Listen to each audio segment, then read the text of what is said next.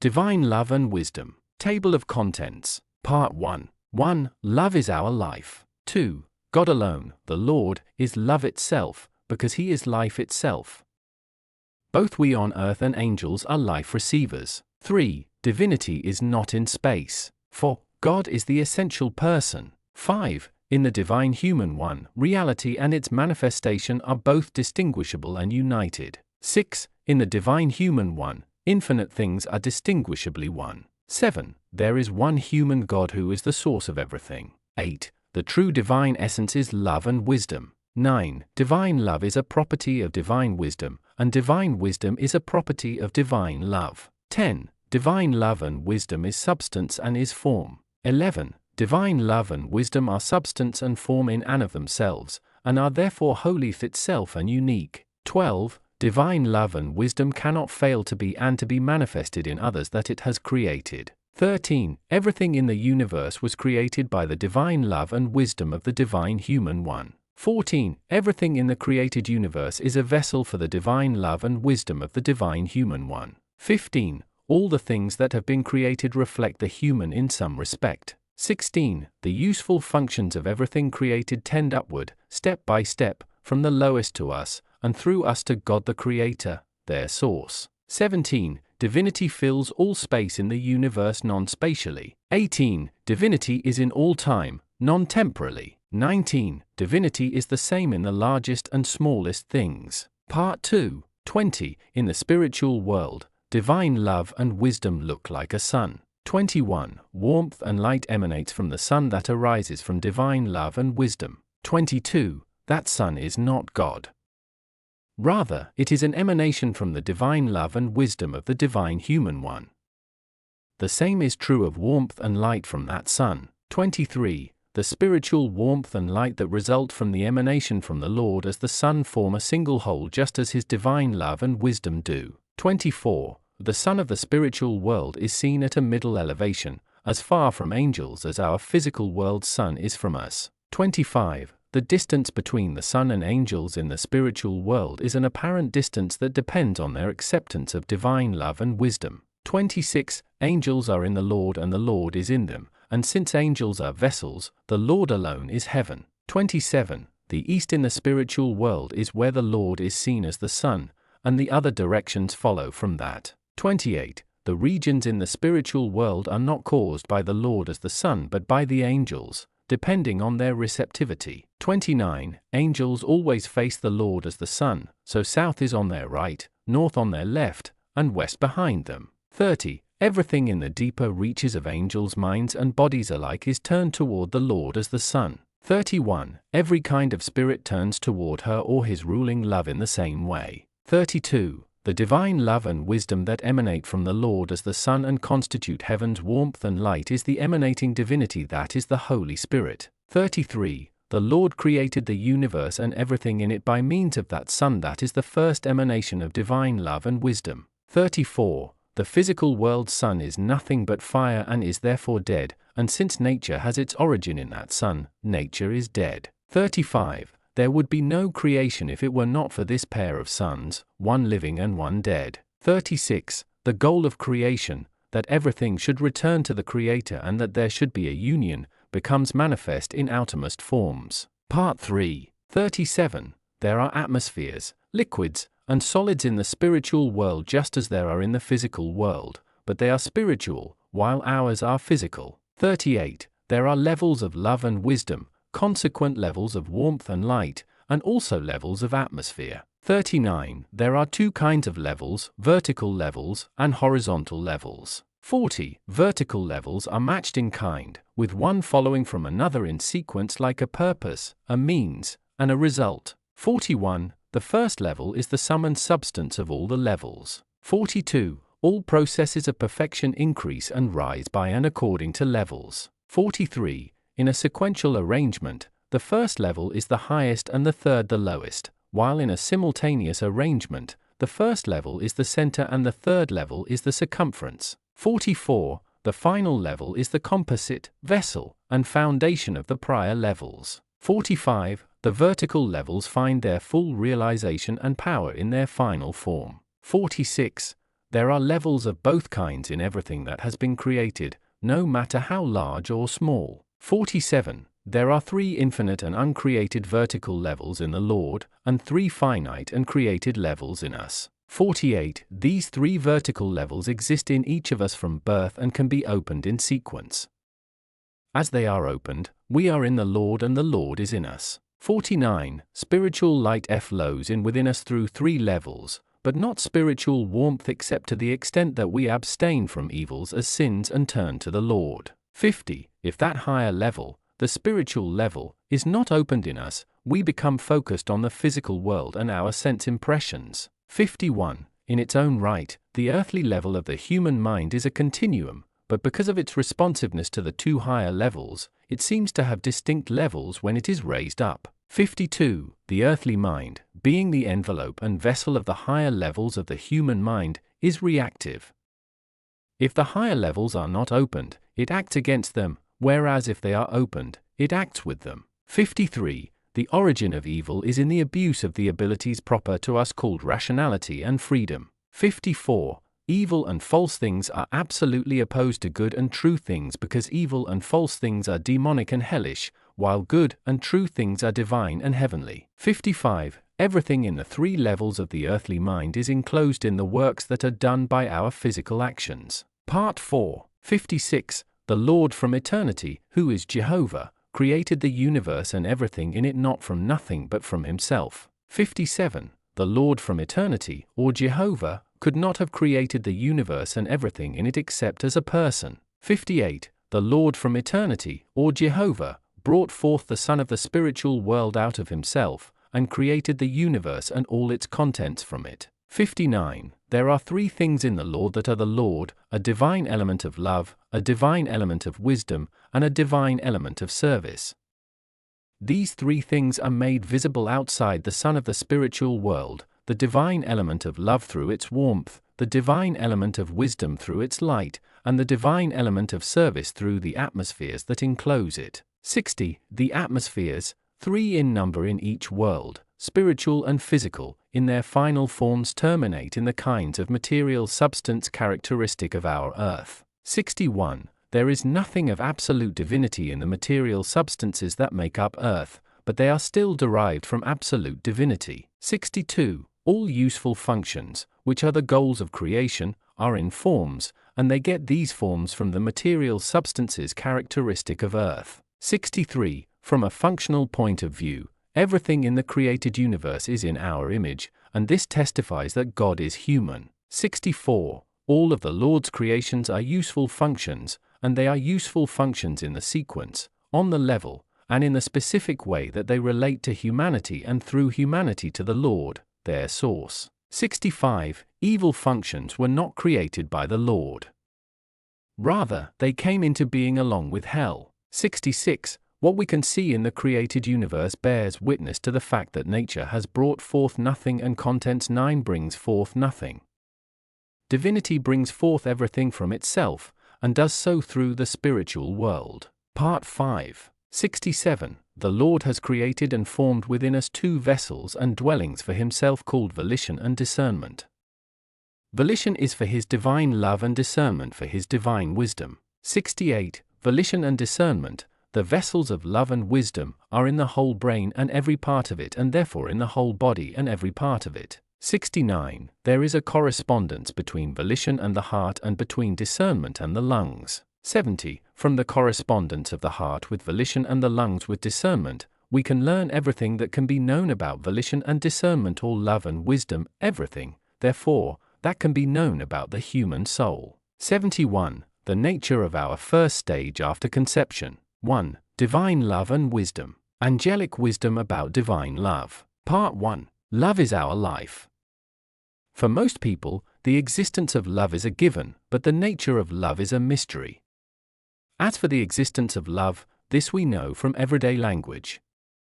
We say that someone loves us, that monarchs love their subjects, and that subjects love their monarch. We say that a husband loves his wife and that a mother loves her children, and vice versa. We say that people love their country, their fellow citizens, their neighbor. We use the same language about impersonal objects, saying that someone loves this or that thing. Even though the word love is so commonly on our tongues, still hardly anyone knows what love is. When we stop to think about it, we find that we cannot form any image of it in our thoughts, so we say either that it is not really anything or that it is simply something that flows into us from our sight, hearing, touch, and conversation and therefore influences us. We are wholly unaware that it is our very life, not just the general life of our whole body and of all our thoughts, but the life of their every least detail. Wise people can grasp this when you ask, if you take away the effects of love, can you think anything? Can you do anything? As the effects of love lose their warmth, do not thought and speech and action lose theirs as well? Do they not warm up as love warms up? Still, the grasp of these wise people is not based on the thought that love is our life, but on their experience that this is how things happen. 2. We cannot know what our life is unless we know that it is love. If we do not know this, then one person may believe that life is nothing but sensation and action and another that it is thought, when in fact thought is the first effect of life, and sensation and action are secondary effects of life. Thought is the first effect of life, as just noted, but there are deeper and deeper forms of thought as well as more and more superficial ones. The deepest form of thought, the perception of ends, is actually the first effect of life. But more on this below, 179 to 183, in connection with levels of life. 3. We can get some idea that love is our life from the warmth of the sun in our world. We know this warmth acts like the life shared by all Earth's plants because when it increases in the spring, plants of all kinds sprout from the soil. They dress themselves in their leafy finery and then in their blossoms and eventually in fruit. This is how they live. When the warmth ebbs away, though, as it does in fall and winter, they are stripped of these signs of life and they wither. Love works the same way in us because love and warmth correspond to each other. This is why love makes us warm, for God alone, the Lord, is love itself, because He is life itself. Both we on earth and angels are life receivers. I will be offering many illustrations of this in works on divine providence and life. Here I would say only that the Lord, who is the God of the universe, is uncreated and infinite, while we and angels are created and finite. Since the Lord is uncreated and infinite, He is that essential reality that is called Jehovah and is life itself or life in itself. No one can be created directly from the uncreated, the infinite, from reality itself and life itself, because what is divine is one and undivided. We must be created out of things created and finite, things so formed that something divine can dwell within. Since we and angels are of this nature, we are life receivers. So if we let ourselves be misled in thought so badly that we think we are not life receivers but are actually life, there is no way to keep us from thinking that we are God. Our sense that we are life and our consequent belief that we are life rests on an illusion, in an instrumental cause. The presence of its principal cause is only felt as something identical to itself. The Lord Himself teaches that He is life in itself in John, as the Father has life in Himself, so too He has granted the Son to have life in Himself, 5:26, and again in John 11:25, 14:6. He teaches that He is life itself.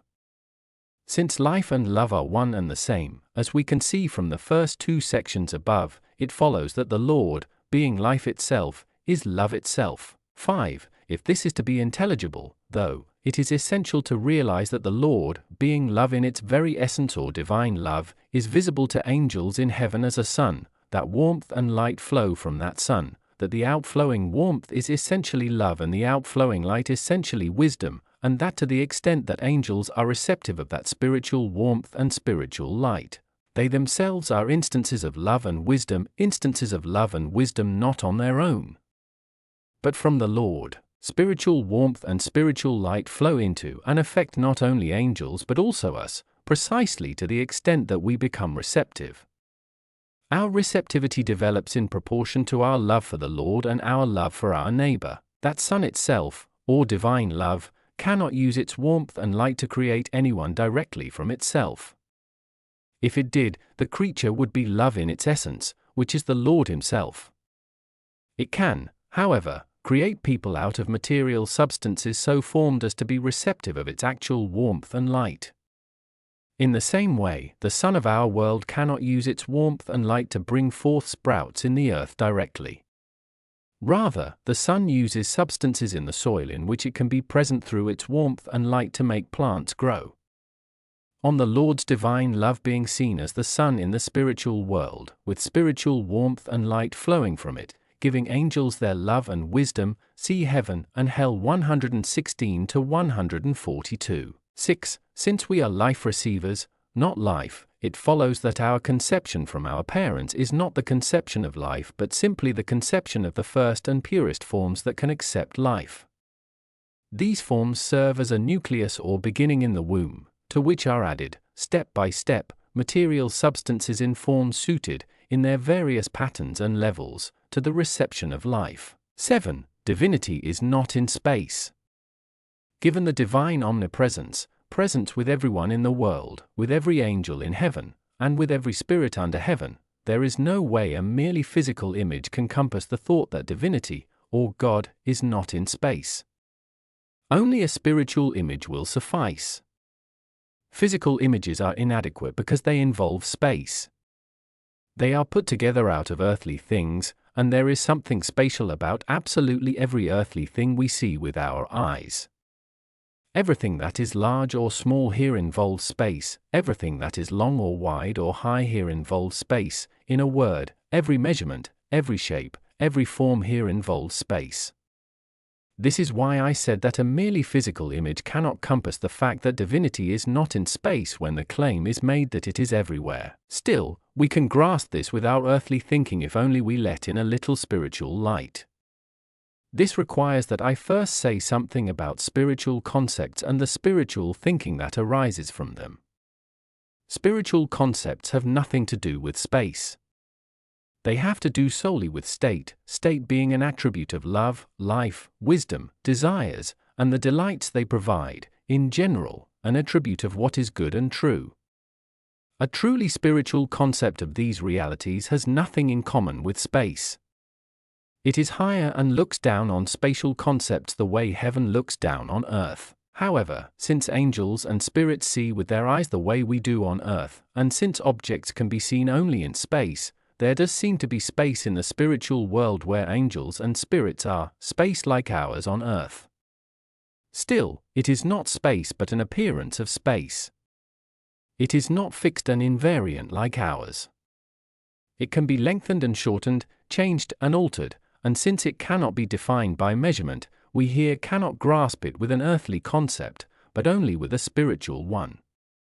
Spiritual concepts are no different when they apply to spatial distances than when they apply to distances of what is good and distances of what is true, which are agreements and likenesses as to state. 8. It stands to reason, then, that with merely earthly concepts we cannot grasp the fact that divinity is everywhere and still not in space, and that angels and spirits understand this quite clearly. This means that we too could understand if we would only let a little spiritual light into our thinking. The reason we can understand is that it is not our bodies that think but our spirits, so it is not our physical side but our spiritual side. 9. The reason so many people do not grasp this is that they love what is earthly and are therefore reluctant to lift their thinking above it into spiritual light. People who are reluctant can think only spatially, even about God, and thinking spatially about God is thinking about the extended size of nature. This premise is necessary because without a knowledge and some sense that divinity is not in space, we cannot understand anything about the divine life that is love and wisdom, which are our present topic. This means there can be little if any understanding of divine providence, omnipresence, omniscience, omnipotence, infinity, and eternity, which are to be dealt with in sequence. 10. I have stated that in the spiritual world, just as in this physical world, we can see space and therefore distances as well, but that they are appearances, dependent on spiritual likenesses of love and wisdom, or of what is good and true. This is why even though the Lord is with angels everywhere in heaven, he still appears high overhead, looking like a sun. Further, since it is the acceptance of love and wisdom that causes likeness to him, if angels have a closer resemblance because of their acceptance, their heavens appear to be closer to the Lord than those of the angels whose resemblance is more remote. This is also why the heavens, there are 3 of them, are marked off from each other, as are the communities of each heaven. It is also why the hells underneath them are farther away in proportion to their rejection of love and wisdom. It is the same for us. The Lord is present in us and with us throughout the whole world, and the reason for this is simply that the Lord is not in space. 11. God is the essential person. Throughout all the heavens, the only concept of God is a concept of a person. The reason is that heaven, overall and regionally, is in a kind of human form, and divinity among the angels is what makes heaven. Further, thinking proceeds in keeping with heaven's form, so it is not possible for angels to think about God in any other way. This is why all the people on earth who are in touch with heaven think about God in the same way when they are thinking very deeply, or in their spirit. It is because God is a person that all angels and spirits are perfectly formed people. This is because of heaven's form, which is the same in its largest and its smallest manifestations. On heaven being in a human form overall and regionally, see Heaven and Hell 59 to 87, 59 to 86, and on thought progressing in keeping with heaven's form, see 203 to 204 there. It is common knowledge that we were created in the image and likeness of God because of Genesis 1 verses 26 to 27 and from the fact that Abraham and others saw God as a person. The early people, wise and simple alike, thought of God only as a person. Even when they began to worship many gods, as they did in Athens and Rome, they worshipped them as persons. By way of illustration, here is an excerpt from an earlier booklet. Non-Christians, especially Africans, who acknowledge and worship one God as the creator of the universe conceive of that God as a person. They say that no one can have any other concept of God. When they hear that many people prefer an image of God as a little cloud in the center, they ask where these people are, and when they are told that these people are among the Christians, they respond that this is impossible. They are told, however, that Christians get this idea from the fact that in the word God is called a spirit, and the only concept they have of spirit is of a piece of cloud. They do not realize that every spirit and every angel is a person. However, when inquiry was made to find out whether their spiritual concept was the same as their earthly one, it turned out that it was not the same for people who inwardly recognized the Lord as the God of heaven and earth. I heard one Christian elder say that no one could have a concept of a being both divine and human, and I saw him taken to various non-Christians, more and more profound ones. Then he was taken to their heavens, and finally to a heaven of Christians. Through the whole process people's inner perception of God was communicated to him, and he came to realize that their only concept of God was a concept of a person, which is the same as a concept of a being both divine and human. 12. The ordinary concept of God among Christians is a concept of a person because God is called a person in the Athanasian doctrine of the Trinity. The better educated, though, claim that God is invisible. This is because they cannot understand how a human God could have created heaven and earth and filled the universe with his presence, along with other things that pass the bounds of understanding as long as people do not realize that divinity is not in space. Still, people who turn to the Lord alone think of one who is both divine and human, and therefore think of God as a person. 13. We may gather how important it is to have a right concept of God from the fact that this concept is the very core of the thinking of anyone who has a religion. All the elements of religion and of worship focus on God, and since God is involved in every element of religion and worship, whether general or particular, unless there is a right concept of God there can be no communication with heaven. This is why every nation is allotted its place in the spiritual world according to its concept of a human God. This understanding of God as human is where the concept of the Lord is to be found, and nowhere else. We can see very clearly that our state after death depends on our avowed concept of God if we consider the opposite, namely that the denial of God, and in the Christian world, a denial of the Lord's divinity, constitutes hell. 14. In the divine human one, reality and its manifestation are both distinguishable and united. Wherever there is reality, there is its manifestation. The one does not occur without the other. In fact, reality exists through its manifestation, and not apart from it. Our rational capacity grasps this when we ponder whether there can be any reality that does not manifest itself, and whether there can be any manifestation except from some reality. Since each occurs with the other and not apart from it, it follows that they are one entity, but distinguishably one. They are distinguishably one like love and wisdom. Further, love is reality and wisdom is its manifestation.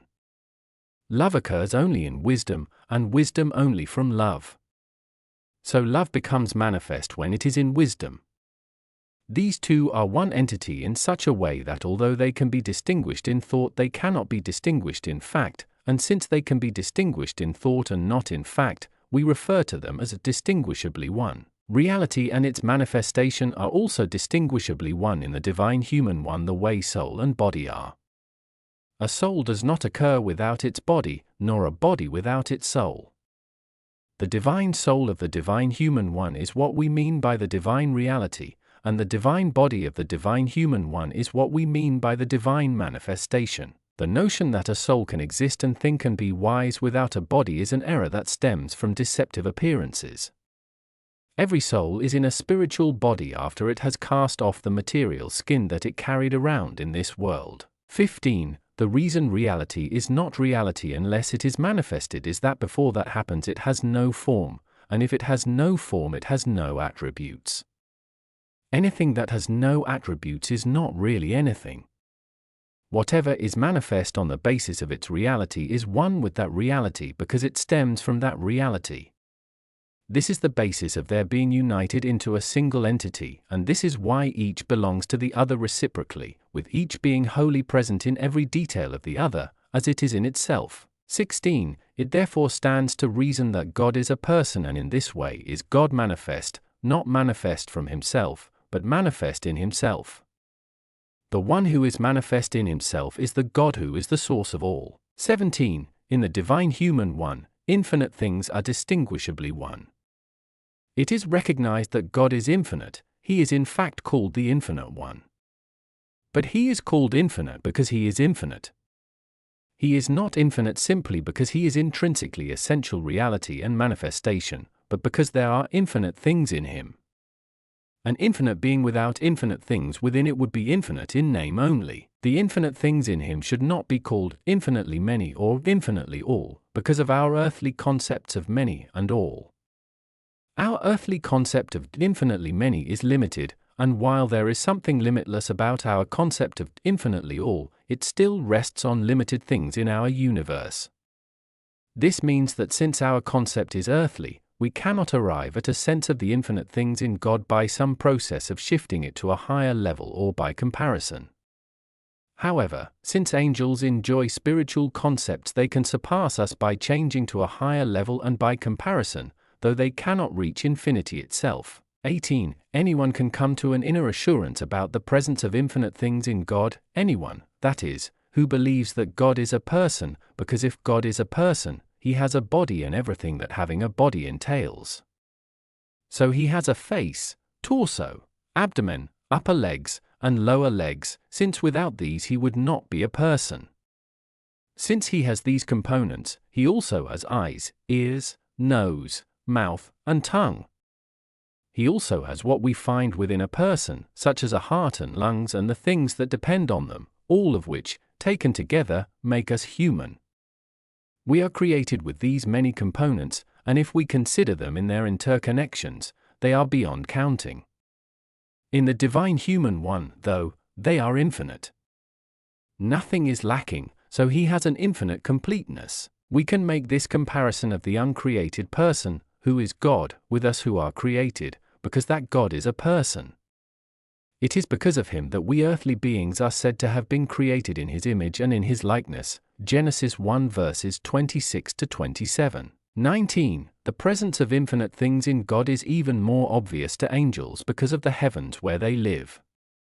The whole heaven, made up of millions of angels, is like a person in its overall form. Each individual community of heaven, large or small, is the same, and therefore an angel is a person. An angel is actually a heaven in its smallest form, see Heaven and Hell 51-87, 51-86. Heaven is in this form overall, regionally, and in individuals because of the divine nature that angels accept, since the extent to which angels accept the divine nature determines the perfection of their human form.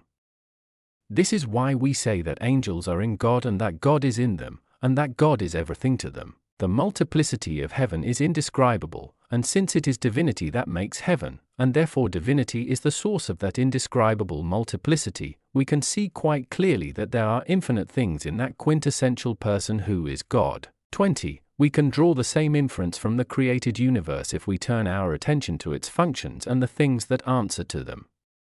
However, this will not be comprehensible until some examples have been offered. 21. Since there are infinite things in the divine human one, things that are so to speak reflected in heaven, in angels, and in us, and since the divine human one is not in space, see 7-10 above, we can see and understand to some extent how God can be omnipresent, omniscient, and omniprovident, and how, even as a person, he could have created everything. And how as a person he can forever keep everything he has created in its proper order. 22. Further, if we look at ourselves we can see a kind of reflection of the fact that these infinite things in the divine human one are distinguishably one. There are many things within us, countless things, as already noted, 18, yet we feel them as one. On the basis of our feelings, we have no sense of our brain or heart or lungs, of our liver or spleen or pancreas, of the countless components of our eyes, ears, tongue, stomach, sexual organs, and so on, and since we are not aware of them, we sense them as all one. The reason is that all these organs are gathered into a form that precludes the absence of any one of them. It is a form designed to receive life from the divine human one, as explained in 4-6 above. The organization and connection of all these elements in this kind of form give rise to the feeling and therefore to the image of them not as many or countless but as one. We may therefore conclude that the innumerably many components that constitute a kind of unity in us are distinguishably one, supremely so, in that quintessential person who is God. 23. There is one human God who is the source of everything. All the elements of human reason unite in, and in a sense center on, the fact that a single God is the creator of the universe. As a result, rational people, on the basis of their shared understanding, neither do nor can think in any other way. Tell people of sound reason that there are two creators of the universe and you will feel within yourself how they recoil from this notion, perhaps simply from the tone of their voice in your ear. This enables us to see that all the elements of human reason unite and center on the oneness of God. There are two reasons for this. The first is that in its own right, our very ability to think rationally is not our own property. It is a property of God within us. Human rationality in general depends on this fact, and this general property causes our reason more or less spontaneously to see the oneness of God. The second is that through our rational ability either we are in heaven's light or we draw from it some general quality of its thought, and the all-pervading element of heaven's light is that God is one. This is not the case if we have used our rational ability to skew our lower understanding. In this case we still possess the ability, but by the distortion of our lower abilities we have steered it off course, and our rationality is not sound. 24. We may not be aware of it, but we all think of an aggregation of people as a single individual. So we understand right away when someone says that monarchs are the head and that their subjects are the body, or when someone says that this or that individual has some particular role in the body politic, that is, in the realm. It is the same with the spiritual body as with the civil. The spiritual body is the church, whose head is the divine human one. We can see from this what kind of person a church would look like under this construct if we were to think not of one God as creator and sustainer of the universe but of many gods instead. We would apparently be envisioning a single body with many heads on it, not a human being, then, but a monster. If we were to claim that these heads have a single essence that made them all one head, then the only possible image would be either of a single head with many faces or of many heads with one face. In our perception, then, the church would look grotesque.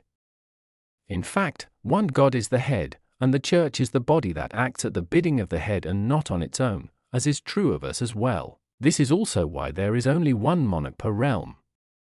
More than one would pull it apart, one holds it together. 25. It would be the same in the church that is spread throughout the world, which is called a communion because it is like a single body under a single head. It is recognized that the head governs the body beneath itself at will. The head is after all the locus of our discernment and our volition, and the body acts at the behest of our discernment and volition to the point that the body is pure obedience. The body is incapable of doing anything except at the behest of the discernment and volition in the head, and in similar fashion we of the church can do nothing apart from God. It does seem as though the body acts on its own, as though hands and feet move of their own accord when we do something, as though mouth and tongue vibrate of their own accord when we say something, and yet nothing whatever is done on its own. It is prompted by the stimulus of our volition and the consequent thinking of the discernment in the head. Just think. If one body had many heads, and each head had its own agenda based on its mind and its volition, could the body survive? There could be no unanimity among them the way there is with a single head. It is the same in the heavens, which consist of millions of angels, as it is in the church. Unless every single angel focused on one God, one angel would move away from another and heaven would fall apart. So an angel who even thinks about many gods instantly disappears, exiled to the very edge of heaven, and collapses. 26. Since the whole heaven and everything in it depend on a single God, it is the nature of angelic speech to come to a close in a particular harmony that flows from heaven's own harmony. This is a sign that it is impossible for angels to think of more than one God. Their speech follows from their thought. 27. Surely everyone of sound reason perceives the fact that divinity is not divisible, that there is not a multiplicity of infinite, uncreated, omnipotent beings, or gods. Suppose some irrational soul were to say that there could be a multiplicity of infinite, uncreated, omnipotent beings, or gods, if only they had a single same essence, and that this would result in one being who was infinite, uncreated, omnipotent, and God. Would not that single same essence have one same identity? And it is not possible for many beings to have one identity. If this individual were to say that one is derived from the other, then the one that is derived from the other is not God in and of himself, yet God in and of himself is the source of all, see 16 above. 28. The true divine essence is love and wisdom. If you gather together everything you know, focus your mind's insight on it, and look through it carefully from some spiritual height to discover what is common to everything, the only conclusion you can draw is that it is love and wisdom. These two are essential to every aspect of our life. Everything we deal with that is civic, everything moral, and everything spiritual depends on these two things. Apart from them, there is nothing. The same holds true for everything in the life of that composite person who is, as already noted, 24, our larger and smaller community, our monarchy or empire, the church, and also the angelic heaven. Take love and wisdom away from any of these collective bodies and ask whether there is anything left, and you will be struck by the fact that without love and wisdom as their source, they are nothing. 29. No one can deny that in God we find love and wisdom together in their very essence. He loves us all out of the love that is within him, and he guides us all out of the wisdom that is within him. Further, if you look at the created universe with an eye to its design, it is so full of wisdom from love that you might say everything taken all together is wisdom itself. There are things without measure in such a pattern, both sequential and simultaneous, that taken all together they constitute a single entity. This is the only reason they can be held together and sustained forever. 30. It is because the very essence of the divine is love and wisdom that we have two abilities of life. From the one we get our discernment, and from the other volition. Our discernment is supplied entirely by an inflow of wisdom from God, while our volition is supplied entirely by an inflow of love from God. Our failures to be appropriately wise and appropriately loving do not take these abilities away from us. They only close them off, and as long as they do, while we may call our discernment discernment and our volition volition, essentially they are not. So if these abilities really were taken away from us, everything human about us would be destroyed, our thinking and the speech that results from thought, and our purposing and the actions that result from purpose. We can see from this that the divine nature within us dwells in these two abilities, in our ability to be wise and our ability to love. That is, it dwells in the fact that we are capable of being wise and loving. I have discovered from an abundance of experience that we have the ability to love even though we are not wise and do not love as we could. You will find this experience described in abundance elsewhere. 31. It is because the divine essence itself is love and wisdom that everything in the universe involves what is good and what is true. Everything that flows from love is called good, and everything that flows from wisdom is called true. But more on this later. 83 to 102. 32. It is because the divine essence itself is love and wisdom that the universe and everything in it, whether living or not, depends on warmth and light for its survival. Warmth in fact corresponds to love and light corresponds to wisdom, which also means that spiritual warmth is love and spiritual light is wisdom. But more on this as well later. 83 to 84, 89 to 92. 33. All human feelings and thoughts arise from the divine love and wisdom that constitute the very essence that is God. The feelings arise from divine love and the thoughts from divine wisdom. Further, every single bit of our being is nothing but feeling and thought. These two are like the springs of everything that is alive in us.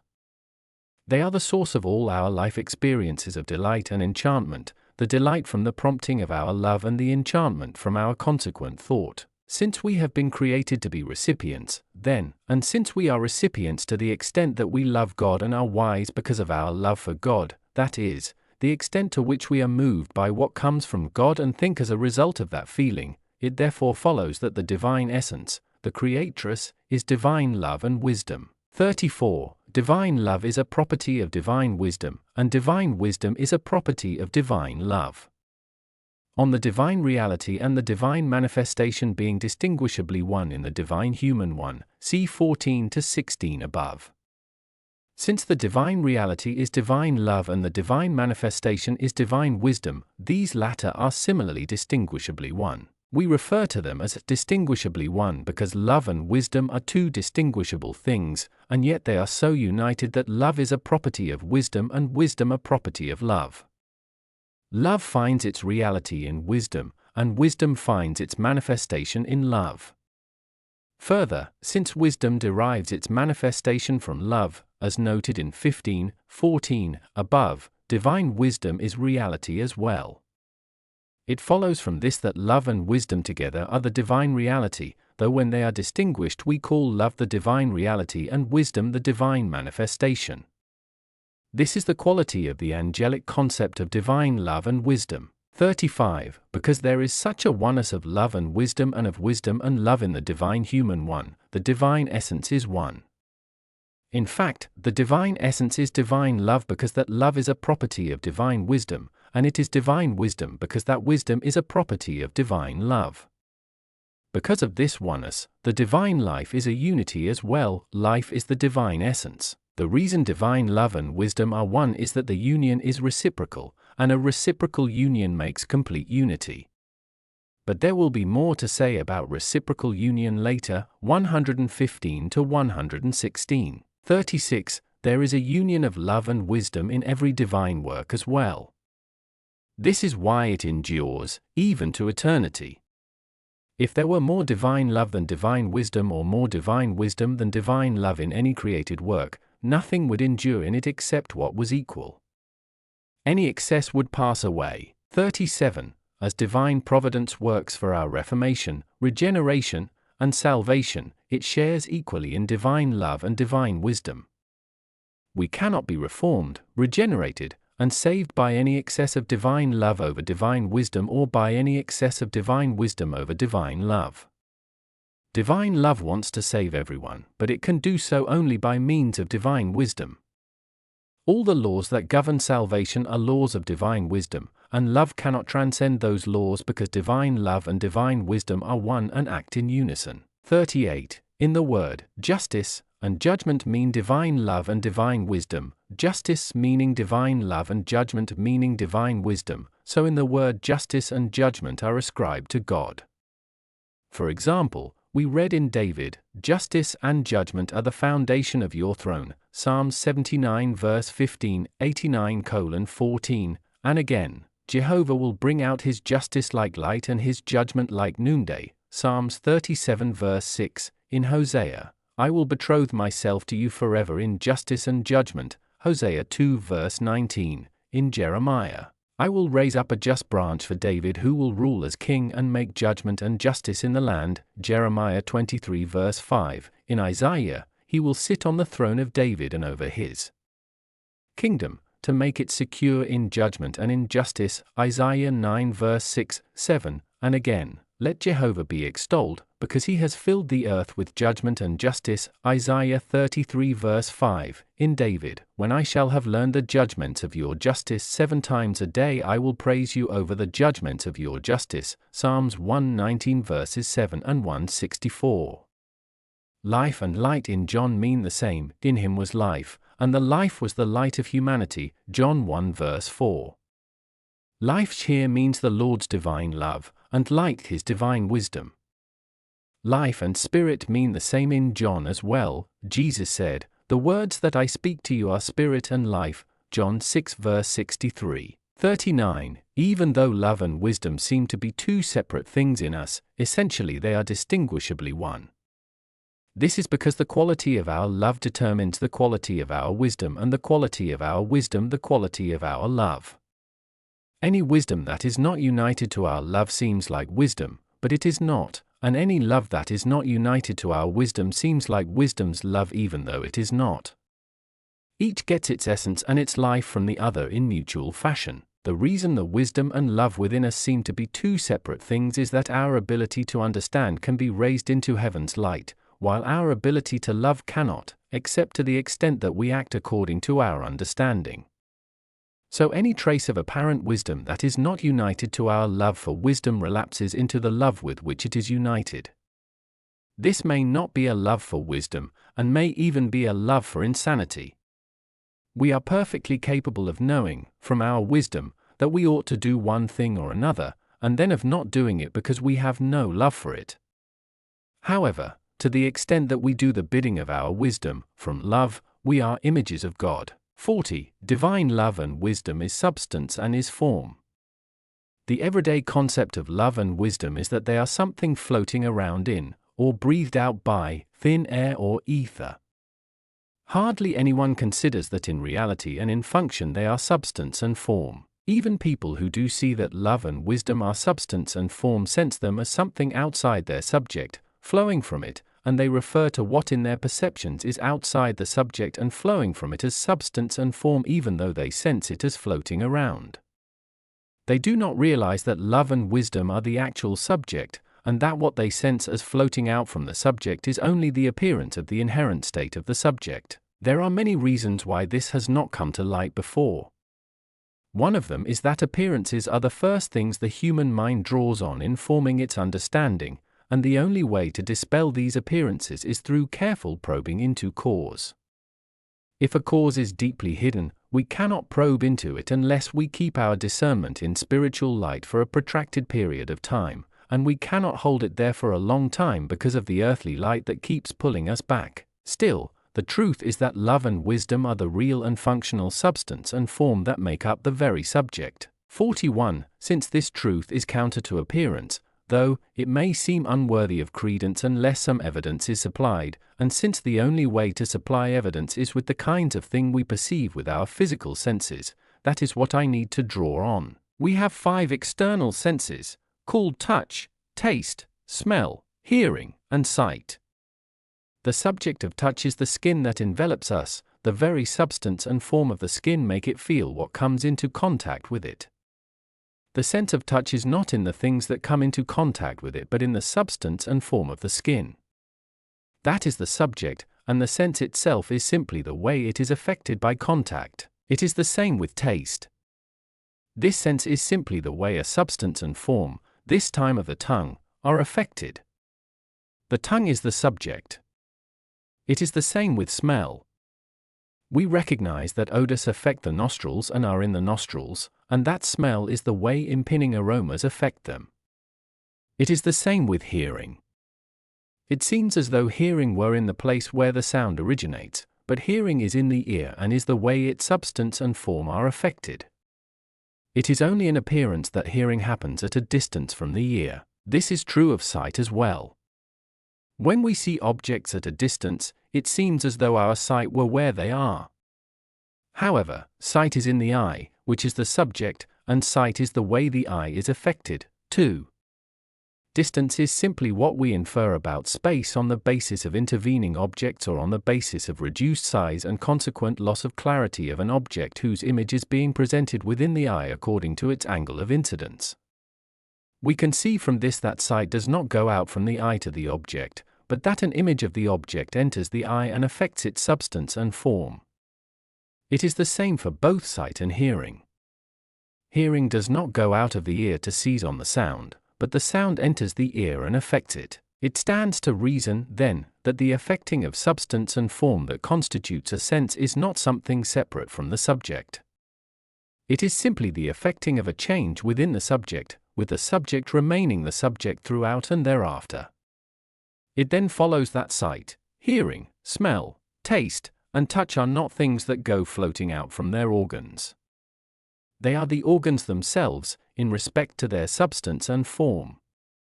Sensation happens when they are affected. 42. It is the same with love and wisdom, the only difference being that the substances and forms that are love and wisdom are not visible to our eyes as are the organs of our external senses.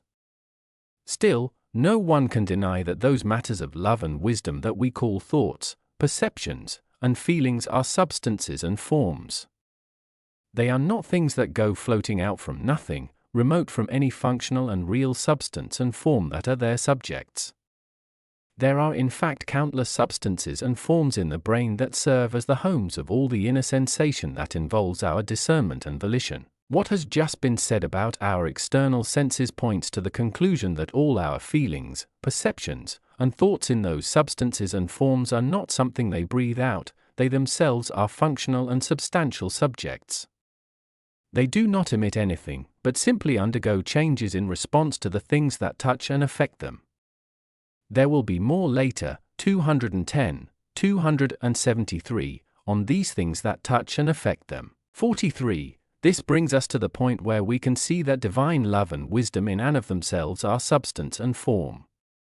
They are essential reality and manifestation, and unless they were as much reality and manifestation as they are substance and form, they would be only theoretical constructs that in and of themselves are nothing. 44. Divine love and wisdom are substance and form in and of themselves, and are therefore wholly itself and unique. I have just given evidence that divine love and wisdom is substance and form, and I have also said that the divine reality and its manifestation is reality and manifestation in and of itself. We cannot say that it is reality and manifestation derived from itself, because that would involve a beginning from something else that had within it some intrinsic reality and manifestation, while true reality and its manifestation in and of itself exists from eternity. Then too, true reality and manifestation in and of itself is uncreated, and nothing that has been created can exist except from something uncreated. What is created is also finite, and what is finite can arise only from what is infinite. 45. Anyone who can pursue and grasp inherent reality and its manifestation at all thoughtfully will necessarily come to grasp the fact that it is wholly itself and unique. We call it wholly itself because it alone exists, and we call it unique because it is the source of everything else. Further, since what is wholly itself and unique is substance and form, it follows that it is the unique substance and form, and wholly itself, and since that true substance and form is divine love and wisdom, it follows that it is the unique love, wholly itself, and the unique wisdom, wholly itself. It is therefore the unique essence, wholly itself, and the unique life, wholly itself, since love and wisdom is life. 46. All this shows how sensually people are thinking when they say that nature exists in its own right, how reliant they are on their physical senses and their darkness in matters of the spirit. They are thinking from the eye and are unable to think from the understanding. Thinking from the eye closes understanding, but thinking from understanding opens the eye. They are unable to entertain any thought about inherent reality and manifestation, any thought that it is eternal, uncreated, and infinite. They can entertain no thought about life except as something volatile that vanishes into thin air, no other thought about love and wisdom, and no thought whatever about the fact that they are the source of everything in nature. The only way to see that love and wisdom are the source of everything in nature is to look at nature on the basis of its functions in their sequence and pattern rather than on the basis of some of nature's forms, which register only on our eyes. The only source of nature's functions is life, and the only source of their sequence and pattern is love and wisdom. Forms, though, are vessels of functions. This means that if we look only at forms, no trace is visible of the life in nature, let alone of love and wisdom, and therefore of God. 47. Divine love and wisdom cannot fail to be and to be manifested in others that it has created. The hallmark of love is not loving ourselves but loving others and being united to them through love.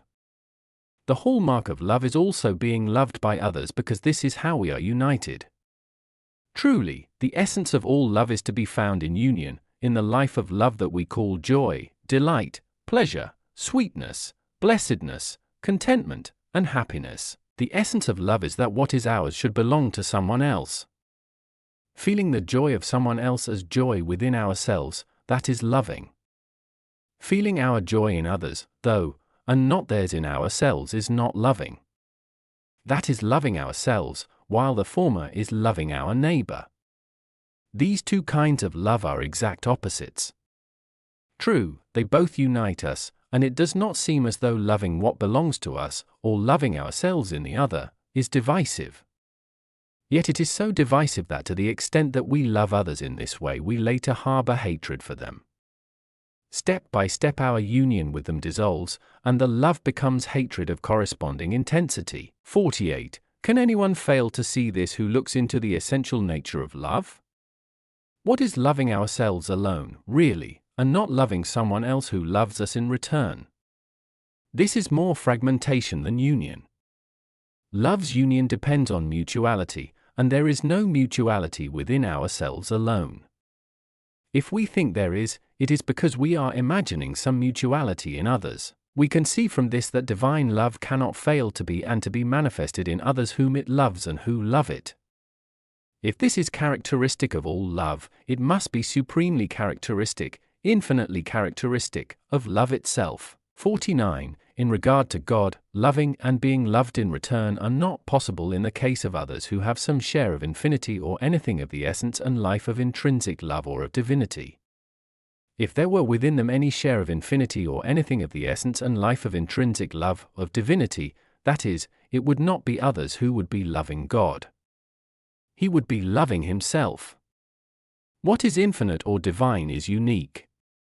If it were in others, it would still be itself, and it would be pure love for itself, of which there cannot be the slightest trace in God. This is absolutely opposite to the divine essence. For love to be mutual, then, it needs to be a love for others in whom there is nothing of intrinsic divinity, and we will see below, 55, 305, that it is a love for others who were created by divinity. For this to happen, though, there must be an infinite wisdom that is at one with infinite love. That is, there must be the divine love of divine wisdom and the divine wisdom of divine love discussed above, 34 to 39. 50. On our grasping and knowing this mystery depends our grasping and knowing God's manifestation or creation of everything and God's maintenance or preservation of everything, that is, all the acts of God in the created universe that I will be talking about in the following pages. 51. Please, though, do not muddle your concepts with time and space. To the extent that there is time and space in your concepts as you read what follows, you will not understand it, because divinity is not in time and space. This will become clear in the sequel to the present book, specifically on eternity, infinity, and omnipresence. 52. Everything in the universe was created by the divine love and wisdom of the divine human one. The universe, from beginning to end and from first to last, is so full of divine love and wisdom that you could call it divine love and wisdom in an image. This is clearly evidenced by the way everything in the universe answers to something in us. Every single thing that comes to light in the created universe has such an equivalent with every single thing in us that you could call us a kind of universe as well.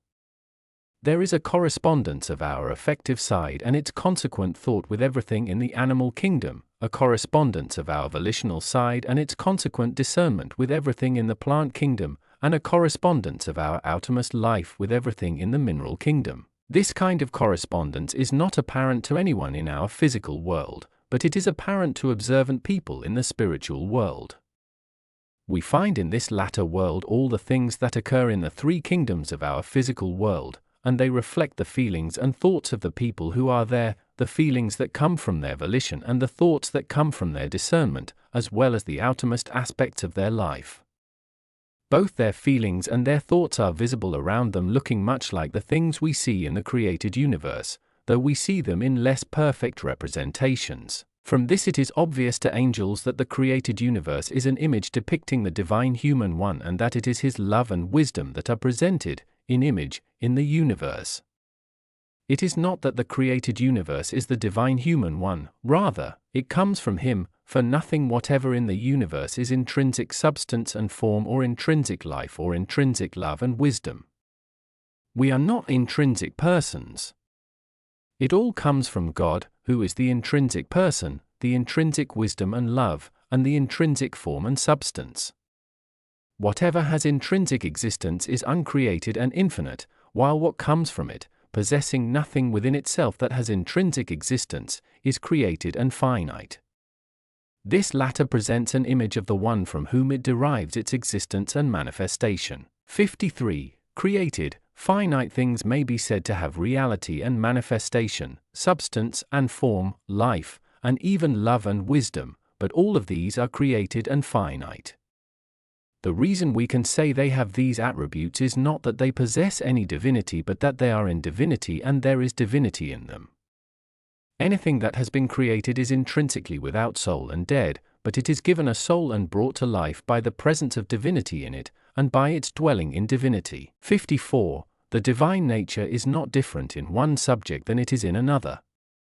Rather, one created subject is different from another, there are no two alike, so each vessel is different. This is why the divine nature seems to differ in appearance. I will be talking later, 275, about its presence in opposites. 55. Everything in the created universe is a vessel for the divine love and wisdom of the divine human one. We acknowledge that everything in the universe, great and small, has been created by God. That is why the universe and absolutely everything in it is called the work of Jehovah's hands in the Word. People do say that the whole world was created out of nothing, and they like to think of nothing as absolutely nothing. However, nothing comes from absolutely nothing, and nothing can. This is an abiding truth. This means that the universe, being an image of God and therefore full of God, could be created by God only in God. God is reality itself, and everything that exists must come from that reality. To speak of creating something that exists from a nothing that does not exist is a plain contradiction of terms. Still, what is created by God in God is not a continuation of Him, since God is intrinsic reality and there is no trace of intrinsic reality in anything created. If there were any intrinsic reality in a created being, it would be a continuation of God, and any continuation of God is God. The angelic concept involved is that anything created by God in God is like something within ourselves that we have put forth from our life, but the life is then withdrawn from it. It then agrees with our life, but still, it is not our life. In support of this, angels cite many things that happen in their heaven, where they say that they are in God and that God is in them, and yet that they have in their being no trace of God that is actually God. This may serve simply as information. More of the angels' evidence will be offered later. 116. 56. Everything created from this source is in its own nature suited to be receptive of God, not by continuity but by contact. Union comes through contact, not through continuity. What is created is suitable for this contact because it has been created by God in God. Because it has been created in this way, it is an analog, and because of the union, it is like an image of God in a mirror. 57. This is why angels are not angels in their own right but are angels by virtue of their union with the divine human one, and their union depends on their acceptance of what is divinely good and what is divinely true. What is divinely good and what is divinely true are God, and seem to emanate from Him even though they are within Him. Their acceptance depends on the way angels apply the laws of His design, which are divine truths, to themselves, using their freedom to think and intend according to their reason, a freedom given them by God as their own possession. This is what enables them to accept what is divinely good and divinely true in apparent autonomy, and this in turn is what makes possible the mutual element in their love, for as already noted, 48, love is not real unless it is mutual. It is the same with us here on earth. All this enables us finally to see that everything in the created universe is a vessel for the divine love and wisdom of the divine human one. 58. There are many things that need to be said about levels of life and levels of vessels of life before I can give an intelligible explanation of the fact that other things in the universe, things that are not like angels and people, are also vessels for the divine love and wisdom of the divine human one. For example, things below us in the animal kingdom, things below them in the plant kingdom, and things below them in the mineral kingdom. Union with them depends on their functions. All useful functions have their only source in a related union with God that is, however, increasingly dissimilar depending on its level. As we come down step by step, this union takes on a nature in which there is no element of freedom involved because there is no element of reason. There is therefore no appearance of life involved, but still these are vessels. Because they are vessels, they are also characterized by reaction. It is actually by virtue of their reactions that they are vessels. I will discuss union with functions that are not useful after I have explained the origin of evil, 264 to 270. 59. We can conclude from this that divinity is present in absolutely everything in the created universe and that the created universe is therefore the work of Jehovah's hands, as it says in the Word. That is, it is a work of divine love and wisdom, for this is what is meant by Jehovah's hands. Further, even though divinity is present in all things great and small in the created universe, there is no trace of intrinsic divinity in their own being. While the created universe is not God, it is from God, and since it is from God, His image is in it like the image of a person in a mirror. We do indeed see a person there, but there is still nothing of the person in the mirror. 60. I once heard a number of people around me in the spiritual world talking and saying that they did in fact want to recognize that there was something divine in absolutely everything in the universe because they saw God's wonders there, and the deeper they looked, the more wonderful were the things they saw. However, when they heard someone say that there actually was something divine in absolutely everything in the created universe, they resented it. This was a sign that they claimed the belief but did not actually believe it. They were therefore asked whether they could not see this simply in the marvelous ability in every seed of generating its growth in sequence all the way to new seeds. In every seed, then, there is an image of something infinite and eternal, an inherent effort to multiply and bear fruit without limit, to eternity, or they might see this in even the tiniest animals, realizing that they contain sensory organs, brains, hearts, lungs, and the like, along with arteries, veins, nerve fibers, muscles, and the activities that arise from them, to say nothing of incredible features of their basic nature that have had whole books written about them. All these wonders come from God, though the forms that clothe them are of earthly matter. These forms give rise to plant life and, in due sequence, to human life. This is why humanity is said to have been created out of the ground, to be the dust of the earth with the breath of life breathed in, Genesis 2 verse 7. We can see from this that the divine nature is not our possession but is joined to us. 61. All the things that have been created reflect the human in some respect.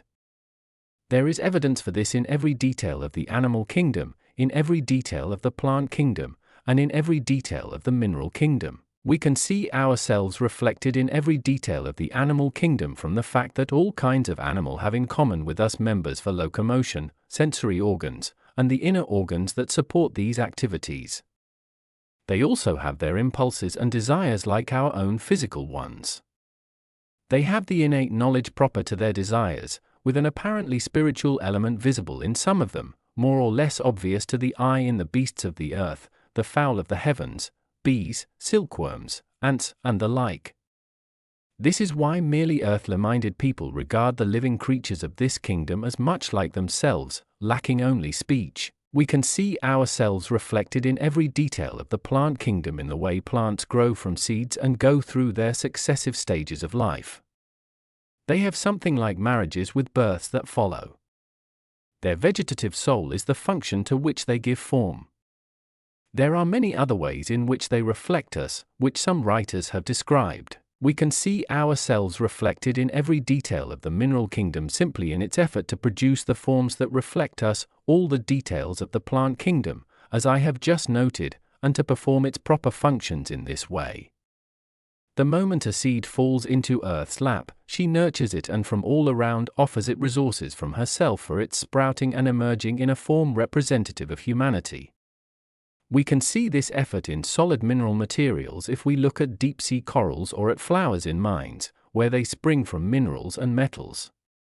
This effort toward becoming plant life and thereby performing a useful function is the outermost element of divinity in created things. 62. Just as there is an energy in Earth's minerals toward plant growth, there is an energy in plants toward movement.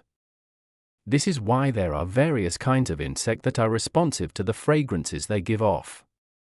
We will see later, 157 to 158, that this is not caused by the warmth of our world's sun but comes through it, from life, according to the recipient vessels. 63. What has been cited thus far tells us that there is some reference to the human form in everything in the created universe, but it enables us to see this fact only obscurely. In the spiritual world, though, people see this clearly. Everything in the three kingdoms exists there as well, surrounding each angel. Angels see these things around themselves and also are aware that they are pictures of their own selves. In fact, when the very heart of their understanding is opened, they recognize themselves and see their own image in their surroundings, almost like a reflection in a mirror. 64. We can be quite certain, on the basis of all this and of many other things consistent with it, which it would take too long to include, that God is a person and that the created universe is an image of Him. The overall totality offers a reflection of Him, just as specific aspects offer reflections of us. 65. The useful functions of everything created tend upward, step by step, from the lowest to us, and through us to God the Creator, their source. As already stated, 52, these lowest things are all the elements of the mineral kingdom, various forms of matter, some stony substances, some saline, some oily, some mineral, some metallic, with the constant addition of a humus composed of plant and animal matter reduced to minute particles. Here lie hidden the goal and the beginning of all the functions that arise from life. The goal of all useful functions is the effort to produce more functions. The beginning of all functions is an active force that comes out of that effort. These are characteristics of the mineral kingdom. The intermediate things are all the elements of the plant kingdom, grasses and herbs of all kinds, plants and shrubs of all kinds, and trees of all kinds. Their functions are in support of everything in the animal kingdom, whether flawed or flawless. They provide food, pleasure, and life. They nourish animal bodies with their substance, they delight them with their taste and fragrance and beauty, and they enliven their desires. This effort is inherent in them from their life. The primary things are all the members of the animal kingdom.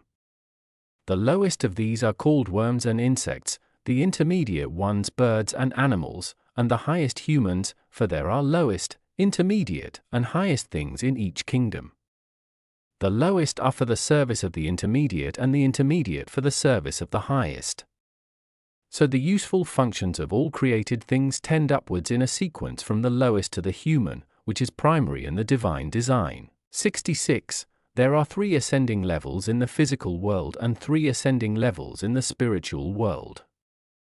All animals are life receivers, the more perfect ones receiving the life of the 3 levels of the physical world, the less perfect receiving the life of 2 levels of that world, and the least perfect the life of 1 level. Only we humans are receptive of the life not only of the 3 levels of the physical world but also of the 3 levels of the spiritual world. This is why we, unlike animals, can be lifted up above the physical world. We can think analytically and rationally about civil and moral issues within the material world and also about spiritual and heavenly issues that transcend the material world. We can even be lifted up into wisdom to the point that we see God. I will discuss in their proper place, though, the 6 levels by which the functions of all created things rise up all the way to God, their Creator. This brief summary enables us to see that there is a ladder of all created things to that first who alone is life, and that the functions of all things are the actual vessels of life, and so too, therefore, are the forms of those functions. 67. I need also to explain briefly how we climb, or rather, are lifted, from the last level to the first. We are born on the lowest level of the physical world, and are lifted to the second level by means of factual knowledge. Then as we develop our discernment through this knowledge, we are lifted to the third level and become rational. The 3 ascending levels in the spiritual world are within this, resting on the 3 physical levels, and do not become visible until we leave our earthly bodies. When we do, the first spiritual level is opened for us, then the second, and finally the third. However, this last happens only for people who become angels of the third heaven. These are the ones who see God. Angels of the second heaven and of the lowest heaven are people in whom the second and the lowest level can be opened. The opening of each spiritual level within us depends on our acceptance of divine love and wisdom from the Lord. People who accept some of this love and wisdom reach the first or lowest spiritual level, people who accept more reach the second or intermediate spiritual level, and people who accept a great deal reach the third or highest level. However, people who do not accept any divine love and wisdom stay on the physical levels, deriving from the spiritual levels only enough to allow them to think and therefore to talk and to intend and therefore to act, but not intelligently. 68. There is something else that we need to know about this lifting of the inner levels of our minds. Reaction is characteristic of everything created by God. Only life is action, while reaction is prompted by the action of life. This reaction seems to be proper to the created being because it becomes perceptible when that being is stirred, so when it happens in us, it seems to be our own. The reason is that even though we are only life receivers, we have no sense that our life is anything but our own. This is why we react against God as a result of our inherited evil. However, to the extent that we believe that all our life comes from God and that everything good about it comes from an act of God and everything bad about it from our own reaction, our reaction becomes a property of the action and we are then acting with God with apparent autonomy. The equilibrium of all things comes from action and immediate reaction, and everything must necessarily be in an equilibrium. I mention these things to prevent any belief that we ourselves climb up to God on our own power. It is done by the Lord. 69. Divinity fills all space in the universe non-spatially. Nature has 2 basic properties, space and time. In this physical world, we use them to form the concepts of our thinking and therefore the way we understand things. If we stay engaged with them and do not raise our minds above them, there is no way we can grasp anything spiritual and divine. We entangle such matters in concepts drawn from space and time, and to the extent that we do, the light of our discernment becomes merely earthly. When we use this light to think logically about spiritual and divine matters, it is like using the dark of night to figure out things that can be seen only in the light of day.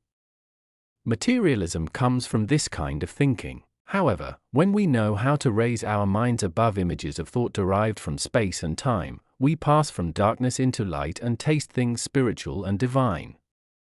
Eventually we see what is inherent in them and what they entail, and then we dispel the darkness of earthly lighting with that new light and dismiss its illusions from the center to the sides. People who possess discernment can think on a higher level than these properties of nature, can think realistically, that is, and see with assurance that divinity, being omnipresent, is not within space. They can also see with assurance the other things already mentioned. If they deny divine omnipresence, though, and attribute everything to nature, then they do not want to be lifted up even though they could be. 70. These two properties of nature, the space and time just mentioned, are left behind by everyone who dies and becomes an angel. At that time, people come into a spiritual light in which the objects of their thought are truths, and the objects of their vision, even though those objects look like things in this physical world, are actually responsive to their thoughts. The objects of their thought, which as just noted are truths, are not at all dependent on space and time. While the objects of their sight do seem to be in space and in time, angels do not use them as the basis for their thinking. The reason is that in the spiritual world intervals of space and time are not fixed the way they are in our physical world, but are changeable in response to their states of life. This means that states of life take the place of space and time in the concepts of their thinking. Issues related to states of love are in place of spatial intervals, and issues related to states of wisdom are in place of temporal intervals. This is why spiritual thought and the consequent spiritual speech are so different from earthly thought and its speech that they have nothing in common. They are alike only as to the deeper aspects of their subject matter, which are entirely spiritual. I need to say more about this difference later. 163, 295, and 306. Since angels' thoughts do not depend at all on space and time, then, but on states of life, we can see that angels do not understand when someone says that divinity fills space. They do not know what spatial intervals are.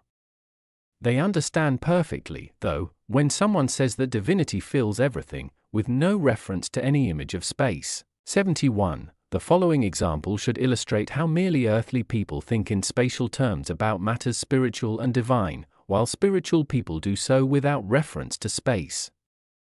When merely earthly people think, they use images they have garnered from things they have seen. There is some shape to all of these involving length, breadth, and height, some angular or curved form bounded by these dimensions. These dimensions are clearly present in the mental images people have of visible, earthly things, and they are present as well in their mental images of things they do not see, such as civic and moral matters. They do not actually see these dimensions, but they are still present implicitly. It is different for spiritual people, and especially for heaven's angels. Their thinking has nothing to do with form and shape involving spatial length, breadth, and height. It has to do with the state of the matter as it follows from a state of life. This means that in place of length they consider how good something is as a result of the quality of the life from which it stems. In place of breadth they consider how true something is because of the truth of the life from which it stems, and in place of height they consider the level of these qualities. They are thinking on the basis of correspondence, then, which is the mutual relationship between spiritual and earthly things. It is because of this correspondence that length in the word means how good something is, breadth means how true it is, and height means the level of these qualities. We can see from this that the only way heaven's angels can think about divine omnipresence is that divinity fills everything, but non-spatially. Whatever angels think is true, because the light that illumines their understanding is divine wisdom. 72. This is a foundational thought about God, since without it, while readers may understand what I am going to say about the creation of the universe by the divine human one and about God's providence, omnipotence, omnipresence, and omniscience, they still will not retain it. This is because even when merely earthly people do understand these things, they still slip back into the love of their life that is their basic volition. This dissipates their previous thought and plunges their thinking into space, where they find the light that they call rational. They do not realize that to the extent that they deny what they have understood, they become irrational. You may confirm the truth of this by looking at the concept of the truth that God is human. Please read carefully what I wrote above in 11 to 13 and thereafter, and you will understand that it is true. Then bring your thoughts back into the earthly lighting that involves space. Will these things not seem paradoxical to you? And if you bring your thoughts all the way back, you will deny them. This is why I said that divinity fills all space in the universe and did not say that the divine human one does. If I were to say this, merely earthly light would not accept it, though it can accept the notion that divinity fills all space because this agrees with the standard language of theologians. They say that God is omnipresent and hears and knows everything. There is more on this subject in 7 to 10 above. 73. Divinity is in all time, non-temporally. Just as divinity is in all space non-spatially, it is in all time non-temporally. Nothing proper to the physical world can be attributed to divinity, and space and time are proper to the physical world. Space in the physical world can be measured, and so can time. Time is measured in days, weeks, months, years, and centuries. Days are measured in hours, weeks and months in days, years in the 4 seasons, and centuries in years. The physical world gets these measurements from the apparent circuit and rotation of Earth's sun. It is different in the spiritual world. Life does seem to go on in time there in much the same way.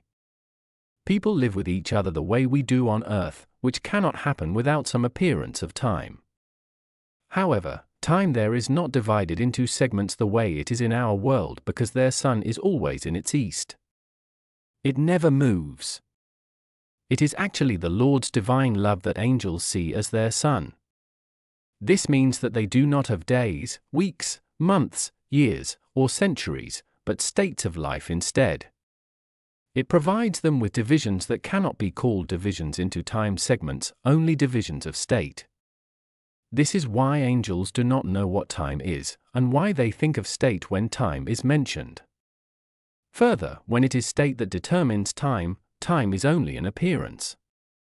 A pleasant state makes time seem brief, and an unpleasant one makes it seem long. We can therefore see that time in the spiritual world is simply an attribute of state. This is why hours, days, weeks, months, and years in the word mean states and their sequences, viewed either serially or comprehensively. When the church is described in terms of time, its morning is its initial state, its noon is its fulfillment, its evening is its decline, and its night is its end. The same holds true for the 4 seasons of the year, spring, summer, fall, and winter. 74. We can see from this that time is the equivalent of thought from feeling. This is in fact the source of our basic quality as people. There are many examples of the fact that as people move through space in the spiritual world, distances are equivalent to progress through time. Paths there are actually or correspondingly lengthened, in response to eagerness, which is a matter of thought from affection. This is also why we speak of stretches of time. In other situations, though, such as in dreams, where thought is not coordinated with our actual feelings, time is not in evidence. 75 of now, since the segments of time that are proper to nature in its world are nothing but states in the spiritual world, and since these states come to view sequentially because angels and spirits are finite, it stands to reason that they are not sequential in God, because God is infinite. The infinite things in God are all one, in keeping with what has been explained above in 17 to 22.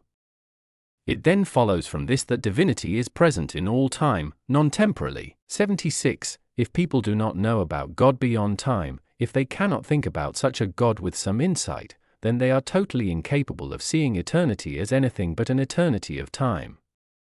They cannot help getting caught in crazy thoughts about God from eternity, thinking about some beginning, and a beginning has to do with nothing but time. This leads to the fantasy that God emerged from himself, and promptly degenerates into nature originating from itself. The only way out of this notion is through a spiritual or angelic concept of eternity, one that does not involve time. Once time is excluded, eternity and divinity are one and the same. Divinity is divinity in and of itself, and not from itself. Angels say that while they can conceive of God from eternity, there is no way they can conceive of nature from eternity, let alone nature from itself. By no means whatever can they conceive of nature that is intrinsically nature.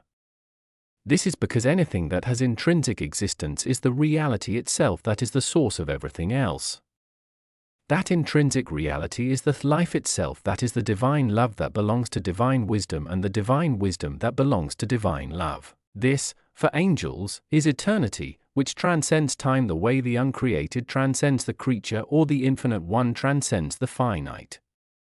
There is no ratio whatever between them. 77. Divinity is the same in the largest and smallest things.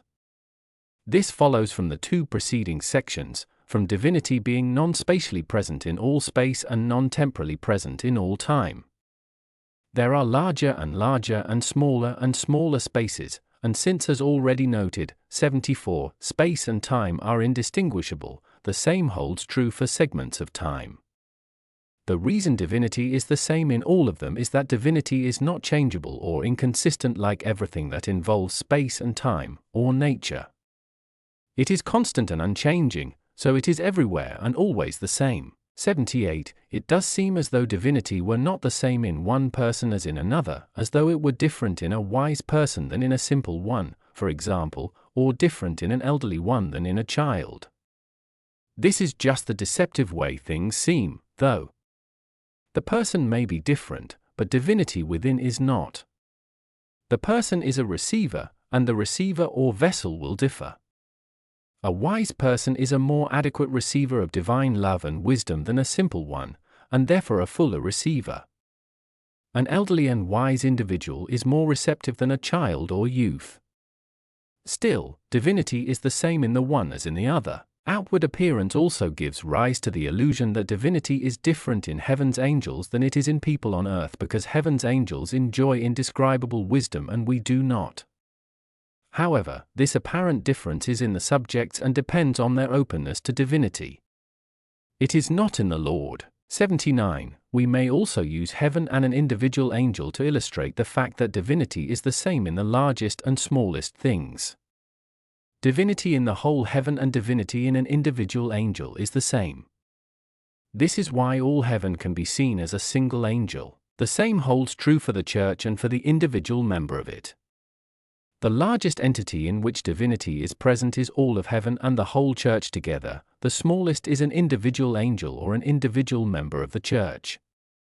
On occasion I have seen a whole heavenly community as a single angelic person, and I have been told that this may look like an immense, gigantic individual or like a little, childlike one. This is because divinity is the same in the largest and smallest things. 80. Divinity is also the same in the largest and smallest of inanimate created things. It is actually present in every benefit of the function that they serve. The reason they are not alive is that they are forms of functions rather than forms of life, and the form will vary depending on the benefit of the function. I will be explaining how divinity is present in them later, when we get to the subject of creation. 81. Take away space and absolutely rule out vacuum, and then think about divine love and wisdom as ultimate essence once space has been taken away and vacuum has been ruled out. Then think in terms of space, and you will see that divinity is the same in the largest and the smallest instances of space. Once you remove space from essence, there is no large or small. It is all the same. 82. I need to say something about vacuum at this point. I once heard some angels talking with Newton about vacuum, saying that they could not stand the notion of vacuum. This was because in their world, which is a spiritual one, within or above the space and time of our earthly world, they were still feeling, thinking, being moved, loving, intending, and breathing, and still talking and acting, which could not possibly happen in a vacuum that was a nothing, because nothing is nothing, and we cannot attribute anything to nothing. Newton said he knew that divinity, the one who is, fills everything, and that he was aghast at the notion of a vacuum as nothing because this was a totally destructive notion. He urged the angels who were discussing vacuum with him to beware the notion of nothing, calling it a fantasy because there is no mental activity in nothing. 83. Angelic wisdom about divine love. Part 2. In the spiritual world, divine love and wisdom look like a sun. There are two worlds, one spiritual and one physical, and the spiritual world does not derive anything from the physical one, nor does the physical one derive anything from the spiritual one. They are completely distinct from each other, communicating only by means of correspondence, whose nature has been amply explained elsewhere. The following example may be enlightening. Warmth in the physical world is the equivalent of the good that thoughtfulness does in the spiritual world, and light in the physical world is the equivalent of the truth that faith perceives in the spiritual world. No one can fail to see that warmth and the goodness of being thoughtful, and light and the truth of faith, are completely distinct from each other. At first glance, they seem as distinct as two quite different things. That is what comes to the fore when we start thinking about what the goodness of being thoughtful has in common with warmth and what the truth of faith has in common with light. Yet spiritual warmth is that very goodness, and spiritual light is that very truth, in spite of the fact that they are so distinct from each other, though they still make a single whole by means of their correspondence.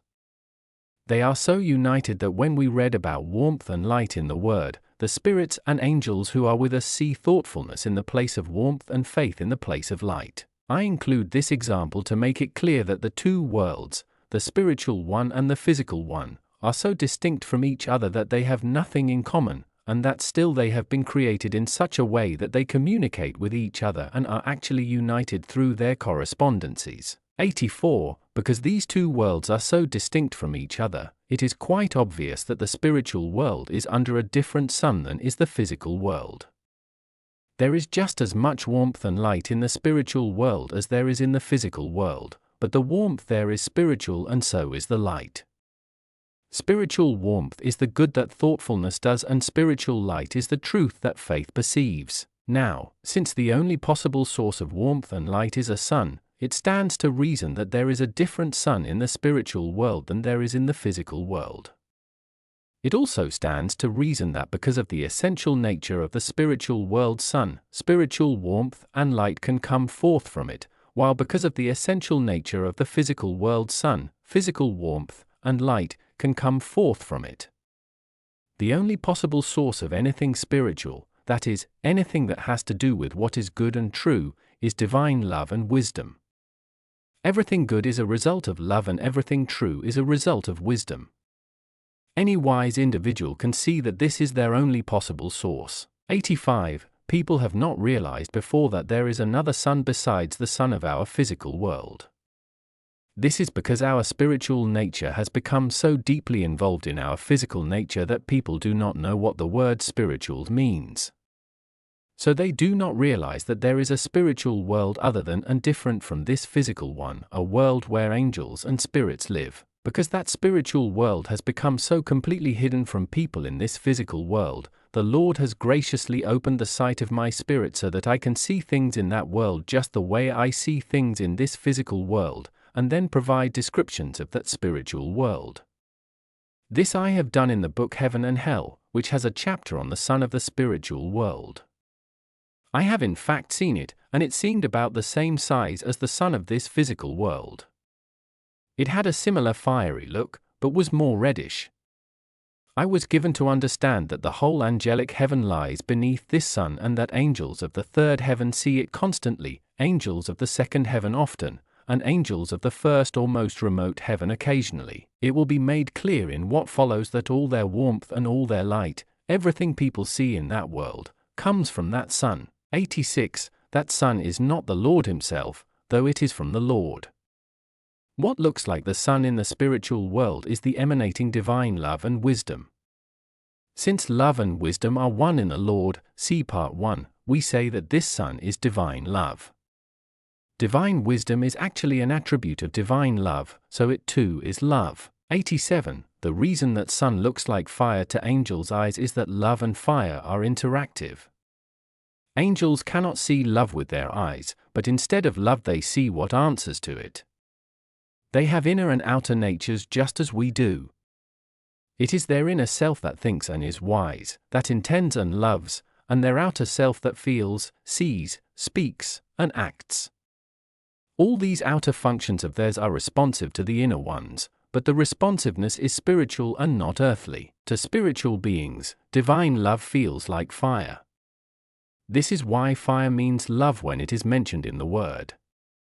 That is what sacred fire used to mean in the Israelite church, and that is why we often ask in our prayers to God that heavenly fire, meaning divine love, should kindle our hearts. 88. Since there is the kind of distinction described in 83 between what is spiritual and what is physical, not a trace of anything from the sun of the physical world can cross over into the spiritual world, that is, not a trace of its light and warmth or of any object on earth. The light of the physical world is darkness there, and its warmth is death there. Still, our world's warmth can be brought to life by an inflow of heaven's warmth, and our world's light can be brightened by an inflow of heaven's light. This inflow happens by means of correspondences, and cannot happen as a result of continuity. 89. Warmth and light emanates from the sun that arises from divine love and wisdom. In the spiritual world where angels and spirits live, there is just as much warmth and light as there is in the physical world where we live. The warmth feels just like warmth and the light looks just like light, as well. Still, the warmth and light of the spiritual world and the warmth and light of the physical world are so different that they have nothing in common, as I have already mentioned. 83. They are as different as life and death. The warmth of the spiritual world is essentially alive, and so is the light, while the warmth of the physical world is essentially dead, and so is the light. The warmth and the light of the spiritual world come from a sun that is nothing but love, while the warmth and light of the physical world come from a sun that is nothing but fire. Love is alive, and divine love is life itself. Fire is dead, and solar fire is death itself. We may call it that because it has absolutely no life in it. 90. Since angels are spiritual beings, they cannot live in any warmth or any light that is not spiritual. We, on the other hand, cannot live in any warmth or any light that is not physical. This is because what is spiritual suits what is spiritual, and what is physical suits what is physical. If angels were to depend on physical warmth and light to even the least extent, they would be destroyed. It is absolutely wrong for their life. Each of us is a spirit, as far as the inner levels of our minds are concerned. When we die, we leave this world of nature completely behind. We give up everything it has to offer and enter a world that contains nothing proper to the world of nature. In that world we live so completely distanced from nature that there is no communication along a continuum, that is, nothing like degrees of purity or coarseness. It is a case of before and after, with no communication except by correspondences. It stands to reason, then, that spiritual warmth is not a purer form of physical warmth, that spiritual light is not a purer form of physical light, but that they are completely different in essence. Spiritual warmth and light derive their essence from a sun that is nothing but love, a sun that is life itself, while physical warmth and light derive their essence from a sun that is nothing but fire, containing no life whatever, as I have already stated. 89. 91. Given this kind of difference between the warmth and light of the two worlds, it is obvious why people who live in one of the worlds cannot see people who are living in the other. Our eyes, which see in physical light, are made of substances of their own world, and angels are made of substances of their world. In other words, in each case they are designed for adequate sensitivity to their own light. We can see from this what ignorance underlies the thinking of people who exclude from their faith any notion that angels and spirits are people, simply because they do not see them with their own eyes. 92. It has not been known before that angels and spirits are in a completely different light and warmth than we are. It has not even been known that there was a different light and warmth. Human thought has not penetrated beyond the deeper or purer aspects of nature. As a result, many people have located the dwellings of angels and spirits in the ether or even in the stars, within nature, that is, and not above or beyond it. In fact, though, angels and spirits are wholly above or beyond nature. They are in their own world, one that is under a different sun. Further, since spatial intervals are only apparent in that world, as I have explained earlier, 7, we cannot say that they are in the ether or in the stars. They are right with us, united to our own spirits in feeling and thought. Each of us is a spirit. That is the source of our thinking and intending. This means that the spiritual world is right where we are, not distanced from us in the least. In short, as far as the deeper levels of our minds are concerned, we are all in that world, surrounded by angels and spirits there. We think because of the light of that world and love because of its warmth. 93. That sun is not God. Rather, it is an emanation from the divine love and wisdom of the divine human one. The same is true of warmth and light from that sun. The sun that angels see, the sun that gives them warmth and light, does not mean the Lord himself. It means that first emanation from him that is the highest form of spiritual warmth. The highest form of spiritual warmth is spiritual fire, which is divine love and wisdom in its first correspondential form. This is why that sun looks fiery and also is fiery for angels, though it is not for us. What we experience as fire is not spiritual but physical, and the difference between these two is like the difference between life and death. The spiritual sun, then, brings spiritual people to life with its warmth and maintains spiritual things, while the physical sun does the same for physical people and things. It does not do this with its own power, though, but by an inflow of spiritual warmth that provides it with effective resources. 94. The spiritual fire where light dwells in its origin becomes a spiritual warmth and light that decrease as they emanate, with the decrease occurring by levels that will be discussed later. The ancients pictured this as brightly gleaming circles of reddish fire around the head of God, a form of representation that is still common today when God is portrayed as human in paintings. 95. It is obvious from actual experience that love generates warmth and wisdom generates light. When we feel love, we become warmer, and when we think from wisdom, it is like seeing things in the light. We can see from this that the first thing that emanates from love is warmth and that the first thing that emanates from wisdom is light. We can also see that these are correspondences, since the warmth does not occur within the love itself but as a result of it, in our volition and therefore in our bodies. The light does not occur within the wisdom, but in the thinking of our discernment and therefore in our speaking. That is, love and wisdom are the essence and life of warmth and light, and warmth and light are emanations from love and wisdom.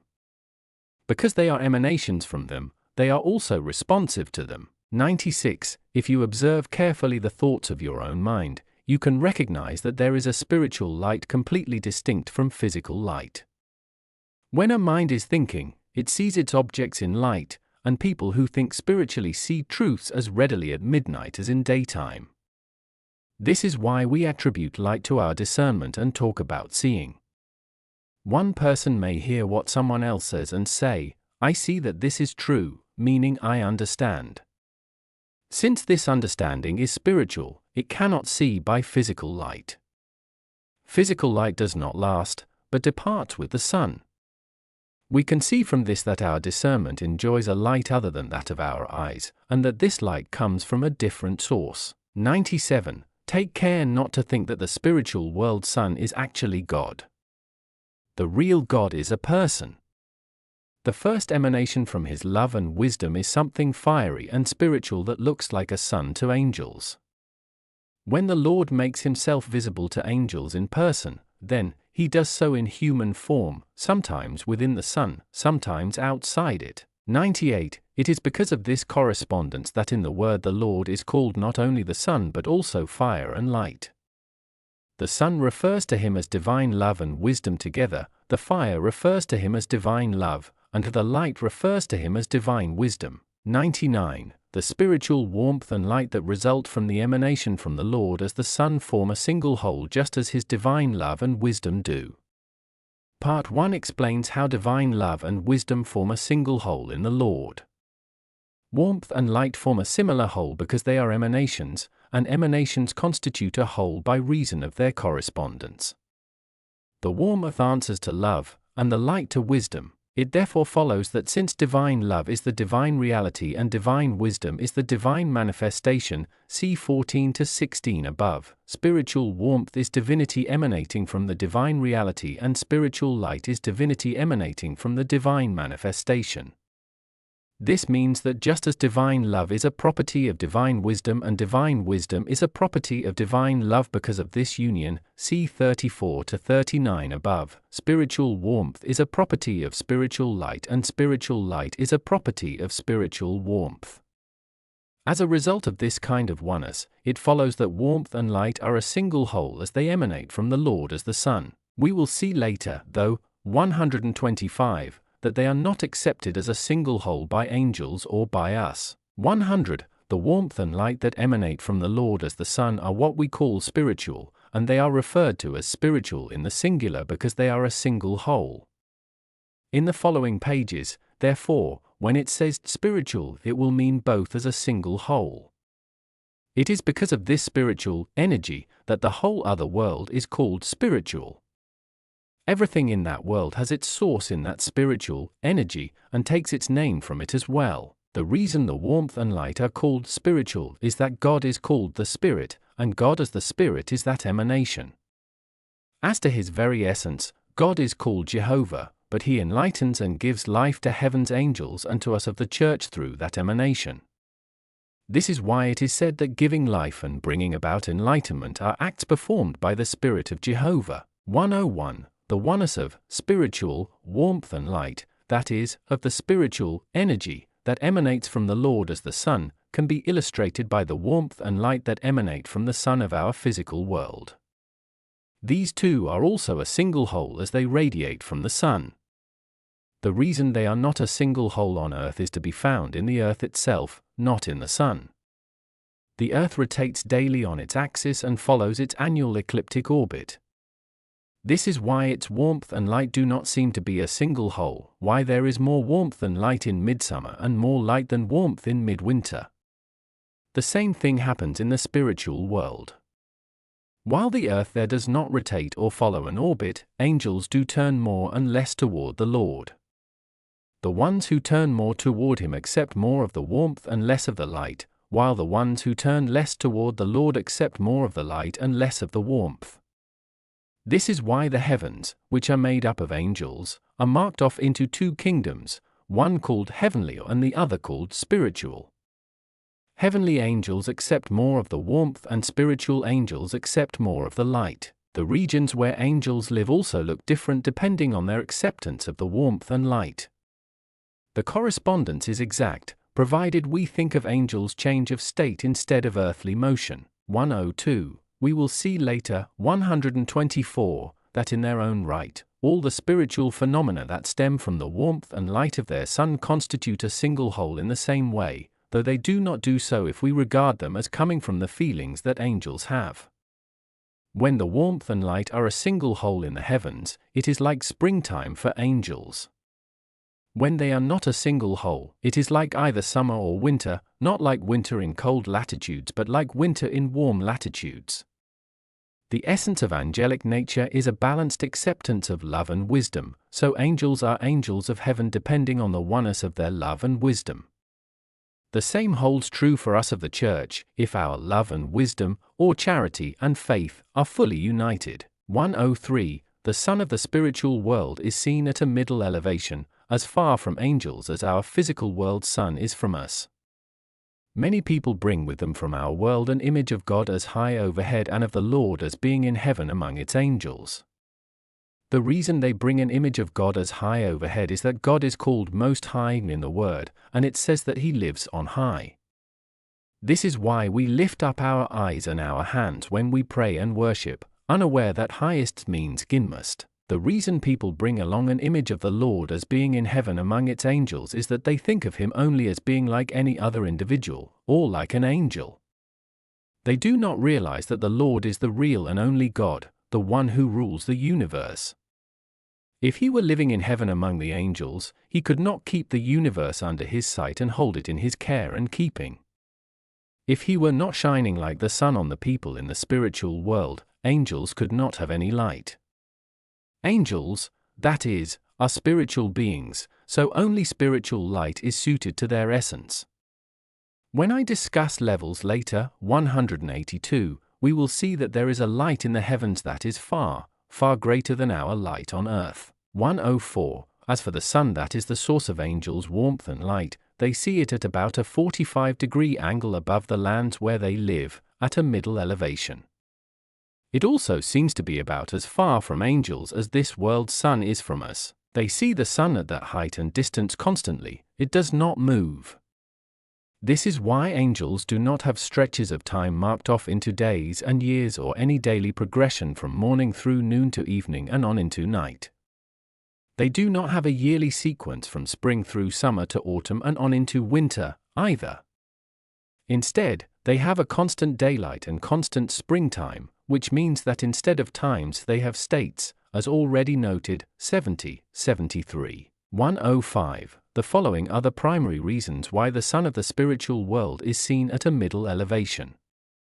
First, this means that the warmth and light that emanate from that sun are at their median level, they are of equal proportions, therefore, and appropriately moderate. That is, if the sun appeared above that middle elevation, angels would perceive more warmth and light, while if it appeared lower, they would perceive more light than warmth, as happens on earth when the sun is above or below the middle of the sky. When it is above, the warmth increases more than the light, and when it is below, the light increases more than the warmth. The light actually stays the same in summer and winter, but the warmth increases or decreases depending on the degree of the sun's height. A second reason that the spiritual world's sun appears at a middle height above the angelic heaven is that this results in a constant springtime for all the angelic heavens. Consequently, angels are in a state of peace, for this state corresponds to springtime on earth. A third reason is that it enables angels to turn their faces toward the Lord constantly and to see Him with their eyes. For angels, the east, and therefore the Lord, is in front of them no matter which way they turn their bodies, which is a unique feature of their world. This would not happen if the sun of their world were above or below middle height, and it would be absolutely impossible if it were directly overhead. 106. If the spiritual world's sun did not seem to be as far from angels as the physical world's sun is from us, the whole angelic heaven, the hell underneath it, and our globe of lands and seas below them could not be under the Lord's watchful guidance, omnipresence, omniscience, omnipotence, and providence. In the same way, if our world's sun were not at the distance from the earth where we see it to be, it could not be present and effective with its warmth and light in all our lands, so it could not provide its subsidiary resources to the spiritual world's sun. 107. It is of critical importance to realize that there are two suns, a spiritual one and a physical one, the spiritual sun for people who are in the spiritual world and the physical sun for people who are in the physical world.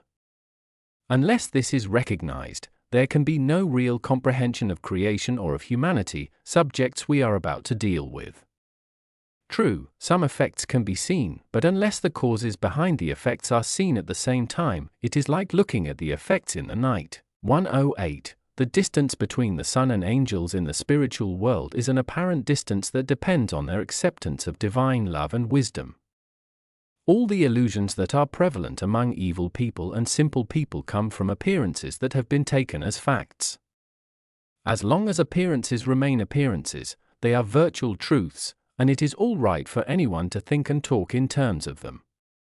However, when they are taken to be actual truths, which happens when they are defended as facts, then the virtual truths become falsities and fallacies. For example, it seems as though the sun travels around the earth every day and also follows its yearly ecliptic path. As long as this is not taken as fact, this is a virtual truth, and anyone may think and talk in such terms. We can say that the sun rises and sets, causing morning, noon, evening, and night. We can say that the sun is at this or that point on the ecliptic, or at this or that elevation, causing spring, summer, autumn, and winter. However, when these appearances are defended as the real truth, then the person who defends them is thinking and speaking falsity based on illusion. The same holds true for countless other appearances, not only in earthly, civic, and moral matters, but also in spiritual ones. 109. It is the same with the distance of the spiritual world's sun, the sun that is the first emanation of the Lord's divine love and wisdom. The truth is that there is no distance. Rather, the distance is an appearance that depends on angels' acceptance of divine love and wisdom on their own level.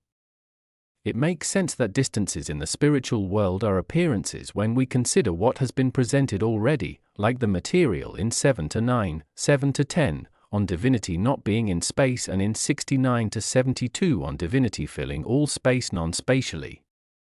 If there are no segments of space, then there are no distances either, or in other words, if segments of space are appearances, so are distances, since distances are a matter of space. 110. The reason the spiritual world's sun appears at a distance from angels is that they accept divine love and wisdom at an appropriate level of warmth and light.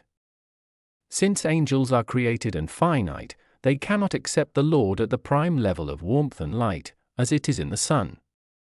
That would mean being totally consumed, so they accept the Lord at the level of warmth and light that matches their own love and wisdom. The following may serve to illustrate. Angels of the lowest heaven cannot rise up to angels of the third heaven. If they were to rise up and enter their heaven, they would collapse in a kind of faint, as though their life were struggling against death.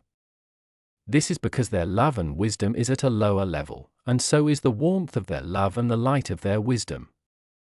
What would happen, then, if an angel were to rise up toward the sun and enter its fire? As a result of the differences in angels' acceptance of the Lord, the heavens appear to be marked off from each other.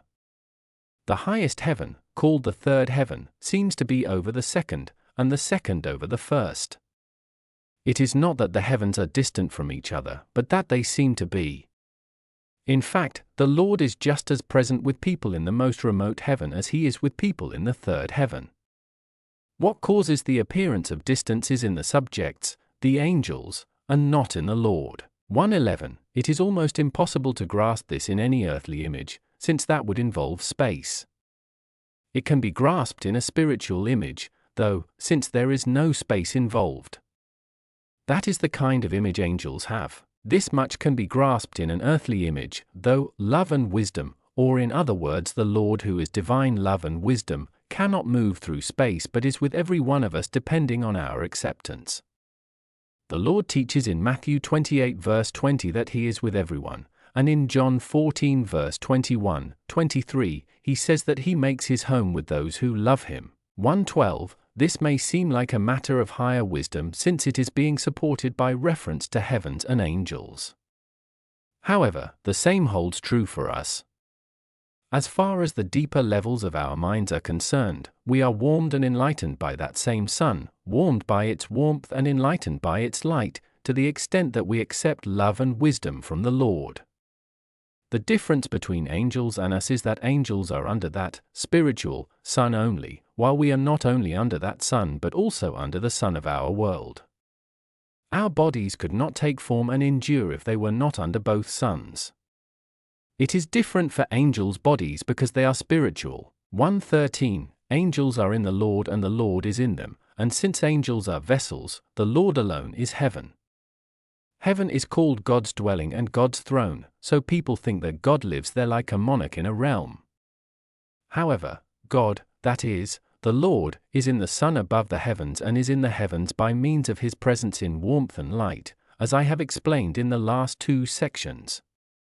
Further, even though the Lord is present in heaven in this apparently distant way, he is still also intrinsically present there, so to speak, since as I have just explained in 103 to 112 the distance between the sun and heaven is not a distance but a virtual distance. Given the fact that this distance is only apparent, then, it follows that the Lord himself is in heaven.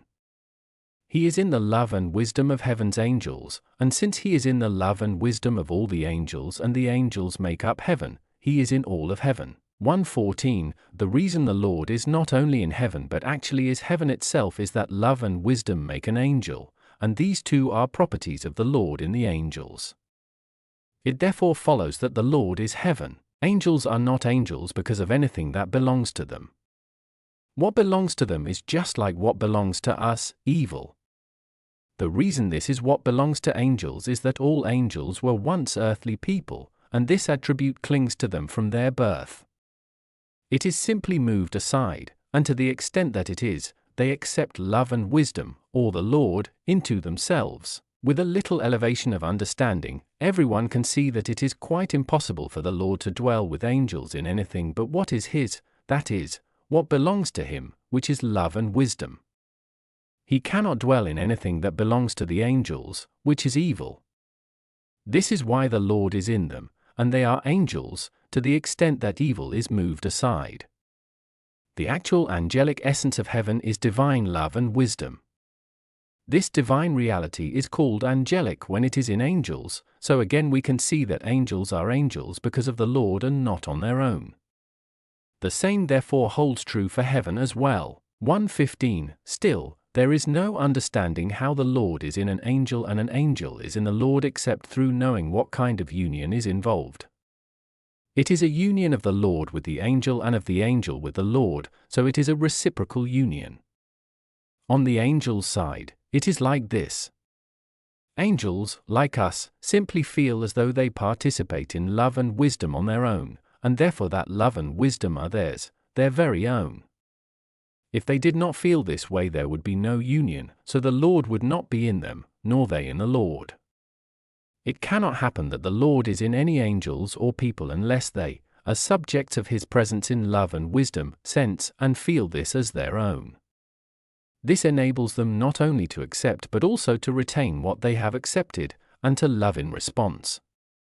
This, then, is how angels become wise and remain wise. Can people decide to love God and their neighbor? Can people decide to gain wisdom unless they feel and sense that what they love, learn, and gain is their own? Can they retain anything in themselves otherwise? If it were not for this, then the inflowing love and wisdom would have no seat. They would flow right through without making any difference, and as a result angels would not be angels and people would not be human. They would be virtually lifeless. It makes sense, then, that if there is to be union, there must be reciprocity. 1:16. However, this calls for an explanation of how angels can feel and sense this as their own and so accept and retain it when in fact it is not theirs, given the statement that angels are not angels on their own but by virtue of what is within them from the Lord. The essence of the matter is this. There is freedom and rationality in every angel. These two qualities are there so that angels can be open to love and wisdom from the Lord. Neither of these, though, neither the freedom nor the rationality, belongs to the angels. They are in them but belong to the Lord. However, since these two elements are intimately united to angels' life, so intimately united that you could call them linked to their life, it seems as though they belong to the angels. Freedom and rationality enable them to think and intend and to speak and act, and what they think, intend, speak, and act as a result seems to be done on their own. This gives rise to the reciprocal element that is the means to union. Still, the more that angels believe that love and wisdom are within them and claim them for themselves as their own, the more there is nothing angelic within them. To the same extent, then, there is no union with the Lord for them. They are outside the truth, and since truth is identical with heaven's light, they are correspondingly unable to be in heaven. This leads to a denial that they live from the Lord and a belief that they live on their own and therefore that they possess some divine essence. The life called angelic and human consists of these two elements, freedom and rationality. This leads to the conclusion that angels have a reciprocal ability for the sake of their union with the Lord, but that the reciprocal element, seen as an ability, is the Lord's and not theirs. As a result, angels fall from angelhood if they abuse this reciprocal element that enables them to feel and sense what is the Lord's as their own by actually claiming it for themselves.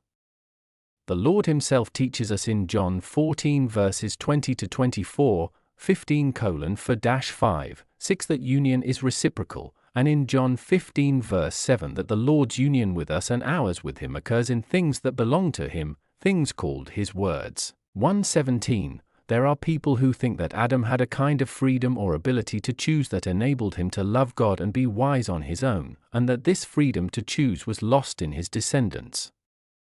This, however, is wrong. We are not life, but life receivers, c. 4-6, 54-60, 55-60 or above, and people who are life receivers cannot love and be wise from their own resources. So when Adam wanted to love and be wise from his own resources, he fell from wisdom and love and was cast out of the garden. 1:18. we can say much the same about the heaven that is made up of angels as we have said about individual angels, since divinity is the same in the largest and smallest things, see 77 to 82 above. What we have said about angels and heaven needs to be said about us and the church as well, since angels of heaven and we of the church act in consort because of our union. Further, as to the inner reaches of our minds, we of the church are angels, but we of the church means people who have the church within themselves. 1:19 The east in the spiritual world is where the Lord is seen as the sun, and the other directions follow from that. Now that I have discussed the spiritual world sun and its essence, its warmth and light, and the Lord's consequent presence, I need to talk as well about the regions of that world. The reason for talking about the sun and that world is that our subject is God, and love and wisdom. To discuss these apart from their origin would be to start from effects and not from their causes. Yet effects teach us nothing but effects. When only they are highlighted, they do not show us any cause, rather, causes show us effects. Knowing about effects on the basis of their cause is being wise, but exploring causes on the basis of their effects is not being wise, because when we do, various illusions present themselves that we as investigators identify as causes. To do this is to make foolishness of wisdom. Causes precede and effects follow. We cannot see preceding things from following things, but we can see following things from preceding things. That is the pattern. This is why we are dealing with the spiritual world first here. That world is where all the causes are. Later, 134, 154, we will discuss the physical world, where everything we see is an effect. 120, at this point, then, we need to discuss the regions in the spiritual world. There are regions there just as there are in the physical world, but the regions of the spiritual world, like that world itself, are spiritual, while the regions of the physical world, like this world itself, are physical. This means that they are so different that they have nothing in common. There are 4 regions in each world, called the East, the West, the South, and the North. In the physical world, these 4 regions are static, determined by the sun in the south. The north is behind, with the east on one side and the west on the other. These regions are determined by the south wherever you go, since the sun's position at noon is always the same and therefore static. It is different in the spiritual world. There the regions are determined by the sun, which always appears in its own place, and where it appears is the east. So the assignment of regions in that world is not from the south as it is in the physical world but from the east. The west is behind, with the south on one side and the north on the other. We will see below, however, that the regions are not caused by its sun but by the inhabitants of that world, the angels and spirits. 121, since these regions are spiritual because of their source, the Lord as the sun, the places where angels and spirits live are spiritual as well, since the places all depend on these regions. The places are spiritual because their locations depend on the angels' acceptance of love and wisdom from the Lord. People who are at a higher level of love live in the east, while people who are at a lower level of love live in the west. People who are at a higher level of wisdom live in the south, while people who are at a lower level of wisdom live in the north. This is why the east in the word, in its highest sense, means the Lord, while in a secondary sense it means a love for him, while the west means a waning love for him. The south means wisdom in the light and the north wisdom beclouded. There are some variations of these meanings as they relate to the state of the people under discussion. 122, since the east is the basis on which all the regions in the spiritual world are laid out, and since the east in the highest sense means the Lord and divine love, we can see that the Lord and love for him is the source of everything. We can also see that to the extent that people do not share in that love, they are far from him and live either in the west or in the south or in the north, with the distance depending on their openness to love. 123, since the Lord as the sun is always in the east, early people, for whom all the elements of worship were symbolic of spiritual realities, faced the east when they worshipped. Further, to be sure that they did this in all their rituals, they faced their temples in the same direction. This is the reason churches are built in the same way at present. 124. The regions in the spiritual world are not caused by the Lord as the Son but by the angels, depending on their receptivity. I have stated that angels live in distinct regions, some in the east, some in the west, some in the south, and some in the north. I have also stated that the ones who live in the east are engaged in a higher level of love, those in the west in a lower level of love, those in the south in the light of wisdom, and those in the north in the shadow of wisdom. This variation of place seems to be caused by the Lord as the Son, yet it is actually caused by the angels. The Lord is not at a greater or lesser degree of love and wisdom as the Son. He is not at a greater or lesser level of warmth and light for one person than for another. He is everywhere the same. However, he is not accepted at the same level by one person as by another, and this makes it seem as though they are more or less distant from each other, in a variety of regions. It follows from this that the regions in the spiritual world are simply variations in the receptivity of love and wisdom and therefore of the warmth and light of the Lord as the Son. If you look at what was explained in 108 to 112 about distances in the spiritual world being apparent only, you will see that this is true. 125. Since the regions are variations in the way angels accept love and wisdom, I need to say something about the variety that gives rise to the appearance. As I explained in the preceding section, the Lord is in each angel, and each angel is in the Lord. However, since it looks as though the Lord as the Son were outside angels, it also looks as though the Lord is seeing them from the Son and that they are seeing the Lord in the Son. This is much like seeing an image in a mirror. So if we talk on the basis of the way things seem, that is how it is. The Lord sees and examines angels face to face, but angels do not see the Lord in the same way. When they are engaged in the love for Him that comes from Him, they do see Him straight ahead, so they are in the east or the west. When they are more engaged in wisdom, though, they see the Lord off to the right, and when they are less engaged in wisdom they see Him off to the left, so they are respectively in the north or the south. The reason they have an oblique view is that love and wisdom emanate from the Lord as a single whole, but they are not accepted that way by angels, as I have already noted. 99. Any wisdom that goes beyond love may look like wisdom, but it is not, since there is no life from love in that excess wisdom. We can see from this where the differences in receptivity come from, the differences that cause the appearance that angels live in the different regions in the spiritual world. 126. It makes sense that a particular openness to love and wisdom establishes a region in the spiritual world, given the fact that angels change their location in response to any increase or decrease of love in them. We can see from this that the location is not caused by the Lord as the Son but by angels, according to their receptivity. The same holds true for us as far as our spirits are concerned. In spirit, each of us is in some particular region of the spiritual world no matter where we may be in the physical world.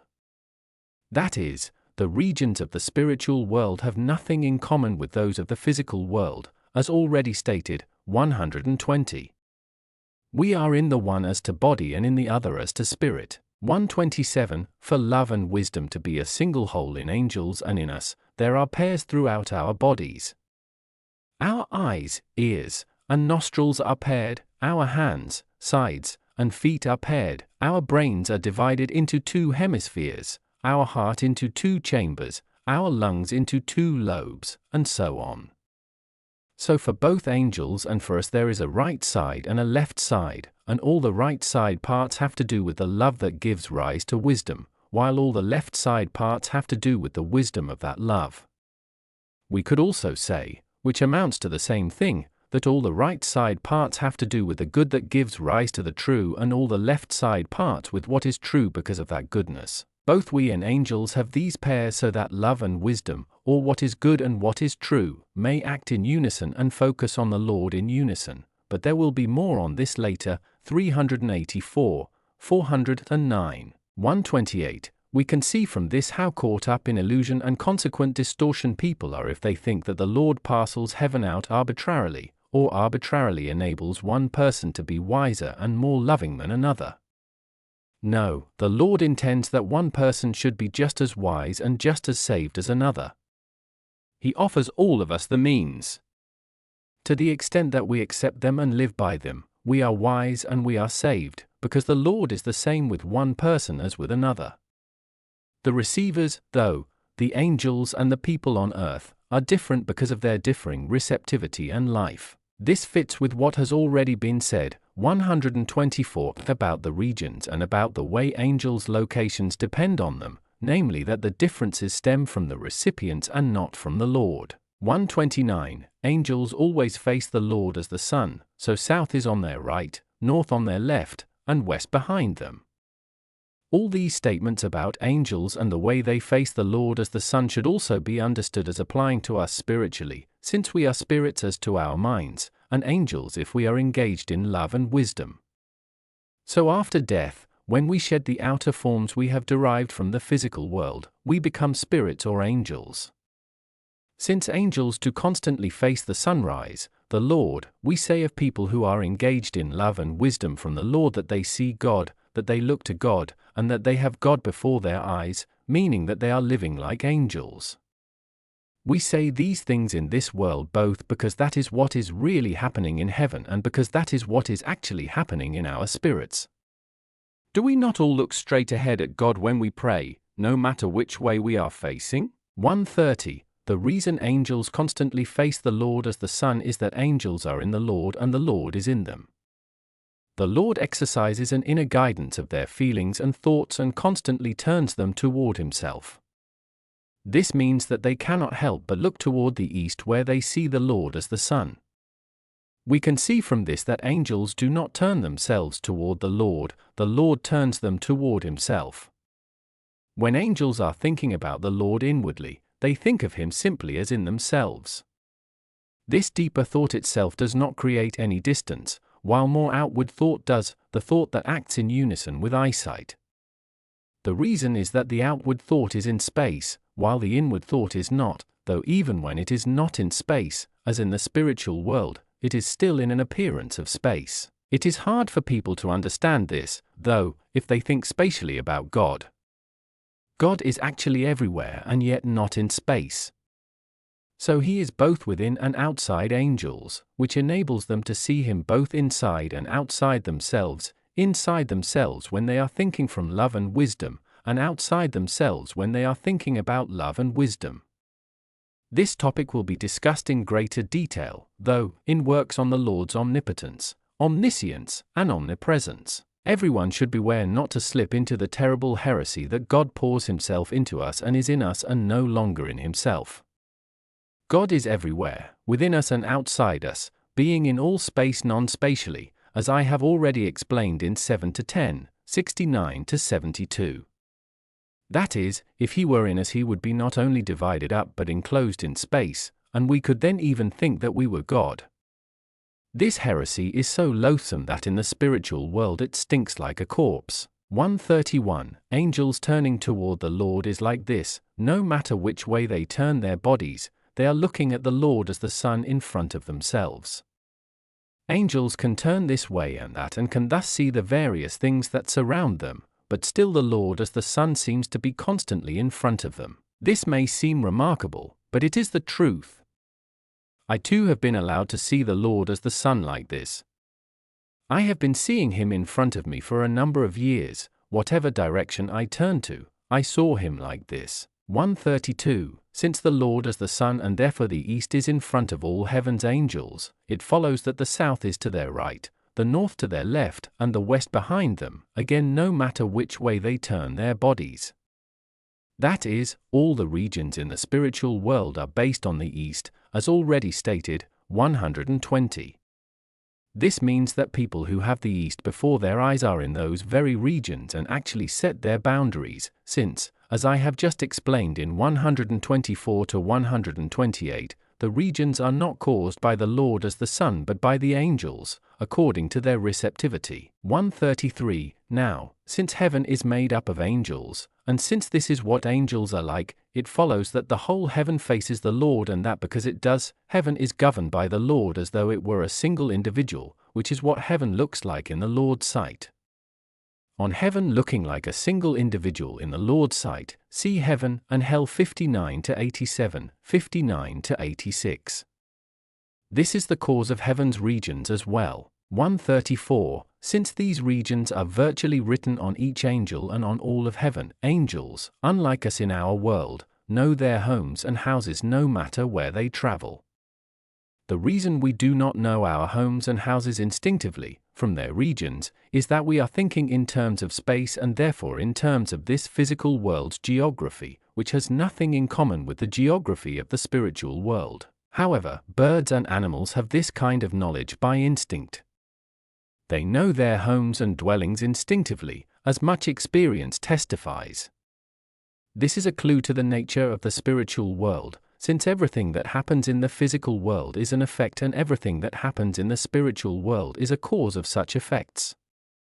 Nothing happens in nature that does not have its cause in the spiritual realm. 135. Everything in the deeper reaches of angels' minds and bodies alike is turned toward the Lord as the Son. Angels have discernment and volition, and they have faces and bodies. Further, there are deeper levels of discernment and volition and deeper contents of their faces and bodies. The deeper levels of their discernment and volition are activities of their deeper feeling and thought. The deeper contents of their faces are their brains, and the contents of their bodies are their viscera, headed by heart and lungs. In a word, angels have everything we on earth have. This is what makes them human. An outward form apart from these inner elements would not make them human, only an outward form with its inner elements and even constituted by them would do so. Otherwise they would be only images of people with no life in them because there was no form of life within. 136. It is recognized that volition and discernment control the body completely. The mouth says what discernment thinks and the body does what volition intends. We can see from this that the body is a form responsive to discernment and volition. Further, since we attribute form to discernment and volition, we can say that the body's form is responsive to the form of discernment and volition. This is not the place, however, to describe the nature of either form. There are countless components in each, and those countless components act in unison in each because they are responsive to each other.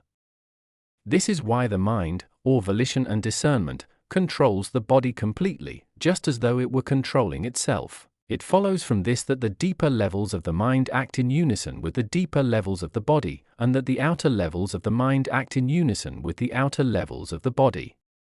I need to discuss the deeper levels of the mind later, when we deal first with levels of life, and then in the same vein with the deeper levels of the body, 236 to 241, 277 to 281. 137. Given the fact that the deeper levels of the mind act in unison with the deeper levels of the body, it follows that when the deeper levels of the mind turn toward the Lord as the Son, the deeper levels of the body do the same. Further, since the outer levels of both body and mind depend on their inner levels, they behave in the same way. The outer does what it does at the prompting of the inner, since a collective body derives its whole nature from its specific components. We can see from this that because an angel is turning face and body toward the Lord as the Son, the inner levels of that angel's mind and body have been turned in that direction as well. It is the same with us. If we constantly keep the Lord before our eyes, which happens if we are engaged in love and wisdom, then it is not only our eyes and faces that turn to Him, it is our whole mind and our whole heart. That is, it is everything in our intentions and minds and everything in our body at the same time. 138. This turning toward the Lord is an active turning, it is a kind of lifting up. We are actually lifted into heaven's warmth and light, and this is accomplished by an opening of our inner reaches. When these have been opened, love and wisdom flow into the deeper reaches of our minds and heaven's warmth and light flow into the deeper reaches of our bodies. This results in a lifting, as though we were brought out of the mist into clear air, or out of the air into the ether. Further, love and wisdom, together with their warmth and light, are the Lord with us, the Lord who, as already noted, 130, turns us toward Himself. The opposite holds for people who are not engaged in love and wisdom, and all the more for people who resist love and wisdom. The deeper reaches of their minds and bodies alike are closed, and when they are closed, then their outer natures resist the Lord because this is their inherent nature. This is why such people turn away from the Lord, and this turning away is a turning toward hell. 139. This active turning toward the Lord comes from love and wisdom together, not from love alone or wisdom alone. Love alone is like a reality with no manifestation, since love makes itself manifest in wisdom, and wisdom without love is like a manifestation with no reality, since wisdom is the manifestation of love. There is actually a kind of love apart from wisdom, but it is ours and not the Lord's. There is also wisdom apart from love, but while it comes from the Lord, it does not have the Lord within it. It is like sunlight in winter that does of course come from the sun but does not have within it the essence of the sun, its warmth. 140. Every kind of spirit turns toward her or his ruling love in the same way. First I need to define angel and spirit. Immediately after death we come into a world of spirits that is halfway between heaven and hell. There we work through our stretches of time, or our states, and are prepared either for heaven or for hell, depending on the way we have lived. As long as we stay in this world, we are called spirits. Anyone who has been brought up from this world into heaven is called an angel, and anyone who has been cast into hell is called a Satan or a devil.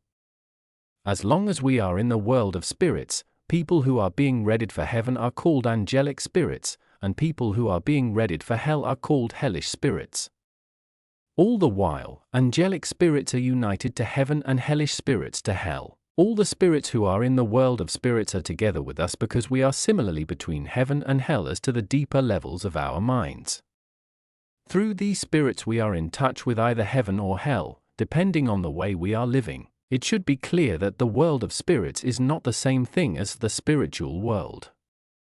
The world of spirits is the one I have just been talking about, while the spiritual world includes that world, heaven and hell. 141. Something also needs to be said about loves, since we are talking about how angels and spirits turn toward their loves because of their loves. Heaven as a whole is laid out in communities depending on all the differences in loves. So is hell, and so is the world of spirits. Heaven, though, is laid out in communities according to differences in heavenly loves, while hell is laid out in communities according to differences in hellish loves, and the world of spirits is laid out in communities according to differences in both heavenly and hellish loves. There are two loves that are at the head of all the rest, and two loves that lie behind all the rest. The head of all heavenly loves, the love basic to them all, is love for the Lord. The head of all hellish loves, or the love that underlies them all, is a love of controlling prompted by self-love. These two loves are absolute opposites. 142. Since these two loves, love for the Lord and love of controlling prompted by self-love, are absolute opposites, and since everyone who is caught up in love for the Lord turns toward the Lord as the Son, as explained in the preceding section, it stands to reason that everyone who is caught up in a love of controlling prompted by self-love turns away from the Lord. The reason people turn in opposite directions is that those who are caught up in love for the Lord love being led by the Lord more than anything else, and want the Lord alone to be in control. In contrast, if people are caught up in a love of controlling prompted by self-love, there is nothing they love more than leading themselves. They want to be the only ones who are in control. The reason we refer to a love of controlling prompted by self-love is that there is a love of controlling out of a love of service. Since this love acts in unison with love for our neighbor, it is a spiritual love. In fact, it cannot truly be called a love of being in control, it should be called a love of service. 143. The reason spirits of all kinds turn toward their ruling loves is that for all of us, love is life, as explained in 1-3 of Part 1, and life turns its vessels, called members, organs, and viscera, the whole person, therefore, toward the particular community that is engaged in a similar love, the community where our own love is. 144. Since a love of controlling prompted by self-love is the absolute opposite of love for the Lord, spirits caught up in this love of controlling turn away from the Lord. So their eyes are looking toward that world's west, and since their bodies are turned around, the east is behind them, the north is on their right, and the south is on their left. The east is behind them because they harbor a hatred of the Lord, the north is on their right because they love illusions and the consequent distortions, and the south is on their left because they have no use for the light of wisdom. They can turn this way and that, but still everything they see around themselves looks like their love. They all are oriented toward outward nature and their senses. They are the kind of people who think they are the only ones who are really alive and who see others as unreal. They think they themselves are wiser than anyone else, even though they are insane. 145. In the spiritual world, you can see roads laid out like roads in our physical world. Some of them lead to heaven and some to hell.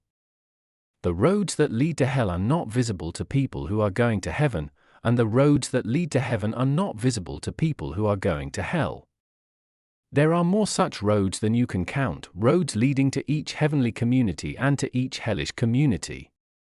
Each individual spirit sets out on the road that leads to the community of his or her own love and does not even see the roads that lead in other directions.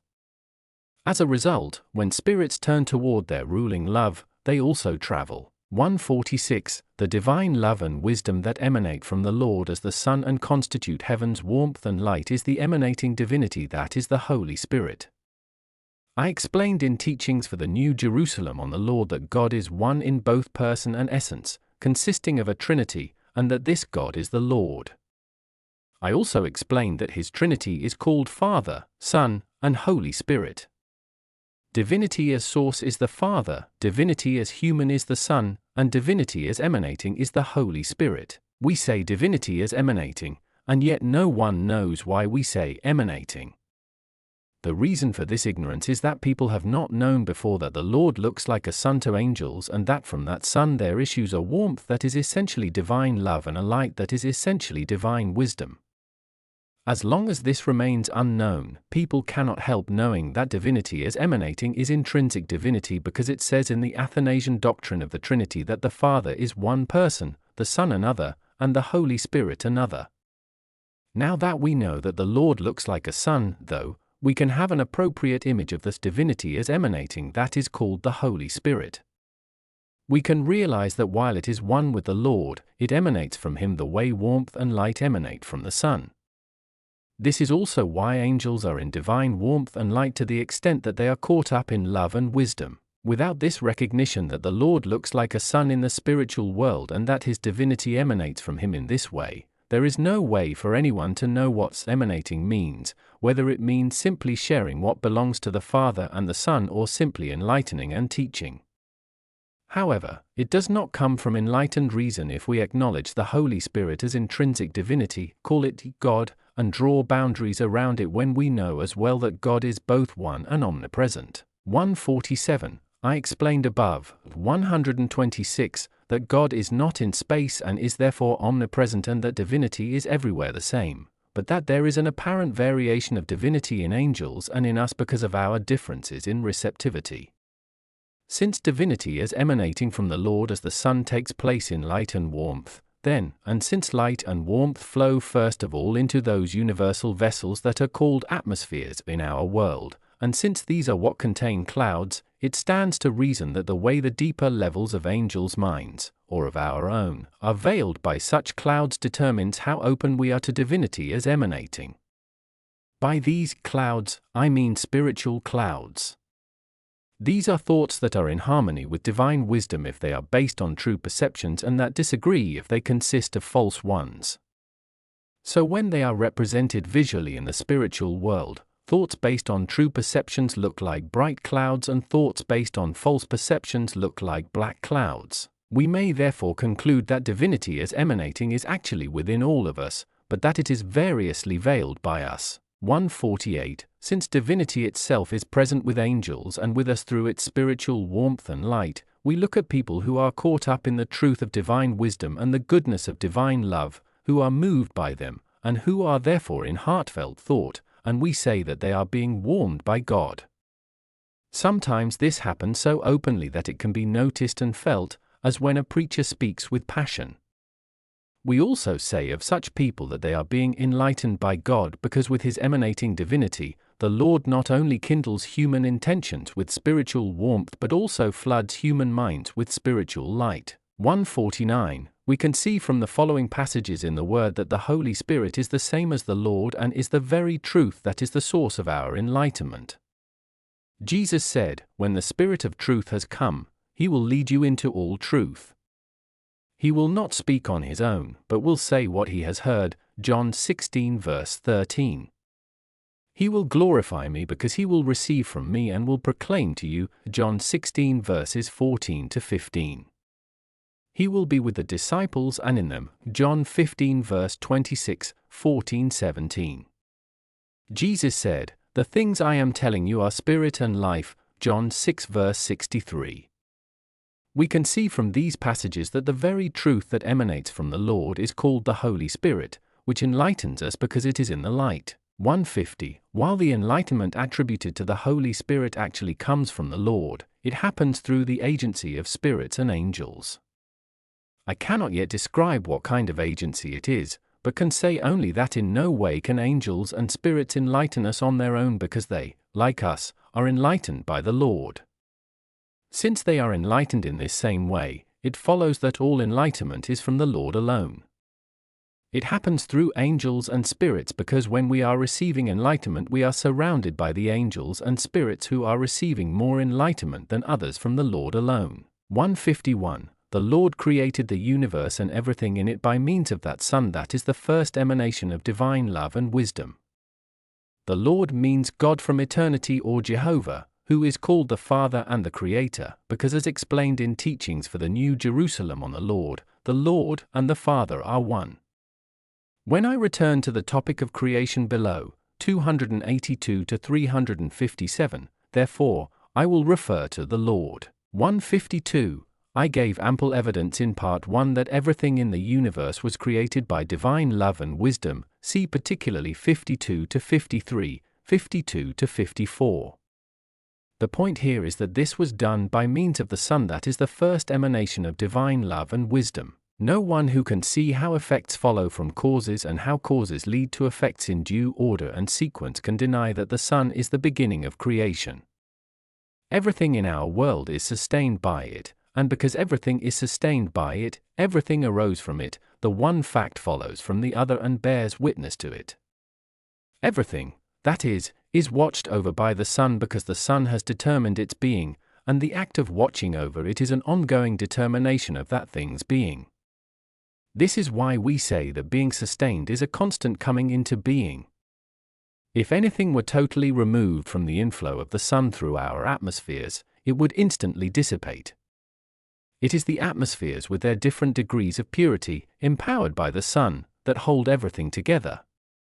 Since the universe and everything in it is sustained by the Sun, then, we can see that the Sun is the beginning of creation, the source. We say by the Son but we mean by the Lord through the Son, since the Son too was created by the Lord. 153. There are two sons by means of which the Lord created everything, the Son of the spiritual world and the Son of the physical world. The Lord created everything by means of the spiritual world Son, but not by means of the physical world Son, since this latter Son is far beneath the former one.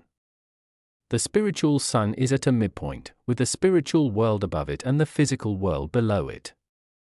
The physical world Son was created to play a supporting role, a role that will be discussed below. 157. 154. The reason the Lord created the universe and everything in it by means of the spiritual world Son is that this Son is the first emanation of divine love and wisdom, and as explained above, 52 to 82, everything comes from divine love and wisdom. There are three components of everything that has been created, no matter how large or how small it is: a purpose, a means, and a result. There is nothing created that lacks these three components.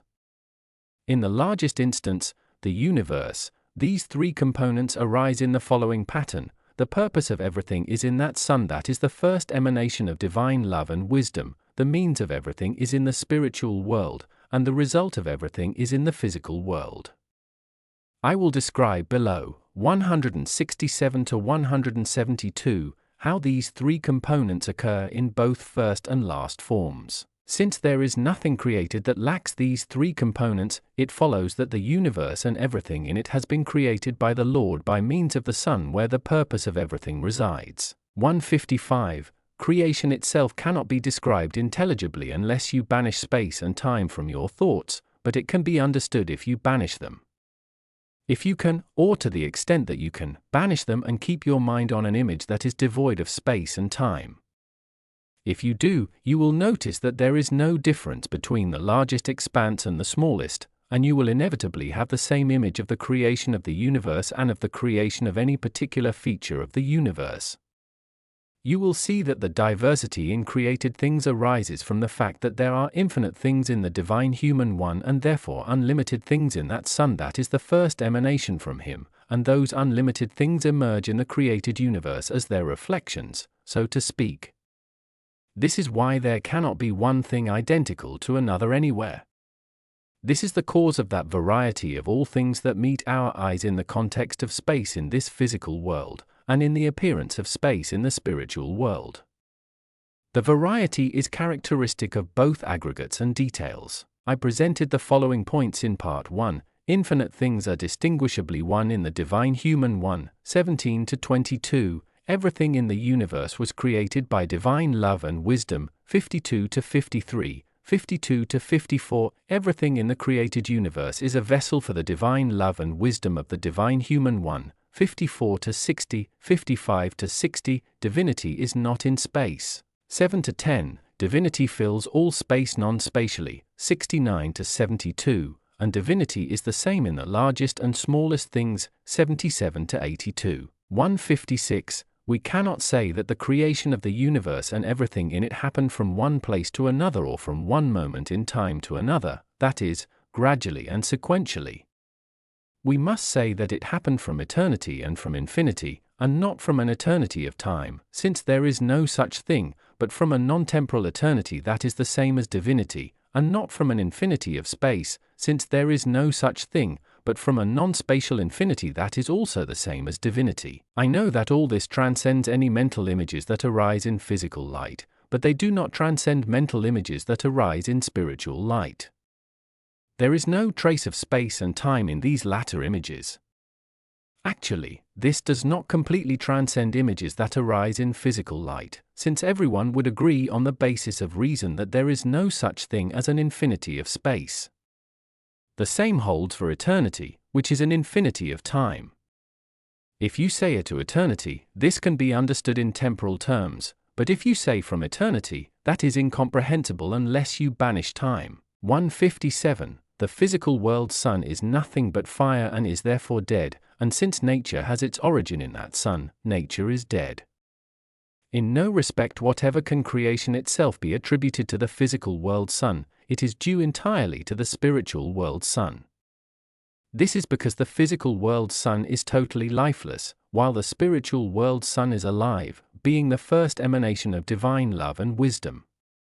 Anything that is lifeless does not affect anything on its own, but is activated, so to attribute any aspect of creation to a lifeless sun would be to attribute the work of an artisan to the tool in the artisan's hand. The physical world sun is nothing but fire, with all its life removed.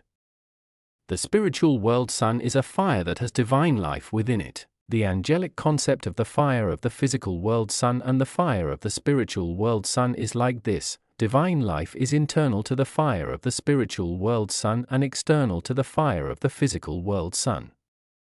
We can see from this that the activity of our physical sun is not autonomous but stems from a living force that emanates from the spiritual world sun. Consequently, if the living force of that sun were withdrawn or removed, our sun would fail. This is why the worship of the sun is the lowest of all forms of worship of God. It is just as dead as the sun itself, so in the word it is called an abomination. 158. Since the physical world sun is nothing but fire and is therefore lifeless, the warmth that emanates from it is also lifeless, and so is the emanating light. By the same token, the atmospheres called ether and air that receive this sun's warmth and light and bring them down into our embrace are lifeless as well. Since all these are lifeless, absolutely all the earthly things beneath them called soils are lifeless. However, they are all surrounded by spiritual realities that emanate and flow out from the spiritual world sun. If they were not surrounded in this way, soils could not be activated to bring forth the forms of use called plants and the forms of life called animals, and they could not provide the substances that enable us to come into being and to survive. 159. Now since nature begins from this sun, and since everything that arises from it and is sustained by it is called natural, it follows that nature and absolutely everything in it is dead. Nature seems to be alive in us and in animals because of the life that visits it and animates it. 160. Since the lowest elements of nature that constitute our soils are dead and not varied and changeable in response to our states of feeling and thought the way they are in the spiritual world, but are unchangeable and stable, we have space and various spatial distances here. They have this stable nature because this is where creation comes to a close and remains at rest.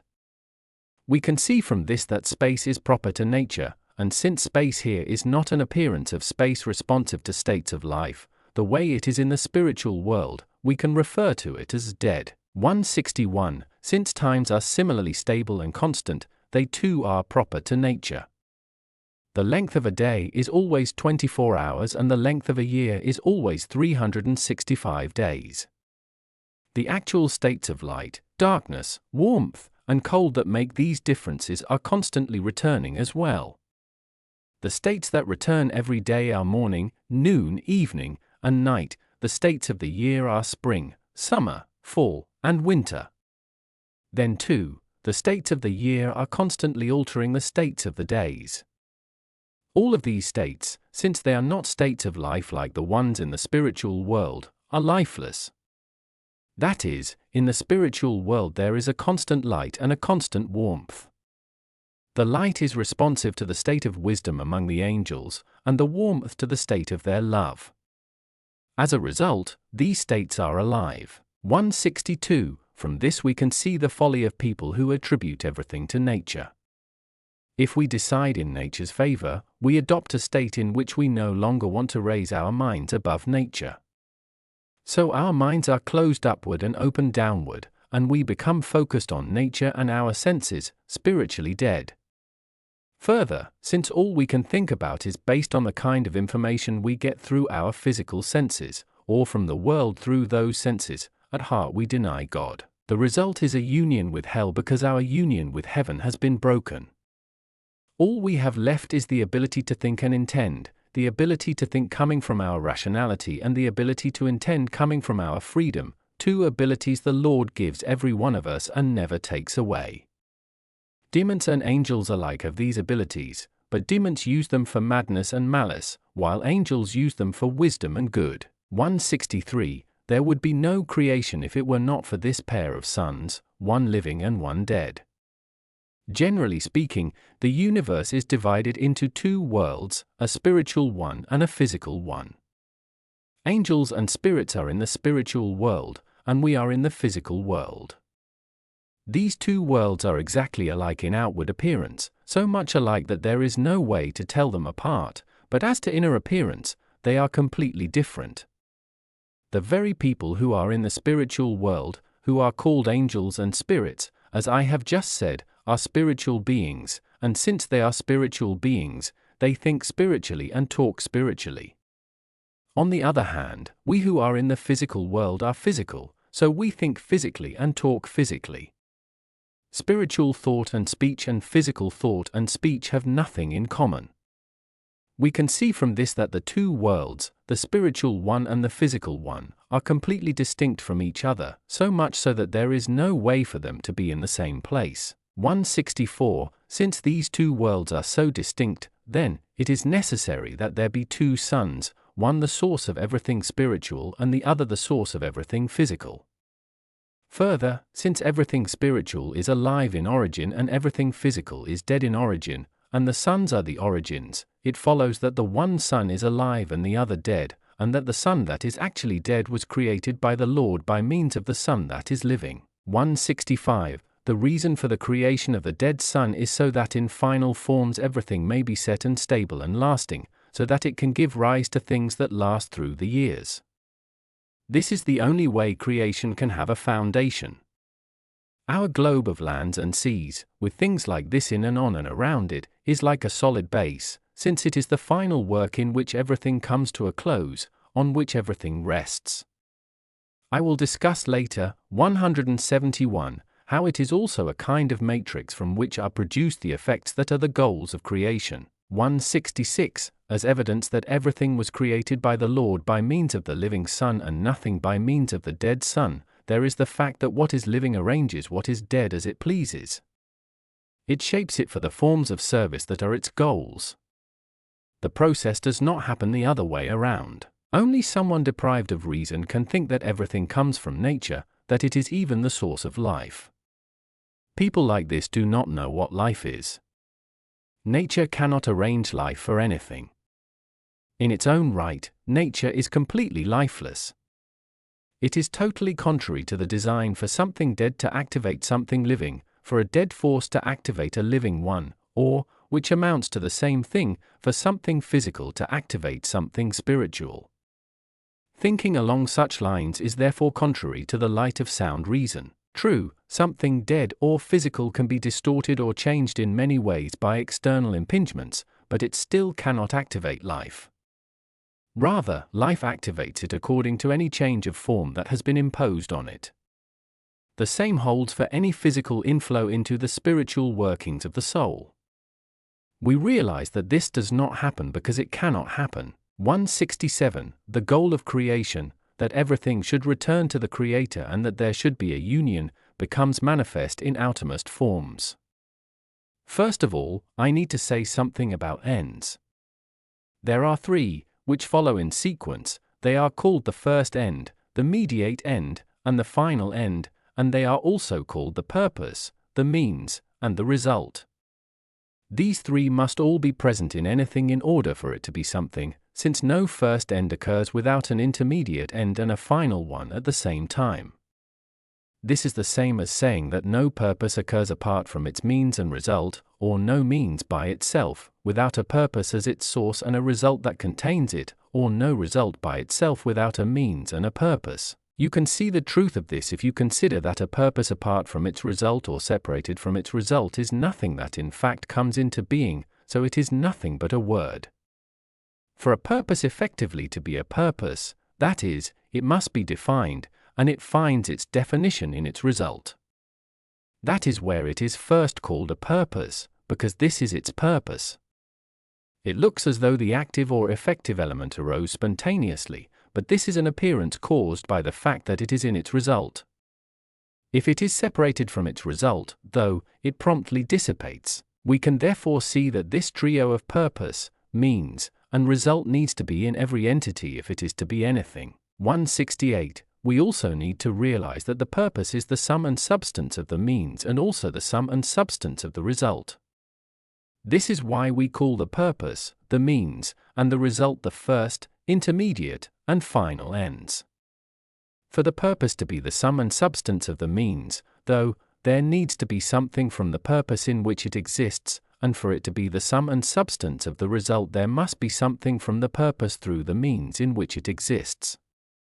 A purpose cannot exist in itself alone, but must exist in something that takes place because of it, something in which it can dwell with its total being, something which it can accomplish by its effort as long as it lasts.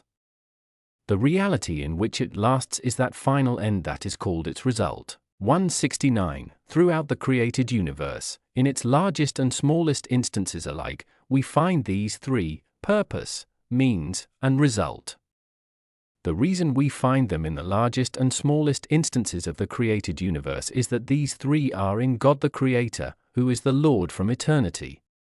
Since He is infinite, though, and since in one who is infinite there are infinite things in a distinguishable oneness, as explained in 17-22 above, these three are a distinguishable oneness in Him and in the infinite things that belong to Him. This is why the universe, being created from His reality and, if we look at its functions, being an image of Him, retains these three in each of its constituent details. 170. The grand purpose, or the purpose of all elements of creation, is an eternal union of the Creator with the created universe. This does not happen unless there are subjects in which His divinity can be at home, so to speak, subjects in which it can dwell and abide. For these subjects to be his dwellings and homes, they must be receptive of his love and wisdom, apparently of their own accord, subjects who will with apparent autonomy raise themselves toward the Creator and unite themselves with him. In the absence of this reciprocity, there is no union. We are those subjects, people who can raise themselves and unite with apparent autonomy. I have already explained several times, Foota 6, 57, 68, 116, that we are subjects of this sort and that we are receptive of divinity with apparent autonomy. Through this union, the Lord is present in every work he has created, since in the last analysis everything has been created for our sake. As a result, the functions of all created things rise level by level from the lowest things to us, and through us to God the Creator, their source, as explained in 65 to 68 above. 171. Creation is constantly pressing toward this final goal by means of this trio of purpose, means, and result, because these three elements are in God the Creator, as just stated. Further, divinity is in all space non-spatially, 69 to 72, and is the same in the largest and smallest things, 77 to 82. We can see from this that the entire creation, in its general tending toward its final goal, is the intermediate end, relatively speaking. God the Creator is constantly drawing up out of the earth forms of service in their sequence, a sequence that culminates in us, who are from the earth as far as our bodies are concerned. By accepting love and wisdom from the Lord, we are then raised up and furnished with all the means for the acceptance of love and wisdom. Moreover, we are so created that we can accept them if we are only willing to. What has now been said enables us to see, if only in a general way so far, that the goal of creation becomes manifest in final things, the goal being the return of all things to their Creator, and union. 172. The presence of this trio of purpose, means, and result in absolutely everything created is evidenced also by the fact that all the results that we call final goals become fresh new goals in an endless series, from the first, who is the Lord the Creator, to the last, which is our union with him. We can see that all final goals become fresh new goals from the fact that there is nothing so lifeless and dead that it has no trace of effectiveness in it. Even from sand there breathes something that provides a resource for accomplishing something, and therefore for having some effect. 173. Angelic wisdom about divine love. Part 3. There are atmospheres, liquids, and solids in the spiritual world just as there are in the physical world, but they are spiritual, while ours are physical. I have already noted, and in the book Heaven and Hell illustrated, the fact that the spiritual world and the physical world are similar to each other, the only difference being that every single thing in the spiritual world is spiritual and every single thing in the physical world is physical. Because these two worlds are similar to each other, there are atmospheres, liquids, and solids in each. These are the general elements that provide the means and substances for all the infinite variety of phenomena that arise. 174. As for the atmospheres that we refer to as ethers and airs, there are similar forms in each world, the spiritual and the physical, the difference being that in the spiritual world they are spiritual, while in the physical world they are physical. They are spiritual because they come from a sun that is the first emanation of the Lord's divine love and wisdom and accept into themselves the divine fire from him that is love and the divine light from him that is wisdom, bringing each down to the heavens where angels live. They bring about the presence of that sun in everything there, from the largest things to the smallest. The spiritual atmospheres are distinct substances or elemental forms that arise from the sun. Since they accept the sun individually, the sun's fire becomes a warmth that is ultimately adapted to the love of angels in heaven and spirits under heaven by being separated into a corresponding number of substances, enfolded in them, and tempered by being enfolded. The same holds true for the sun's light. In this respect, our physical atmospheres are like the spiritual ones. They too are distinct substances and elemental forms, arising from the physical world's sun. They too accept the sun individually and conceal its fire within themselves, temper it, and bring it down as warmth to earth where we are, and the same holds true for light. 175. The difference between spiritual atmospheres and physical atmospheres is that spiritual atmospheres are vessels of divine fire and light, of love and wisdom, then. They bear these things within themselves. Physical atmospheres, though, are not vessels of divine fire and light, they are vessels of the fire and light of their own Son, which is intrinsically dead, as explained above, 89, 157 to 159. As a result, there is nothing from the spiritual world's sun within them.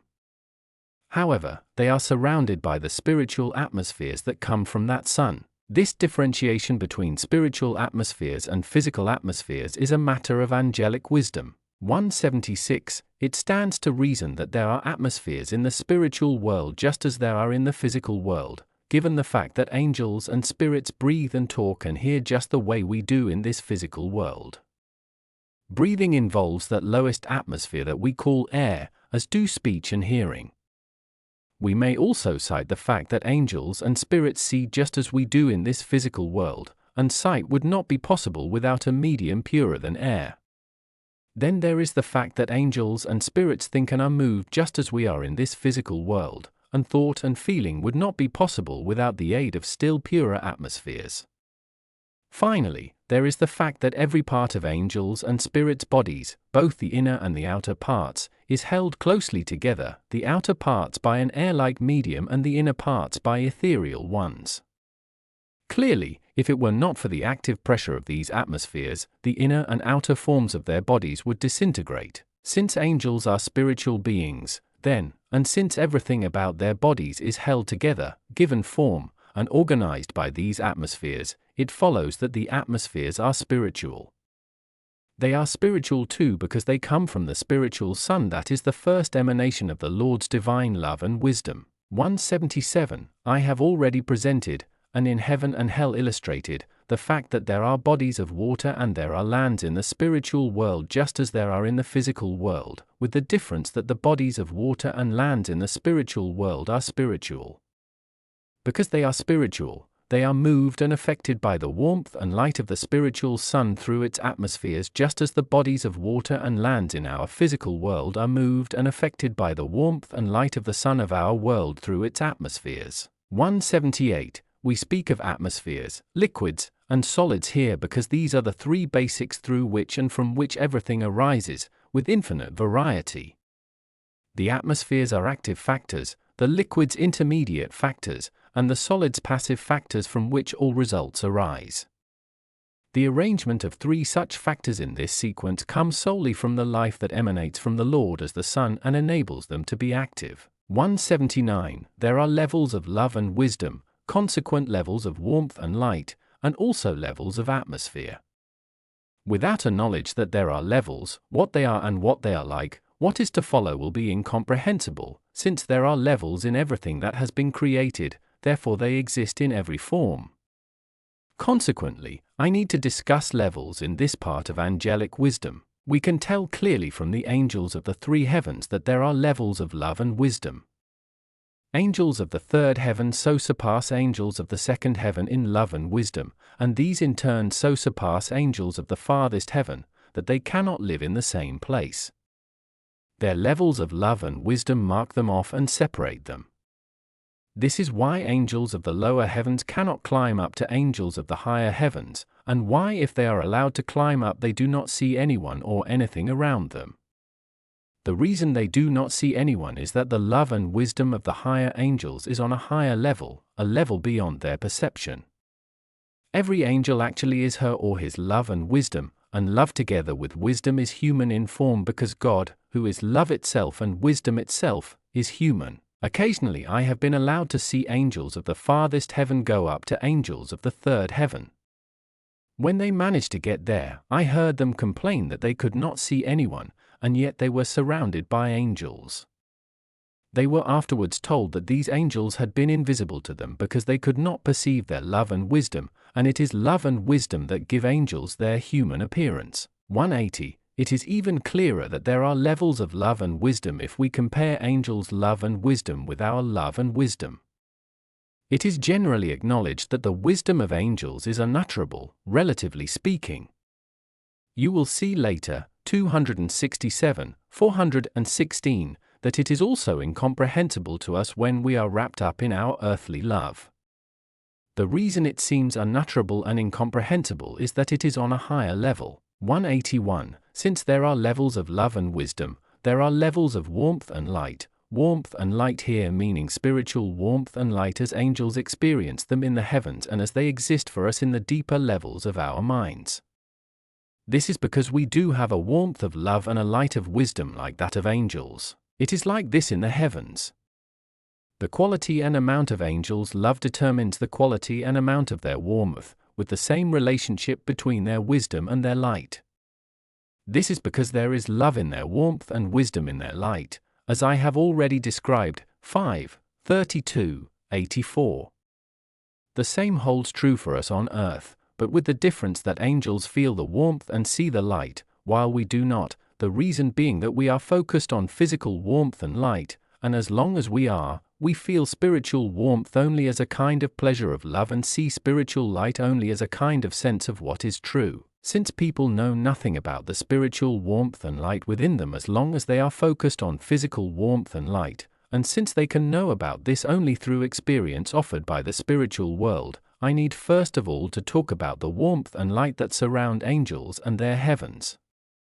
This is the one and only way to shed some light on this matter. 182. However, the levels of spiritual warmth cannot be described on the basis of experience because the love to which spiritual warmth corresponds does not fit into the images of our thought. Still, the levels of spiritual light can be described because light does fit. It is actually an attribute of thought. On the basis of levels of light, we can understand levels of spiritual warmth, since warmth and light are on comparable levels. As for the spiritual light that surrounds angels, I have been allowed to see this with my own eyes.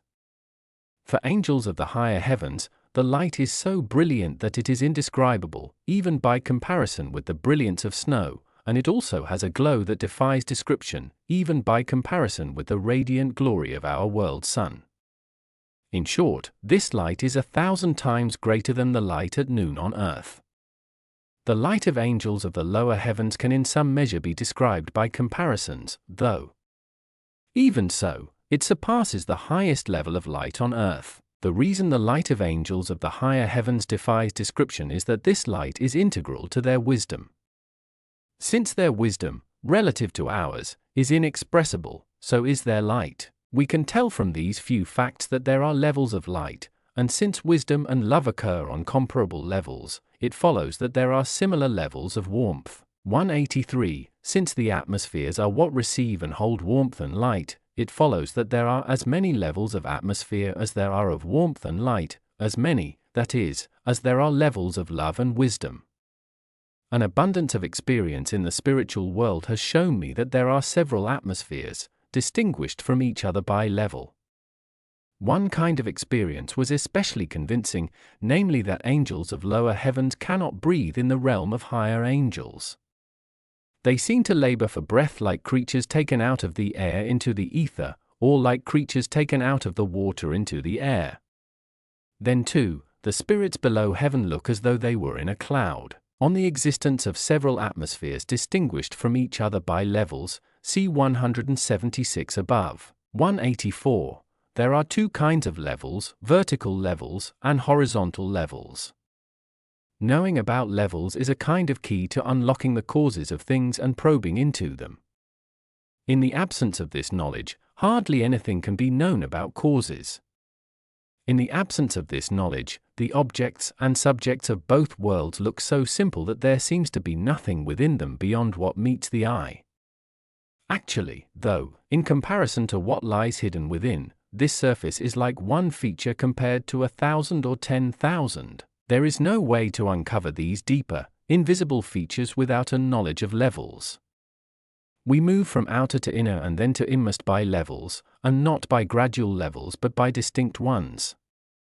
Gradual levels is the name we give to declines or decreases from coarser to finer or denser to rarer or better, to gains or increases from finer to coarser or from rarer to denser. They are just like going from light to darkness or from warmth to cold. In contrast, distinct levels are totally different. They are like antecedent, subsequent, and final events, or like the purpose, the means, and the result. We refer to them as distinct because the antecedent event exists in its own right, the subsequent event in its own right, and the final event in its own right, and yet taken together they constitute a single whole. Our atmospheres from top to bottom, from sun to earth, the atmospheres called ethers and airs, are marked off in levels of this kind. They are like the elements, compounds, and compounds of compounds that, taken all together, constitute a complex entity. These levels are distinct because they arise separately. They are what we mean by vertical levels. The other levels, though, are gradual because they increase evenly. These are what we mean by horizontal levels. 185. Absolutely everything that happens in the spiritual world and in the physical world results from a confluence of distinct and gradual levels, or of vertical and horizontal levels.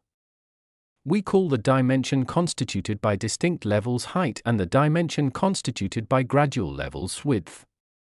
Their position relative to our eyesight does not change their labels. Without a recognition of these levels, nothing can be known about the differences between the three heavens or about the differences of the love and wisdom of angels there, nothing about the differences of the warmth and light that surround them, nothing about the differences of the atmospheres that encompass and envelop them.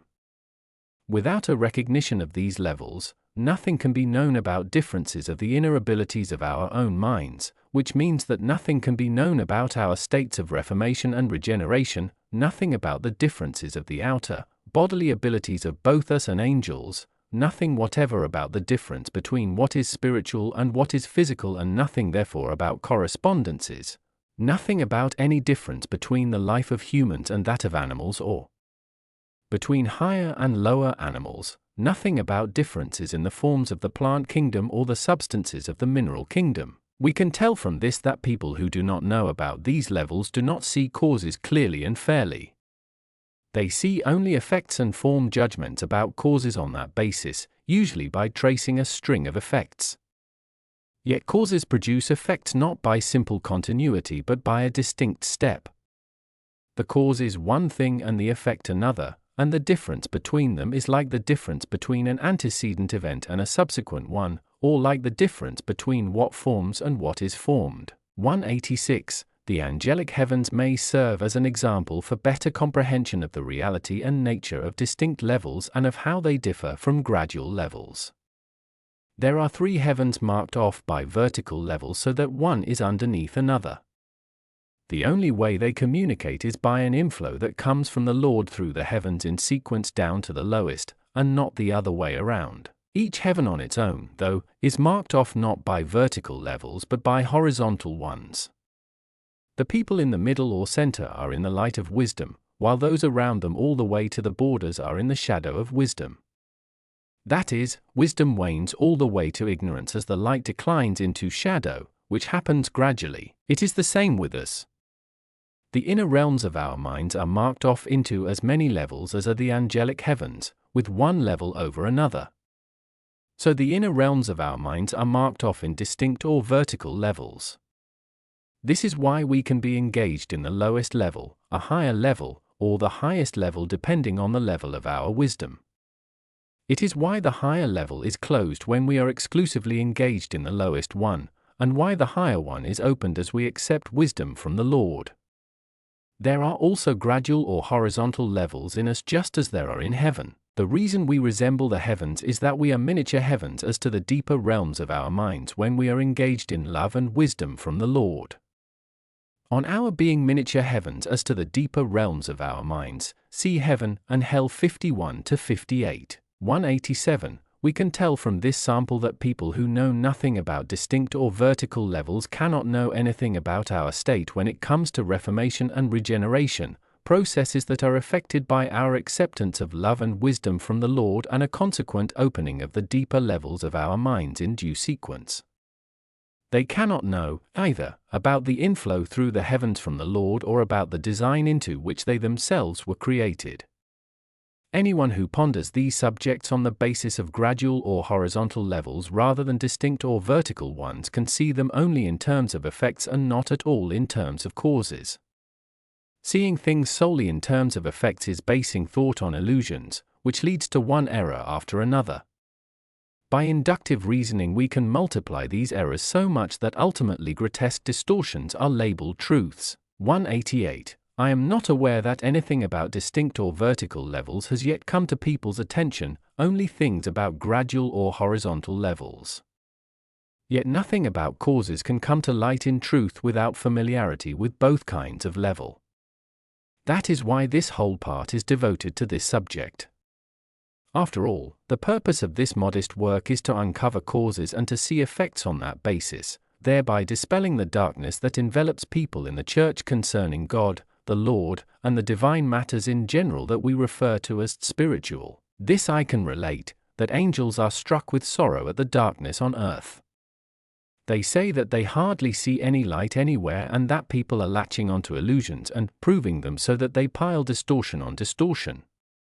In order to prove their distortions, they use reasoning based on illusions and on distorted truths to investigate things that cannot be cleared up because of the darkness that surrounds causes and because of their ignorance of truths. Angels expressed the greatest grief over their proof of faith separated from charity and over justification by faith, as well as over mistaken concepts of God, angels, and spirits, and over ignorance of the nature of love and wisdom. 189. Vertical levels are matched in kind, with one following from another in sequence like a purpose, a means, and a result.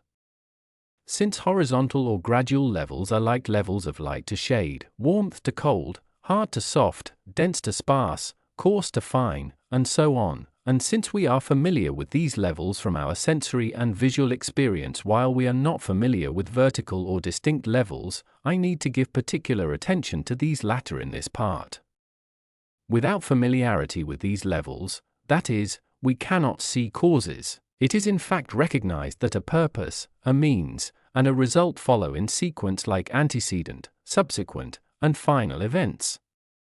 It is recognized that the purpose produces the means and then produces the result through the means so that the purpose can be realized, and much more is recognized along the same lines. Knowing such things without seeing them by applying them to actual events, however, is only abstract knowledge. It lasts only as long as we are engaged in analytical thought on the basis of metaphysical principles. As a result, even though a purpose, a means, and a result do progress by distinct levels, still there is little if any knowledge of those levels in the world. Thinking only about abstractions is like something ethereal that dissipates, but if these abstract principles are applied to things of an earthly nature, then they are like something we see with our own eyes on earth, and they stay in our memory. 190. Everything in the world characterized by three dimensions, that is, everything we call a compound, is constituted by three vertical or distinct levels. Some examples may make this clear. We know from visual experience that every muscle in the human body is made up of tiny fibers and that these, gathered into bundles, make up the larger fibers we call motor fibers. From these bundles come that compound entity called a muscle. It is the same with our nerves. The smallest fibers in them are woven together into larger ones that look like threads, and gatherings of these are woven together into nerves. It is the same with the rest of the weavings, bundlings, and gatherings that make up our organs and viscera. They are compounds of fibers and vessels in various arrangements, depending on similar levels. It is the same as well in all the members of the plant kingdom and all the members of the mineral kingdom. There are threefold gatherings of filaments in wood and threefold conglomerates of elements in metals and rocks as well. We can see from this what distinct levels are like, namely that one level is made from another and a third from the second, the third being called a compound. Each level is distinct from the other. 191. On this basis we can draw conclusions about things not visible to our eyes, since their arrangement is similar, for example about the organized substances that are the vessels and dwellings of the thoughts and feelings in our brains, about the atmospheres, about warmth and light, and about love and wisdom. The atmospheres are vessels of warmth and light are vessels of love and wisdom. So if there are levels of the atmospheres, then there are similar levels of warmth and light and similar levels of love and wisdom. There is not one set of relationships in one case and a different set in another. 192. We can tell from what has just been said that these levels are consistent, of the same character and nature. The smallest, larger, and largest motor fibers of our muscles have the same basic nature. The smallest, larger, and largest nerve fibers match, the woody filaments match from their smallest forms to their compounds, and the parts of rocks and metals match in the same way. The organized substances that are vessels and dwellings of our thoughts and feelings match, from the very simplest to their overall compound, the brain. The atmospheres match, from pure ether to air. The levels of warmth and light that parallel those of the atmospheres in their sequence match, and therefore so do the levels of love and wisdom. Things that are not of the same character and nature do not match and do not harmonize with things that do. This means that they cannot combine with them to make up distinct levels. They can combine only with their own kind, with things of the same character and nature, things that match. 193. Clearly, these levels are in a sequence like that of a purpose, a means, and a result, since the first or smallest promotes its cause through the intermediate and achieves its result through the last. 194. It is important to realize that each level is delineated from the other by its own membrane, with all the levels together being delineated by a common membrane. This common membrane communicates with the deeper and deepest levels in proper sequence, which is what makes possible the union and concerted action of all of them. 195. The first level is the sum and substance of all the levels. This is because the levels of every subject and every object are matched in kind, and they are matched in kind because they have been produced by the first level. The way they are formed is that the first level produces a second by folding together or congregating, in short, by gathering, and through this second level, it produces a third. Further, it marks each level off from the other by a surrounding membrane. We can see from this that the first level is in primary and sole control of the subsequent ones, and that in fact the first level is the sum and substance of all the levels. 196. While we talk about the relationships of the levels to each other, this principle really applies to the substances that exist on their levels. The language of levels is an abstract language that is universal and therefore applicable to any subject or object that may have levels in its own particular way. 197. We can apply this principle to everything that was listed in the previous section, to muscles and nerves, for example, to the substances and components of both the plant and mineral kingdoms, to the organized substances that are the subjects of our own thoughts and feelings, to the atmospheres, to warmth and light, and to love and wisdom. In each instance the first is the only controlling reality in things subsequent and is in fact their only content, and since it is their only content, it is all there is to them. We can see the truth of this from what we have already recognized, namely that the purpose is the whole of the means and through the means is the whole of the result.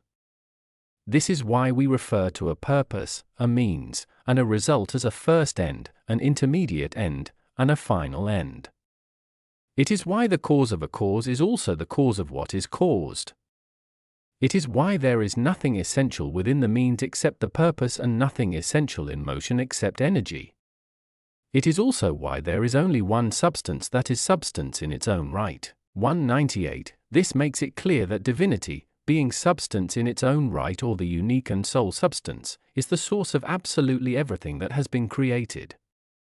This means that God is the sum and substance of the universe, in accord with what was presented in Part 1. Divine love and wisdom is substance and form. 40-43. Divine love and wisdom is substance and form in its own right, and is therefore wholly itself and unique. 44-46. Everything in the universe was created by divine love and wisdom. 54-60. 52-60. The created universe is therefore an image of him. 61-65. 61-64. And he in Part 2. The Lord alone is the heaven where angels live. 113-118. 199. All processes of perfection increase and rise by and according to levels. I have already explained that there are two kinds of level, horizontal and vertical, in 184-188 above. I have explained that the horizontal levels are like levels of light tending toward darkness or wisdom tending toward ignorance, while vertical levels are like those of a purpose, a means, and a result, or like something antecedent, something subsequent, and something final. These latter levels are described as rising and falling, since they involve height, while the former are described as waxing and waning because they involve width. These levels are so different from each other that they have nothing in common, so they need to be grasped clearly and not confused with each other in any way. 200. The reason all processes of perfection increase and rise by and according to levels is that all attributes are secondary to their substances, and perfection and imperfection are general attributes. We attribute them to life, to events, and to forms. Perfection of life is perfection of love and wisdom, and since volition and discernment are their vessels, perfection of life is also perfection of volition and discernment and therefore of feelings and thoughts. Further, since spiritual warmth is the vehicle of love and spiritual light is the vehicle of wisdom, their perfection too can be traced back to perfection of life. Perfection of events is perfection of everything that is activated and set in motion by life, though life is not inherent in the events. Such events are the atmospheres in regard to what they do, also our own inner and outer organized substances and those of all kinds of animal. Such events also are all the things in the physical world that get their activities directly or indirectly from its sun. Perfection of forms and perfection of events constitute a single entity, since the nature of the events determines the nature of the forms. The only difference is that the forms are forms of substance while the events are what the substances do. Consequently, the two have similar levels of perfection. Even forms that are not doing anything at a given time have their kinds of perfection according to levels. 201. There is no need at this point to discuss the way processes of perfection of life, events, and forms rise and fall by horizontal or gradual levels because these levels are familiar in our world. There is, however, a need to discuss the way processes of perfection of life, events, and forms rise and fall by vertical or distinct levels, because these levels are not familiar in our world. From what we can see in this physical world, it is almost impossible to understand how these processes rise and fall by distinct levels, but it is quite clear in what we can see in the spiritual world.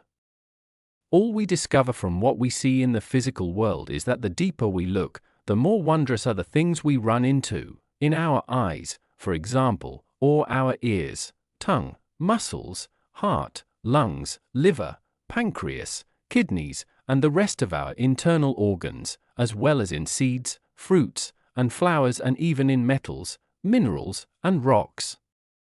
It is widely known that we run into more wondrous things in all these phenomena the deeper we probe, but little attention has been paid to the fact that the deeper perfection increases by vertical or distinct levels.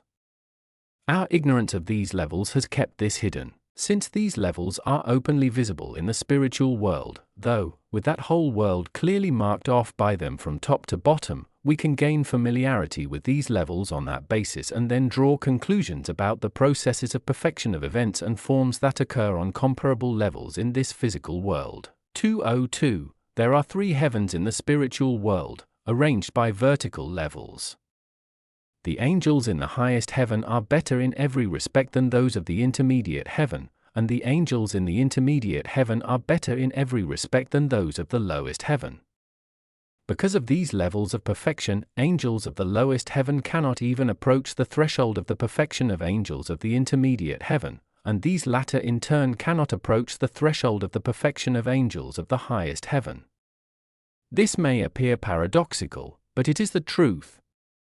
The reason is that they are grouped by distinct levels and not by gradual ones. Experience has taught me that there is such a difference between angels of the higher and lower heavens in feelings and thoughts and therefore in speech that they have nothing in common.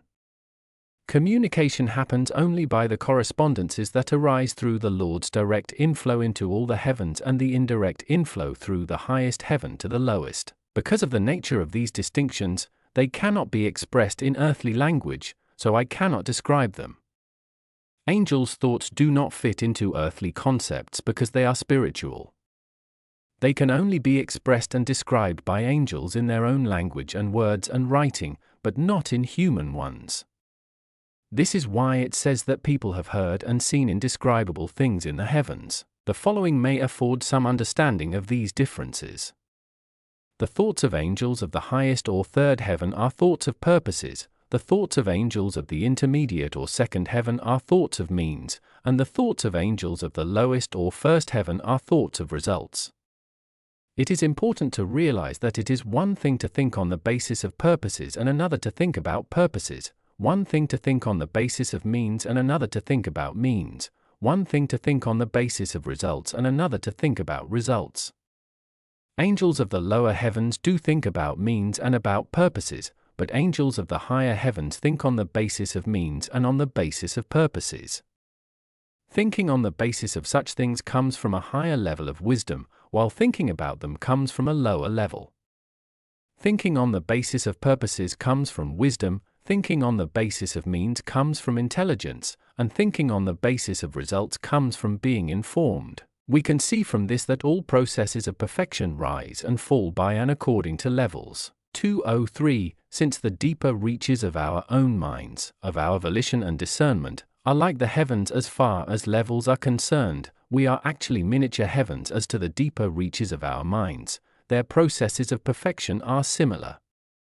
However, these processes are not perceptible to any of us as long as we are living in this world, since we are then on the lowest level, and the higher levels are unrecognizable from the lowest level. After death, though, we can identify them, since then we are on whatever level answers to our love and wisdom.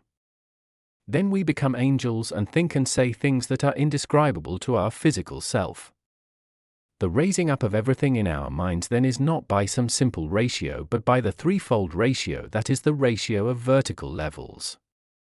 The simple ratio applies to horizontal levels. The only people who rise or are brought up to those levels, though, are the ones who have been attentive to truths in this world and have applied them to their lives. 204. It may seem as though antecedent things are less perfect than subsequent ones and constituent things are less perfect than compounds, but in fact the antecedent things that give rise to subsequent ones are more perfect, as are the constituents from which compounds are formed.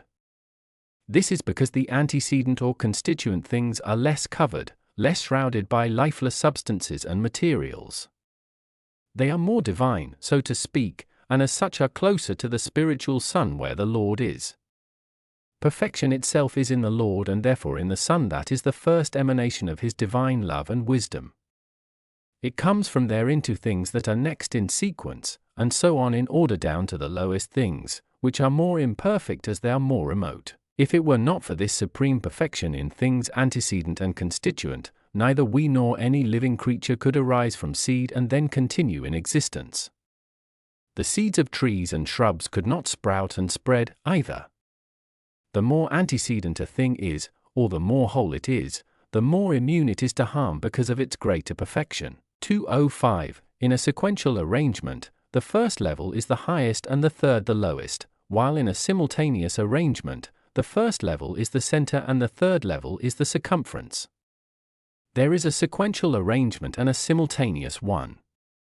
The sequential arrangement of these levels is from highest to lowest or from top to bottom. This is the arrangement of the angelic heavens, with the third heaven one as the highest, the second in between, and the first as the lowest. These are their relative locations. The same sequential arrangement applies to states of love and wisdom among angels in heaven, to warmth and light, and to spiritual atmospheres. The same arrangement applies to all the processes of perfection of events and forms there. When the vertical or distinct levels are in this sequential arrangement, they are like a tower divided into 3 floors so that one can go up or down. The most perfect and lovely things are on the top floor, less perfect and lovely things on the middle floor, and still less perfect and lovely things on the lowest floor, in a simultaneous arrangement of the same levels, though it looks different.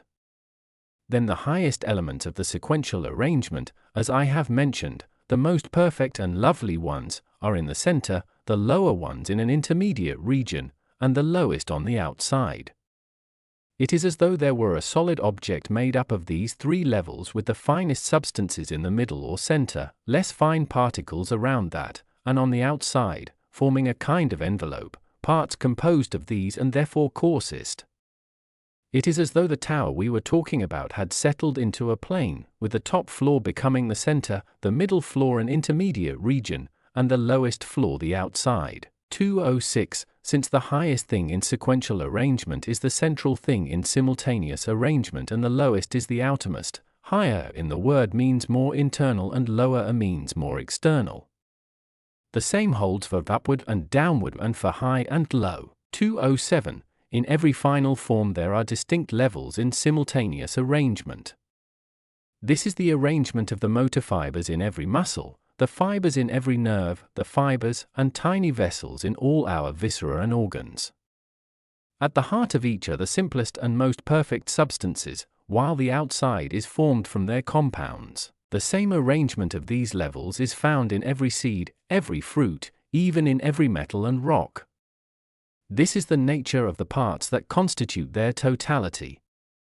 Their central, intermediate, and outermost parts are on these levels, and they themselves are successive compounds, aggregates, or masses of these simple components that are their primary substances and materials. 208. In short, there are levels like this in every final form and therefore in every effect, since every final form consists of antecedents that in turn consist of things primary to them. Likewise, every result comes from a means and every means from a purpose, the purpose being the whole essence of the means and the means the whole essence of the result, as I have just explained. 168, 197. Further, the purpose constitutes the center, the means the intermediate, and the result the final outcome. We will see later. 224, 231, 232, 235, 236 to 241, that the same holds for levels of love and wisdom, warmth and light, and for the organized forms of feelings and thoughts within us. I have discussed the sequence of these levels in sequential and simultaneous arrangements in teachings for the New Jerusalem on Sacred Scripture 38 and elsewhere, showing that there are similar levels in all the details of the word. 209. The final level is the composite, vessel, and foundation of the prior levels. Examples of the principle of levels that is under discussion in this part have thus far been drawn from various things that occur in our two worlds, levels of the heavens where angels live, for example, levels of the warmth and light that surround them, of the atmospheres, of various parts of the human body, and of things in the animal and mineral kingdoms. The principle of levels has a wider range, though. Its range includes not only physical phenomena but also societal, moral, and spiritual ones in all their detail. There are two reasons why the principle of levels includes such matters. The first is that there is a trine in everything that can be said to have attributes, a trine called purpose, means, and result, and these three are related to each other by vertical levels. The second reason is that no societal, moral, or spiritual phenomenon is abstract or disembodied. They are matters of substance, for just as love and wisdom are not abstractions but substances, as I have explained above in 40 to 43, so are all the things we refer to as societal, moral, and spiritual. We can of course think about them in the abstract, as disembodied, but in their own right they are not abstractions. Take feeling and thought, for example, or charity and faith, or volition and discernment. What applies to love and wisdom applies to them as well, namely that they do not happen apart from subjects that are substantial. They actually have to do with the state of those subjects or substances. We will see later, 273, 316, that they are shifts of state that give rise to change. Substance means form as well, since there is no such thing as a formless substance. 210. Since we can think about volition and discernment, about feeling and thought, and about charity and faith apart from the substantial realities that are their subjects, and since we have thought about them in this way, we have lost any appropriate concept of them, any realization that they refer to the states of substantial realities or forms. Exactly the same principle applies to sensations and actions, which are not things in the abstract apart from our sensory and motor organs. In the abstract, or apart from their organs, they are theoretical constructs only. They are like sight with no eye, hearing with no ear, taste with no tongue, and so on. 2:11. Since all societal, moral, and spiritual events, like all physical ones, happen not only by gradual levels but also on distinct levels, and since processes on distinct levels are like the processes of purpose to means and means to result, I should like to illustrate and demonstrate the present topic, that the final level is the composite, vessel, and foundation of the prior levels, by what I have just mentioned, namely instances of love and wisdom, of volition and discernment, of feeling and thought, and of charity and faith. 2:12. We can tell quite clearly that the final level is the composite, vessel, and foundation of the prior ones by looking at the way purpose and means progress to result. Enlightened reason can grasp the fact that the effect is the composite, vessel, and foundation of the means and the purpose, but cannot grasp as clearly the fact that the purpose in all fullness and the means in all fullness are actively present in the result, with the result being completely inclusive of them. This follows from what has already been said in this part, especially from the fact that one level comes from another in a three-stage sequence and that a result is simply a purpose in its final form. Since the final form is this kind of composite, it follows that the final form is their vessel and also their foundation. 2:13. As for love and wisdom, love is the purpose, wisdom the means, and service the result. Further, service is the composite, vessel, and foundation of wisdom and love, such a composite and such a vessel that every bit of love and every bit of wisdom is actively present in it. It is their total presence. We need to be absolutely clear, though, that in keeping with what was presented in 189 to 194 above, what are present in service are all the elements of love and wisdom that are of the same kind, harmonious. 2:14. Desire, thought, and act occur on a sequence of similar levels, since every desire has to do with love, every thought with wisdom, and every act with service. Charity, faith, and good works occur on the same sequence of levels, since charity is a matter of desire, faith of thought, and good works of act. Volition, discernment, and practice occur on the same sequence of levels as well, since volition is a matter of love and therefore of desire, discernment of wisdom and therefore of faith, and practice of service and therefore of deeds. Just as all the elements of wisdom and love dwell within service, all the elements of thought and desire dwell within act, and all the elements of faith and charity dwell within deeds, and so on. This means all the elements that are of the same kind, that are harmonious. 2:15. People have not yet recognized that the last member of each sequence, service, act, deed, and practice, is the composite and vessel of all the earlier members. It seems as though there were nothing more within service, act, deed, or practice than there is within motion. However, all these prior stages are actively present within, so completely present that nothing is missing. They are enclosed within it the way wine is enclosed in a bottle or furnishings in a house. The reason this is not noticed is that we look at acts of service from the outside only, and things seen from the outside are simply events and motions.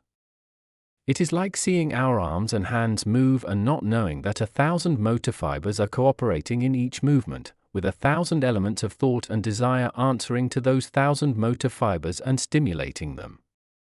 Since these things are happening far inside, they are not visible to any of our physical senses. This much is known, that nothing is done in or through the body except from volition and through thought, and since these two are acting, every element of volition and thought must necessarily be present within the act. They cannot be separated. This is why we draw conclusions on the basis of deeds or works about each other's purposeful thought, which we refer to as intent. I have learned that angels can sense and see from some one single deed or work everything about the intention and thought of the one who is doing it. From the person's volition, angels of the third heaven see the purpose for which it is being done, and angels of the second heaven see the means through which the purpose is working. This is why deeds and works are so often mandated in the Word, and why it says that we are known by our works. 2:16. According to angelic wisdom, unless volition and discernment, or desire and thought, or charity and faith, devote themselves to involvement in works or deeds whenever possible, they are nothing but passing breezes, so to speak, or images in the air that vanish. They first take on permanence in us and become part of our life when we perform and do them. The reason is that the final stage is the composite, vessel, and foundation of the prior stages. Faith apart from good works is just this kind of airy nothing or image, and so are faith and charity apart from their practice. The only difference is that people who put faith and charity together know what is good and are able to intend and do it, but not people who are devoted to faith apart from charity. 2:17. The vertical levels find their full realization and power in their final form. I explained in the preceding section that the final level is the composite and vessel of the prior levels. It follows from this that the prior levels find their full realization in their final level. That is where they are in their effect, and every effect is a summary of its causes. 2:18. Everything I have already cited from what we can sense and perceive may be used in support of the proposition that the rising and falling levels, the ones we call antecedent and subsequent or vertical and distinct levels, find their power in their final stage. At this point, though, I want to cite only energy, force, and motion in lifeless and living entities. It is common knowledge that energy does not accomplish anything by itself, but only through forces responsive to it, using them to cause motion. This is why energy is the whole essence of force, and through force, the whole essence of motion. Since motion is the final stage of energy, energy exercises its power through motion. The only way energy, force, and motion are united is by vertical levels, a union that is not one of continuity, since the levels are distinct, but of responsiveness. Energy, that is not force, and force is not motion. Rather, force is produced by energy, and force is energy being exercised, and motion is produced by force.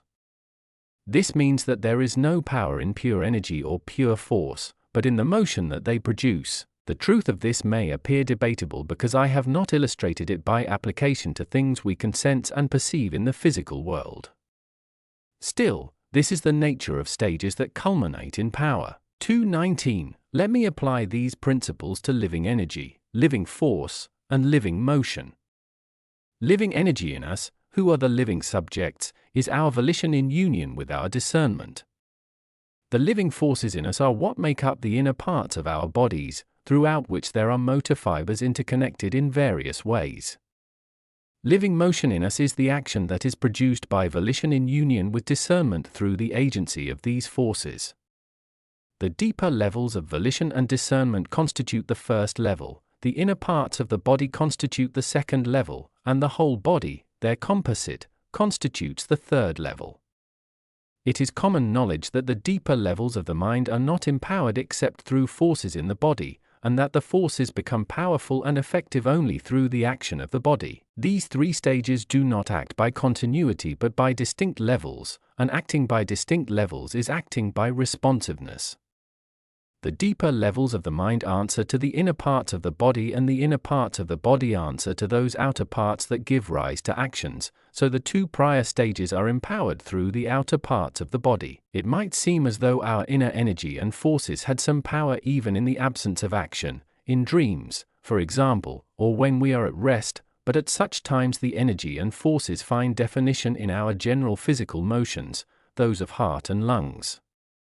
Once these stop, however, the forces stop as well, and with them the energy. 2:20. Since the whole being or body focuses its powers primarily in the arms and hands, which are the extremities, arms and hands in the word mean power, with the right hand meaning the greater power.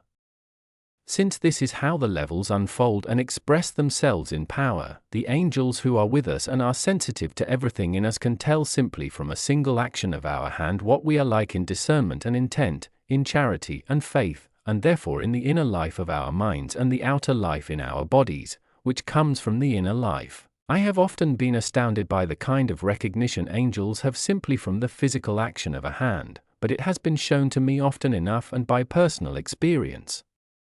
I have also been told that this is why induction into ministry is done by the laying on of hands and why touching with the hand means sharing, among other things. This leads to the conclusion that the whole of charity and faith is in works, and that charity and faith without works are like halos around the sun that dissipate and vanish when a cloud passes by. So time after time the Word talks about works and doing and says that our salvation depends on such things.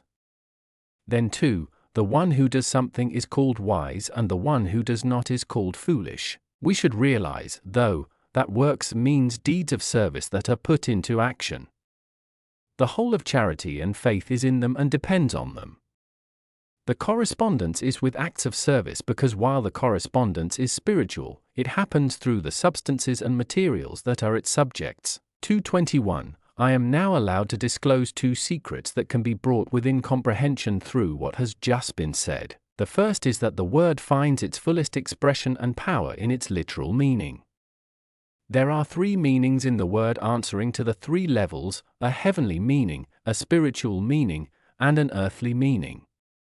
Since the word contains these 3 meanings by the 3 vertical levels and their union is through correspondence, the final meaning, the earthly one that we call the literal meaning, is not only the composite, vessel, and foundation of the deeper, corresponding meanings, it is also the word in its fullest expression and its full power. There is an abundance of evidence and support for this in teachings for the New Jerusalem on sacred scripture 27-35, 27-36, 36-49, 37-49, 50-61, and 62-69. The second secret is that the Lord came into the world and took on a human nature in order to gain access to the power to conquer the hells and bring everything in the heavens and on earth back into order. He put on this human nature over the human nature he had before. The human nature he put on in the world was like our own worldly nature, but each nature was still divine and therefore infinitely transcendent of our own and angels' finite human nature. Further, since he completely transformed his physical human level all the way to its limits, he, unlike anyone else, rose from death with his whole body. By taking on this human nature he clothed himself with a divine omnipotence not only for the conquest of the hells and the reordering of the heavens but also for keeping the hell subject forever and saving us. This power is what is meant by his sitting at the right hand of the power and might of God. Since the Lord made himself divine truth in ultimate form by taking on a physical human nature, he is called the Word, and it says that the Word was made flesh. Divine truth in its ultimate form is the Word in its literal meaning. He made himself that Word by fulfilling everything about himself in the Word, in Moses, and the prophets. Everyone is his or her own good and true nature. Nothing else makes us human. Because he took on a physical human nature, the Lord is divine good and divine truth itself, or in other words, divine love and divine wisdom itself, in both their primal and their ultimate forms. This is why he looks like a sun in the angelic heavens with greater glory and fuller brilliance after his coming into the world than before his coming. This is a secret that can be brought within comprehension by the principle of levels. I will be discussing later, 233, his omnipotence before his coming into the world. 222. There are levels of both kinds in everything that has been created, no matter how large or small. There is no way to offer visible examples of the fact that the largest and smallest things of all are made up of distinct and gradual, or vertical and horizontal, levels, because the smallest things that occur are not visible to our eyes and the largest do not seem to be marked off into levels. The only available way to explain this principle, then, is by looking to universal phenomena, and since angels are engaged in wisdom on the basis of universal principles and derive knowledge about details on that basis, I may offer some of the things they have said on the subject. 223. Angelic pronouncements on the subject are as follows. There is no thing so small that it does not contain levels of both kinds, not the smallest thing in any animal, not the smallest thing in any plant, not the smallest thing in any mineral, not the smallest thing in the ether or the air.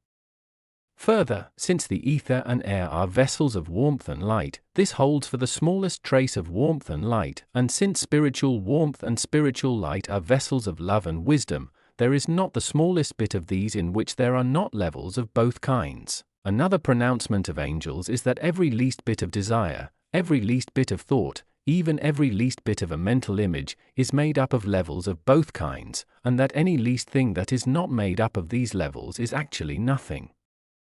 It has no form, so it has no characteristics, no state that can shift and change so that it becomes manifest. Angels support this by the truth that the infinite things in God the Creator, who is the Lord from eternity, are distinguishably one, with infinite things within those infinite things of His and levels of both kinds within those infinitely infinite things that are also distinguishably one in Him.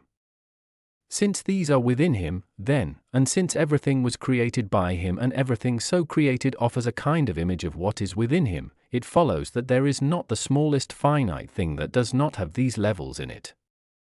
The reason these levels are in the smallest and the largest things alike is that divinity is the same in the largest and smallest things, on infinite things being distinguishably one in the divine human one, see 17 to 22 above, and on divinity being the same in the largest and smallest things, 77 to 82. There are further examples in 155, 169, and 171, 224. The reason there is not the slightest trace of love and wisdom or of desire and thought or of a mental image that does not have levels of both kinds in it is that love and wisdom, and likewise desire and thought, are substance and form, as I have explained in 40 to 43 above. As I have already stated, 223, there is no form that does not involve levels of both kinds. It follows that they involve these same levels. To separate love and wisdom or desire and thought from substance in form is to annihilate them because they do not occur apart from their subjects. They are actually manifested by the states of these subjects as we perceive them when they change. 225. The largest things that involve levels of both kinds include the universe in all its fullness and the physical world in all its fullness. They include the spiritual world in its fullness, every empire and every monarchy in its fullness and their every moral and spiritual feature in its fullness, the whole animal kingdom, the whole plant kingdom, and the whole mineral kingdom, each in all its fullness.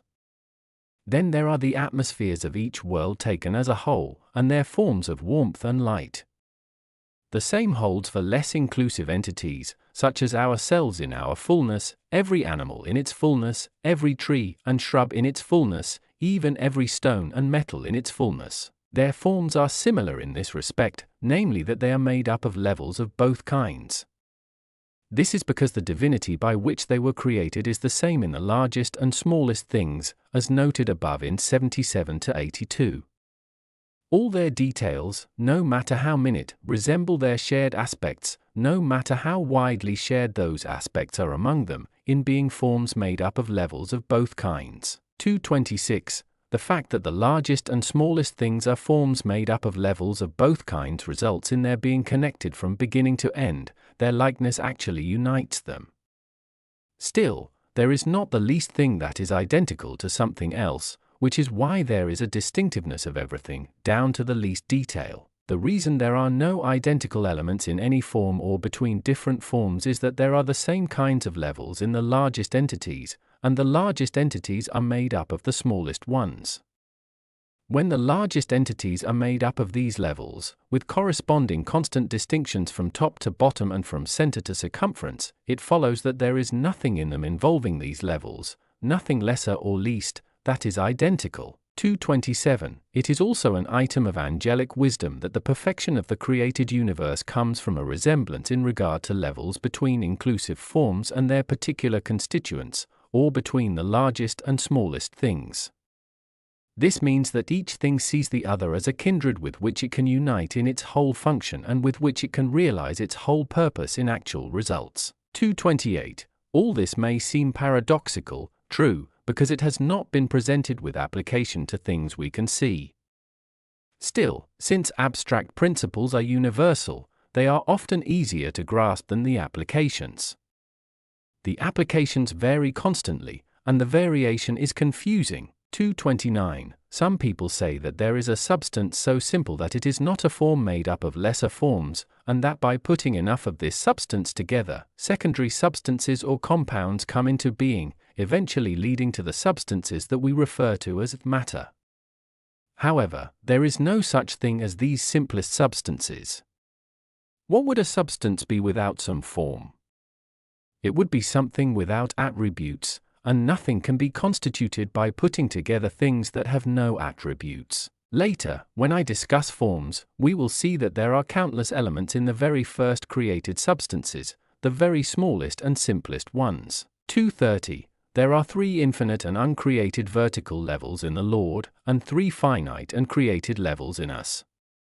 The reason there are 3 infinite and uncreated vertical levels in the Lord is that the Lord is love itself and wisdom itself, as explained above, 28 to 33. Since the Lord is love itself and wisdom itself, he is also usefulness itself, since love has useful functions as its goal and puts them into effect by means of wisdom. Apart from usefulness, love and wisdom have no definition or boundary, no dwelling. This means that we cannot say they exist or are present unless there is a useful function in which they occur. These 3 elements constitute 3 vertical levels in agents of life.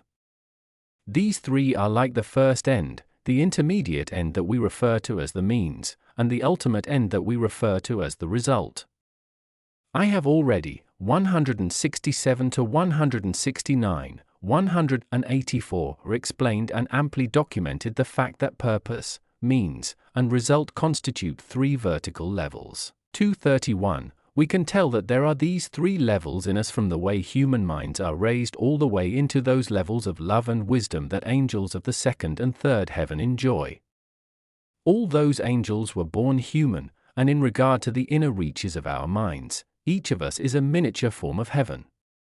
Count the number of heavens and you have the number of vertical levels within each of us, from our creation.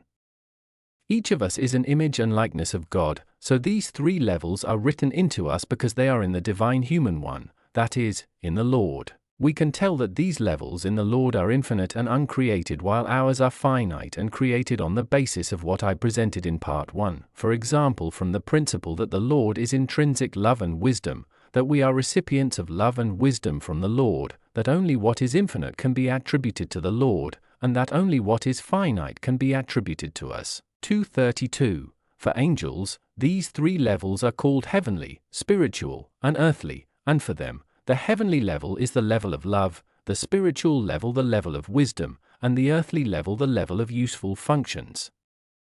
The reason for giving the levels these names is that the heavens are divided into 2 kingdoms, one called the heavenly kingdom and the other the spiritual kingdom, with a 3rd kingdom added where we in the world are, called the earthly one. Then 2. The angels who make up the heavenly kingdom are focused on love, while the angels who make up the spiritual kingdom are focused on wisdom and we in this world are focused on useful functions.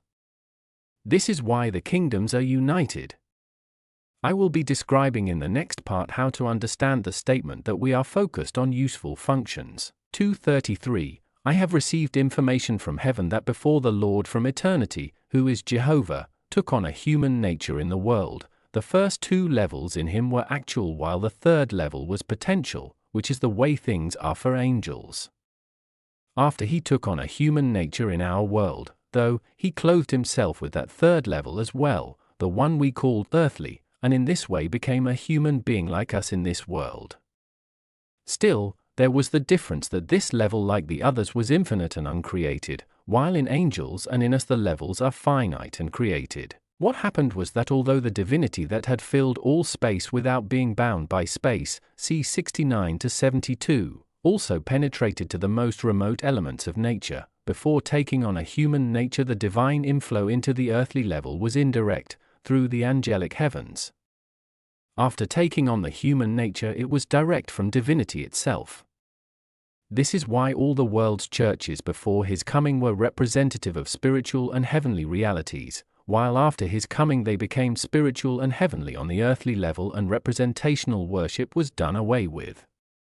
This is also the reason why the Son of the angelic heaven, which is already noted, 93, is the first emanation of his divine love and wisdom, shone out with greater radiance and brilliance after he took on a human nature than before.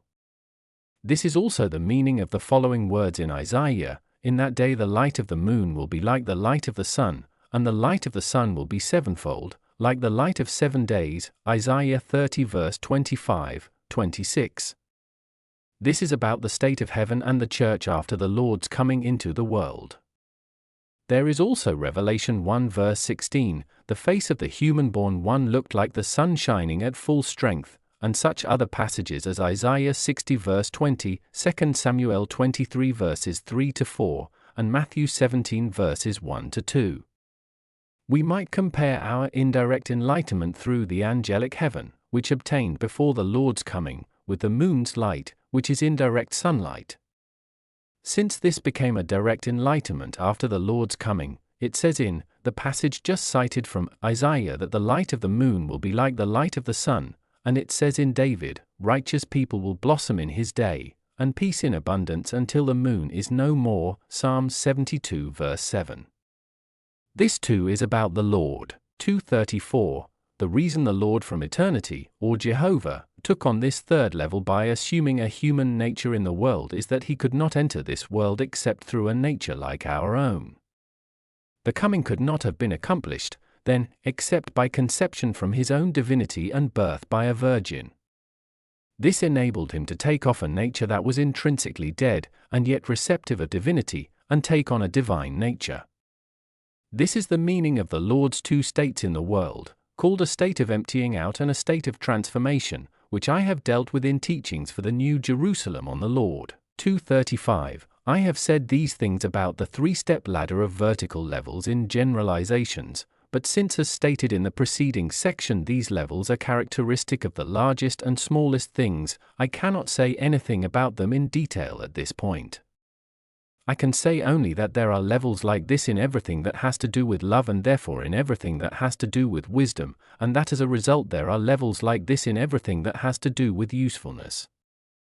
However, in the Lord they are all infinite, while in angels and in us they are finite.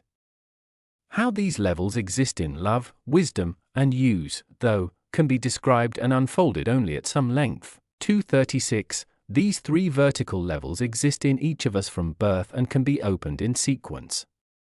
As they are opened, we are in the Lord and the Lord is in us. The existence of three vertical levels in us has not been widely recognized before. This is because vertical levels themselves have not been identified, and as long as these levels have been unrecognized, the only levels people could know about are the gradual ones. When these are the only levels people know about, they can believe that our love and wisdom increase only gradually. It needs to be realized, though, that we all have these three vertical or distinct levels in us from our birth, one above or within the other, and that each vertical or distinct level has horizontal or gradual levels by which it increases incrementally. This is because there are both kinds of level in everything, no matter how large or small, as explained above in 222 to 229. Neither kind of level can exist apart from the other. 237. As noted in 232 above, these three vertical levels are called earthly, spiritual, and heavenly. When we are born, we come first into the earthly level, which gradually develops within us in keeping with the things we learn and the intelligence we gain through this learning, all the way to that summit of intelligence called rationality. This by itself, though, does not open the second level, the one called spiritual. This level is opened by a love for being useful that comes from our intelligence, but the love for being useful is a spiritual one, a love for our neighbor. In the same way, this level can develop by incremental steps all the way to its summit, and it does so by our discovering what is true and good, or by spiritual truths. Even so, these do not open that third level that is called heavenly. This is opened by a heavenly love for being useful that is a love for the Lord, and love for the Lord is nothing but applying the precepts of the Word to our lives, these precepts being essentially to abstain from evil things because they are hellish and demonic and to do good things because they are heavenly and divine. This is how the three levels are opened in us sequentially. 238. As long as we are living in this world, we have no knowledge of any opening of levels within us. This is because our attention is focused on the earthly level, which is the most remote. We are thinking, intending, and talking and acting on that basis, and the spiritual level, which is deeper, does not communicate with the earthly level directly, but only by correspondence. Communication by correspondence is imperceptible. However, as soon as we put off the earthly level, which happens when we die, we come into awareness of whatever level has been opened within us in the world, of the spiritual level if that level has been opened, of the heavenly level if that level has been opened. If we become conscious on the spiritual level after death, then we no longer think, intend, or talk or act in an earthly way, but spiritually. If we become conscious on the heavenly level, then we think, intend, and talk and act on that level. Further, since communication among the three levels occurs only by correspondence, the differences in level of love, wisdom, and useful function are so definite that there is no communication between them by direct contact. We can see from this that we do have three vertical levels and that these can be opened in sequence. 239. Because there are within us these three levels of love and wisdom and therefore of usefulness, it follows that there are three levels of volition and discernment and consequent closure, and therefore of concentration within us on usefulness, since volition is the vessel of love, discernment the vessel of wisdom, and closure the usefulness that results from them. We can see from this that there is within each of us an earthly, a spiritual, and a heavenly volition and discernment, potentially from birth, and effectively when they are opened. In short, the human mind, consisting of volition and discernment, has three levels from creation and birth, so we have an earthly mind, a spiritual mind, and a heavenly mind. Consequently, we can be raised into angelic wisdom and possess it even while we are living in this world. Still, we become conscious of it only after death, if we become angels, and then we say inexpressible things, things incomprehensible to an earthly-minded person. I was acquainted with a moderately educated man in the world and saw him and talked with him in heaven after his death. I sense very clearly that he was talking like an angel and that what he was saying was beyond the grasp of earthly-minded people.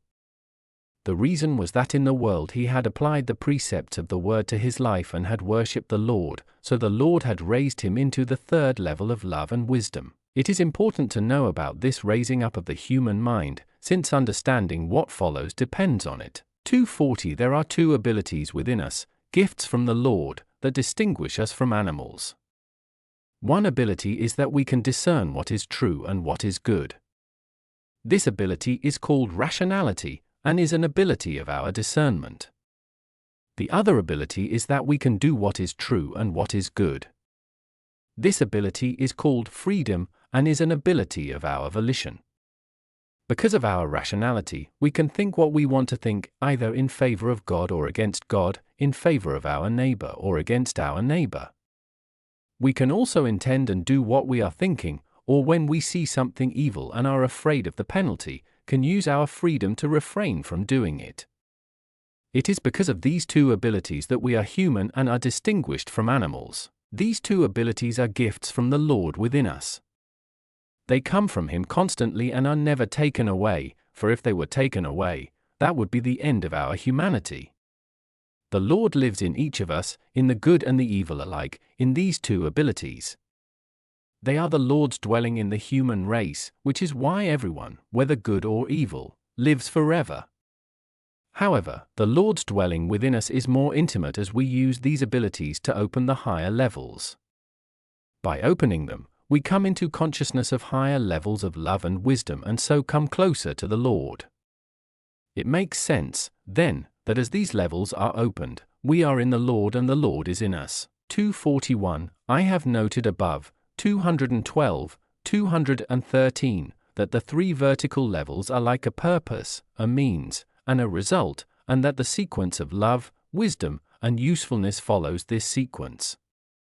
I need at this point, then, to say a little about love as the purpose, wisdom as the means, and usefulness as the result. People who pay attention to their reason when that reason is in the light can see that our love is the purpose of everything we do, since it is what we love that we think about, decide upon, and do, so it is what we have as our purpose.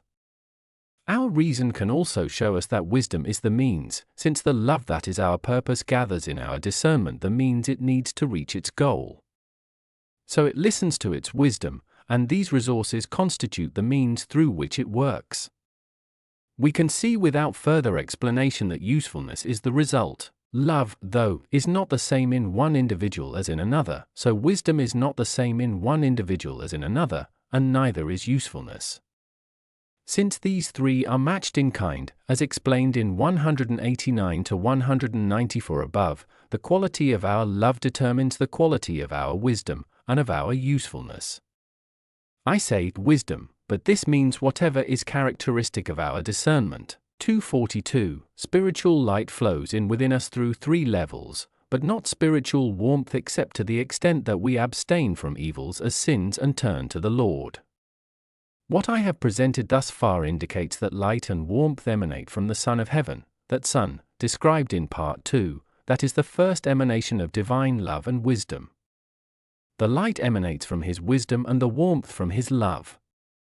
Further, the light is the vessel of wisdom and the warmth is the vessel of love, and the more we are engaged in wisdom, the more we come into that divine light, and the more we are engaged in love, the more we come into that divine warmth. We can also tell from what has been presented that there are three levels of light and three levels of warmth, or three levels of wisdom and three levels of love, and that these levels are formed within us in such a way that we are open to divine love and wisdom and therefore to the Lord. The present task, then, is to show that while spiritual light flows in through these three levels in us, spiritual warmth does not, except to the extent that we abstain from evils as sins and turn to the Lord, or what amounts to the same thing, to show that we can accept wisdom all the way to the third level, but not love unless we abstain from evils as sins and turn to the Lord, or, what again amounts to the same thing, to show that our discernment can be raised up into wisdom, but our volition cannot be raised up into love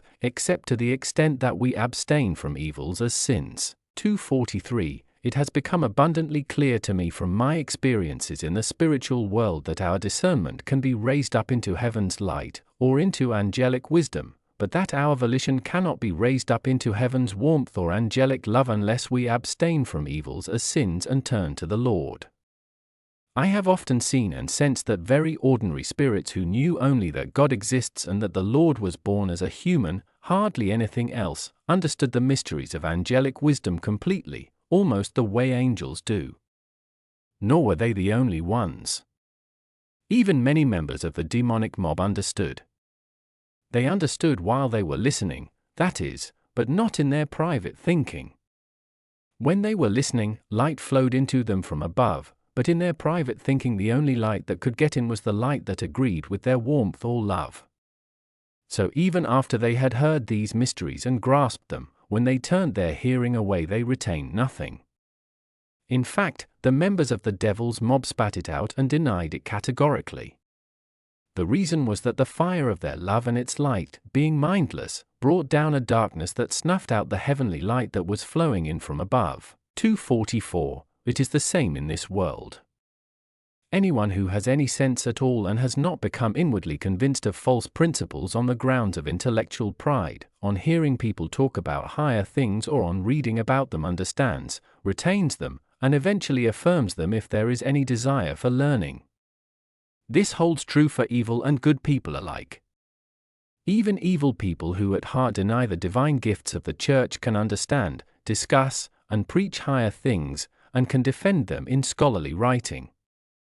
However, when they are left on their own to think about them, their thinking is based on their hellish self-centeredness, and they deny them. We can see from this that our discernment can be in spiritual light even though our volition may not be in spiritual warmth. It also follows from this that our discernment does not lead our volition, or that wisdom does not give rise to love. It merely teaches and shows the way. It teaches how we should live and shows us the way we should follow. It also follows from this that our volition leads our discernment and gets it to work in unison with itself. The love that is the substance of our volition gives the name of wisdom to whatever in our discernment it finds harmonious. I will be showing below that on its own, apart from discernment, our volition accomplishes nothing. Everything it does in conjunction with our discernment.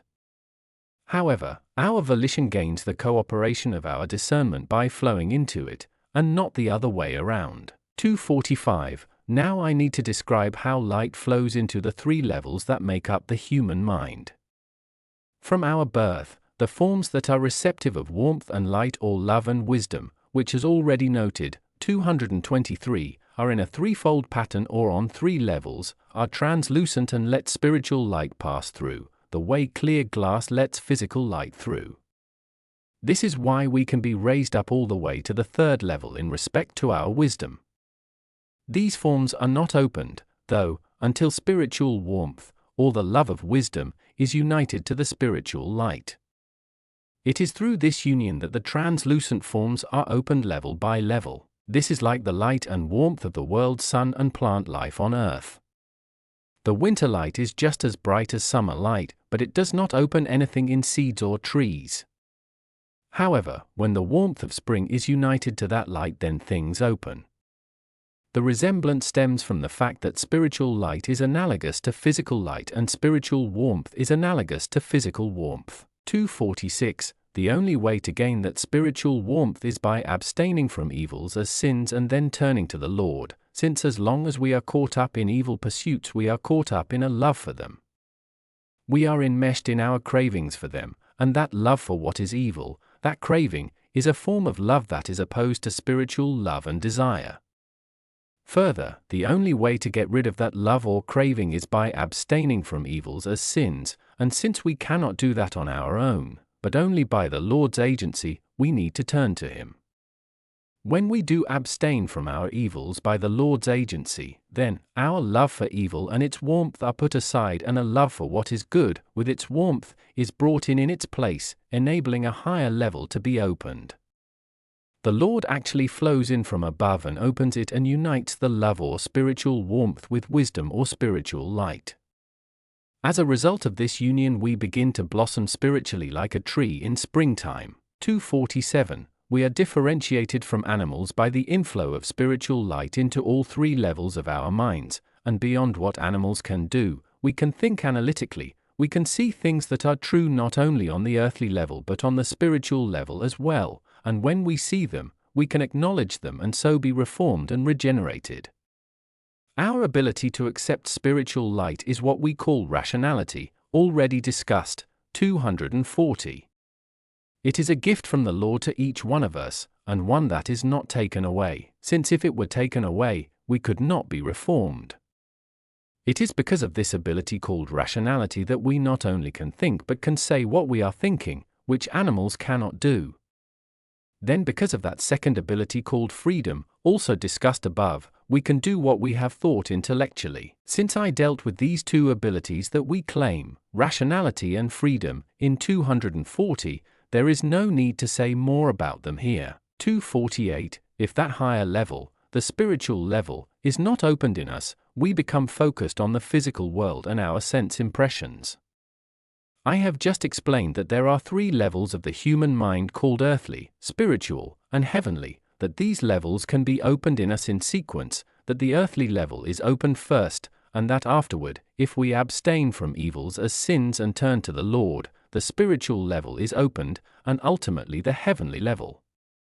Since the sequential opening of these levels depends on how we live, it follows that the two higher levels may also not be opened, in which case we stay on the earthly level, which is the most remote. It is recognized in the world that we have an earthly self and a spiritual self, or an outer and an inner self. It is not recognized that the earthly self becomes spiritual by the opening of a higher level within, and that this opening is accomplished by a spiritual life, a life in accord with divine precepts, and that unless we live by these precepts, we remain centered on the physical world. 249. There are three kinds of earthly-minded people. One kind is made up of individuals who have no knowledge of divine precepts, a second of people who know that such precepts exist but give no thought to living by them, and a third of people who trivialize and deny them. As for the first kind, the ones who have no knowledge of divine precepts, they cannot help remaining earthly-minded because there is no way for them to teach themselves. We all learn about divine precepts from others who know about them from their religion. We do not gain them by direct revelation. See Teachings for the New Jerusalem on Sacred Scripture 114 to 118. People of the second kind, the ones who know that divine precepts exist but give no thought to living by them, also remain earthly-minded and are not concerned with anything except what is worldly and physical. After death they become employees and servants of the spiritual-minded, performing for them the functions for which they are fitted. This is because an earthly-minded individual is an employee or servant, while a spiritual-minded one is an employer or householder. People of the third kind, the ones who trivialize and deny divine precepts, not only remain earthly-minded but even become sense-centered to the extent that they trivialize and deny divine precepts. Sense-centered people are the lowest of the earthly-minded, unable to raise their thoughts above deceptive physical appearances. After death, they are in hell. 250. Since people in this world do not know what a spiritual-minded person is and what an earthly-minded person is, and since many call someone spiritual who is merely earthly-minded, and vice versa, I need to say the following things clearly. 1. What an earthly-minded person is and what a spiritual-minded person is. 2. What an earthly-minded person is like whose spiritual level has been opened. 3. What an earthly-minded person is like whose spiritual level has not been opened but is not yet closed. 4. What an earthly-minded person is like whose spiritual level has been completely closed. 5. Lastly, the difference between the life of a wholly earthly-minded person and the life of an animal. 251. 1. What an earthly-minded person is and what a spiritual-minded person is. We are not human because of our faces and bodies but because of our abilities to discern and intend, so earthly-minded person and spiritual-minded person refer to our discernment and volition, which can be either earthly or spiritual. When we are earthly-minded, we are like an earthly world in respect to our discernment and volition and can even be called a world or microcosm.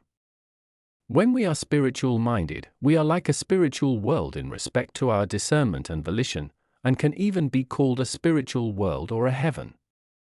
We can see from this that earthly-minded people, being a kind of image of the earthly world, love whatever has to do with the earthly world, while spiritual-minded people, being a kind of image of the spiritual world, love whatever has to do with that world or heaven. Spiritual-minded people do love the earthly world, it is true, but only the way householders love their servants, who enable them to be of service. In fact, the earthly-minded people become spiritual in a way through their service. This happens when an earthly-minded person feels the joy of service from a spiritual source. This kind of earthly-minded person is called worthless spiritual. Spiritual-minded people love spiritual truths, not only loving to know and understand them but intending them as well, while earthly-minded people love to talk about these truths and carry them out as well. Putting truths into action is being of service. This ranking comes from the way the spiritual world and the earthly world go together, since anything that surfaces and exists in the earthly world has its cause in the spiritual world. We can tell from this that spiritual-minded people are completely distinct from earthly-minded people, and that the only communication between them is the kind that occurs between a cause and its effect. 252. 2. What an earthly-minded person is like whose spiritual level has been opened. This you can see from what has already been said, 251, but I need to add that an earthly-minded person is a complete person when the spiritual level has been opened within. Once that happens, we are actually in the company of angels in heaven at the same time that we are in the company of people on earth, living under the watchful care of the Lord in both realms. Spiritual-minded people derive their imperatives from the Lord through the Word and carry them out by means of their earthly selves. Earthly-minded individuals whose spiritual level has been opened do not realize that they are thinking and acting from their spiritual selves. They seem to themselves to be acting on their own, though in fact it is not on their own but from the Lord. Earthly-minded people whose spiritual level has been opened do not realize that they are in heaven because of their spiritual selves either, even though their spiritual selves are surrounded by heaven's angels.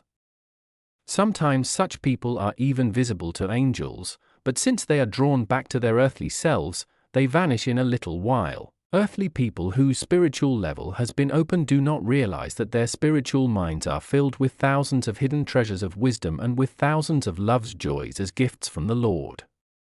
They do not realize that they will begin to participate in this wisdom and joy after they die, when they become angels. The reason earthly-minded people are not aware of all this is that communication between our earthly and our spiritual selves takes place by correspondences, and communication by correspondences is perceived in our discernment only as seeing truths in the light, and in our volition only as being helpful because we enjoy it. 253.3. What an earthly-minded person is like whose spiritual level has not been opened but is not yet closed. The spiritual level is not opened in us but still not closed when we are leading a reasonably thoughtful life but do not know very much real truth. This is because that level is opened by a union of love and wisdom, or of warmth and light. Love alone, or spiritual warmth alone, will not do it, and neither will wisdom alone or spiritual light alone. It takes both together. So if we do not know the real truths that constitute wisdom or light, love cannot manage to open that level. All it can do is keep it able to be opened, which is what's not being closed means. The same holds true for plant life. Warmth alone will not make seeds sprout or trees leaf out.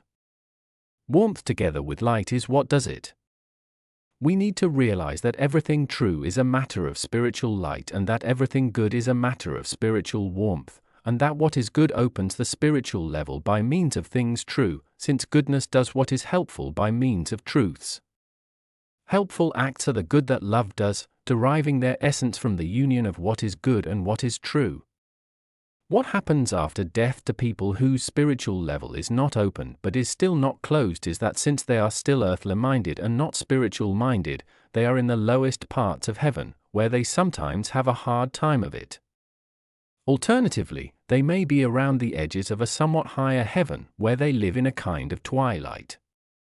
This is because, as already noted, 186, in heaven and in each distinct community the light decreases from the center to the circumference, with the people who are especially engaged with divine truths in the middle and the people only slightly engaged in truths at the borders. People are only slightly engaged with truths if all they have learned from their religion is that God exists, that the Lord suffered for their sake, and that charity and faith are the essential qualities of the Church, without making any effort to find out what faith is and what charity is.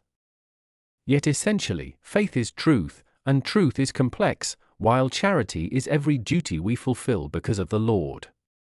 We do things because of the Lord when we abstain from evils as sins. This is just what I have already said, 168, 197. The purpose is the whole substance of the means, and the purpose through the means is the whole substance of the result.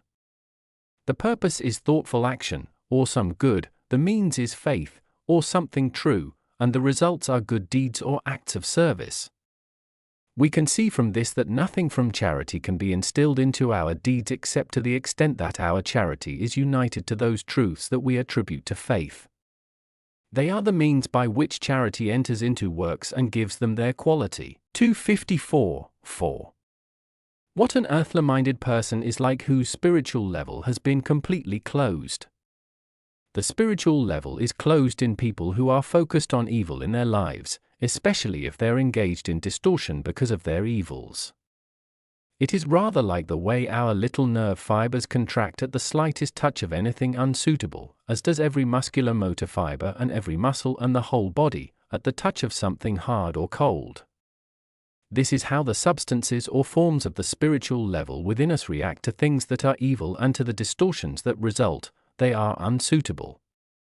The spiritual level, being in the form of heaven, is open only to things that are good and to the truths that result from what is good. These are congenial to it, while evils and the falsities they give rise to are unsuitable. This level contracts, and closes by contracting, especially in people who are caught up in a love of being in control for selfish reasons in this world, since this love is the opposite of a love for the Lord. It is also closed, though not as firmly, in people who because of their love for this world are caught up in a mindless craving to acquire the assets of others. The reason these loves close off the spiritual level is that they are the sources of our evils. The contraction or closure of this level is like a coil twisting back on itself, which is why this level deflects heaven's light once it has been closed. This yields darkness in place of heaven's light. Accordingly, the truth that is found in heaven's light becomes sickening. For these people, it is not just the spiritual level itself that is closed. It is also the higher area of the earthly level, the area called rational. Eventually, then, only the lowest area of the earthly level stays open, the area we call sensory. This is right next to the world and to our outward physical senses, which thereafter constitute the basis of our thinking, talking, and rationalizing. In the spiritual world, earthly-minded people who have become sense-centered because of their evils and consequent distortions do not look human in heaven's light. They look grotesque, with flattened noses. The reason they have these concave noses is that the nose corresponds to a perception of what is true. They cannot bear a single ray of heaven's light, either. The only light in their caves is like the light of embers or smoldering charcoal. We can see from this who the people are whose spiritual level has been closed, and what they are like. 255.5. The difference between the life of an earthly-minded person and the life of an animal. I need to deal with this difference more specifically later, in discussing life. At this point I need to say only that we humans differ in having 3 levels of mind or 3 levels of discernment and volition, and that these levels can be opened in sequence. Since they are translucent, we can be raised in discernment into heaven's light and see things that are not only civically and morally true but spiritually true as well. Once we have seen many such truths, we can on that basis draw a series of true conclusions, and keep perfecting our discernment in this way forever. Animals, though, do not have the 2 higher levels, only the earthly levels, and apart from the higher levels the earthly levels have no ability to think about any civic, moral, or spiritual issue. Further, since these earthly levels cannot be opened and therefore raised into higher light, animals cannot think in sequential order. They can think only in a simultaneous pattern, and that is not really thinking. It is simply acting on the basis of the knowledge that answers to their love, and since they cannot think analytically or survey their lower thought from any higher vantage point, they cannot talk. All they can do is make sounds that suit their love's knowledge. The only difference between sense-centered people, the lowest of the earthly-minded, and animals is that they can fill their minds with information and think and talk on that basis. They get this from an ability we all possess, our ability to understand what is true if we want to. This ability makes the difference. However, many people have made themselves lower than animals by their abuse of this ability. 256. In its own right, the earthly level of the human mind is a continuum, but because of its responsiveness to the 2 higher levels, it seems to have distinct levels when it is raised up. Even though it is hard for people to understand this if they are not yet familiar with vertical levels, it still needs to be disclosed, since it is a matter of angelic wisdom. While earthly-minded people cannot think about this wisdom the way angels do, they can still grasp it mentally if their minds are raised into the level of light that angels enjoy. Our minds can actually be raised that far and enlightened accordingly. However, this enlightenment of our earthly minds does not happen by distinct levels. There is instead a gradual increase, and in keeping with that increase, our minds are enlightened from within, with the light of the 2 higher levels. We can understand how this happens by perceiving that for vertical levels, one is above the other, with the earthly level, the terminal one, acting like an inclusive membrane for the 2 higher levels. As the earthly level is raised toward a higher level, then, the higher activates that outer earthly level from within and enlightens it.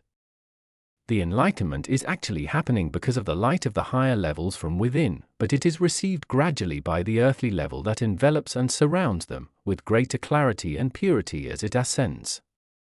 That is, the earthly level is enlightened from within, from the light of the higher, distinct levels, but on the earthly level itself, it happens gradually. We can see from this that as long as we are in this world and are therefore focused on the earthly level, we cannot be raised into wisdom itself, the way it is for angels. We can be raised only into a higher light at the boundary of angels and receive enlightenment from their light, which flows into us from within and illumines us. I cannot describe this any more clearly. It is better understood through its effects, for if we have some prior knowledge about causes, their effects embody and present them in the light and thereby make them clear. 257. The following are effects. A. Our earthly mind can be raised as far as the light of heaven that surrounds angels, and can therefore sense on the earthly level what angels sense spiritually, that is, it does not sense so fully. Still, our earthly mind cannot be raised all the way into angelic light itself. B. With our earthly mind raised as far as heaven's light, we can think and even talk with angels, but when this happens, the thought and speech of the angels are flowing into our earthly thought and speech, and not the other way around. This means that angels talk with us in earthly language, in our native tongues. C. This happens by a flow of the spiritual level into the earthly, and not by any flow of the earthly level into the spiritual. D. There is no way for our human wisdom, which is earthly as long as we are living in the earthly world, to be raised into angelic wisdom, only into some reflection of it. This is because the raising of the earthly mind is along a continuum, like that of darkness to light, or coarse to fine. Still, if our spiritual level has been opened, we come into consciousness of that wisdom when we die, and we can also come into consciousness of it through the quiescence of our physical senses, and then through an inflow from above into the spiritual elements of our minds. E. Our earthly mind is made up of both spiritual substances and earthly substances. Our thinking results from the spiritual substances and not from the earthly substances. These latter substances fade away when we die, but the spiritual substances do not. So when we become spirits or angels after death, the same mind is still there in the form it had in the world. F. The earthly substances of our minds, which fade away after death, as I have just noted, form the skin-like covering of the spiritual bodies we inhabit as spirits and angels. It is by means of this covering, taken from the earthly world, that our spiritual bodies have their stability, the earthly substance being the outermost vessel.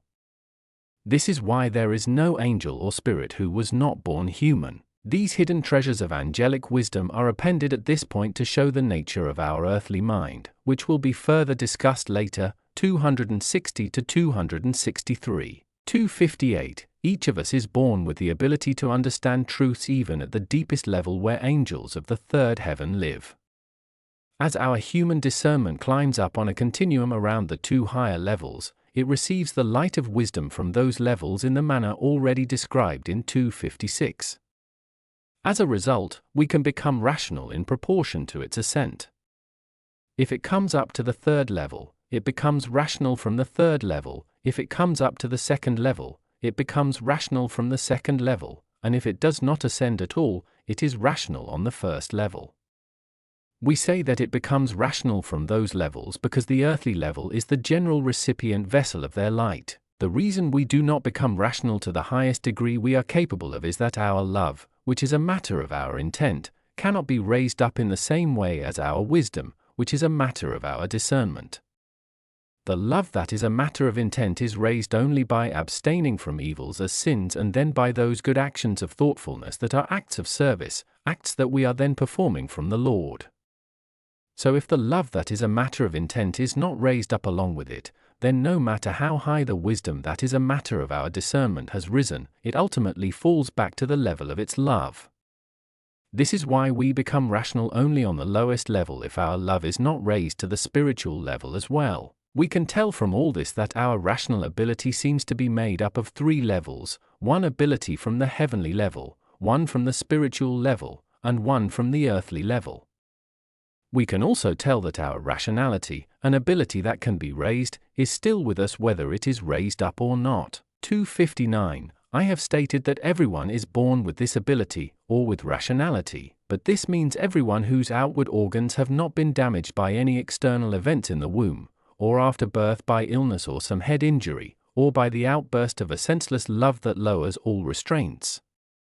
The rational ability cannot be raised up for people like this. The life of their volition and discernment has no boundaries in which it finds definition, that is, boundaries so arranged that the life can accomplish outward deeds coherently. It does act in keeping with outermost boundaries, but not because of them. On the unavailability of rationality in childhood and early youth, see the close of 266 below. 260. The earthly mind, being the envelope and vessel of the higher levels of the human mind, is reactive. If the higher levels are not opened, it acts against them, whereas if they are opened, it acts with them. I explained in the last section that since the earthly mind is on the last level, it surrounds and encloses the spiritual mind and the heavenly mind, which are on higher levels. Now we have reached the point where I need to show that the earthly mind reacts against the higher or inner minds. The reason it reacts is that it does surround, enclose, and contain them. This could not happen without that reaction, since if it did not react, the enclosed inner elements would start to spread and force their way out so that they dissipated. It would be as though the coverings of the human body were not reacting, in which case the viscera within the body would spill out and trickle away, or it would be as though the membranes around the motor fibers of our muscles did not react against the forces of those fibers when they were activated. Not only would the action cease, the whole inner web-like structure would unravel as well. It is the same with any terminal vertical level.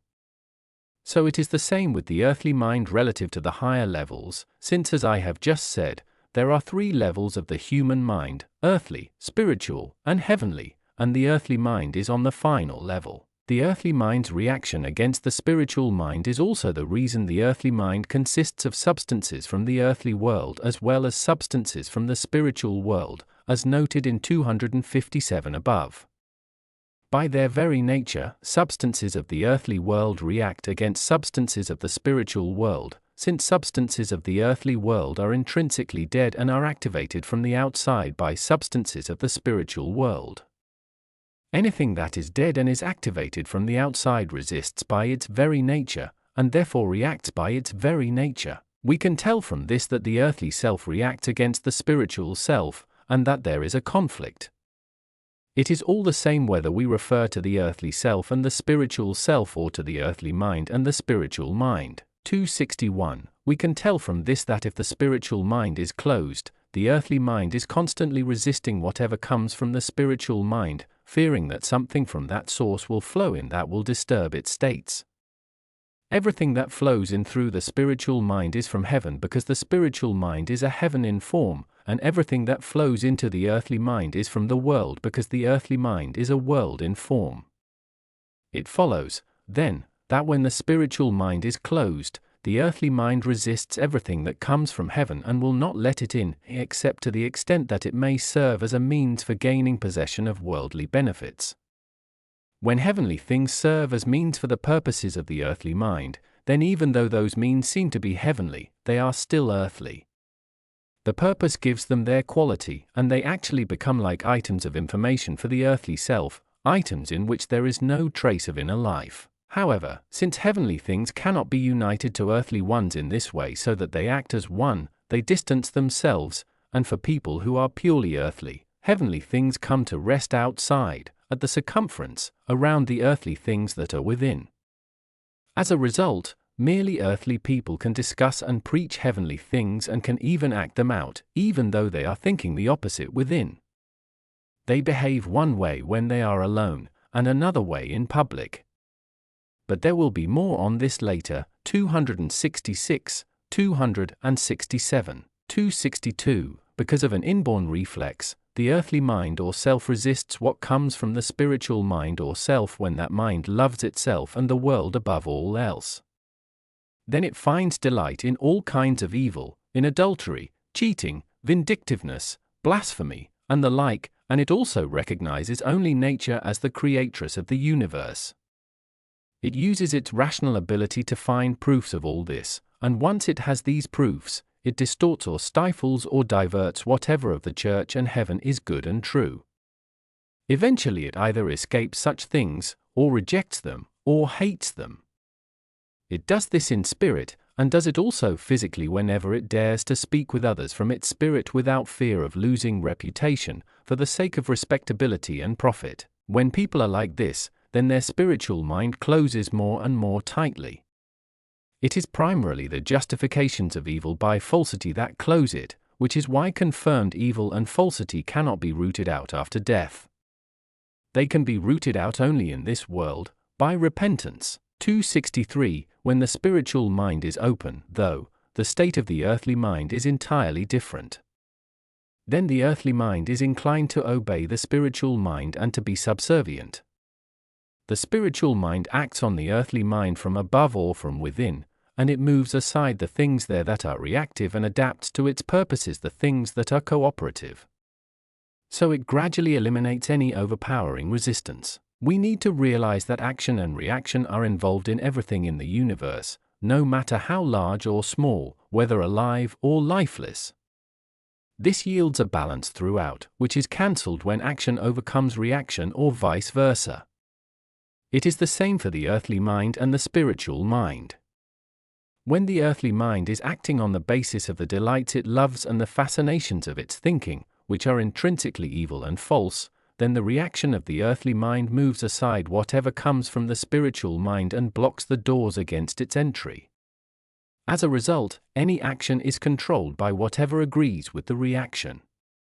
This is the nature of the action and reaction of the earthly mind, which is the opposite of the action and reaction of the spiritual mind, and this is what causes the closing of the spiritual mind or the reversing of the spiral. However, if the spiritual mind is open, then the action and reaction of the earthly mind are reversed.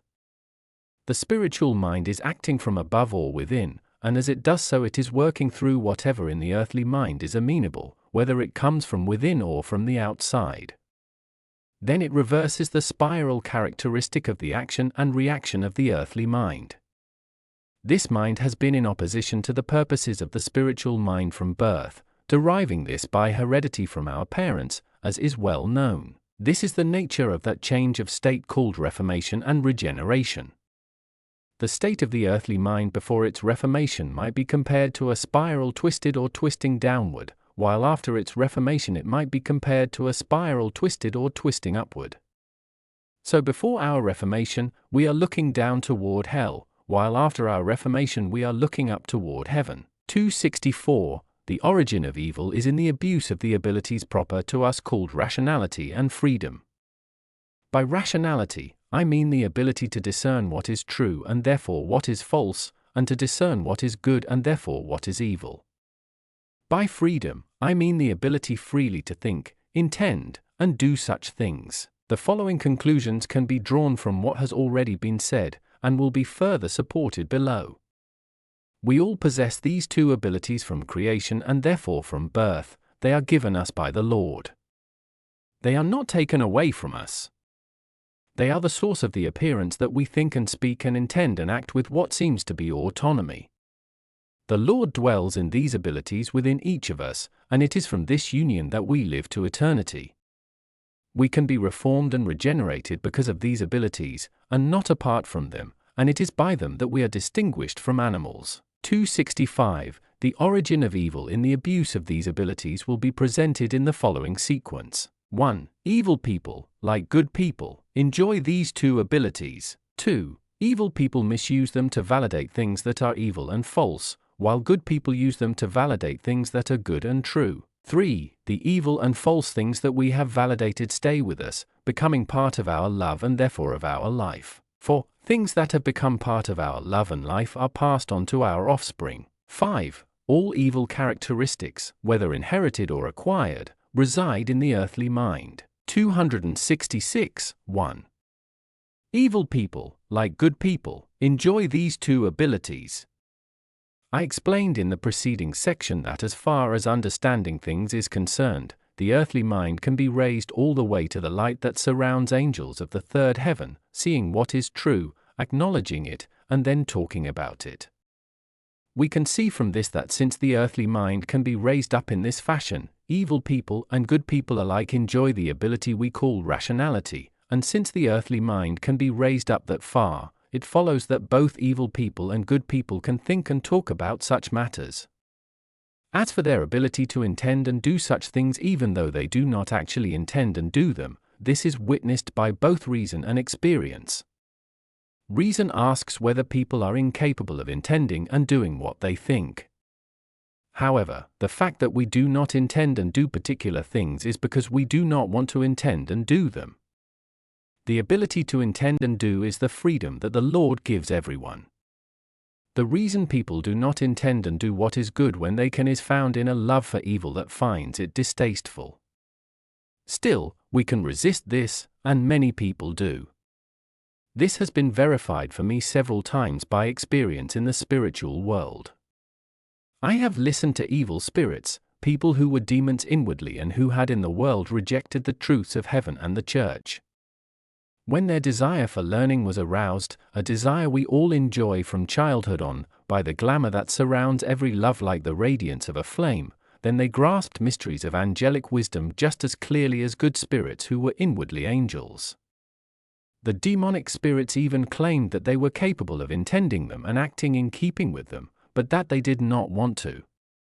When they were told that they would want to if they were to abstain from evils as sins, they said that they could do that, too, but that they did not want to. I could see from this that evil and good people alike have the ability we call freedom. Anyone who reflects will see that this is true.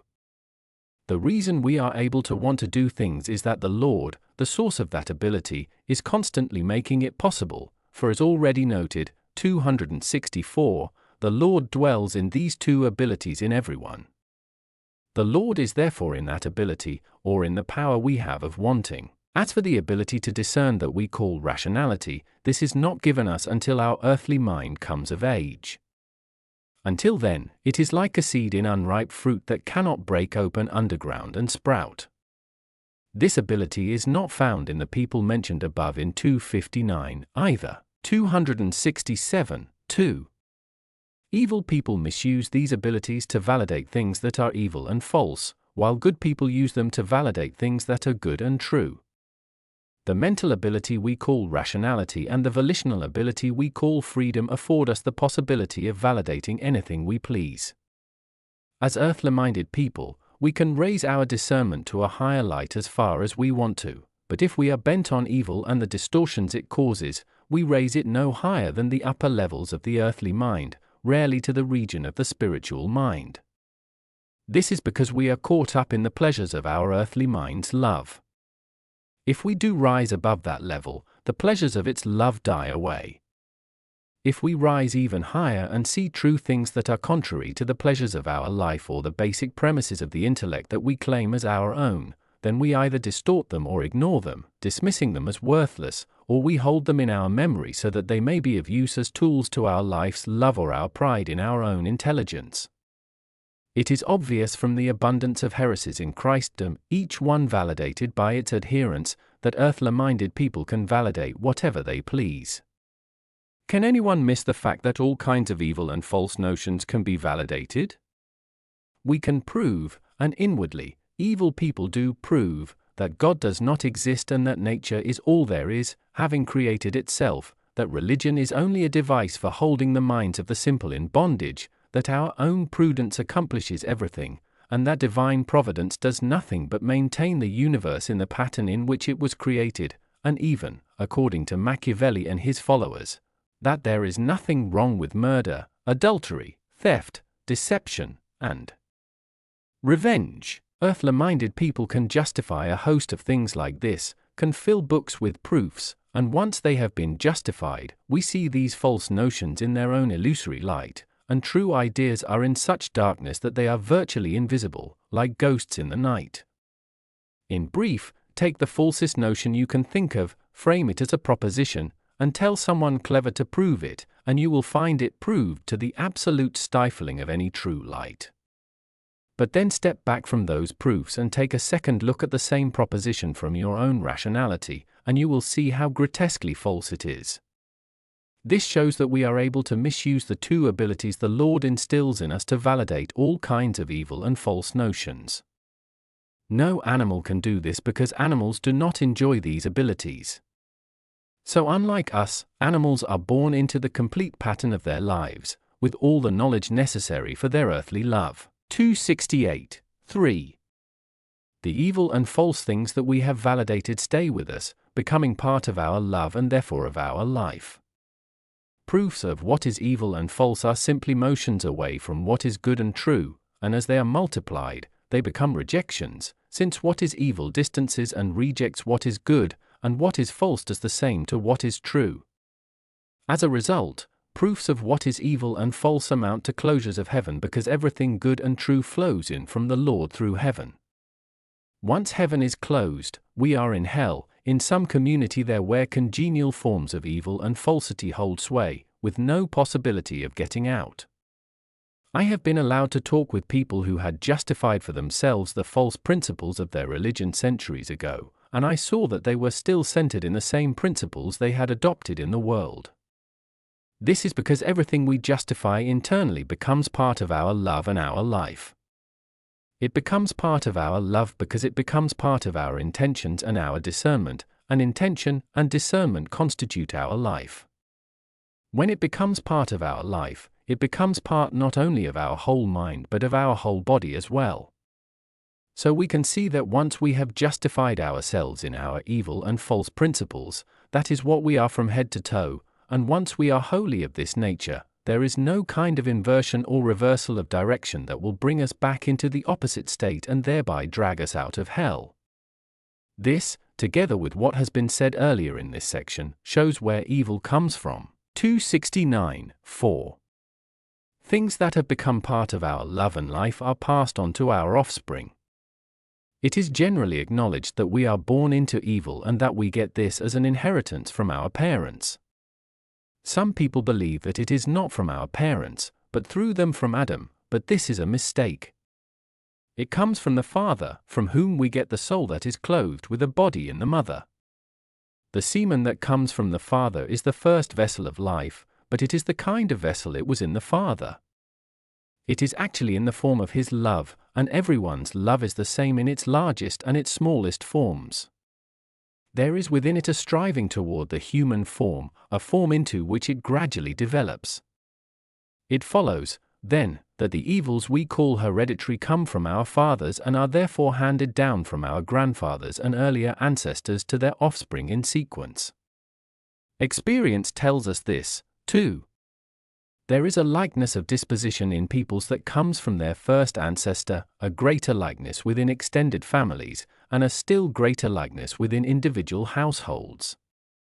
The similarity is so clear that we recognize lineages not only by their dispositions but by their faces as well. There will be more about the way evil love is born into us from our parents later on, when I discuss the way the mind, that is, our volition and discernment, corresponds to the body and its members and organs. At this point I cite only a few things in order to show that evils are handed down from our parents in sequence and that they grow, piling up one generation after another, until we are nothing but evil at birth. The viciousness of evil increases in proportion to the closing of the spiritual mind, with the earthly mind closing to anything from above as well. This is remedied in our descendants only by their abstaining from evils as sins, with the Lord's help. There is no other way to open the spiritual mind and thereby bring the earthly mind back into a corresponding form. 270:5.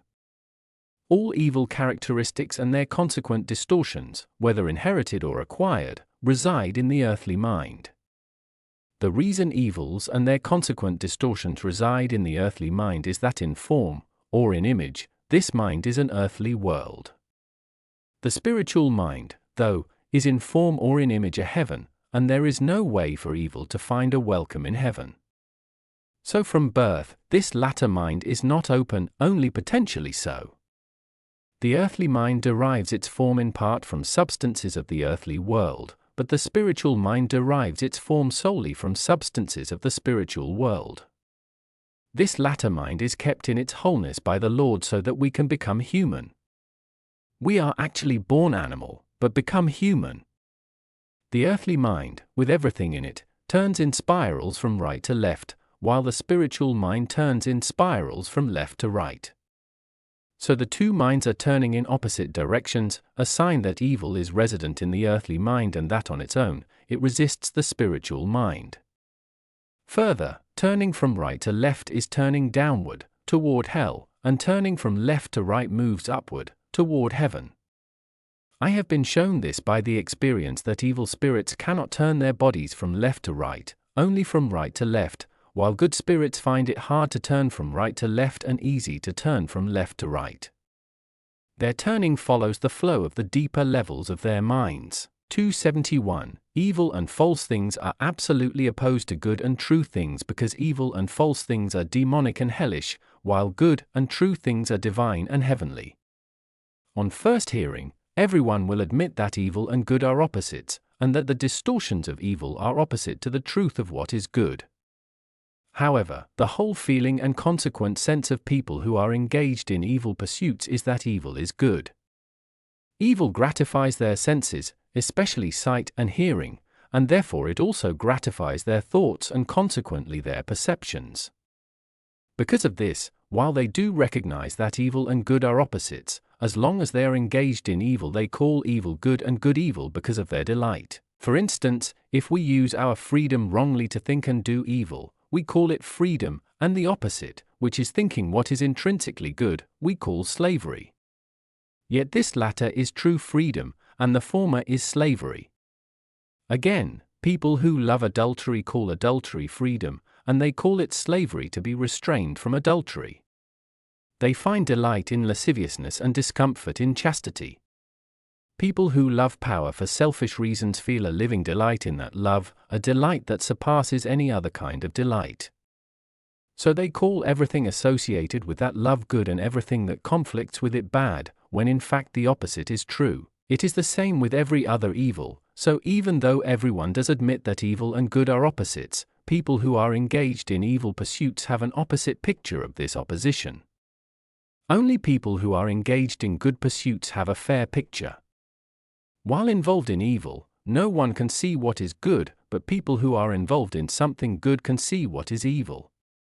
It is as though evil were down below in a cave, and good up above on a mountain. 272. Since most people do not know what evil is and how absolutely opposed it is to good, and since it is important to know this, I need to make this clear in the following sequence. 1. An earthly mind engaged in things evil and therefore false is a form and an image of hell. 2. An earthly mind that is a form and image of hell has 3 descending levels. 3. The 3 levels of an earthly mind that is a form and image of hell are the opposites of the 3 levels of a spiritual mind that is a form and image of heaven. For an earthly mind that is a hell is absolutely opposed to a spiritual mind that is a heaven. 273. 1.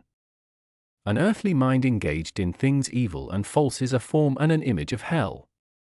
I cannot describe at this point what an earthly mind is like in its substantive form within us, what it is like in the form derived from the substances of the 2 worlds woven together in our brains, where that mind primarily dwells.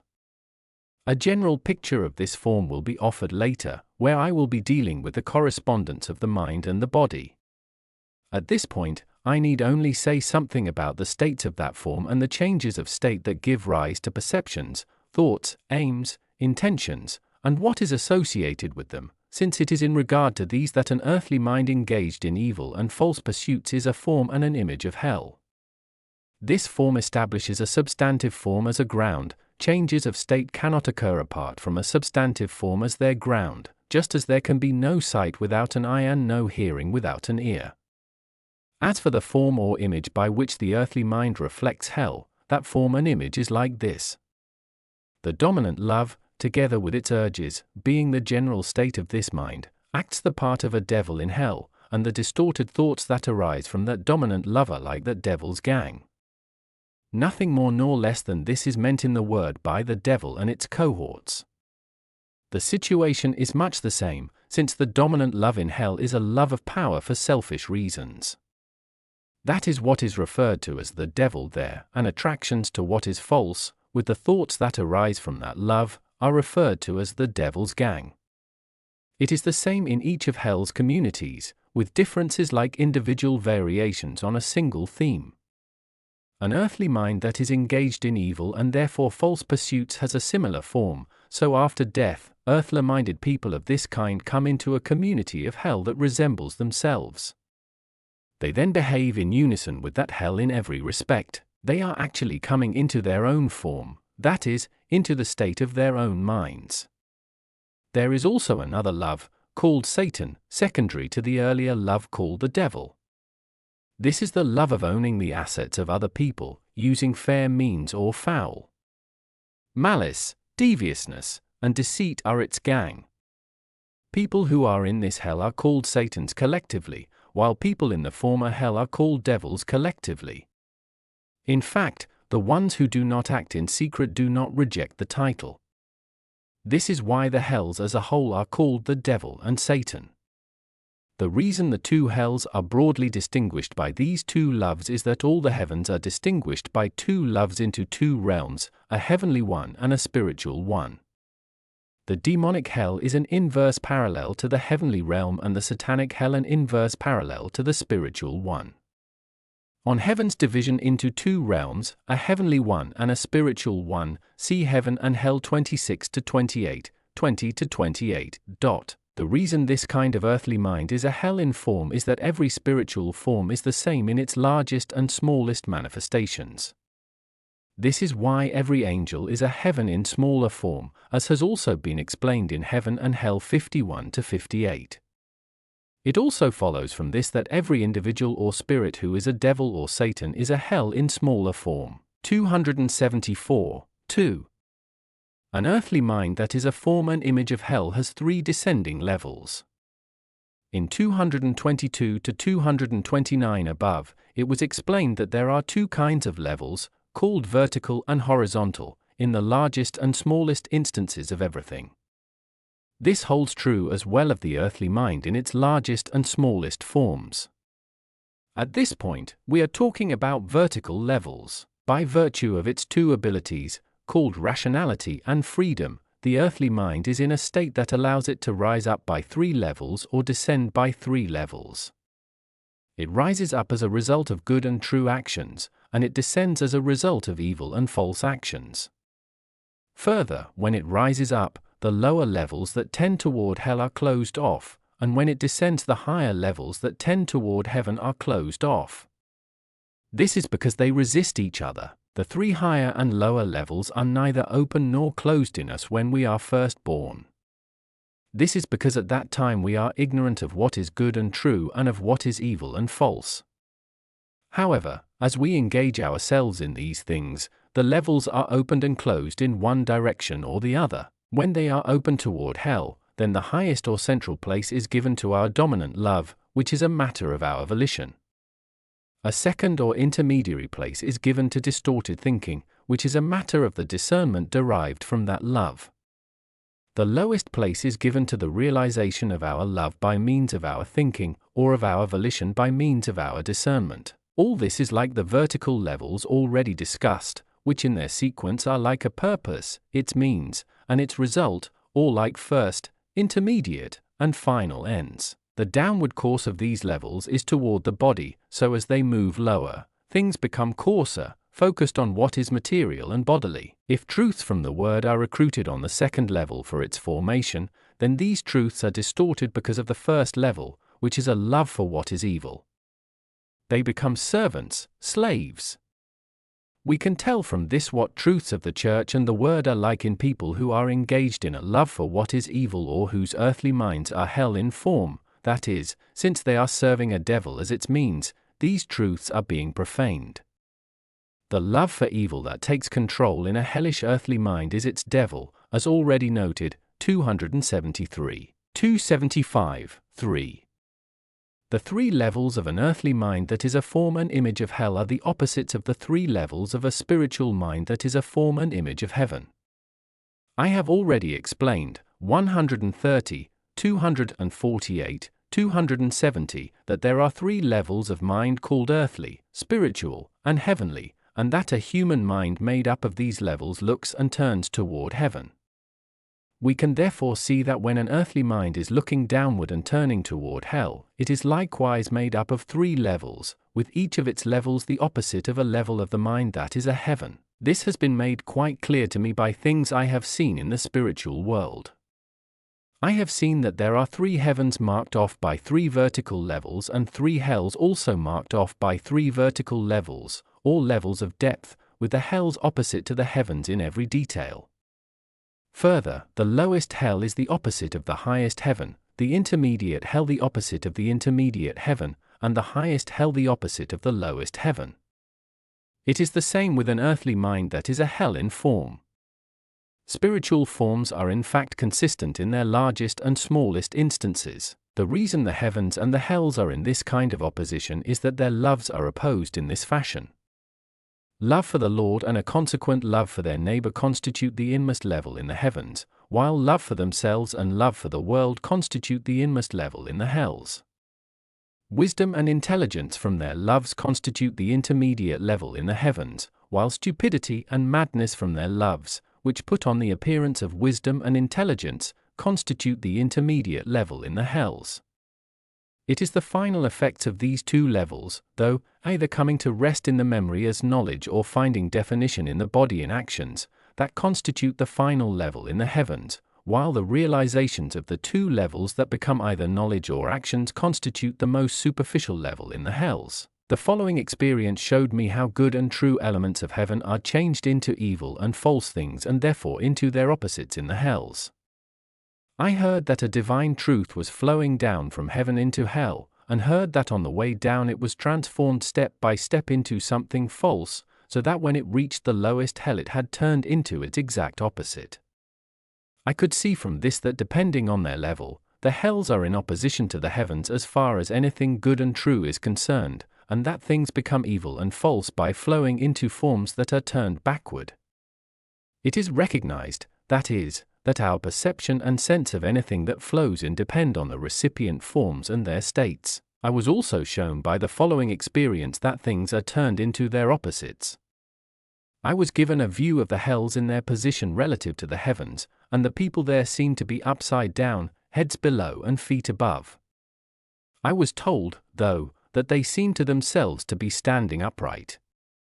We might compare them to people in the southern hemisphere. We can tell from this experimental evidence that the three levels of an earthly mind that is a form and image of hell are the opposites of the three levels of an earthly mind that is a form and image of heaven. 276:4. An earthly mind that is a hell is absolutely opposed to a spiritual mind that is a heaven. When loves are opposite, then all perceptive functions are opposite. It is from love, which constitutes our essential life, that everything else flows, like streams from their spring. In the earthly mind, things that are not from that source separate themselves from things that are. What comes from the dominant love is in the center, and everything else is at the sides. If these latter elements are truths of the Church drawn from the Word, they are pushed even farther away and eventually are exiled. Then the individual, or the earthly mind, feels evil as good and sees falsity as truth, and vice versa. This is why it believes that malice is wisdom, insanity is intelligence, deviousness is prudence, and evil arts are skillfulness. Then too, it completely trivializes the divine and heavenly things that are proper to the Church and its worship and puts supreme value on bodily concerns and the world. By doing this it inverts the state of its life, assigning matters of the head to the soles of the feet and walking all over them, and promoting matters of the soles of the feet to the head. When we do this, we move from life to death. We may call someone alive whose mind is a heaven, and someone dead whose mind is a hell. 277. Everything in the three levels of the earthly mind is enclosed in the works that are done by our physical actions. The information about levels conveyed in this part may serve to disclose this hidden principle, namely that everything proper to our minds, to our volition and discernment, is enclosed in our actions or deeds, much like the things we can and cannot see in a seed, a piece of fruit, or an egg. The actions or deeds themselves may seem to be nothing but what shows on the surface, but there are countless elements within them. There are the energies of the motor fibers of the whole body that are cooperating, and there are all those actions of the mind that are rousing and directing those energies, actions on three levels, as already explained, 200 to 201. Further, since all the actions of the mind are involved, so are all the actions of volition, all the desires of our love, that make up the first level. So are all the actions of our discernment, all the thoughts that shape our perception, which make up the second level. All the contents of our memory, all the images of our thinking that are closest to our speech, are also drawn from this source, they constitute the third level.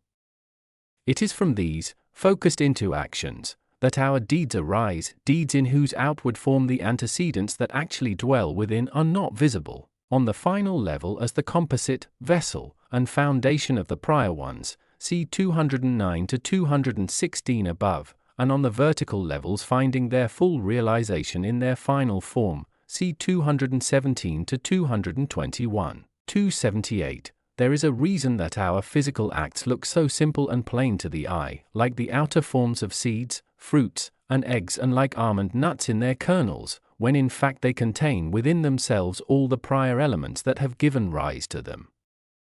The reason is that every final form is a covering that serves to mark it off from its antecedents.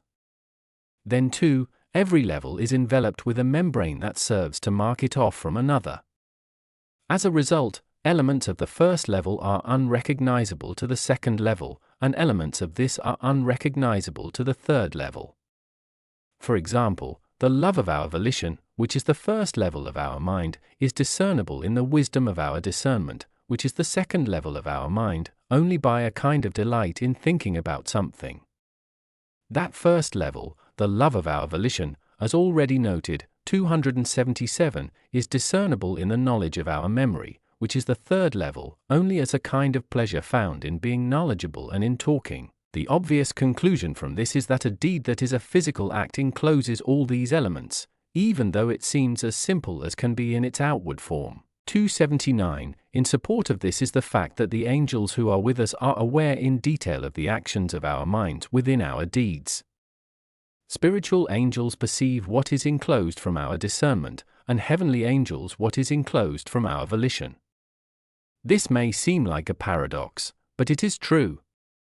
It does need to be realized, though, that the mental elements involved in a contemplated or present deed are in the center, with the rest surrounding in proportion to their relevance. Angels say that they perceive what someone is like from a single deed, though the image of someone's love will vary depending on the way it finds definition in desires and therefore in thoughts.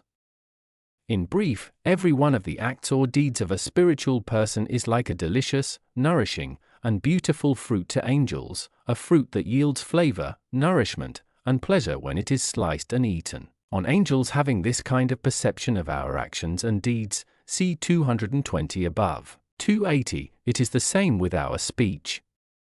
Angels recognize our love from the sound of our speech, our wisdom from the way the sound is articulated, and our knowledge from the meaning of the words. They also tell me that these three elements are in every word, because a word is like a realization that has the sound, the articulation, and the meaning within it. Angels of the third heaven have told me that they sense from any word a speaker says in a sentence the general state of that individual's mind, and some specific states as well. I have explained at some length in teachings for the New Jerusalem on sacred scripture that in the individual words of scripture there is something spiritual that expresses divine wisdom and something heavenly that expresses divine love, and that angels are aware of these when someone is reading the word devoutly. 281. This leads to the conclusion that the deeds of people whose earthly minds are going down to hell by three levels contain everything they have that is evil and therefore false, and that the deeds of people whose earthly minds are moving up into heaven contain everything they have that is good and true, and also that angels perceive both simply from what we say and do. This is why it says in the word that we are to be judged according to our works and that we will have to give an account of our words. 282. Angelic Wisdom about Divine Love, Part 4. The Lord from eternity, who is Jehovah, created the universe and everything in it not from nothing but from himself. It is known worldwide and acknowledged through an inner perception by everyone who is wise that there is one God who is the creator of the universe. Further, the word informs us that the God who created the universe is called Jehovah, from being, because God alone is. In teachings for the New Jerusalem on the Lord there is ample evidence from the word that the Lord from eternity is that Jehovah. Jehovah is called the Lord from eternity because Jehovah took on a human nature in order to save us from hell. At that time too he commanded his disciples to call him Lord. So in the New Testament, Jehovah is called the Lord, as we can tell from the citation of the verse, "You shall love Jehovah your God with all your heart and all your soul," Deuteronomy 6 verse 5, as, "You shall love the Lord your God with all your heart and with all your soul" in the New Testament, Matthew 22 verse 35-37. We find the same in other Old Testament passages cited in the Gospels. 283. People who think rationally and clearly see that the universe was not created from nothing because they see that nothing can arise from nothing. Nothing is simply nothing, and to make something out of nothing is self-contradictory. Anything that is self-contradictory is in conflict with the light of truth that comes from divine wisdom, and if something is not from divine wisdom, it is not from divine omnipotence either. Everyone who thinks rationally and clearly also sees that everything has been created out of a substance that is substance in and of itself. This is the essential being from which everything that exists can arise. Since only God is substance in and of itself and is therefore essential being, it follows that there is no other source of the arising of things. Many people do see this, since reason enables them to. However, they do not dare argue it for fear that they might arrive at the thought that the created universe is God because it is from God, either that, or the thought that nature is self-generated, which would mean that its own core is what we call God. As a result, even though many people have seen that the only source of the arising of everything is God and God's essential being, they have not dared move beyond the first suggestion of this. If they did, their minds might get ensnared in a so-called Gordian knot with no possibility of escape. The reason they could not disentangle their minds is that they were thinking about God and God's creation of the universe in temporal and spatial terms, terms proper to the physical world, and no one can understand God and the creation of the universe by starting from the physical world. Anyone whose mind enjoys some inner light, though, can understand the physical world and its creation by starting from God, because God is not in time and space. On divinity not being in space, see 7 to 10 above. On divinity filling all space in the universe non-spatially, see 69 to 72. And on divinity being in all time non-temporally, see 72 to 76, 73 to 76. We will see later that even though God did create the universe and everything in it out of himself, still there is not the slightest thing in the created universe that is God. There will be other things as well that will shed an appropriate light on the subject. 284. In part 1 of the present work, I discussed God as divine love and wisdom and as life, and as that substance and form that constitute the one and only reality. In part 2, I dealt with the spiritual sun and its world and with the physical sun and its world, showing that the universe and everything in it was created by God by means of these two suns. Part 3 was about the levels that apply to absolutely everything that has been created. Now in this fourth part, I will be dealing with God's creation of the universe. The reason for presenting all this material is that angels have been expressing their grief to the Lord about seeing nothing but darkness when they look into our world, seeing among us no knowledge about God, heaven, and the creation of nature, knowledge that could serve them as a basis for wisdom. 285. The Lord from eternity, or Jehovah, could not have created the universe and everything in it except as a person. If people have an earthly, physical concept of the divine human one, they are utterly incapable of understanding how a human God could create the universe and everything in it. They think to themselves, how can a human God wander from place to place through the universe creating things? Or so how can God speak the word from one place, and things be created as soon as the word is spoken? Things like this come to mind when people say that God is a person if people are thinking about the divine human one the same way they do about earthly people, and when their thought about God is based on nature and its attributes, time and space. On the other hand, if their thought about God is not based on earthly people, not based on nature and its space and time, they grasp clearly that the universe could not have been created unless God were a person. Focus your thought on the angelic concept of God, of a human God, and as far as you can, eliminate any concept of space, and you will be close to the truth in your thinking. Some scholars have actually grasped the fact that spirits and angels are not in space because they conceive of spirit as being apart from space. Spirit is like thought. Even though our thought is within us, it enables us to be present somewhere else, no matter how far away. This is the state of spirits and angels, who are people even in respect to their bodies. They seem to be wherever their thought is because in the spiritual world place and distance are apparent only, and are in complete accord with what people are thinking about with interest. We can tell from this that the God who is visible as a sun far above the spiritual world, who cannot be given any appearance of space, is not to be thought of in spatial terms.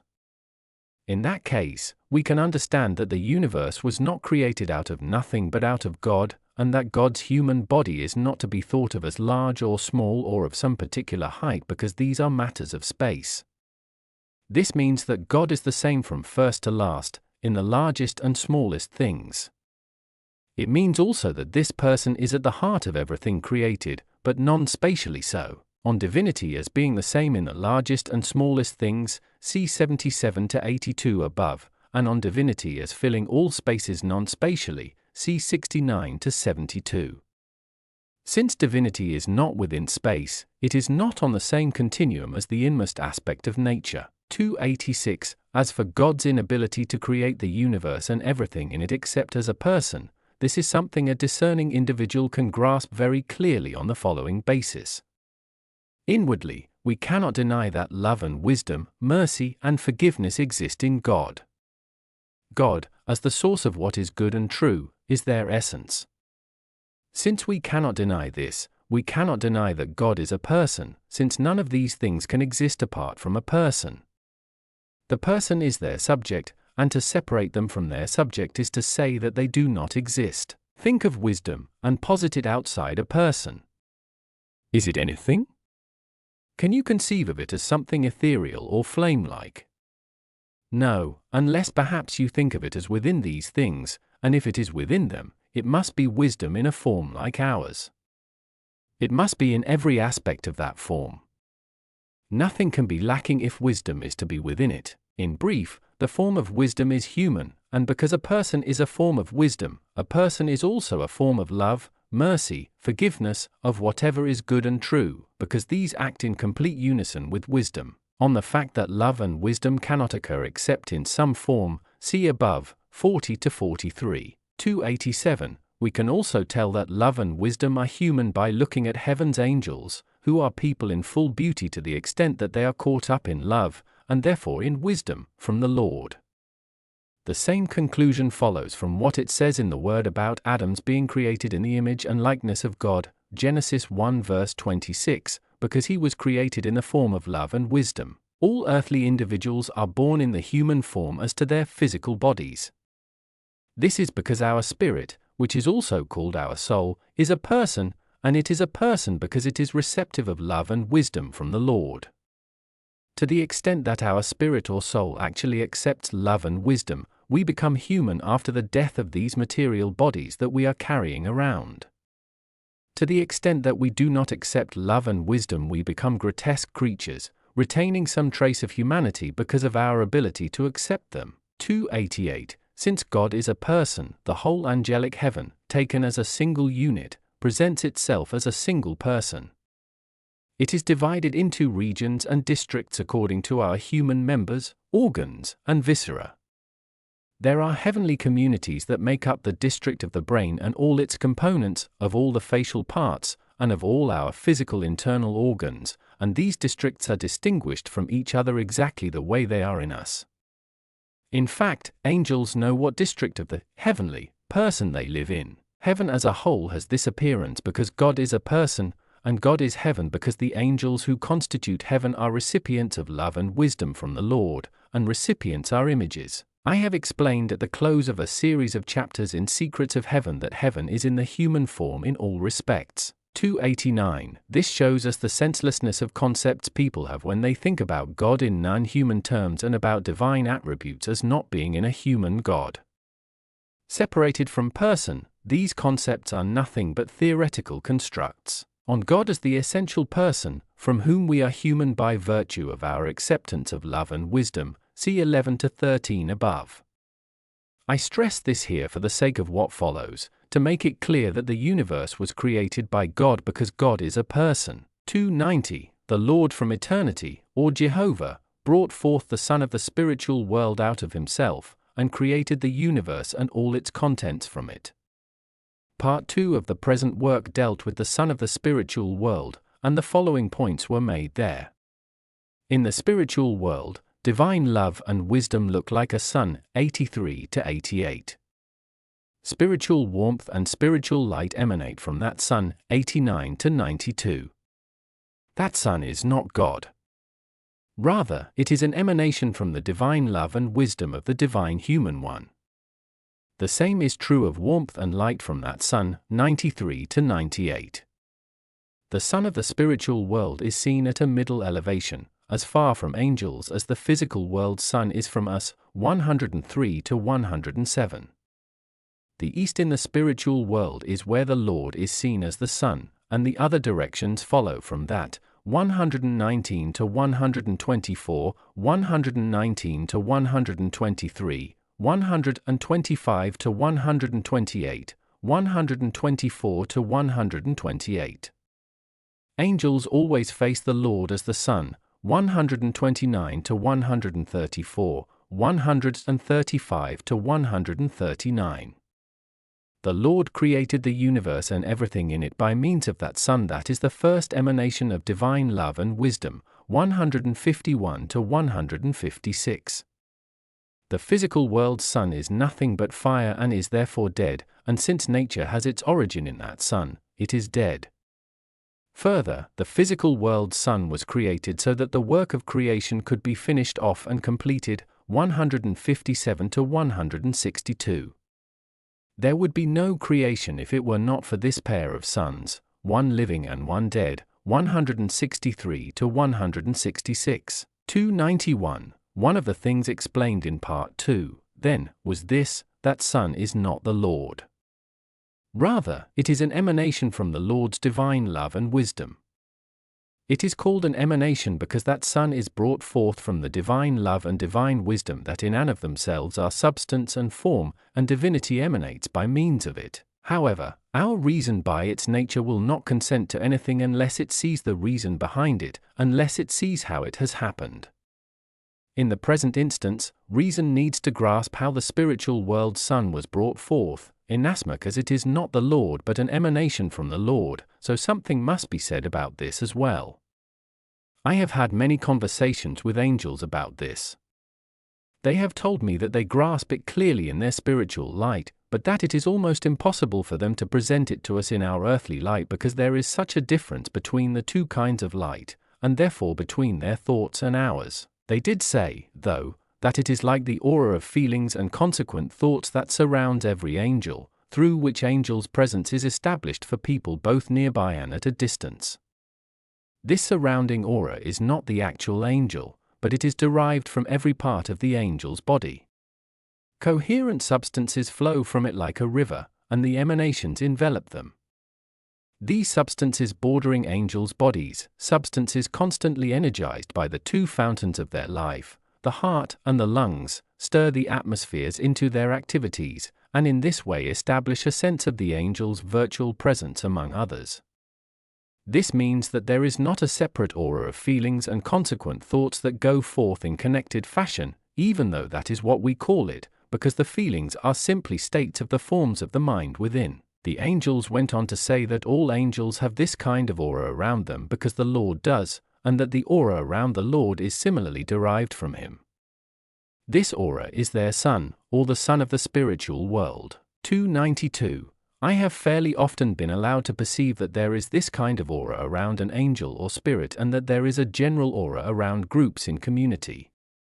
I have also been allowed to see this aura in various guises, sometimes in heaven looking like a faint flame and in hell like a harsh flame, sometimes in heaven looking like a delicate and bright cloud and in hell like a dense black cloud. I have also been allowed to sense these auras as different kinds of aroma and stench. This has convinced me that everyone in heaven and everyone in hell is surrounded by an aura made up of substances distilled and separated from his or her body. 293. I have also noticed that an aura flows out not only from angels and spirits but also from absolutely everything you see in that world, from trees and their fruits there, for example, from shrubs and their blossoms, from plants and grasses, even from soils and their particles. I could therefore see that this is a universal characteristic of things both living and lifeless, that everything is surrounded by something resembling what lies within it and that this is constantly breathing forth. The experience of numerous scholars informs us that something like this happens in the physical world. For example, an outgoing wave is constantly flowing from individuals and from every animal, also from trees, fruits, shrubs, and flowers, and even from metals and stones. The physical world gets this from the spiritual world, and the spiritual world gets it from divinity. 295. The following experience taught me what kind of difference there is between angels' thoughts and our thoughts. They were told to think about something spiritually and then to tell me what they had been thinking. Once they had done this and tried to tell me, they could not, and they explained that they could not articulate it. The same thing held true for both their spiritual speech and their spiritual writing. There was not a single word of spiritual speech that resembled a word of earthly speech, no element of spiritual writing that resembled earthly writing except the letters, and each of these contained a complete meaning. Remarkably enough, though, they told me that they seemed to themselves to be thinking and talking and writing in their spiritual state the same way we do in our earthly state, even though there is no similarity whatever. I could see from this that what is earthly and what is spiritual differ as to vertical level, and that they communicate with each other only through correspondences. 296. There are three things in the Lord that are the Lord: a divine element of love, a divine element of wisdom, and a divine element of service. These three things are made visible outside the sun of the spiritual world: the divine element of love through its warmth, the divine element of wisdom through its light, and the divine element of service through the atmospheres that enclose it. On the emanation of warmth and light from the spiritual world sun, warmth from the Lord's divine love and light from the Lord's divine wisdom, see 89 to 92, 93 to 98, 99 to 102, and 146 to 150. I now need to note that the third thing that emanates from the sun, there is an atmosphere that serves as the vessel of warmth and light, and that it emanates from the divine aspect of the Lord that is called service. 297. Anyone who thinks with some enlightenment can see that love has service as its goal, that love tends toward service, and that love brings about service through wisdom. In fact, love cannot accomplish anything useful by itself, only by means of wisdom. After all, what is love unless there is something that is loved? That something is service. Service is what is loved, and since it is brought forth by means of wisdom, it follows that service is the vessel of love and wisdom. I explained in 209 to 216 above, as well as elsewhere, that these three, love, wisdom, and service, follow in sequence by vertical levels, and that the final level is the composite, vessel, and foundation of the preceding levels. It therefore stands to reason that these three elements of divine love, divine wisdom, and divine service, are in the Lord, and in essence are the Lord. 298. I will be explaining at ample length below, 319 to 335, that if you look at both the inner and the outer aspects of humans, we are a form suited to all kinds of service, and that all the useful functions in the created universe have their equivalents in these kinds of service.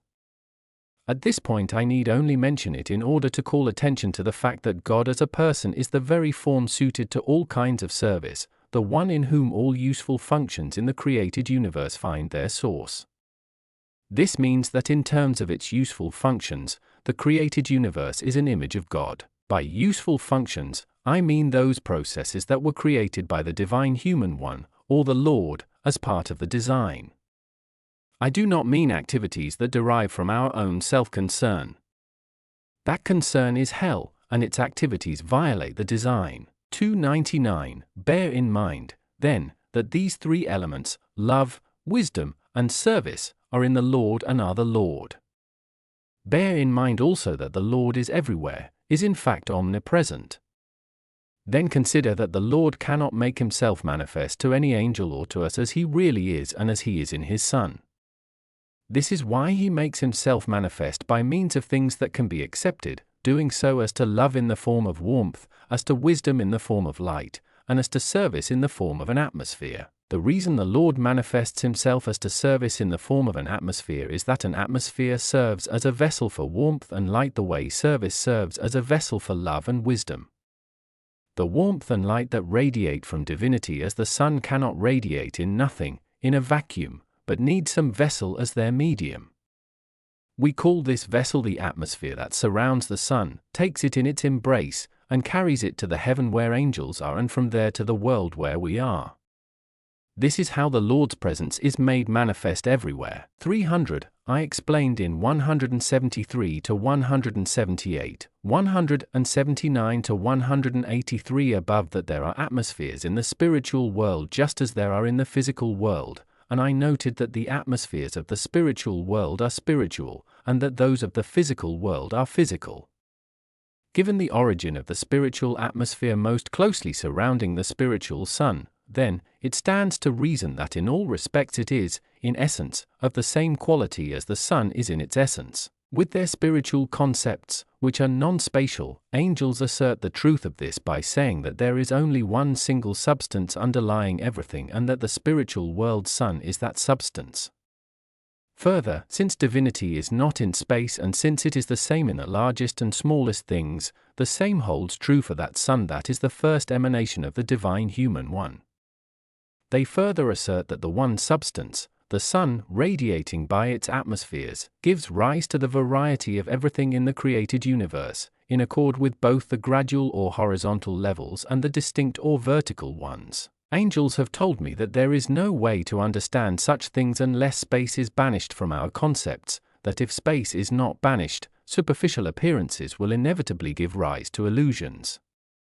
We are not susceptible to them, though, if we hold in mind the fact that God is the absolute reality underlying everything. 301. Further, in the light of angelic concepts, which are non-spatial, it is perfectly clear that in the created universe there is nothing living except the divine human one, the Lord, alone, that nothing moves except by life from God, and that nothing exists except by means of the Son from God. So it is true that in God we live and move and have our being. 302. The atmospheres, 3 in number in each world, spiritual and physical, in their final forms terminate in the kinds of material substance characteristic of our earth. In 173 to 176, 173 to 178 of Part 3, I explained that there are 3 atmospheres in each world, the spiritual and the physical, distinguished from each other by vertical levels and diminishing as they move downward by horizontal levels. Since the atmospheres do diminish as they move lower, it follows that they are constantly becoming denser and less active, ultimately so dense and inactive that they are no longer atmospheres but inert substances, and in a physical world they become stable, like the substances on Earth that we call matter. There are 3 consequences of this origin of material substances. First, material substances also have 3 levels. Second, they are kept in interconnection by the enveloping atmospheres. Third, they are suited in their forms to the production of all kinds of useful activity. 303. No one who thinks that there are constant intermediate steps between what is first and what is final, and that nothing can come into being except from some antecedent, and ultimately from what is first, can fail to agree that the material substances on Earth have been brought forth by the sun by means of its atmospheres. What is first is the spiritual world sun, and what is first relative to that sun is the divine human one, or the Lord. Since the atmospheres are those relatively early things by which the sun makes itself present in outermost things, and since those relatively early things are constantly diminishing as they work and extend themselves all the way to their limits, it follows that when their action and expansion come to rest at their limits, they become the kinds of material substance that we find on Earth, retaining from the atmospheres that gave rise to them a tendency and effort to produce useful functions. People who propose a creation of the universe and everything in it with no constant intermediate steps from what is first cannot help but formulate theories that are fragmentary and disconnected from actual causes. When these theories are explored by a mind that probes the matter more deeply, they look not like houses but like a pile of rubble. 304. Because of this common origin of everything in the created universe, its smaller components have a similar characteristic. That is, they go from their beginning to their limits, limits that are in a relatively quiet state, in order to come to rest and persist. In the human body, this is how the fibers develop from their first forms until they become tendons, and the fibers together with their smaller vessels develop from their beginnings until they become cartilage and bone, where they become stable and durable. Because there is this kind of process from beginnings to limits for our human fibers and vessels, there is a similar procession of the states of these fibers and vessels, their states being sensations, thoughts, and feelings. These two go through a sequence from their beginnings, where they are in the light, to their limits, where they are in darkness, or from their beginnings, where they are in warmth, to their limits, where they are not. Since they have this kind of progression, there is a similar progression for love and everything involved in it, and for wisdom and everything involved in it. In short, this kind of progression is characteristic of everything in the created universe. This is just what I said in 222 to 229 above, that there are levels of both kinds in everything that has been created, no matter how large or small. The reason there are both kinds of level in even the smallest things is that the spiritual Son is the sole substance that gives rise to everything, according to the spiritual concepts of angels, 305. There is nothing of absolute divinity in the material substances that make up earth, but they are still derived from absolute divinity. On the basis of the origin of earth as described in the preceding section, we may conclude that there is no trace of absolute divinity in the earth's material substances. They are completely devoid of absolute divinity. There are, as already stated, 184, 189, boundaries and limits of the atmospheres, whose warmth lapses into cold, light into darkness, and activity into torpor. Still, by being connected with their source, the substance of the spiritual Son, they retain something that is in that Son from divinity. As noted above in 291 to 298, 291 to 294, this was the aura that envelops the divine human one, the Lord. The material substances of earth arise from this aura by extension from the Sun, by means of the atmospheres. 306. There is no other way to describe the origin of earth from the spiritual Sun by means of the atmospheres using words that issue from earthly concepts. It can be described differently using words derived from spiritual concepts, though, because these are non-spatial, and since they are non-spatial, they do not fit into any words of an earthly language. See above, 295, on the fact that spiritual thought, speech, and writing are so different from earthly thought, speech, and writing that they have nothing in common, and communicate only by means of correspondences. It will have to do, then, that we understand the origin of earth to some extent physically. 307. All useful functions, which are the goals of creation, are in forms, and they get these forms from the material substances characteristic of earth. All the things I have been talking about so far, the Sun, the atmospheres, and the earth, are simply means toward goals, and the goals of creation are what are brought forth from earth by the Lord as the Sun, through the atmospheres. These goals are called useful functions, and they include everything involved in the plant kingdom, everything involved in the animal kingdom, and ultimately the human race and the angelic heaven that comes from it. These are called useful functions because they are receptive of divine love and wisdom, and because they focus on God the Creator as their source and thereby unite Him with His master work in such a way that they continue to exist through Him in the same way they arose. I say they focus on God the Creator as their source and unite Him with His master work, but this is talking in terms of the way things seem. It actually means that God the Creator works it out so that these useful functions seem to focus on and unite themselves to Him on their own initiative.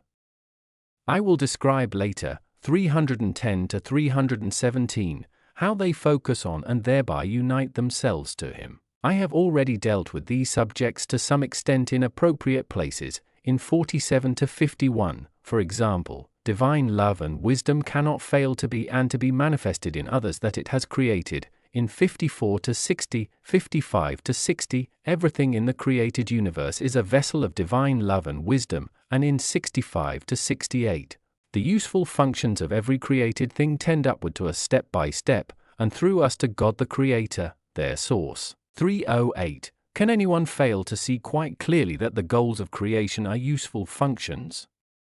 Simply bear in mind that nothing can arise from God the Creator, nothing can be created, therefore, that is not useful. If it is to be useful, it must be for the sake of others. Even if it is for its own sake, it is still for others, because we are useful to ourselves in order to be fit to be useful to others. Anyone who keeps this in mind can also keep in mind the thought that functions that are truly useful cannot arise from us but must be in us from one who brings forth nothing but what is useful, the Lord. 309. Since the subject is the forms of useful functions, I need to discuss them in the following sequence. 1. Earth has an active tendency to bring forth useful functions in particular forms, or forms of useful functions. 2. In all such forms there is some image of the creation of the universe. 3. In all such forms there is some human image. 4. In all such forms there is some image of what is infinite and eternal. 310. 1. Earth has an active tendency to bring forth useful functions in particular forms, or forms of useful functions. The presence of this tendency in the Earth is a corollary of its origin, since the material substances that make up the Earth are boundaries and limits of the atmospheres that come from the spiritual Sun as useful functions, see above, 305, 306. Further, since the material substances that make up the Earth are from this source, and since their compounds are constantly held together by the surrounding pressure of the atmospheres, it follows that this gives them a constant active tendency to bring forth forms of useful functions. They derive their very ability to bring these forth from their origin as the boundaries of the atmospheres, with which they are therefore in harmony. I said that this tendency and quality are in the Earth, but by this I mean that they are characteristic of the material substances that make up the Earth, whether in the Earth itself or exhaled by the Earth as atmospheres. It is generally recognized that the atmospheres are full of such tendencies. The presence of this tendency and quality in Earth's material substances shows quite clearly in the fact that all kinds of seed are open to their cores by warmth, are impregnated by substances so subtle that they can only be from a spiritual source, and in this way have the potential of uniting themselves to their function, which is multiplication. After this, they unite with matter of a physical origin to bring forth forms of useful functions, and then, so to speak, bring them forth from the womb so that they emerge into the light, which enables them to sprout and grow. From then on, this tendency is constantly working from the Earth through the roots all the way to the boundaries, and from the boundaries back to the beginning where the function itself dwells in its source. This is how useful functions are transformed into forms, and how as forms develop from their beginnings to their limits and back from their limits to their beginnings, they derive from their function, which is like their soul, a usefulness of each and every component. I am saying that the useful function is like the soul because its form is like its body. It also follows that there is a still deeper tendency, a tendency to bring forth processes that support the development of the animal kingdom, since all kinds of animal are nourished by plants. It also follows that there is a very deep element in this tendency, a tendency to be of use to the human race. These conclusions follow from the following premises: A. There are boundaries, and all antecedent things are gathered together in proper sequence within these boundaries, as explained in any number of places above. B. Each kind of level is found in the largest and smallest instances of everything, as explained in 222 to 229 above. The same holds true for their tendency. C. All useful functions are brought forth by the Lord from outermost things, so there must be an active tendency toward useful functions in outermost things. 311. Still, all these tendencies are not alive. They are tendencies of the energies of the ultimate expressions of life, energies that ultimately have within them, because of the life they come from, a striving to return to their origin by the means at hand. In their final forms, the atmospheres are energies of this sort, energies by which the material substances characteristic of Earth are prompted to take form and are maintained in forms both inwardly and outwardly. I am not at leisure to explain this in greater detail, since that would be a major undertaking. 312. The first productive thing Earth does when it is still fresh and in all its simplicity is to bring forth seeds. Earth's first tendency could not be anything else. 313. 2. In all such forms there is some image of creation. There are three kinds of forms of functions: forms of the functions of the mineral kingdom, forms of the functions of the plant kingdom, and forms of the functions of the animal kingdom. The forms of the functions of the mineral kingdom are beyond description because they are not open to our sight. The first forms are the material substances that make up the earth at their most minute. The second forms are compounds of these, which are infinitely varied. The third forms come from decayed vegetation and from dead animals, and from the gaseous vapors they are constantly giving forth, which combine with the earth to form its soil. These three levels of the forms of the mineral kingdom offer an image of creation in that as they are activated by the sun through its atmospheres and their warmth and light, they do bring forth useful functions in particular forms, functions that are goals of creation. This image of creation in their tendencies, described in 310 above, lies deeply hidden. 314. We can see how the forms of functions in the plant kingdom offer an image of creation in the way they develop from their beginnings to their limits and from their limits to their beginnings. Their beginnings are seeds, and their limits are their stalks clothed with bark. Through the bark, which is the limit of the stalk, they develop toward seeds, which are their beginnings, as already noted. The stalks clothed with bark echo the planet clothed with soils that give rise to the creation and formation of all its useful functions. There is ample evidence that plant growth takes place through the bark and cortical layers, working through the stalks and branches as extensions of the coverings of the roots into the beginnings of fruits, and in the same way through the fruits into seeds. An image of creation in the forms of functions is offered in the development of their formation from beginnings to limits and from limits to beginnings, as well as in the fact that throughout their development there is the goal of producing fruits and seeds that are useful. We can see from what I have just been saying that the process of creation of the universe goes from its very beginning, the Lord clothed with the sun, to its limit, which is the soil, and from this, through its functions, back to its very beginning, the Lord. We can see also that the goals of the whole creation are useful functions. 315. We need to realize that the warmth, light, and atmospheres of the physical world contribute absolutely nothing to this image of creation. This image is entirely the work of the warmth, light, and atmospheres of the spiritual world sun. These bring the image with them and instill it into the forms of the functions of the plant kingdom.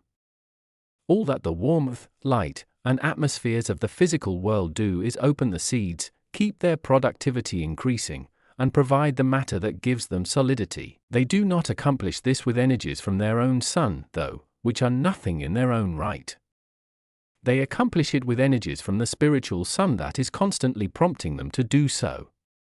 They contribute absolutely nothing to the process of giving the forms an image of creation. The image of creation is spiritual, but in order for it to be visible and to function usefully in a physical world, in order for it to be solid and durable, it needs to be materialized, or filled in with this world's matter. 316. There is a similar image of creation in the forms of the functions of the animal kingdom. For example, a body is formed from the seed deposited in the womb or egg, a body that is its final form, and when this matures, it produces new seeds. The sequence is like the sequence of forms of functions in the plant kingdom. The seeds are the initial elements, the womb or egg is like the soil, the state before birth is like the state of the seed in the earth while it is making its roots, the state after birth until reproduction is like the sprouting of a tree until its fruit-bearing state. We can see from this parallelism that there is a likeness of creation in the animal forms just as there is in plant forms. Specifically, there is a sequence from beginnings to limits and from limits to beginnings. There is a similar image of creation in the details of our own nature, since the sequence of love through wisdom into useful functions is similar, and so therefore is the sequence of intent through discernment into act, and of charity through faith into works. Intent and discernment, charity and faith, are the first and originating elements, while acts and deeds are the final ones. There is a return from these latter, through the delights of being useful, to the first elements, which as noted are intent and discernment, or charity and faith. We can see clearly that the return is by way of the delights we find in being useful from the pleasure we sense in acts and deeds that come from some love. The delights of acts and deeds are the delights we attribute to being useful. There is a similar sequence from beginnings to limits and from limits to beginnings in the purely organic forms of our desires and thoughts. There are in our brains the star-shaped forms called gray matter, with fibers stretching from them into the medullary matter and through the neck into the body. There they go to their limits, and from these limits they return to their beginnings. The return of the fibers to their beginnings is by way of the blood vessels. There is a similar sequence of all our desires and thoughts, which are shifts and changes of the states of their forms and substances. The fibers that stretch out from their forms or substances are analogous to the atmospheres that come from the spiritual sun and are vessels of warmth and light. The physical acts are like the things produced from the earth by means of the atmospheres, with the delights of their useful functions returning to their source. It is scarcely possible, though, to gain a full mental grasp of the nature of their sequence and of the way it embodies an image of creation, since the thousands upon thousands of energies at work in an action seem to be a single event. Further, the delights of useful functions do not give rise to concepts in our thought, but simply affect us without being clearly perceived. On these matters, see what has already been presented about the way the functions of everything created tend upward by vertical levels to us, and through us to God the Creator, their source, 65 to 68, and how the goal of creation, that everything should return to the Creator and that there should be a union, becomes manifest in outermost forms, 167 to 172. These matters will be seen in clearer light, though, in the next part, 371 to 431, when I discuss the correspondence of volition and discernment with the heart and lungs. 317.3. I explained above, in 61 to 64, that in all such forms there is some human image. It will be made clear in the next section that all useful functions from beginnings to limits and from limits to beginnings have a relationship and a responsiveness to everything in humans, so that we are a kind of image of the universe, and conversely the universe, from a functional point of view, is in our image. 318.4. In all such forms there is some image of what is infinite and eternal. We can see an image of the infinite in these forms from the tendency and potentiality of filling the space of the whole world and even of many worlds, without end. A single seed brings forth a tree, shrub, or plant that takes up its own space. From each tree, shrub, or plant, there come seeds, in some cases thousands of them.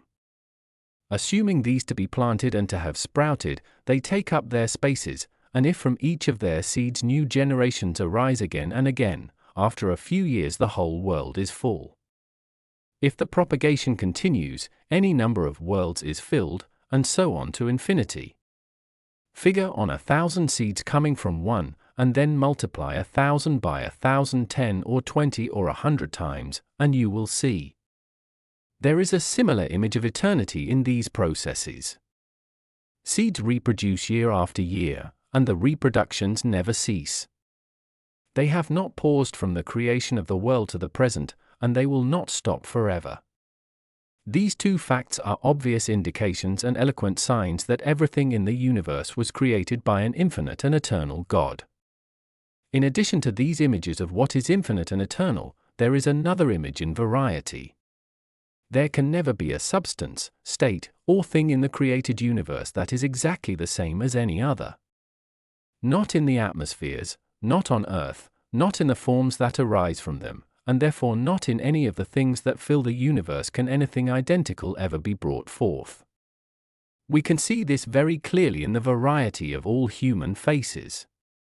There is not one identical to another in all the world, and never can be to eternity.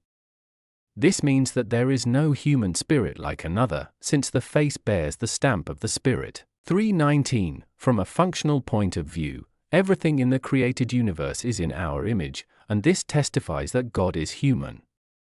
The ancients called the individual person a microcosm because each of us reflects the macrocosm, that is, the universe in its entirety. Nowadays, though, people do not know why the ancients gave us this name. Nothing of the universe or the macrocosm is visible in us except that we are nourished by its animal and plant kingdoms and are physically alive, that we are kept alive by its warmth, see by its light, and hear and breathe by its atmospheres. These things, though, do not make us a microcosm the way the universe and everything in it is a macrocosm. Rather, the ancients learned to call us a microcosm or little universe from the knowledge of correspondences that the earliest people enjoyed and from their communication with angels of heaven. Heaven's angels actually know from what they see around themselves that if we focus on functions, we can see an image of a person in everything in the universe. 320. We are a microcosm or little universe because the created universe has a human image if it is seen in terms of functions. However, this notion remains outside the scope of the thinking we do on the basis of the universe as we see it in this physical world and outside the scope of the knowledge that derives from that thinking. This means that the only way this thought can be established is by an angel who is in the spiritual world or by someone who has been granted entry into that world to see what is there. Since this has been granted to me, I can unveil this mystery from what I have seen there. 321. We need to realize that to all outward appearances, the spiritual world is just like the physical world. You can see lands there, mountains, hills, valleys, plains, fields, lakes, rivers, and springs like the ones in our earthly world, everything, then, that belongs to the mineral kingdom.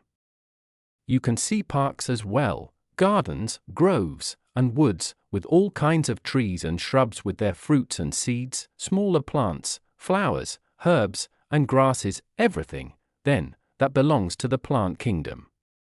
You can see all kinds of animals, birds, and fish, everything that belongs to the animal kingdom. The people there are angels and spirits. This is prefaced to let it be known that the whole spiritual world is just like the whole physical world, the sole difference being that things there are not static and stable the way they are in a physical world because there is nothing of nature there. Everything is spiritual. 322. There is very solid ground for believing that there is a human image to the universe of the other world in the fact that everything listed in 321 is happening concretely around angels and around angelic communities. It is as though these things were being brought forth or created by them. They persist around them without fading away. You can tell that they are apparently brought forth or created by the angels because when an angel goes away or when a community relocates, these things are no longer visible. Then too, when other angels arrive to take their place, the appearance of everything around them changes. The trees and fruits of the parks change, the blossoms and seeds of the flower beds change, the herbs and grasses of the fields change, and so do the kinds of animals and birds. The reason things occur and change like this is that everything occurs in response to the angels' feelings and consequent thoughts. They are responsive entities, and because the things that respond are integral aspects of that to which they respond, they are their visual images. The actual image is not visible when the focus is on the forms of anything, but it is visible when the focus is on their functions. I have been allowed to see that when angels' eyes have been opened by the Lord so that they see these things as they answer to functions, the angels recognize and see themselves in their surroundings. 323. Since the things that occur around angels in response to their feelings and thoughts resemble a kind of universe in being lands, plants, and animals, and since they amount to an image that represents the angels, we can see why the ancients called us a microcosm. 324. There is ample support for the truth of this in Secrets of Heaven and also in the book on Heaven and Hell, as well as throughout the preceding pages where I have dealt with correspondence 52, 83, 87. I explained there that there is nothing in the created universe that does not answer to something in us, not only to our feelings and consequent thoughts, but also to our physical organs and viscera, not in respect to their substances, but in respect to their functions. This is why when the Word talks about the church and its people, there is such frequent mention of trees like the olive and the vine and the cedar, of gardens, and groves and woods, and of the beasts of the field, the fowl of the air, and the fish of the sea. They are mentioned because they correspond and are united by corresponding, as noted. So too, when we are reading things like this in the Word, angels are not conscious of them but of the church in their stead, or of the church's people in regard to their state. 325. Since there is a human image to everything in the universe, Adam's wisdom and intelligence are described by the Garden of Eden, where there were trees of every kind, as well as rivers, precious stones, and gold, along with the animals that he named. All of these meant things that were within him and that made him what we call human. Quite similar things are said of Assyria in Ezekiel 31 verses 3 to 9, meaning the church as far as its intelligence is concerned, and about Tyre in Ezekiel 28 verses 12 and 23:13, meaning the church in regard to its first-hand knowledge of what is good and true. 3:26, we can tell from all this, then, that if we focus on functions, there is a human image to everything in the universe. We can also tell that this testifies to the fact that God is human, because the things just listed do not come into being around angelic people from themselves, but from the Lord through them. They actually arise from the flow of divine love and wisdom into the angels, who are recipients, and are brought forth to their sight the way the universe is created. So people then know that God is human and that the created universe, functionally viewed, is an image of God. 3:27, all of the Lord's creations are useful functions, and they are useful functions in the sequence, on the level, and in the specific way that they relate to humanity and through humanity to the Lord, their source. I have already made the following points on this subject. Nothing can arise from God the Creator that is not useful. 308. The useful functions of everything created tend upward, step by step, from the lowest to us, and through us to God the Creator, their source. 65 to 68. The goal of creation, that everything should return to the Creator and that there should be a union, becomes manifest in outermost forms. 167 to 172. They are useful to the extent that they focus on their Creator. 307. Divinity cannot fail to exist in and be manifested in others that it has created. 47 to 51. Everything in the universe is a vessel according to its usefulness, and this depends on its level. 38, 58, 66. Seen in terms of its functions, the universe is an image of God. 39, 169, 298. There are many other relevant statements as well. These witness to the truth that all the Lord's creations are useful functions, and that they are useful functions in the sequence, on the level, and in the specific way that they relate to humanity, and through humanity to the Lord, their source. It remains now to say something more detailed about useful functions. 328. By this human to whom useful functions relate, I mean not only an individual but also groups of people and smaller and larger communities such as republics and monarchies and empires and even that largest community that comprises the whole world, since all of these are human. So too in the heavens the whole angelic heaven is like a single individual in the Lord's sight, and so is each individual community of heaven. This is why each individual angel is human. On this subject, see Heaven and Hell 68 to 103, 68 to 102. This shows what is meant by human in the following pages. 329, we can tell what a useful function is from the goal of the creation of the universe. The goal of the creation of the universe is to bring about an angelic heaven, and since an angelic heaven is the goal, so is humanity or the human race, since that is where heaven comes from. It follows, then, that everything that has been created is an intermediate goal, and that the functions are useful in the sequence, on the level, and in the specific way that they relate to humanity, and through humanity to the Lord. 330. Since the goal of creation is a heaven from the human race, and therefore the human race itself, the intermediate goals are everything else that has been created. Because these do relate to us, they focus on these three aspects of us, our bodies, our rational functioning, and, for the sake of our union with the Lord, our spiritual functioning. We cannot be united to the Lord unless we are spiritual, we cannot be spiritual unless we are rational, and we cannot be rational unless we are physically whole. These aspects are like a house, with the body as its foundation, the structure of the house as our rational functioning, and the contents of the house as our spiritual functioning.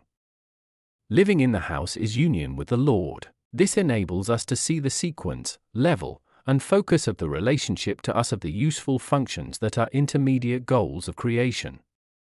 That is, they are for the support of our bodies, for the development of our rational ability, and for our acceptance of what is spiritual from the Lord. 331. Useful functions for the support of our bodies have to do with its nourishment, clothing, shelter, recreation and pleasure, protection, and the preservation of its state.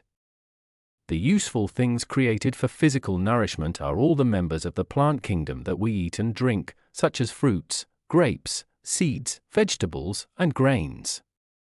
Then there are all the members of the animal kingdom that we eat, such as steers, cows, calves, deer, sheep, kids, goats, lambs, and the milk they give, as well as many kinds of bird and fish. The useful things created for clothing our bodies also come in abundance from these two kingdoms, as do those for our shelter and for our recreation and pleasure, for our protection, and for the preservation of our state.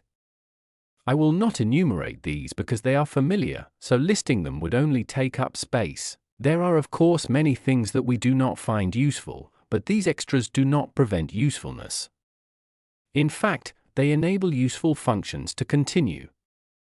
Then there are abuses of functions, but again, the abuse of a function does not eliminate the useful function, just as the falsification of something true does not destroy the truth except for the people who are doing the falsifying. 332. Useful functions for the development of our rational ability are all the ones that teach us what I have just been talking about. These are called academic disciplines and fields of study having to do with nature, economics, politics, and morals, things that we get from parents and teachers, from books, from our dealings with each other, or from ourselves through our inner reflection about these subjects.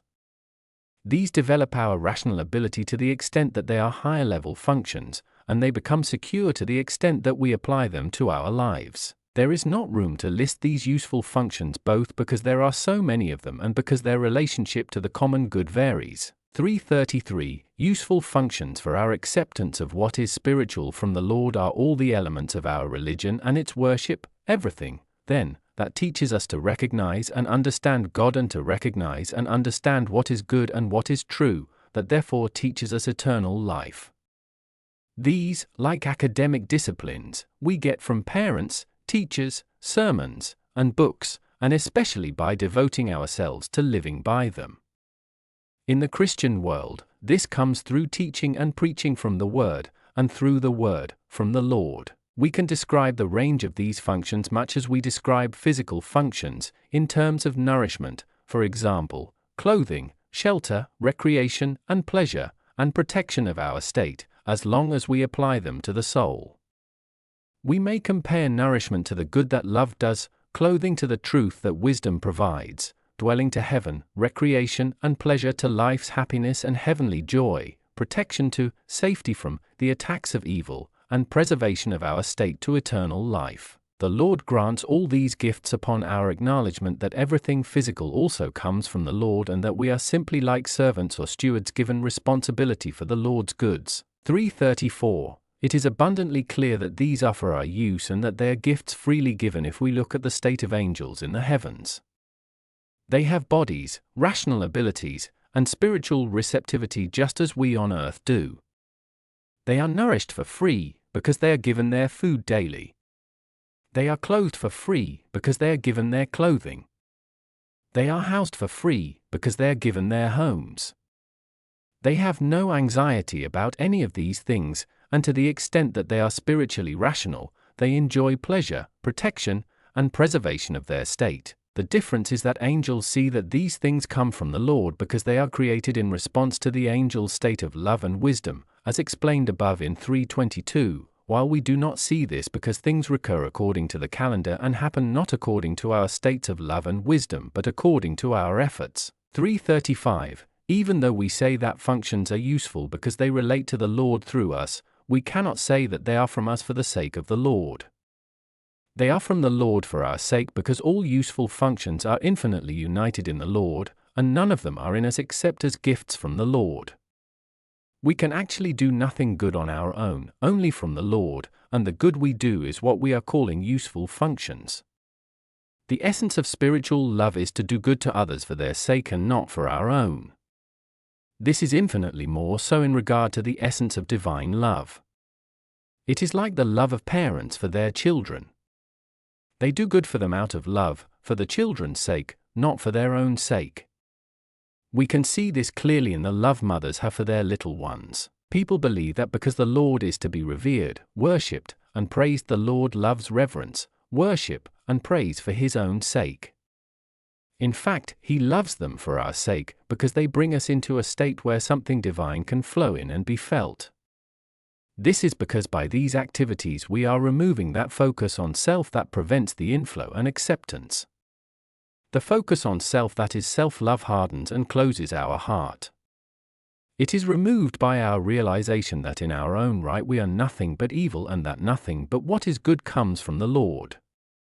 This yields the softening of heart and humility from which reverence and worship flow. It follows from this that the purpose of the useful functions the Lord provides for Himself through us is that He may bless us out of His love, and since this is what He loves to do, our receiving it is the joy of His love. No one should believe that the Lord is with people who simply worship Him.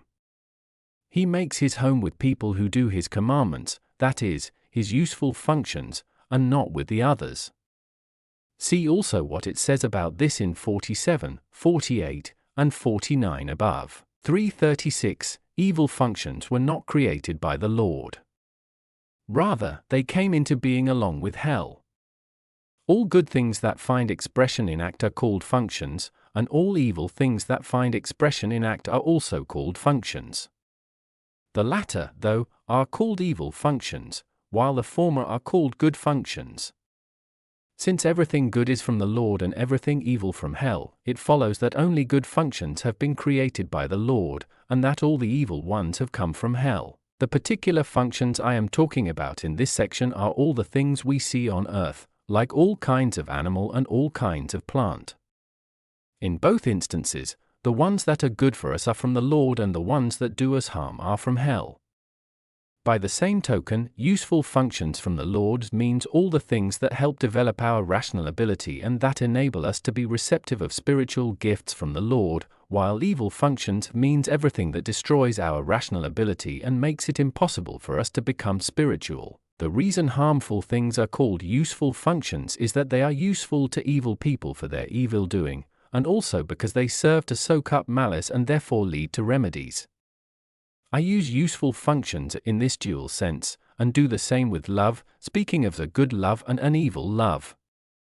Whatever love brings forth it calls useful. 3:37 I will use the following sequence to show that good functions are from the Lord and that evil functions are from hell. 1. Which things in our world I mean by evil functions. 2. Everything that is an evil function exists in hell, and everything that is a good function exists in heaven. 3. There is a constant inflow from the spiritual world into the earthly world. 4. The inflow from hell activates things that are evil functions, in places where there are things that answer to them. 5. The lowest spiritual level, separated from what is higher, is what does this. 6. There are two forms in which activation by inflow occurs, the plant form and the animal form. 7. Each form gets the ability and the means of propagating its own kind. 338. 1.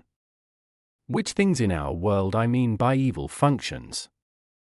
Evil functions in our world means everything harmful in both kingdoms, the animal and the plant, and harmful things in the mineral kingdom as well. There is no room to list all the harmful things in these kingdoms, for this would be simply to pile up names, and piling up names with no indication of what kind of harm each species inflicts would bring none of the usefulness this work intends. I may simply name a few by way of information.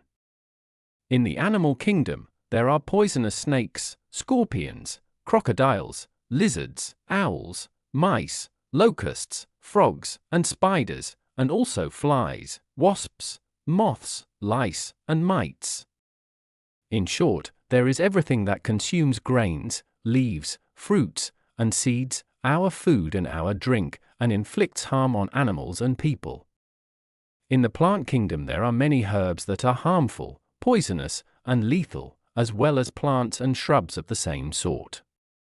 In the mineral kingdom there are all the toxic substances. We can see from these few examples what I mean by evil functions in this world of ours. Evil functions are all the things that conflict with the good functions discussed in the previous section. 339. 2. Everything that is an evil function exists in hell, and everything that is a good function exists in heaven. Before we can see that all evil functions that occur on our earth come not from the Lord but from hell, some kind of preface about heaven and hell is needed. Unless this is understood, evil functions may be credited to the Lord just like good ones and thought to be together with them from creation, or they may be credited to nature and thought to originate in its Son. People cannot be rescued from these two errors unless they know that nothing whatever happens in the physical world that does not find its cause and therefore its origin in the spiritual world, and that what is good comes from the Lord and what is evil comes from the devil, that is, from hell. The spiritual world means both heaven and hell. In heaven, you can see all the good functions described in the preceding section. In hell, on the other hand, you can see all the evil functions just listed in 338, wild animals of every kind like snakes, scorpions, lizards, crocodiles, tigers, wolves, foxes, boars, night birds, owls, bats, mice, rats, frogs, locusts, spiders, and many kinds of harmful insect. You can also see toxic and dangerous things of all kinds, and poisons in both plants and soils, in a word, everything that does injury and that kills people. In the hells, things like this are just as vividly visible as they are on and in the earth. I say that they are visible there, but they do not exist there the same way they do on earth. They are pure reflections of the cravings that spew from the evils of demonic spirits, loves, presenting themselves to others in these forms. Because there are things like this in the hells, foul stenches pour out as well, smells of carrion, feces, urine, and decay that demonic spirits relish, the way animals relish things that contain toxins. It stands to reason, then, that things like this in the earthly world do not find their source in the Lord, created from the beginning, and that their origin is not from nature through its Son, but that they are from hell. It is abundantly clear that their origin is not from nature, through its Son, from the fact that what is spiritual flows into what is earthly and not vice versa. It is clear that they are not from the Lord from the fact that hell is not from him, so neither is anything in hell that reflects their evils. 343. There is a constant inflow from the spiritual world into the physical world. Unless people realize that there is a spiritual world and that it is as distinct from the physical world as an antecedent circumstance is from its consequent or a cause from what it causes, they cannot know anything about this inflow. This is why people who have written about the origin of plants and animals have found it necessary to trace them back to nature.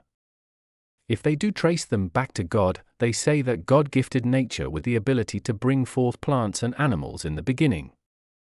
They do not realize that nature is not gifted with any power. In its own right, it is dead and contributes no more to bringing things forth than a tool contributes to the work of an artisan. If it is to accomplish anything, it needs constantly to be activated. It is spiritual reality, reality that finds its origin in the Son where the Lord is and that goes to the limits of nature, that produces the forms of plants and animals and causes the miracles that we see in both, filling them in with earthly substances so that the forms are stable and enduring. It is acknowledged, then, that there is a spiritual world, that what is spiritual comes from a Son where the Lord is who is its source, and that this spiritual reality stirs nature into action the way something living stirs something lifeless. It is acknowledged further that there are things in that spiritual world that resemble things in our physical world. We can therefore see that plants and animals have come into being solely from the Lord through that world and that they constantly keep coming into being through it. This means that there is a constant inflow from the spiritual world into the physical one. There will be ample support for this in the next section. The production of harmful things on earth through an inflow from hell happens by the same law of tolerance that applies to the very evils that flow from hell into people. I will discuss this law in Angelic Wisdom about Divine Providence. 341:4. The inflow from hell activates things that are evil functions, in places where there are things that answer to them. The things that answer to evil functions, that is, harmful plants and animals, are characteristic of corpses, decay, feces and manure, spoilage, and urine. As a result, the plants and little creatures like these, the ones just listed, turn up in places where these substances are found. There are more such species in the tropics, where we find snakes, basilisks, crocodiles, scorpions, mice, and the like. Everyone knows that swamps, marshes, manure piles, and rotten soils teem with creatures like these, and that vicious insects fill the air like clouds, and vicious bugs infest the earth like armies and devour plants down to their very roots. I noticed once in my own garden that in the space of a cubit almost all the dust turned into tiny winged creatures, because when I stirred it with my stick they rose up in clouds. We can see simply from experience that carrion and decay are congenial and close kin to these vicious and useless little creatures. It is particularly clear when we consider the reason, namely that there are foul stenches like these in the hells, where such little creatures are also found. That is why hells are named after their odors, some called morgues, some manure piles, some urinals, and so on.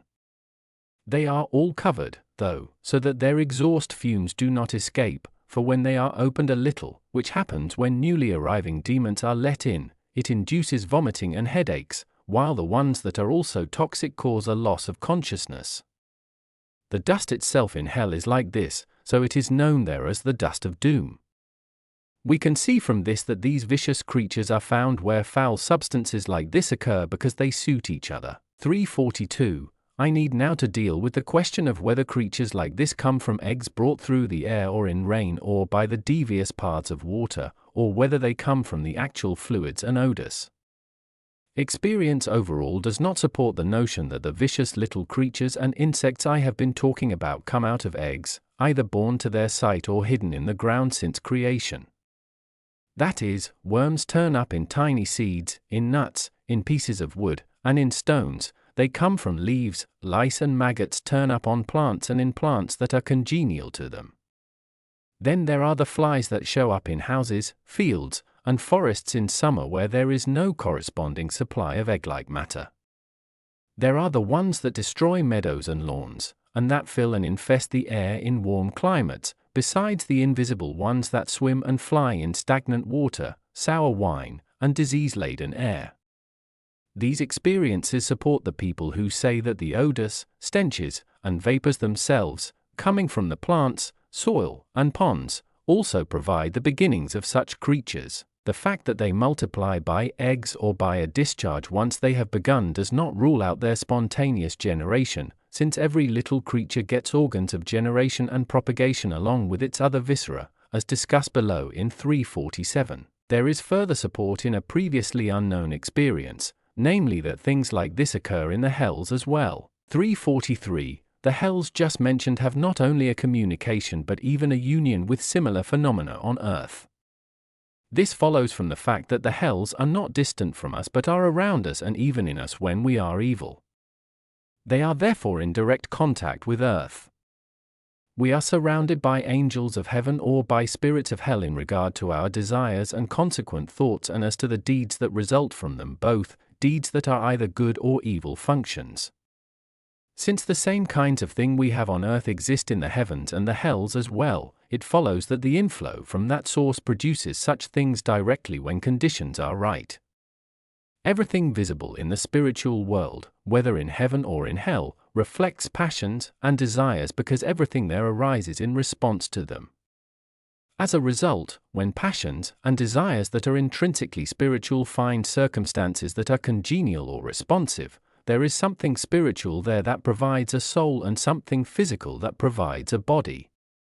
There is in everything spiritual an inherent tendency to clothe itself with a body. The reason the hells are around and are therefore in direct contact with the earth is that the spiritual world is not in space, but is found wherever there is a responsive feeling. 344. In the spiritual world, I once heard two presidents of the British Royal Society, Sir Sloane and Sir Fowkes, discussing the origin of seeds and eggs and their propagations on earth. The first attributed all this to nature, saying that from creation they were gifted with a power and energy for propagation by means of the sun's warmth. The second said that this force was continually coming from God the Creator into nature. To resolve the disagreement, Sir Sloane was shown a lovely bird and told to examine it closely to see whether it was at all different from similar birds on earth. He held it in his hand and examined it carefully and said that there was no difference. He knew that it was simply the feeling of a particular angel that was being portrayed outwardly as a bird, and that it would vanish or go out of existence along with that feeling, which then happened. This experience convinced Sir Sloane that nature contributed nothing whatever to the propagation of plants and animals. It is simply what flows into nature from the spiritual world. He said that if that particular bird had been filled in with appropriate earthly matter down to the last detail and so had become stable, it would have been a lasting bird just like our earthly birds, and that the same held true for things that came from hell. He went on to say that if he had known what he now knew about the spiritual world, he would not have attributed anything to nature except the service it provides to spiritual reality from God, for giving stability to the forces that are constantly flowing into nature. 345.5. The lowest spiritual level, separated from what is higher, is what does this. I explained the following things in part 3. What is spiritual flows from its sun all the way down to the borders of nature by 3 steps, and these steps are called heavenly, spiritual, and earthly. They are within us from creation and therefore are inherent in us from birth. They are opened in proportion to our lives. If the heavenly level is opened, which is the highest and central one, then we become heavenly. If the spiritual level is opened, which is the intermediate one, then we become spiritual. If only the earthly level, the lowest and most remote, is opened, then we become earthly, and if we become nothing but earthly, we love only what has to do with our bodies and the world. To the extent that this is the case, we do not love things that are heavenly and spiritual, and we do not turn toward God, and to that extent we become evil. We can see from this that the lowest spiritual level, called the spiritual earthly level, can be separated from what lies above it, and that it is so separated in the people who constitute hell. This lowest spiritual level cannot be separated from what lies above it either in animals or in soils and turn toward hell. This can happen only in humans. It therefore follows that when the lowest spiritual level is separated from what lies above it the way it is for people in hell, this is what creates those evil functions on earth that I have just been discussing. As for the claim that the harmful things on earth can be traced back to us and therefore to hell, this is supported by conditions in the land of Canaan described in the Word. When the Israelites lived by the commandments, the land provided them with food as well as flocks and herds, while when they lived contrary to the commandments it became barren and cursed, so to speak, bringing forth thorns and briars instead of grain.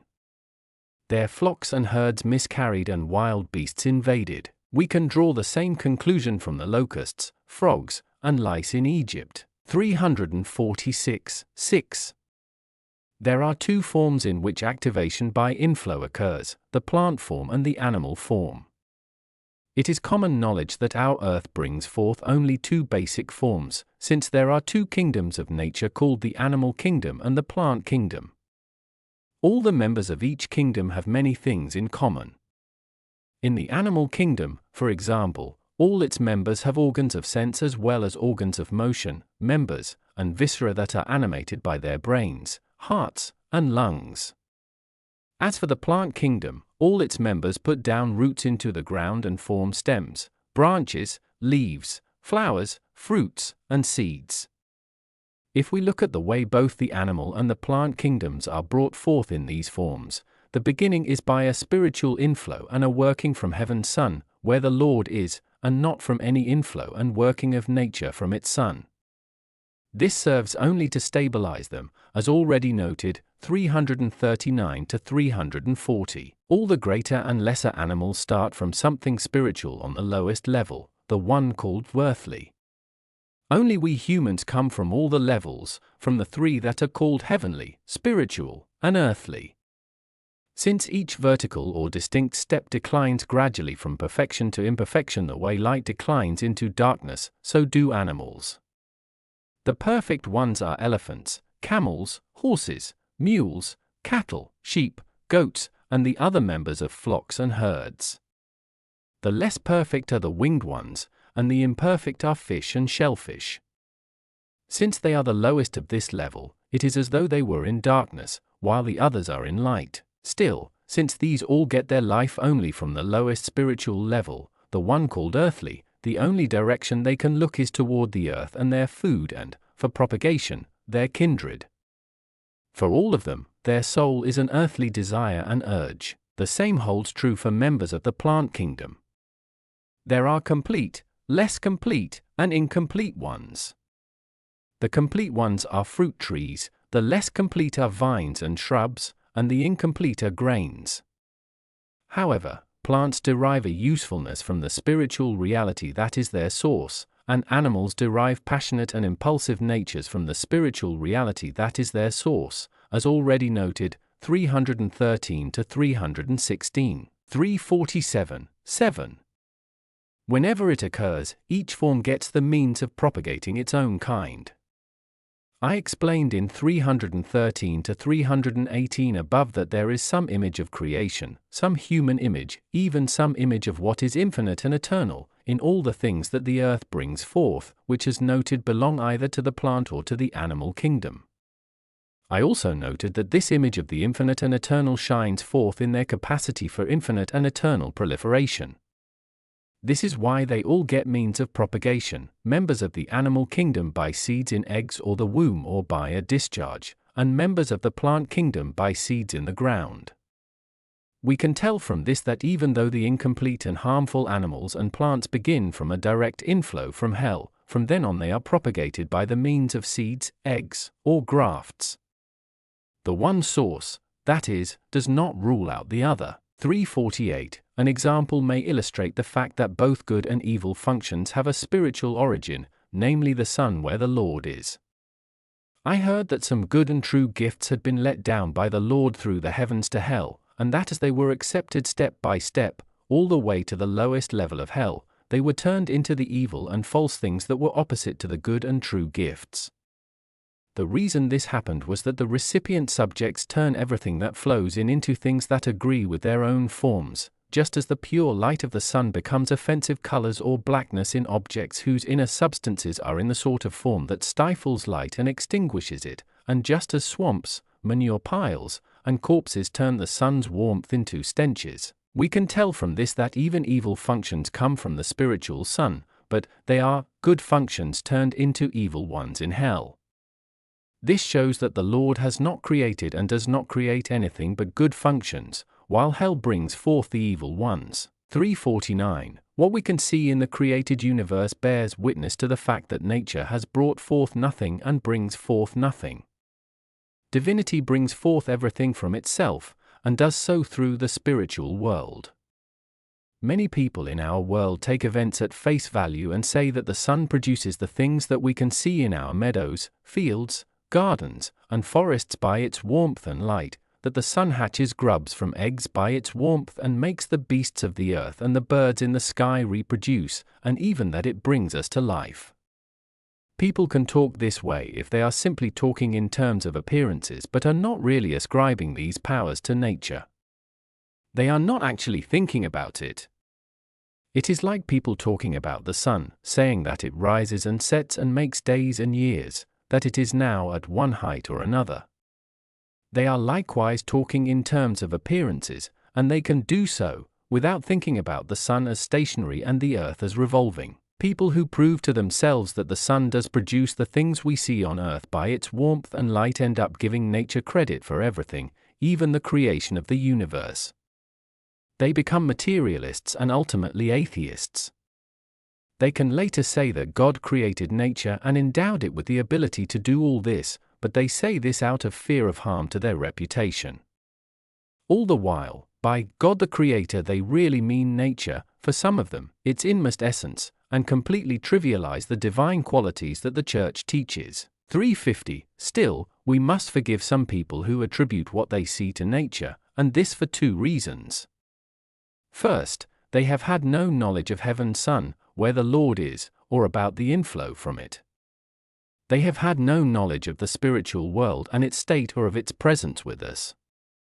As a result, they could think of spiritual reality only as a purer form of earthly reality, so that angels were either in the ether or in the stars, the devil either was an evil person or, if he were actually to come into existence, would be in the air or in the depths, and that our own souls after death were either at the center of the earth or in a mysterious elsewhere until Judgment Day, along with other notions of the same sort that give rise to delusions born of their ignorance of the spiritual world and its Son. The second reason for forgiving them is that they have had no way to know how divinity produces all the things we see on our earth, where there are so many things both good and evil. They have been afraid of drawing their conclusion, to keep from attributing evil to God or giving birth to a materialistic concept of God, equating God with nature, and therefore confusing them. These are two reasons for forgiving people who believe that nature brings forth the things we can see by a power instilled at creation. However, we should not forgive people who make atheists of themselves by proving this role of nature, because they could prove the same role for divinity. Ignorance does excuse, true, but it does not cancel deliberate proof of what is false, since this falsity is intimately connected to evil and therefore to hell. As a result, people who opt decisively for nature to the point that they divorce divinity from it attach no weight to sin, since all sin is against the divinity they have divorced and thus rejected. If people in spirit attach no weight to sin, then after death, when they become spirits, they rush as captives of hell into the unspeakable consequences of their cravings whose reins have been loosened. 351. People who believe that divinity is at work in the details of nature can prove the role of divinity for themselves by a host of things they observe in nature, just as fully as and even more fully than people who decide in favor of nature. People who decide for divinity pay attention to the miracles they see in the way both plants and animals reproduce. In the reproduction of plants, they see that a root goes forth from a tiny seed cast into the ground, with a stem from the root and then twigs, leaves, flowers, fruit, all the way to new seeds. It is exactly as though the seed knew the sequence or the process for its own renovation. What rational person could believe that the sun, which is nothing but fire, knows this, or that it can endow plants with the ability to accomplish this with its warmth and light, that it can work these miracles in plants with the intent to perform some useful function? Anyone whose rational abilities are lifted up, on seeing and pondering such things, can only think that they come from one who has infinite wisdom, from God. People who acknowledge divinity see this and think this way. People who do not acknowledge divinity, though, do not see this or think this way because they do not want to. So they lower their rational abilities down to the sensory level that gets all its concepts from the light that envelops our physical senses. They then prove their fallacies by saying, "Can't you see the sun making this happen by its warmth and light? What is anything that you cannot see? Is it anything at all?" People who decide in favor of divinity pay attention to the miracles they see in the way animals reproduce. At this point I may mention only what happens in eggs. Hidden within the egg is the chick in seed or in potential, with everything it needs for coming to hatching and for the whole sequence after hatching until it becomes a bird, a flying creature in the image of its parents. If people pay close attention to the nature of the form involved and think deeply about it, they cannot fail to be stunned. They see, for example, that in the smallest creatures as in the largest, in the invisible ones as in the visible, there are sensory organs for sight, smell, taste, and touch. There are organs of motion called muscles. These creatures actually fly and walk, and they have organs around their hearts and lungs that are activated by their brains. We have been informed by people who have written about their anatomy that even lowly insects enjoy these gifts, see especially Swammerdam's Book of Nature. People who attribute everything to nature do see these things, but they simply think that they happen and say that nature makes them happen, and they say this because they have diverted their minds from thinking about divinity. If people have diverted their minds from thinking about divinity, then when they see the miracles in nature they cannot think rationally, let alone spiritually. They think in terms of sensation and matter, and in so doing think about nature from within nature and not from above it. This is just what people in hell do. The sole difference between them and animals is that they have rational capacity, that is, they could understand and think differently if they wanted to. 352. If people turn from thinking about divinity when they see nature's miracles and therefore become sense-centered, they do not take into account the fact that their eyesight is so crude that they see a host of tiny insects as a single cloud. Yet each one of those insects is designed for sensing and for moving, which means it is equipped with fibers and vessels, with tiny hearts, windpipes, viscera, and brains. These are woven together out of the most delicate substances in nature, and the ways they are woven are responsive to a particular life that activates their smallest elements quite precisely. If we consider the fact that our eyesight is so crude that a host of such creatures, each one with all its countless complexities, looks to us like a little cloud, and then realize that in spite of this, people who are sense-centered think and judge on the basis of this sight, we can see how coarsened their minds are, and therefore how benighted they are in spiritual matters. 353. Any people who want to can decide in favor of divinity on the basis of what they can see in nature, and people do so decide who base their thinking about God on life. They do this, for example, when they see the birds of the air. Each species knows its foods and where to find them, recognizes its kindred by sound and sight, and knows which of them are friends and which are hostile. They join in marriage and know how to mate and how to build their nests skillfully. They lay their eggs there and incubate them, knowing how long the incubation should last, and when the time has come they hatch their chicks, love them most tenderly, shelter them under their wings, gather food, and nourish them, all this until the chicks come of age and can do the same, having their own families and thus ensuring the continuance of their kind. Anyone who wants to think about the divine inflow through the spiritual world into the physical world can see it in these events. Anyone who wants to can say at heart, knowledge like this cannot be flowing into them from the sun, through its light rays. The sun, which provides nature with its origin and essence, is pure fire, so its light rays are absolutely lifeless. We can therefore come to the conclusion that things like this come from an inflow of divine wisdom into the very boundaries of nature. 354. Anyone who looks at lovers can decide in favor of divinity on the basis of observation of nature. Lovers are moved by the pleasure of some impulse to exchange their earthly state for one that is a parable of heaven. So they crawl off to particular places where they put themselves into a kind of womb in order to be reborn. There they become chrysalises, mature pupas, caterpillars, nymphs, and eventually butterflies. At the close of this transformation they are equipped with beautiful wings according to their species, fly in the air as though it were their heaven, play in it cheerfully, form marriages, lay eggs, and provide themselves with descendants. All the while they are nourishing themselves on sweet, soft food from flowers. Does anyone who is deciding for divinity on the basis of observation of nature fail to see a kind of reflection of our earthly state in the caterpillars and of our heavenly state in the butterflies?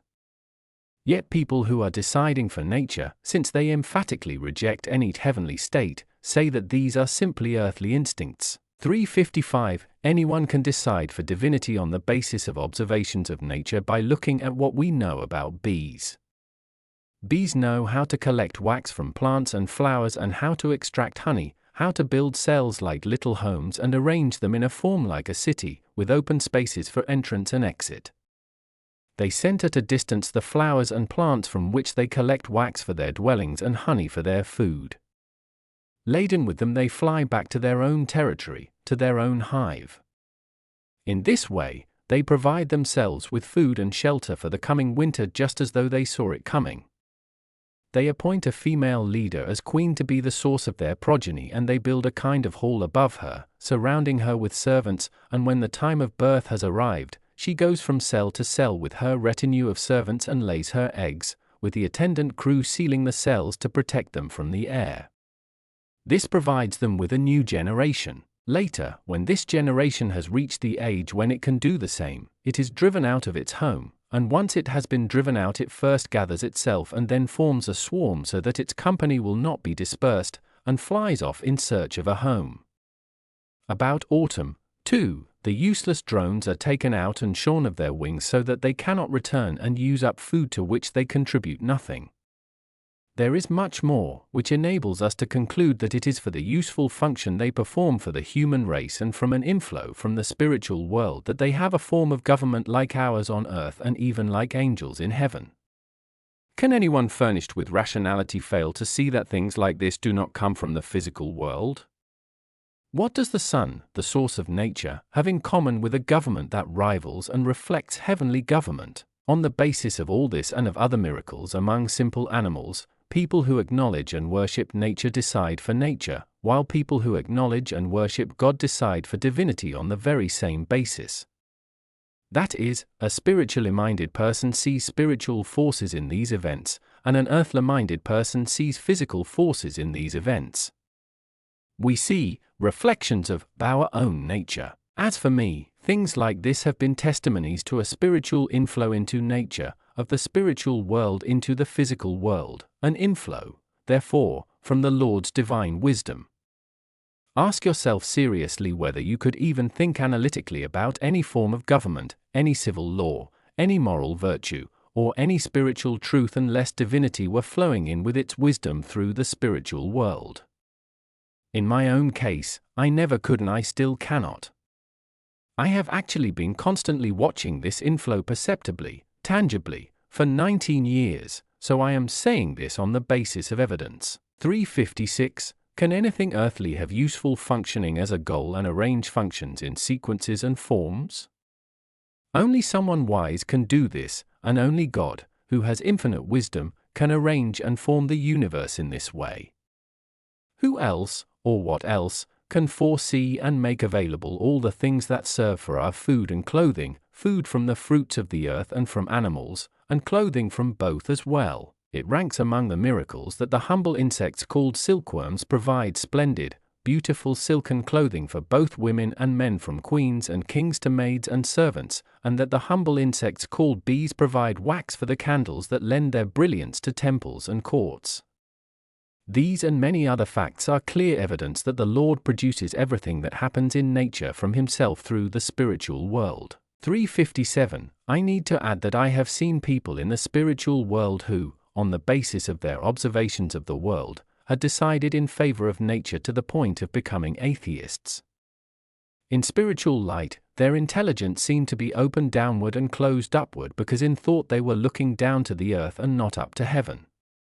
The upper surface of their sensory functioning, which is the lowest level of intelligence, seemed to have a kind of covering on it.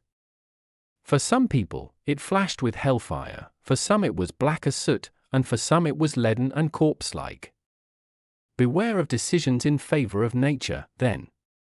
Decide for divinity, there is no lack of material. 358. Angelic wisdom about divine love. Part 5. The Lord has created and formed within us two vessels and dwellings for himself called volition and discernment. Volition is for his divine love and discernment for his divine wisdom.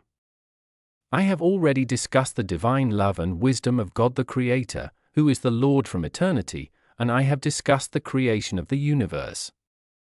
Now I need to say something about our own creation. We read that we were created in the image of God and according to his likeness, Genesis 1 verse 26. In this passage the image of God means divine wisdom and the likeness of God means divine love, since wisdom is nothing more than the image of love. Love actually presents itself to view and to recognition in wisdom, and since that is where we see and recognize it, wisdom is its image. Then too, love is the reality of life and wisdom is its consequent manifestation. This image and likeness of God is strikingly visible in angels. Love shining from within is their faces and wisdom in their beauty, with beauty as the form of their love. I have seen this, and I have come to know it. 359. We could not be images of God according to his likeness unless he were within us and were our life from our very center. God's presence within us and God's being our life from our very center follow from what I explained in 4 to 6 above, namely that God alone is life and that we and angels are life receivers from him. The Word tells us that God is in us and makes his home with us, and because the Word tells us this, preachers are fond of telling us to prepare ourselves to let God come into our lives so that he may be in our hearts and that our hearts may be his dwelling. The devout say the same in their prayers.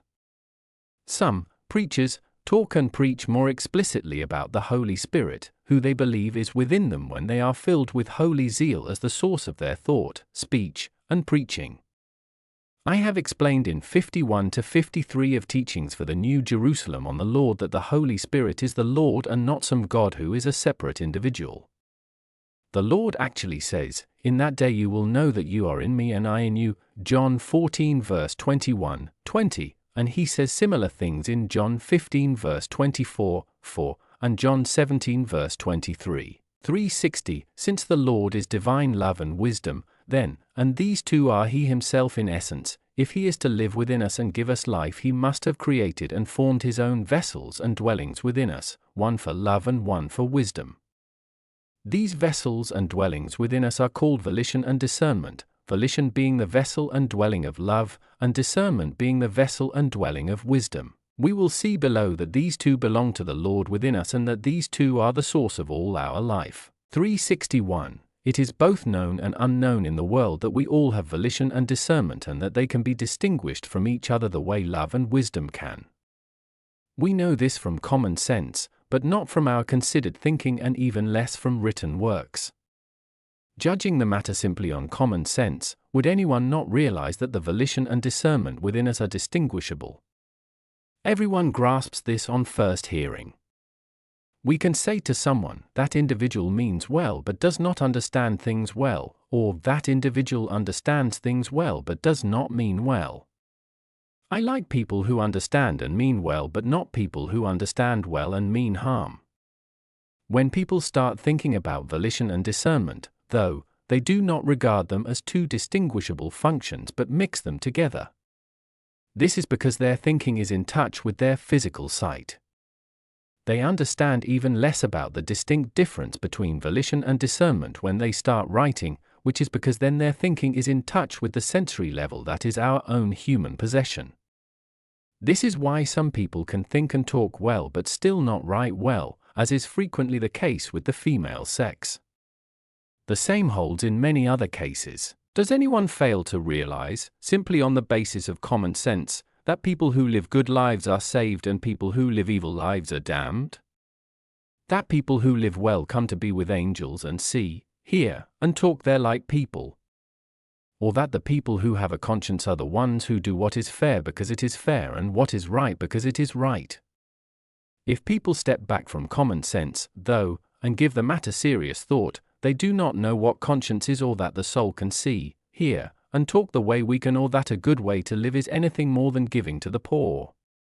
Then if you start writing on the basis of this thinking, you support these opinions with superficial and deceptive observations and with words that are all sound and no substance. This is why many of the scholars who have given much thought to this, and even more, the ones who have written about it, have undermined, obscured, and even destroyed their common sense.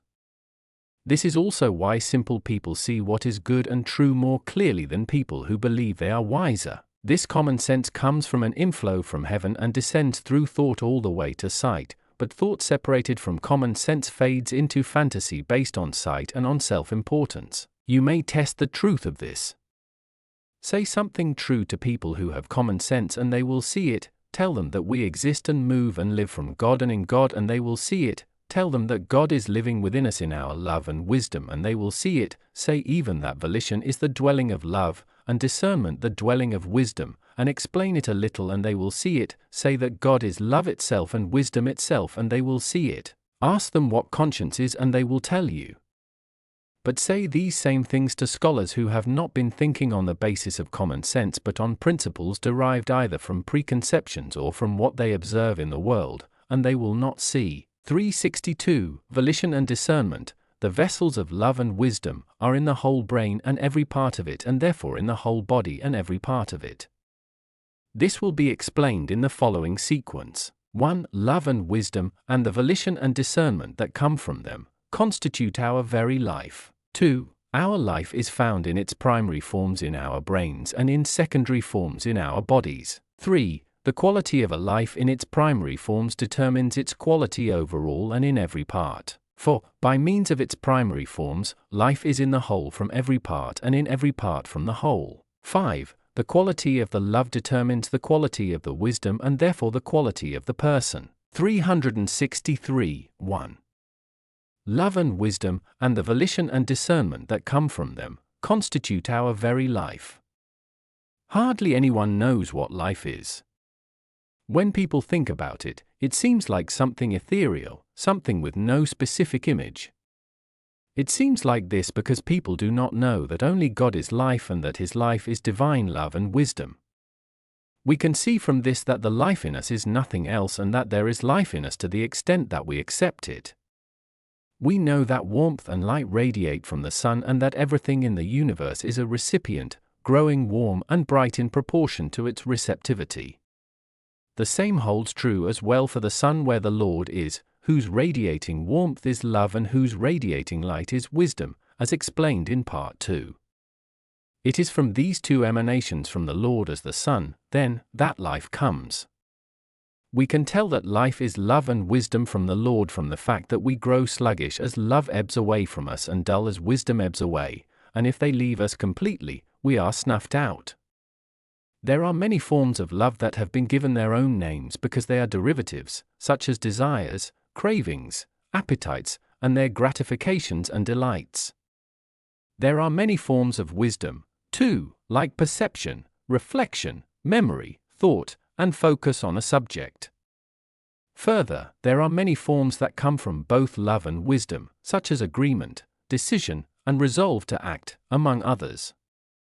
All of these belong to both love and wisdom, but they are assigned their names on the basis of what is dominant and nearer to hand.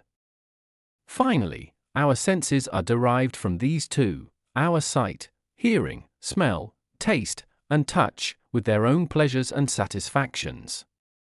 The appearance is that our eye is seeing, but our discernment is seeing through our eye, which is why we ascribe sight to our discernment.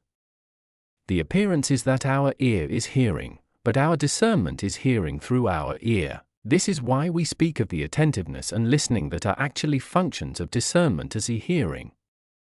The appearance is that our nostrils smell and that our tongue tastes, but discernment is smelling with its perceptiveness and is tasting as well, so we refer to perceptiveness as smelling and tasting, and so on. The wellsprings of all these functions are love and wisdom. We can therefore tell that these two constitute our life. 364. Everyone sees that discernment is the vessel of wisdom, but not many see that volition is the vessel of love. This is because our volition does nothing by itself, but acts through our discernment. It first branches off into a desire and vanishes in doing so, and a desire is noticeable only through a kind of unconscious pleasure in thinking, talking, and acting. We can still see that love is the source because we all intend what we love and do not intend what we do not love. 365. 2. Our life is found in its primary forms in our brains and in secondary forms in our bodies. In its primary forms means in its beginnings, and in secondary forms means in the things that are produced and formed from these beginnings. Life in its primary forms means volition and discernment. It is these two functions that occur in their primary forms in our brains and in their derivative forms in our bodies. We can tell that the primary forms or beginnings are in the brain for a number of reasons. A. Simply from the feeling we have when we are focusing our minds and thinking, our sense that we are thinking with our brain. We turn our sight inward, so to speak, and furrow the brow with a sense that this concentration is happening inside, especially behind the forehead and a little above it. B. From the way we are formed in the womb, where the brain or head is formed first and remains larger than the body for some time. C. The head is above and the body below, and the orderly arrangement is for the higher to activate the lower and not the other way around. D. If the brains are damaged in the womb by some wound, by disease, or by lack of concentration, thinking becomes uncertain, and sometimes the mind becomes deranged. E. All the outer senses of the body, sight, hearing, smell, taste, and the all-inclusive sense of touch, as well as speech, are in the front part of the head called the face, and they are in direct touch with the brain through fibers and get their active and sensitive life from it. F. This is why we can see people's feelings of love in a kind of image in their face and their thoughts of wisdom in a kind of light in their eyes. G. Anatomy informs us that all the fibers go down from the brains through the neck into the body, and that none go up from the body through the neck into the brain. Where the fibers have their primary forms and beginnings is where life is in its primary forms and beginnings. Can anyone maintain a denial that the origin of life is where the fibers originate? Ask anyone with common sense where thinking happens, or where one thinks, and the answer you will get is in one's head. But then ask someone who has located the seat of the soul in some little gland or in the heart or somewhere else where desire and its consequent thought begin, whether it is in the brain, and the answer you will get is either no or I don't know. You may find the reason for this uncertainty in 361 above. 366, 3. The quality of a life in its primary forms determines its quality overall and in every part. For the reader to understand this, I need to say just where these primary forms are in the brains and how they branch off. We can see from anatomy just where these primary forms are in the brain. This tells us that there are two brains and that these have extensions from the head into the spine. It tells us that the brains consist of two substances called the cortical substance and the medullary substance, with the cortical substance consisting of countless little gland-like things and the medullary substance of countless fiber-like things. Since the little glands are at the heads of the little fibers, then they are also their primary forms. The fibers begin there and they radiate outward, gradually gathering into nerves, and once they have gathered or formed nerves they go down to the sensory organs in the face and the motor organs in the body and form them. Check with anyone versed in the knowledge of anatomy and you will find this to be true. This cortical or glandular substance constitutes the surface of the brain and the surface of the corpora striata that make up the medulla oblongata, to link with the cerebellum and through the cerebellum to the spinal cord. Wherever the medullary or fibrous substance is found, however, it begins and goes from the cortical substance. This is the source of the nerves that all the parts of the body come from. This fact is learned from dissection. If people know this from the science of anatomy or from people versed in that science, they can see that the primary forms of life are nowhere but where the beginnings of the fibers are, and that the fibers cannot radiate from themselves but from the primary forms. The primary forms or beginnings that look like little glands are almost beyond counting. We can compare their abundance to the number of stars in the universe, and the abundance of fibers that come from them to the number of rays that radiate from the stars and bear their warmth and light to the planets. We may also compare the abundance of these little glands to the abundance of angelic communities in the heavens. These two are beyond counting and are similarly arranged, so I have been told, and the abundance of little fibers radiating from these little glands can be compared to the spiritual good and true activities that flow down like rays in much the same way. This is why the individual human being is like a universe and like a heaven in miniature, as I have stated and explained throughout what precedes. 19, 186, 203, 231. We can tell from this that the quality of life in its primary forms determines its quality in secondary forms, or that the quality of life in its beginnings in the brain determines its quality in the things in the body that originate there. 367, 4. By means of its primary forms, life is in the whole from every part and in every part from the whole. This is because in terms of its origin, the whole, brain and body together, consists of nothing but the fibers that come from these primary forms in the brains. They have no other source, as we can see from the things just presented in 366. So the whole comes from each part. The reason that life in each part comes through the primary forms from the whole is that the whole provides each part with the share that it needs and thereby makes it a part of the whole. In brief, the whole arises from the parts and the parts are sustained by the whole. We can see from many things in the body that there is this kind of mutual sharing, and through it, a union. It is much the same in the body as it is in a state, republic, or monarchy. The commonwealth arises from the people who are its parts, and the parts or individuals are sustained by the commonwealth. It is the same in everything that is in some form, especially humans. 368, 5. The quality of the love determines the quality of the wisdom and therefore the quality of the person. This is because the quality of love and wisdom determines the quality of volition and discernment. volition being the vessel of love and discernment the vessel of wisdom, as already explained, 358 to 361, and these two constitute us as humans and give us our quality. Love is highly complex, so complex that its various forms are without limit. This we can tell from the human race on earth and in the heavens. There is not a single individual or angel so like another that there is no difference. Love is what makes the difference, each individual being her or his own love. People think that wisdom is what differentiates, but wisdom comes from love. It is love's form, for love is the underlying reality of life and wisdom is the manifestation of life from this underlying reality. The world believes that intelligence is what makes us human, but people believe this because our discernment can be raised up into heaven's light, as already explained, 242 to 243, 255 to 256, 258, and it can seem as though we were wise.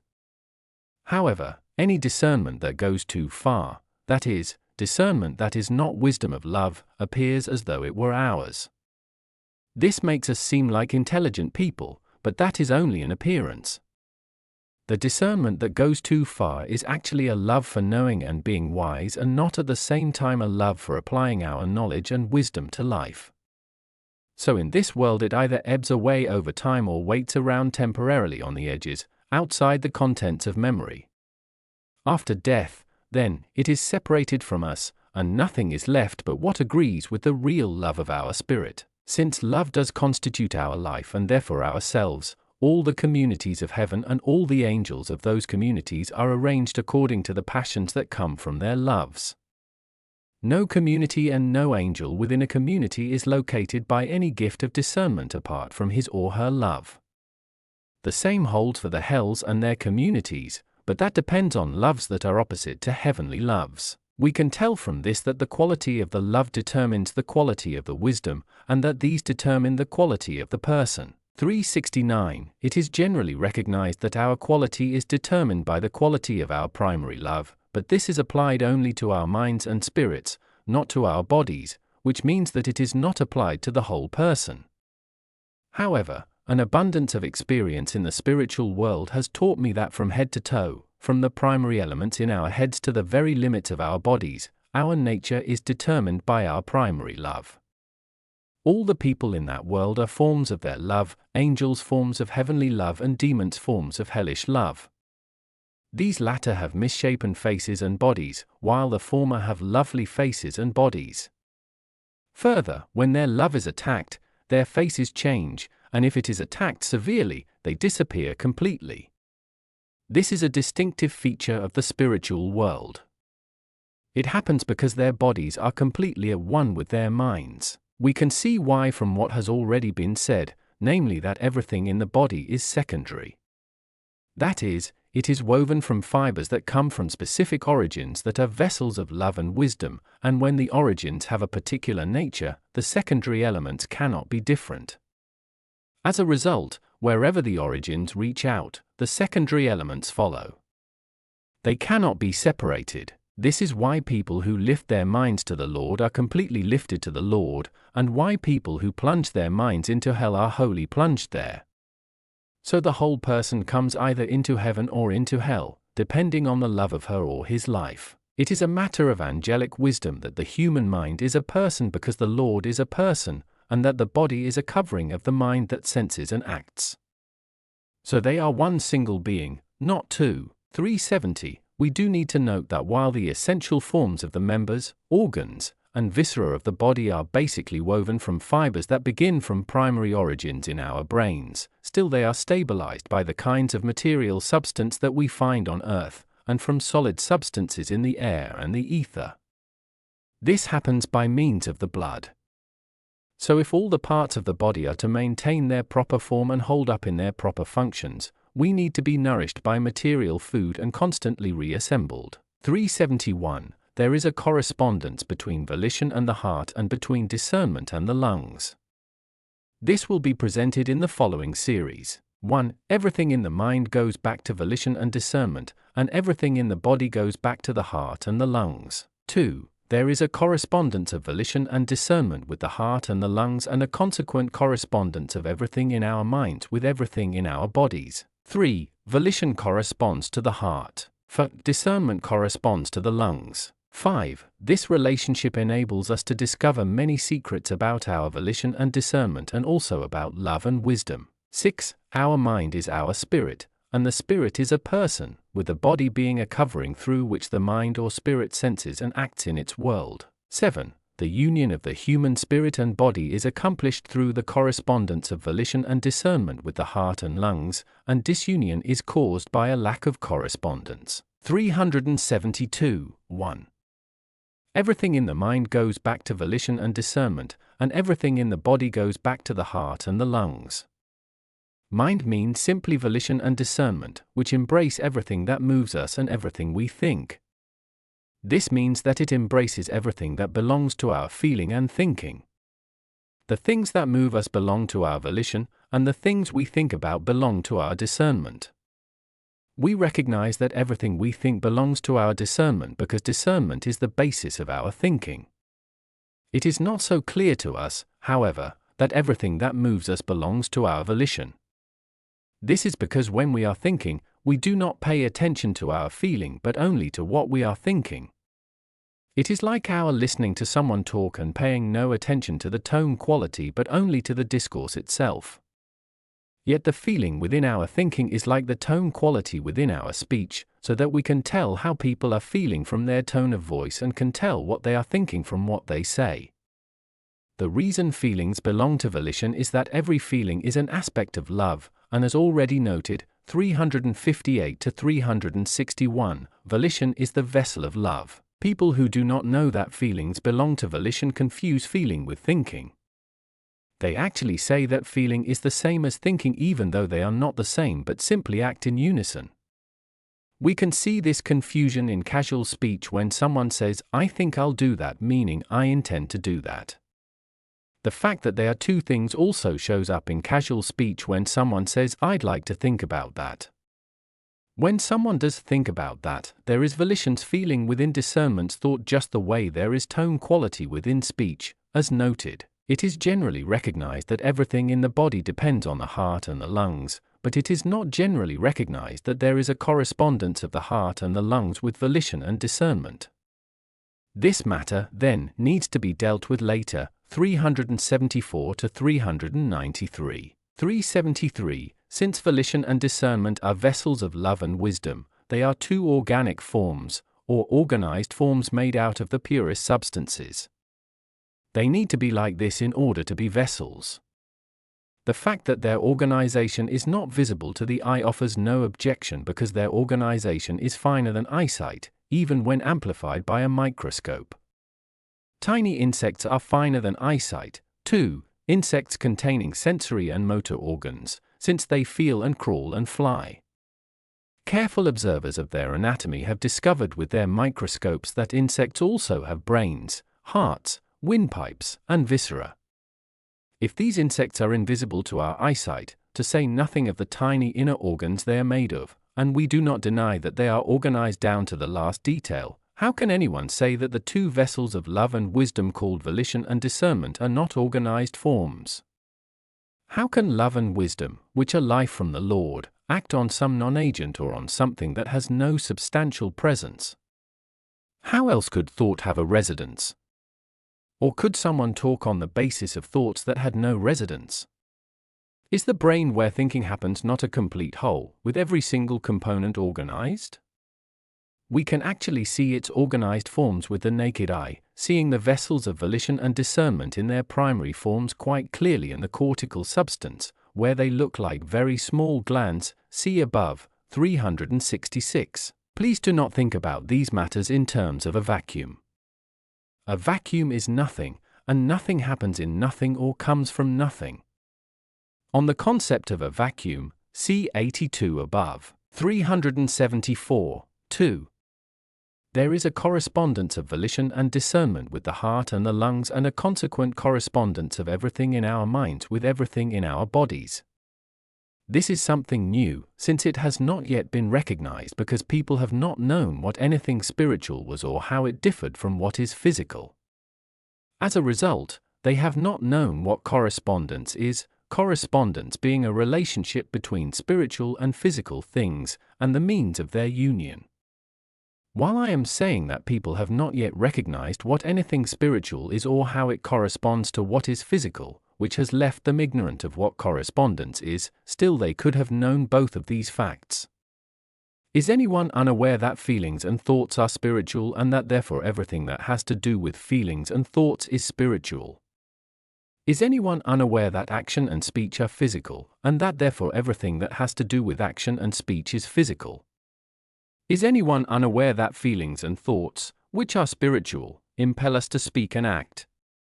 Is there anyone who could not learn from this how spiritual and physical things correspond? Is it not thought that impels the tongue to speak and desire combined with thought that impels the body to act? These are two distinguishable activities. I can think and not speak, and I can intend and not act. Further, we know that the body does not think and intend, but that thinking flows into speech and intention into action. Then too, do not feelings radiate from the face and show their impress there? Everyone recognizes this. Seen in its own right, is not feeling spiritual, while the changes of the face that we call expressions are physical? Can anyone fail to conclude, then, that there is a responsiveness, and therefore that there is a correspondence of everything in the mind with everything in the body? Further, since everything in the mind goes back to feeling and thought, or to volition and discernment, which amounts to the same thing, while everything in the body goes back to the heart and the lungs, can anyone fail to conclude that there is a correspondence of volition with the heart and of discernment with the lungs? The reason things like this have gone unrecognized, even though they could have been recognized, is that we have become so superficial that we are unwilling to give credence to anything but what is physical. This gratifies our love and therefore gratifies our discernment, so we are uncomfortable raising our thoughts above the physical level toward anything spiritual separated from what is physical. As a result, our physical love and its gratification prevents us from thinking of the spiritual as anything but a purer version of the physical, and of correspondence as anything but a flow along a continuum. In fact, strict materialists cannot conceive of anything separated from what is physical. To them, it is nothing. Another reason these things have not been seen and therefore recognized is that we have displaced from our field of vision all the matters of religion that we refer to as spiritual by the dogma, prevalent throughout Christendom, that theological matters, spiritual matters, as defined by the councils and by some primates of the Church, are to be believed blindly because, so they say, they transcend understanding. This has led some people to believe that anything spiritual is like a bird that flies beyond the air into the ether, beyond the reach of our eyesight. In fact, though, it is like a bird of paradise flying so close to our eyes that its lovely feathers brush the pupils, willing to be seen. Our eyesight means our intellectual sight. 375. The correspondence of volition and discernment with heart and lungs cannot be simply proven, that is, not by rational arguments, but it can be proven by effects. It is much the same as it is with the causes of events. Although we can see them rationally, we see them clearly only through their effects. The causes are in the effects and present themselves to view there. Only then is the mind sure about causes. I will discuss the effects of this correspondence later, 378 to 384. However, to prevent anyone from getting dated into preconceived theoretical concepts of the soul in the discussion of these correspondences, some of the material presented in the preceding section may be reread, for example, 363 to 364, on love and wisdom, and therefore volition and discernment, constituting our essential life, 365, on our life occurring in its fundamental forms in our brains, and secondarily in our bodies, 366, on the quality of our life in its fundamental forms determining its quality throughout and in every part, 367, on the fact that through these fundamental forms there is life in the whole from every part and life in every part from the whole, 368, on the quality of the love determining the quality of the wisdom, and therefore the quality of the person. 376. In support of this I may include here a portrayal of the correspondence of volition and discernment with the heart and the lungs that I saw in the company of angels in heaven. By a fascinating flowing, spiral movement, beyond words to express, the angels formed an image of a heart and an image of lungs, including all the deeper tissues within them, and they followed the flow of heaven, since heaven tends toward forms like this because of the inflow of love and wisdom from the Lord. In this way they portrayed the union of the heart and the lungs and at the same time their correspondence with volition's love and discernment's wisdom. They call this correspondence and union a heavenly marriage, and they say that it is the same throughout the body and in its individual members, organs, and viscera, with whatever is in them from the heart and the lungs. Further, anywhere that the heart and the lungs are not active, each in its turn, there can be no motion of life prompted by some voluntary principle and no sensation of life prompted by some cognitive principle. 377. I am about to discuss the correspondence of the heart and the lungs with volition and discernment. Upon this rests the correspondence of everything in the body, called the members of the body as a whole, the sensory organs, and the body's viscera. Further, the correspondence of physical things with spiritual ones has not been recognized even though it was fully demonstrated in two works, one of which is Heaven and Hell and the other of which is on the spiritual meaning of the word in Genesis and Exodus, titled Secrets of Heaven. For all these reasons, I should like now to point out the sections of these two works where I have written explanations of correspondence. In Heaven and Hell, there is material on the correspondence of everything in heaven with everything in us, 87 to 102, and on the correspondence of everything in heaven with everything on earth, 103 to 115. In the work on the spiritual meaning of the word in Genesis and Exodus, titled Secrets of Heaven, there is material on the correspondence of the face and its expressions with the feelings of the mind, 1568, 2988, 2989, 3631, 4796, 4797, 4880, 4800, 5195, 5165, 5168, 5695, 9306. On the correspondence of the body in its motions and actions with matters of discernment and volition, 2988, 3632, 4215. On the correspondence of the senses in general, 4318 to 4330. On the correspondence of the eyes and their sight, 4403 to 4420. On the correspondence of the nostrils and smell, 4624 to 4634. On the correspondence of the ears and hearing, 4652 to 4634, 4652 to 4659. On the correspondence of the tongue and taste, 4791 to 4805. On the correspondence of the hands, arms, legs, and feet, 4931 to 4953. On the correspondence of the groin and the reproductive organs, 5050 to 5062. On the correspondence of the inner viscera of the body, particularly the stomach, thymus, the cisterna, the chyle and its ducts and the mesentery, 5171 to 5180,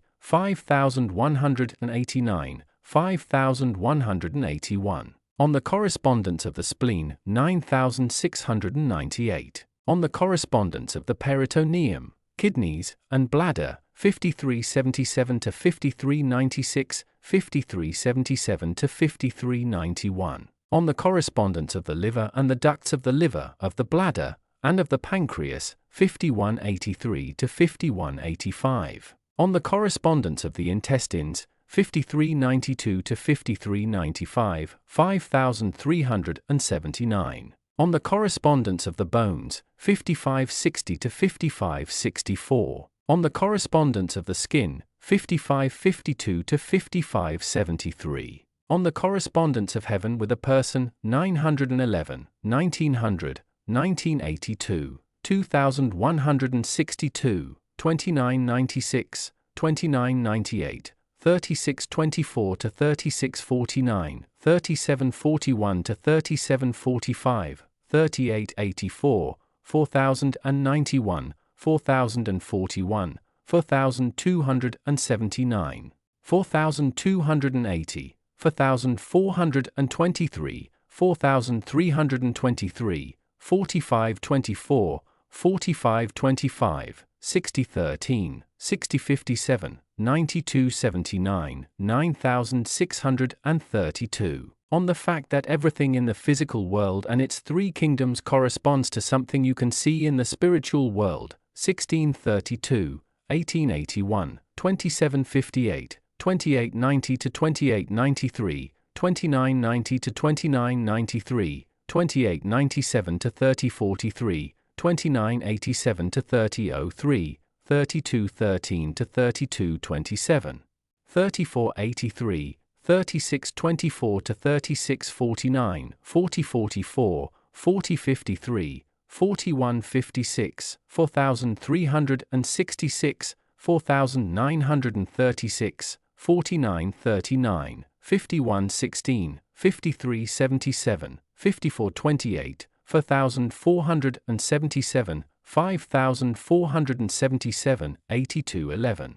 9280, that everything you see in heaven is a correspondence, 1521, 1532, 1619 to 1625, 1807, 1808, 1971, 1974, 1977, 1980, 1981, 2299, 2601, 3213 to 3226, 3348.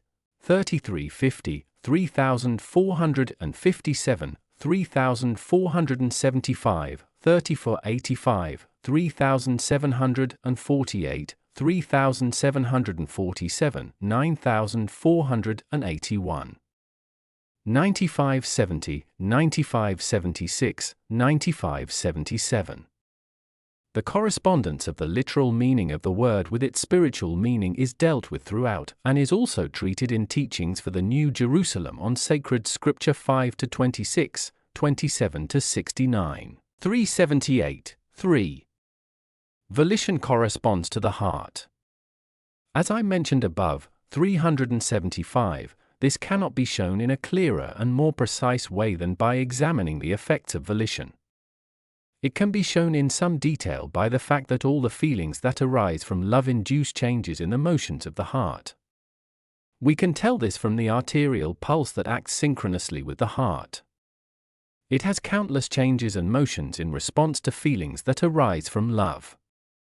The only ones we can detect with the finger are that it may beat slower or faster, boldly or gently, soft or hard, regularly or irregularly, and so on. So it varies from happiness to sorrow, from peace of mind to rage, from courage to fearfulness, from fevers to chills, and so on. Since the motions of the heart, called systole and diastole, do vary in this way depending on the feelings that arise from someone's love, many of the ancients and some moderns have ascribed feelings to the heart and named it as the home of the feelings. So in common language we have come to speak of a magnanimous heart or a timid one, a happy or a sorrowful heart, a soft or a hard heart, a great or a mean heart, a whole or a broken heart, a heart of flesh or one of stone, of being heavy, soft, or gentle at heart, of putting our heart into a task, of giving our whole heart, giving a new heart, resting at heart, taking to heart, of not laying something to heart, of hardening the heart, of being a friend at heart. We have the words concord and discord and envy and many others that have to do with love and its feelings. The word says similar things because it was composed in correspondences. It makes no difference whether you say love or volition, since volition is the vessel of love, as already noted, 358 to 361. 379. It is generally recognized that there is a vital warmth in humans and in all animals, but people do not know where it comes from. People discuss it on the basis of conjecture, so if they do not know anything about the way matter is responsive to spirit, they identify the warmth of the sun as its source, some focusing on the activity of particles and some on life itself.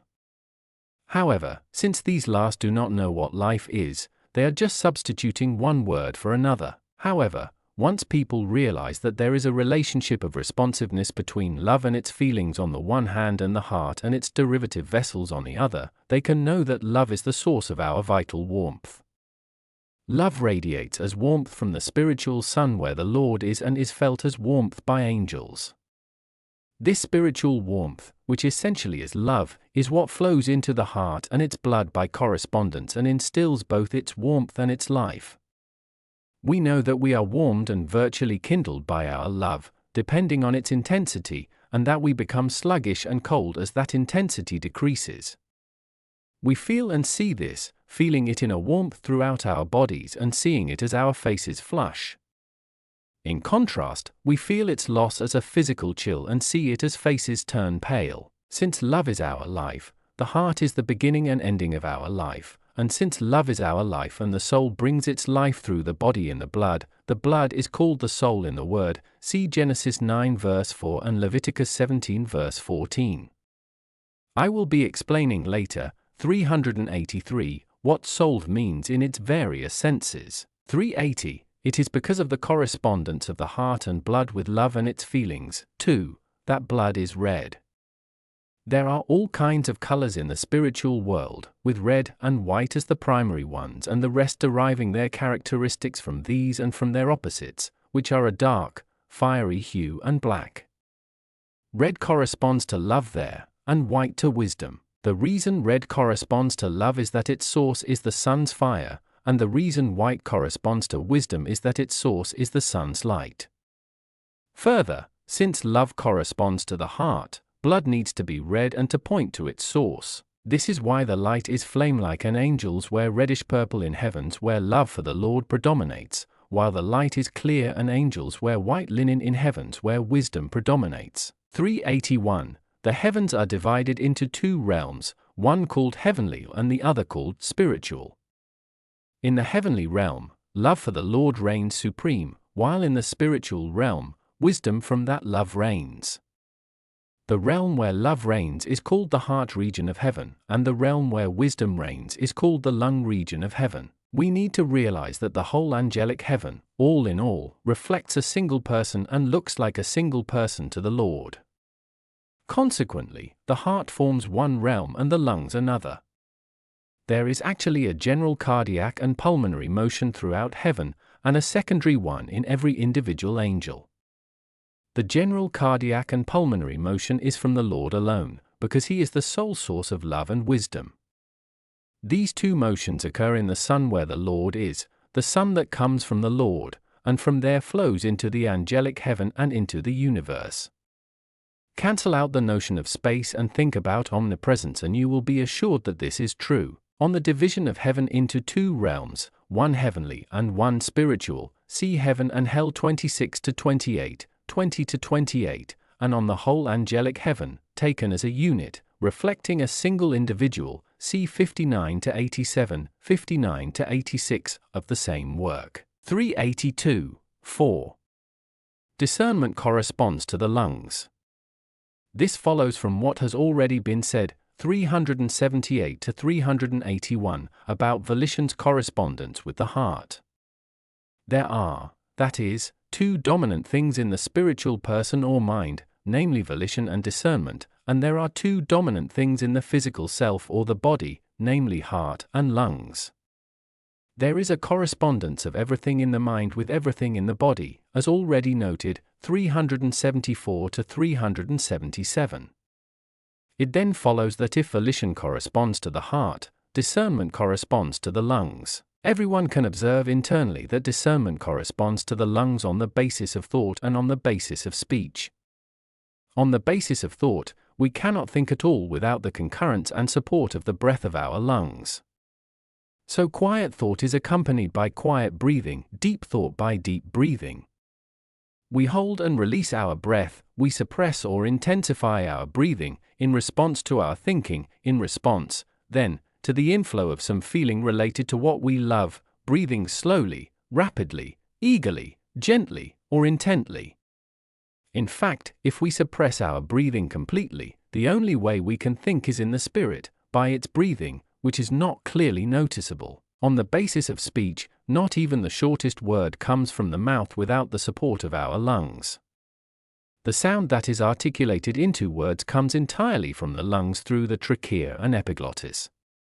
So depending on the inflation of this bellows and the opening of its passageways, speech is either amplified into shouting or, by their contraction, muted, and if the passage is completely blocked, speech and thought both cease. 383. Since our discernment corresponds to our lungs, and our thinking therefore to their breathing, soul, and spirit in the word mean discernment, as in you shall love the Lord your God with your whole heart and your whole soul, Matthew 22 verse 35, 22:37, or God will give a new heart and a new spirit, Ezekiel 36 verse 26, Psalms 51 verses 12 to 13, 51:10. I have already explained, 378 to 381, that the heart means the love of our volition, so soul and spirit mean the wisdom of our discernment. You may see in Teachings for the New Jerusalem on the Lord 50 to 51 that the Spirit of God, also called the Holy Spirit, means divine wisdom and therefore divine truth, the means of our enlightenment. This is why the Lord breathed on the disciples and said, "Receive the Holy Spirit," John 20 verse 22. This is also why it says, Jehovah God breathed the breath of life into Adam's nostrils, and he became a living soul, Genesis 2 verse 7, and why God said to the prophet, "Prophesy over the Spirit and say to the wind, Come, Spirit, from the four winds and breathe upon these who have been slain, so that they may live," Ezekiel 37 verse 9. There are similar statements elsewhere as well. It is why the Lord is called the Spirit of the nostrils and also the breath of life. Since our breathing comes through our nostrils, they are used to mean perception. An intelligent person is referred to as keen-scented, and a dense person as dull-scented. This is also why in Hebrew and in some other languages, spirit and wind are expressed by the same word. In fact, the word spirit is derived from a root that means breathing, so when people die we speak of their breathing their last. This is also why people believe that a spirit is a wind or something airy, like the breath that issues from our lungs, and believe the same of the soul as well. We can tell from this that loving God with the whole heart and with the whole soul means with all our love and all our discernment, and that giving a new heart and a new spirit means a new volition and a new discernment. It is because the Spirit means discernment that it says of Bezaleel that he was filled with the spirit of wisdom, intelligence, and knowledge, Exodus 31 verse 3, and of Joshua that he was filled with the spirit of wisdom, Deuteronomy 34 verse 9, and that Nebuchadnezzar said of Daniel that a superlative spirit, one of knowledge and intelligence and wisdom was in him, Daniel 6 verse 5. 5:11-12, 14. And why it says in Isaiah that those who are wandering in spirit will know intelligence, Isaiah 29 verse 24. Similar statements may be found in many other places. 384. Since all the elements of the mind have to do with volition and discernment and all the elements of the body with the heart and lungs, there are two brains in our heads, as distinct from each other as volition and discernment. The cerebellum serves volition primarily, and the cerebrum serves discernment primarily. In the same way, heart and lungs are distinct from everything else in the body.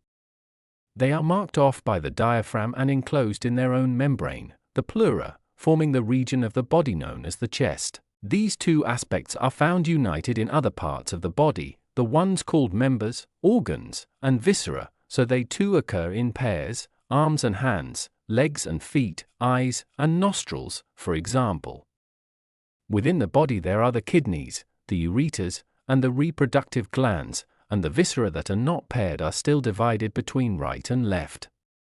Further, the brain itself is divided into two hemispheres, the heart into two ventricles, and the lungs into two lobes.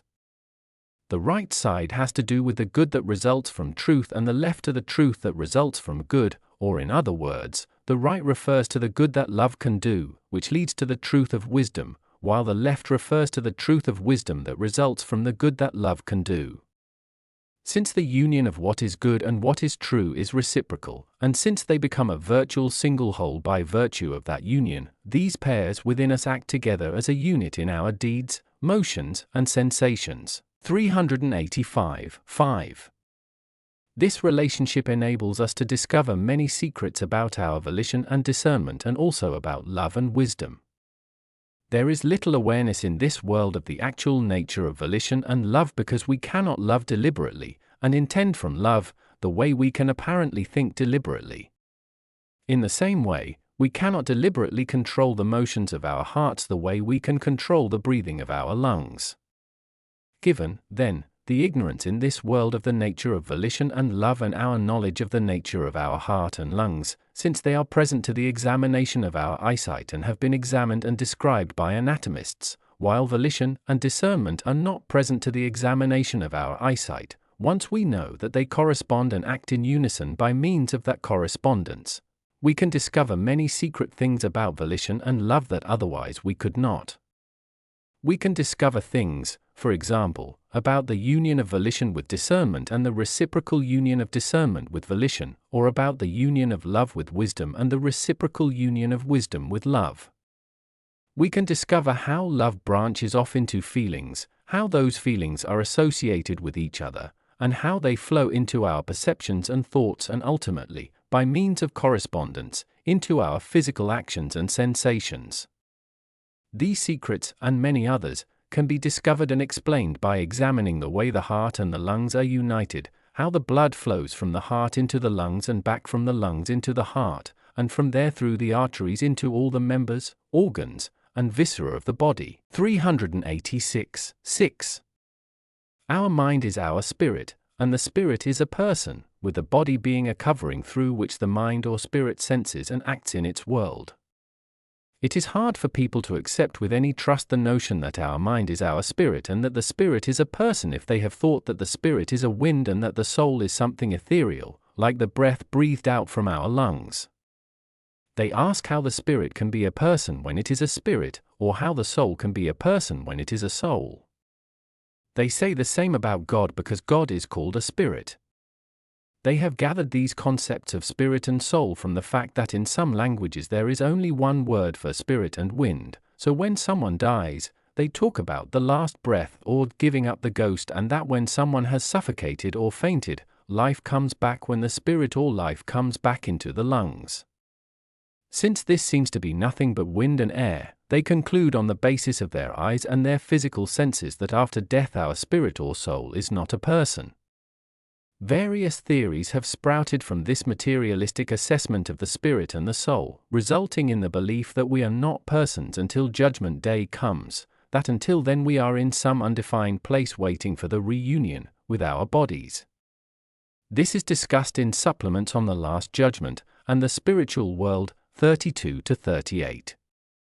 It is because the human mind is our spirit that angels, who are also spirits, are called minds. 387. The reason our mind is our spirit and the spirit is a person is that mind means everything involved in our volition and discernment, and these are found in their primary forms in our brains and in their derivative forms in our bodies. Consequently, they are everything we have as far as our basic form is concerned. Since this is the case, the mind, or our volition and discernment, activates the body and everything in it at will. Does not the body do whatever the mind thinks and intends? Does not the mind prick up the ear to listen, focus the eye to see, move the lips and tongue to speak, activate the hands and fingers to do what it wants and the feet to walk where it wants to go? Is the body, then, anything but obedience to the mind? Could the body be like this if the mind in its derivative forms were not present in it? Does it make rational sense to believe that the body obediently does what the mind wants as though they were two individuals, one above and the other below, one giving orders and the other submitting? Since this is contrary to all reason, it follows that our life exists in its primary forms in our brains and in derivative forms in our bodies, as explained in 365 above, and that the nature of life in its primary forms determines its nature in the whole body and in every part of it. 366. It follows that through these primary forms life exists from every part in the whole and from the whole in every part. 367. I have already explained, 362 to 370, that everything in the mind goes back to volition and discernment, that volition and discernment are the vessels of love and wisdom from the Lord, and that these two constitute our life. 388. We can also see from what has been said that the human mind is the essential person. The very first impulse toward the human form, or the essential human form, complete in all detail, comes from its primary forms, extended from the brain through its nerves, as already explained. 366. This is the form we attain after death, the form we call a spirit or an angel, a form that is an absolutely complete person, but a spiritual one. The material form that was added on the outside in the world is not the human form in its own right, but is derived from that form, added on the outside so that we can function usefully in the physical world.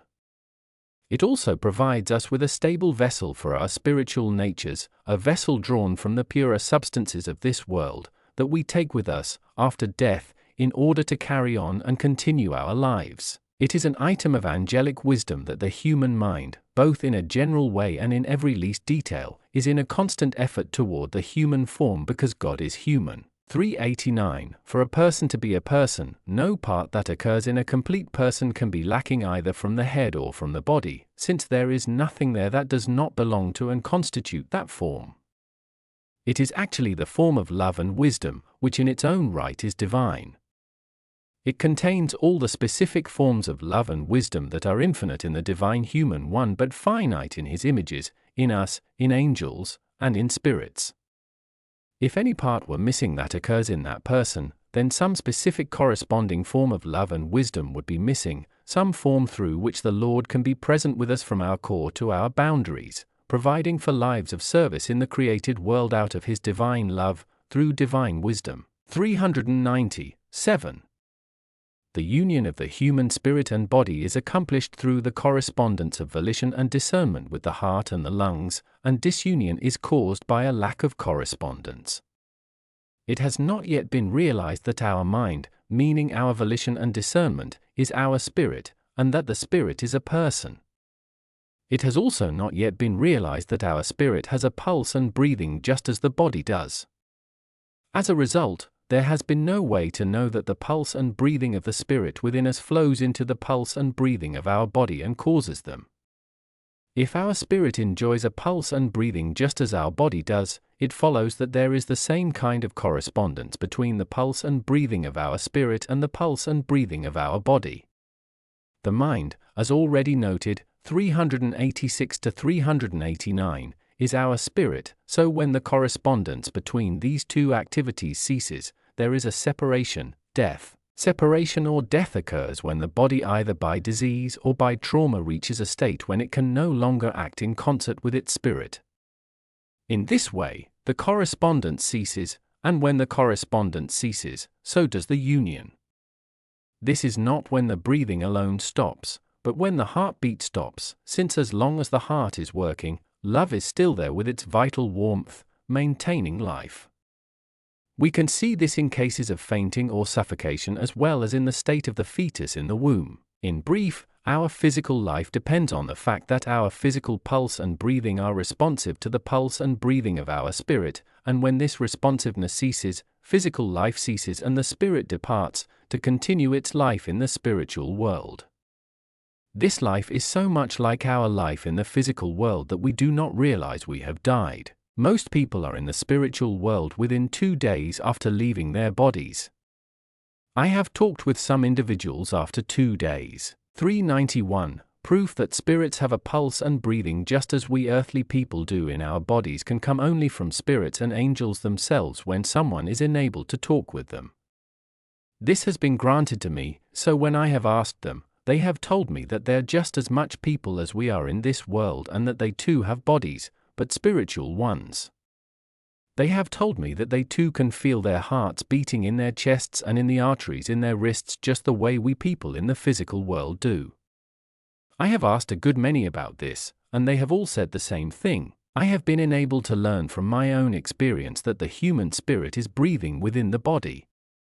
Occasionally, angels have been allowed to control the extent of my breathing, to diminish it at will and eventually to restrain it to the point that only the breathing of my spirit was left to me, at which point I could actually sense it. The same thing happened to me when I was shown what it is like to die, see heaven and hell for 49. Sometimes, too, I have been restricted to nothing but the breathing of my spirit, and then was sensibly aware of its harmony with the general breathing of heaven. On any number of occasions, too, I have been in a state like that of angels and have been lifted up to them in heaven, and at times like these I was in the spirit and out of the body, using my breathing to talk with them just as we do in this world. These and other first-hand proofs have made it clear to me not only that our spirits are breathing within our bodies, but also that they do so after we leave our bodies behind, and also that the breathing of our spirits is so subtle that we do not sense it. It flows into the obvious breathing of our bodies almost the same way a cause flows into an effect or a thought flows into the lungs and through the lungs into speech. We can also see, then, that the union of spirit and body in us is brought about by the responsive relationship between the motions of the heart and the lungs of the two. 392. The reason these two motions, that of the heart and that of the lungs, happen so reliably is that the whole angelic heaven is engaged in these two life motions both overall and in individual instances.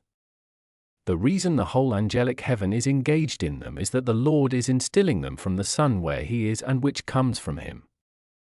This Son causes these two motions at the Lord's behest. Further, since by design all heaven and earth depend on the Lord through that Son, since they are as intimately connected as a work that is linked together from beginning to end, and since the life of love and wisdom comes from Him and all the activities in the universe depend on life, we can see that this is their only source. It follows that their variations depend on the way love and wisdom are accepted. 393. I will be saying more about the correspondence of these motions later. 417. Describing what they are like for people who breathe together with heaven and people who breathe together with hell, for example, and what they are like for people whose speech is in touch with heaven but whose thought is in touch with hell, that is, for hypocrites, flatterers, charlatans, and the like. 394. From the correspondence of the heart with volition and the lungs with discernment, we can learn everything that can be known about volition and discernment or love and wisdom, everything, therefore, that can be known about the human soul. A host of people in learned circles have sweated over their research about the soul. However, since they have not known anything about the spiritual world and our state after death, all they have been able to do has been to formulate theories not about the nature of the soul but about how it works in the body. Their only conceivable notion of the nature of the soul was of something supremely pure, something in the ether, with the ether itself as its vehicle. They have not dared publish much about this for fear of attributing something physical to the soul when they knew that the soul was spiritual. Given this concept of the soul as well as the knowledge that the soul is at work in the body producing everything involved in sensation and motion, they have, as I just noted, sweated over their research into the way the soul works in the body. Some have stated that this happens by an inflow, others that it happens by a harmony. However, since this has led to no discovery satisfactory to a mind that wants to see whether something is true or not, I have been granted the privilege of talking with angels and becoming enlightened on the matter through their wisdom. One item of their wisdom is that the human soul that lives after death is the human spirit and that it is a perfectly formed person. Further, this soul of ours is our volition and discernment, whose soul is love and wisdom from the Lord. It is these two that constitute our life, a life that is from the Lord alone, and that is the Lord. To enable us to accept Him, He makes us feel as though this life belongs to us, but to prevent us from claiming life as our own possession and thereby undermining our ability to accept Him, the Lord teaches us that every element of love that we call good and every element of wisdom that we call true comes from Him. Nothing of it comes from us, and since these two are our life, every trace of life that is really alive comes from Him. 395. Since in essence the soul is love and wisdom and these two are within us from the Lord, two vessels have been created within us, vessels that are also dwellings for the Lord. One of these is for love and the other is for wisdom. The one for love is called volition, and the one for wisdom is called discernment. Further, since love and wisdom in the Lord are distinguishably one, see 17-22 above, and since divine love is a property of the Lord's divine wisdom and divine wisdom a property of His divine love, see 34-39, and since these as well emanate from the divine human one, the Lord, then the two vessels and dwellings within us called volition and discernment have been created by the Lord in such a way as to be distinguishably two but to function as a single unit in everything we do and everything we sense. Volition and discernment cannot be separated in these functions. However, since we are intended to become vessels and dwellings, our discernment has necessarily been given the ability to be lifted above our own love into some of wisdom's light, which is beyond our own love. This enables us to see and learn how we are to live if we are to attain to heavenly love as well as heavenly light and so enjoy blessedness forever. Since we have now misused our ability to lift our discernment above our own love, we have destroyed within ourselves the possibility of being the Lord's vessels and dwellings, that is, vessels and dwellings of love and wisdom from the Lord. We have done this by making our volition the dwelling of love for ourselves and love for the world, and our discernment the dwelling of whatever justifies these loves. This is why these dwellings, our volition and discernment, have become dwellings of hellish love, and by our justification of these loves vessels of that hellish thought that is treasured as wisdom in hell. 396. The reason love for ourselves and love for the world are hellish loves, the reason we could become absorbed in them and thereby destroy our own volition and discernment, is that as created, love for ourselves and love for the world are heavenly loves. They are in fact loves proper to our physical self and of service to our spiritual loves the way foundations are of service to houses. It is love for ourselves and love for the world that prompt us to care about our bodies, to want nourishment, clothing, and housing, to take care of our homes, to look for jobs in order to be useful, to be granted respect due to the worth of our responsibility so that people heed us, and even to find delight and recreation in worldly pleasures.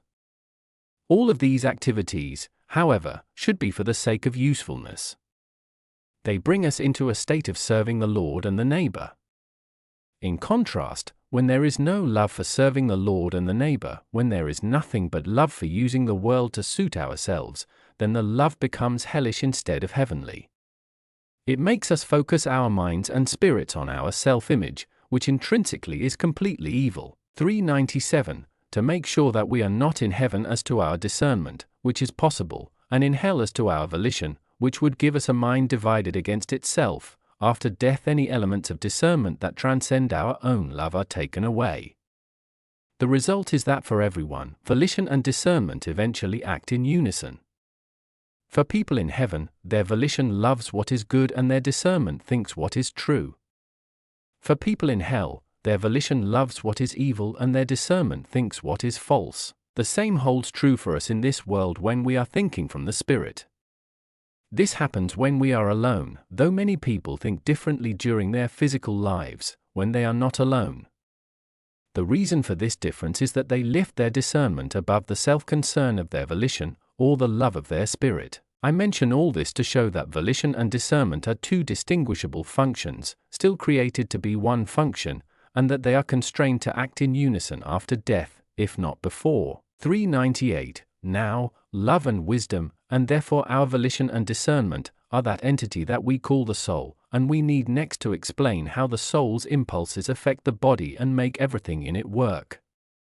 We can learn about this from the responsive relationship between the heart and volition and between the lungs and discernment.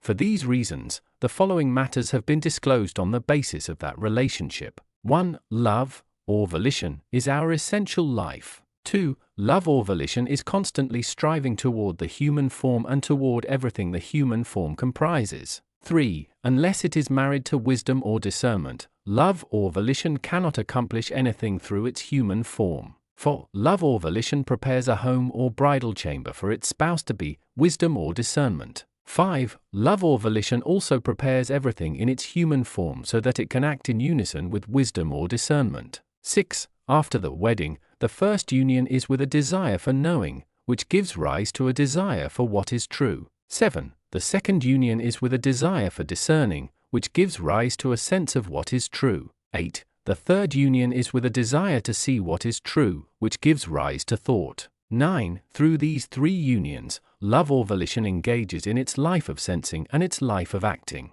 10. Love or volition leads wisdom or discernment into every corner of its house. 11. Love or volition does not do anything without its spouse. 12. Love or volition marries wisdom or discernment to itself and arranges things so that wisdom or discernment marries it willingly. 13. Because of the power given it by love or volition, wisdom or discernment can be raised up, can accept things in heaven's light, and can grasp them. 14. Love or volition can be raised up in the same way and can grasp things in heaven's warmth provided it loves its spouse to that degree. 15. Otherwise, love or volition pulls wisdom or discernment back from its height so that they act in unison. 16. If they are raised up together, love or volition is cleansed by wisdom in our discernment. 17. Love or volition is polluted in and by our discernment if they are not raised up together. 18. Love that has been cleansed by wisdom in our discernment becomes spiritual and heavenly. 19. Love that has been polluted in and by our discernment becomes limited to nature and our senses. 20. There still remain that ability to discern that we call rationality and that ability to act that we call freedom. 21. When love is spiritual and heavenly, it is a love for the Lord and for our neighbor, while when it is limited to nature and our senses, it is a love for the world and for ourselves. 22. It is the same for charity and faith and their union as it is for volition and discernment and their union. 399. 1. Love, or volition, is our essential life. This follows from the responsive relationship between the heart and our volition discussed in 378 to 381 above, for our volition acts in our mind the same way our heart acts in our body. Further, just as everything in the body depends on the heart for its origin and for its motion, everything in the mind depends on volition for its origin and its life. By a volition I mean love, since volition is the vessel of love and love is the essence of life, see 1 to 3 above. The love that is the essence of life, further, comes from the Lord alone. By looking at the heart and its extension in the body through arteries and veins, we can learn that love or volition is our life. This is because things that correspond to each other act in the same way, the only difference being that one is physical and the other spiritual. The science of anatomy shows us how the heart acts in the body. It shows us, for example, that everything is alive or responsive to life where the heart is at work through the channels it extends from itself, and that everything is not alive where the heart is not at work through its channels. It shows further that the heart is both the first and last thing that acts in the body. We can tell that it is first by looking at embryos, and that it is last by looking at the dying. We can tell that it acts separately from the lungs by looking at people who have suffocated or fainted. This enables us to see that the life of the mind depends entirely on volition just the way the life that supports the body depends entirely on the heart, and that our volition remains alive even when thought ceases, just the way the heart does when breathing ceases. This too we can see in embryos, in the dying, and in people who have suffocated or fainted. It follows from all this that love or volition is our very life. 402. Love or volition is constantly striving toward the human form and toward everything the human form comprises. This we can see from the way the heart corresponds to volition, since we know how everything in the body is formed in the womb. We know that everything is formed there by fibers from the brain and by blood vessels from the heart, and the fabric of all our organs and viscera are made from these two materials. This enables us to see that everything within us comes into being from the life of our volition, which is love, from beginnings in our brains, through these fibers, with everything in our bodies coming from the heart through its arteries and veins. Clearly then, life, which is love and its consequent volition, is constantly striving toward the human form, and since the human form comprises everything that is within us, it follows that love or volition is engaged in a constant effort to form all these things. The reason this effort is toward the human form is that God is a person and divine love and wisdom is the life of that person. This is the source of every trace of life. Everyone can see that if the life that is the essential person were not activating something that intrinsically is not life, nothing that is within us could be formed the way it is. There are thousands upon thousands of things within us that are acting in unison, totally united in their effort toward an image of the life that is their source so that we can become His vessel and dwelling.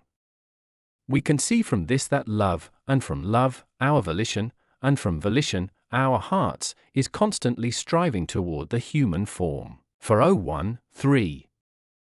Unless it is married to wisdom or discernment, love or volition cannot accomplish anything through its human form.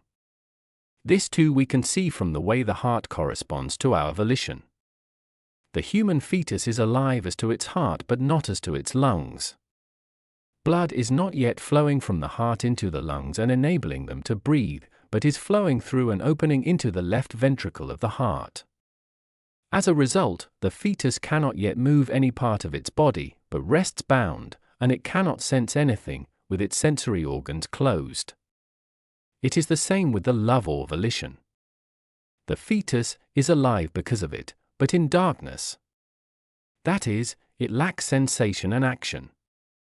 As soon as the lungs are opened, though, which happens after birth, it begins to sense and to act and at the same time to intend and to think. We can tell, then, that unless it is married to wisdom or discernment, love or volition cannot accomplish anything through its human form. For 2:4. Love or volition prepares a home or bridal chamber for its spouse to be wisdom or discernment. In the created universe and in every detail of it there is a marriage between what is good and what is true. This is because what is good is a matter of love and what is true is a matter of wisdom, and these two exist in the Lord, from whom everything was created. We can see how this marriage happens in us, reflected in the union of our heart with our lungs, since the heart corresponds to love or what is good and the lungs to wisdom or what is true, as explained in 378 to 381, 382 to 384 above. We can see from their union how love or volition pledges itself to wisdom or discernment, and later leads it or enters a kind of marriage with it. It pledges itself by preparing a home or room for wisdom, and it leads it by a marriage that takes place through desires. Then it brings wisdom with it into its house. The only way to verify this would be to use spiritual language because love and wisdom are spiritual, which means that volition and discernment are spiritual as well. They can be presented in earthly language, but only with a hazy perception, because people do not know what love is or what wisdom is or what desires for what is good are or what desires for wisdom are, namely desires for what is true. However, we can see the nature of the pledging and marriage between love and wisdom, or volition and discernment, through the parallelism that obtains because of their correspondence with the heart and the lungs. Things are the same for the one as for the other, so similar that the only difference is that one is spiritual and the other physical. We can tell from the heart and the lungs, then, that the heart first forms the lungs and then weds itself to them. It forms the lungs in the fetus and weds them after birth. The heart does this in its own home, called the chest, where they gather.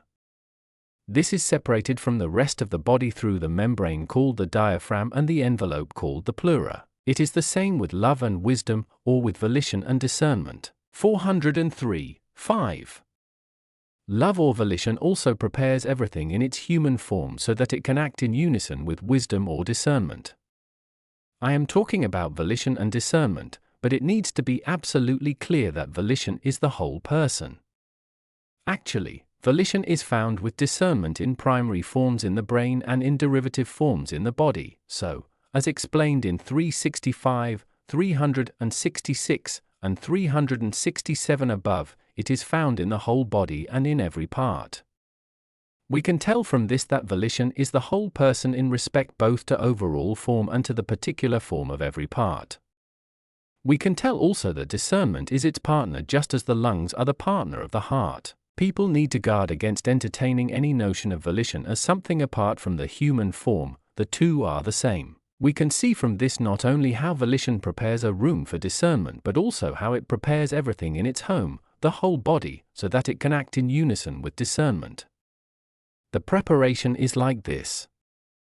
The whole body and all its parts are united to discernment just as they are united to volition, or just as the whole body and all its parts are subject to volition, they are subject to discernment. As for how the whole body and all its parts are prepared for a union with discernment like that with volition, this can be seen only as it is reflected or imaged by the science of anatomy in the body. This shows how everything in the body is so connected that when the lungs breathe, the whole body and every part of it is moved by the lungs breathing just as by the heart's beating. We learn from anatomy that the heart is united to the lungs by its auricles and that these extend into the recesses of the lungs. We learn also that all the viscera of the whole body are connected to the chest cavity by ligaments, so closely connected that when the lungs breathe, the whole body and everything in it, together and individually, receive an impulse from the breathing. When the lungs swell, then the ribs expand, the chest, the pleura dilates, and the diaphragm is stretched, and along with them all the lower parts of the body, which are connected to them by ligaments, receive some impulse from the motion of the lungs. Let me say no more, or people who lack anatomical knowledge will find themselves confused because of their unfamiliarity with the terminology of this discipline. Just ask people who are experienced and skilled in anatomy whether everything in the whole body, from the chest on down, is not so tied together that when the lungs swell during breathing, the whole body and everything in it is stirred into motion in time with the lungs. This enables us to see what kind of union volition prepares for discernment, union with the whole human form and everything it comprises. Just search out the connections and examine them with the eye of the anatomist, and then look at their coordination with the breathing lungs and with the heart in the light of those connections. Then think a discernment for lungs and a volition for heart, and you will see. 404.6. After the wedding, the first union is with a desire for knowing, which gives rise to a desire for what is true. After the wedding means our state after birth, beginning with a state of ignorance and continuing through a state of discernment all the way to a state of wisdom. The first state, that of pure ignorance, is not what I mean by the wedding, since our discernment has no thought at that point, only a faint impulse of our love or volition. This state is a prelude to the wedding. It is recognized that there is a desire for knowing in the second state, the one characteristic of our childhood. This is what enables little ones to learn to talk and to read and then gradually to learn the kinds of things that constitute discernment. We cannot doubt that love, which is a matter of volition, is doing this, since unless love or volition were the driving force, it would not happen. Everyone who reflects rationally on experience realizes that after we are born we all have a desire for knowing and that this is the basis of our learning the kinds of things that lead gradually to the formation, development, and attainment of discernment. We can also see that this gives rise to a desire for what is true, since once we have become discerning because of our desire for knowing, we are motivated not so much by a desire for knowing as by a desire for systematic thinking and drawing conclusions about subjects that we love, economics, perhaps, or civic or moral issues. When this desire rises all the way to spiritual concerns, it becomes a desire for spiritual truth. We can see that the first step or prelude was a desire for knowing from the fact that a desire for what is true is a higher level of the desire for knowing. This is because being moved by truths comes from wanting to know them because of our desire and then absorbing them with passionate delight when we find them. 7. The second union is with a desire for discerning, which gives rise to a sense of what is true. Anyone can see this who is willing to explore the matter with some rational insight. Rational insight shows that a desire for what is true and a sense of what is true are two abilities enjoyed by our discernment, abilities that merge into one for some people but not for others. They merge into one for people who want to grasp what is true intelligently, but not for people who want only to know about what is true. We can also see that our engagement in the grasp of truth depends on our desire to understand it. If you take away the desire to understand what is true, there will be no grasp of what is true, while if you grant the desire to understand what is true, there will be a grasp of it proportional to the intensity of the desire. This is because no one of sound reason ever lacks a sense of what is true as long as the desire to understand it is present. I have already explained, 162, that everyone has the ability to discern what is true that we call rationality. 8. The third union is with a desire to see what is true, which gives rise to thought. A desire for knowing is one thing, a desire for discerning is another thing, and a desire to see something is something else again. We can also say that a desire for what is true is one thing, a grasp of what is true is another thing, and thinking is something else again. If people have no clear grasp of the workings of the mind, they can see this only dimly, but it is clear for people who can grasp them clearly. The reason people see this only dimly if they cannot grasp the workings of the mind clearly is that these activities are all happening at the same time in the thinking of people who are caught up in a desire for what is true and in a grasp of what is true, and when they happen at the same time, they cannot be distinguished from each other. We are engaged in conscious thinking when our spirit is thinking in the body. This is the case especially when we are in the company of others. However, when we are engaged in a desire for discerning and come thereby into a grasp of what is true, then we are engaged in the thinking of our spirit. This is meditation, which does indeed reach down into our physical thought, but subtly. It is on a higher level and looks into thought processes based on memory as below it, since it is using them either for decision or for support.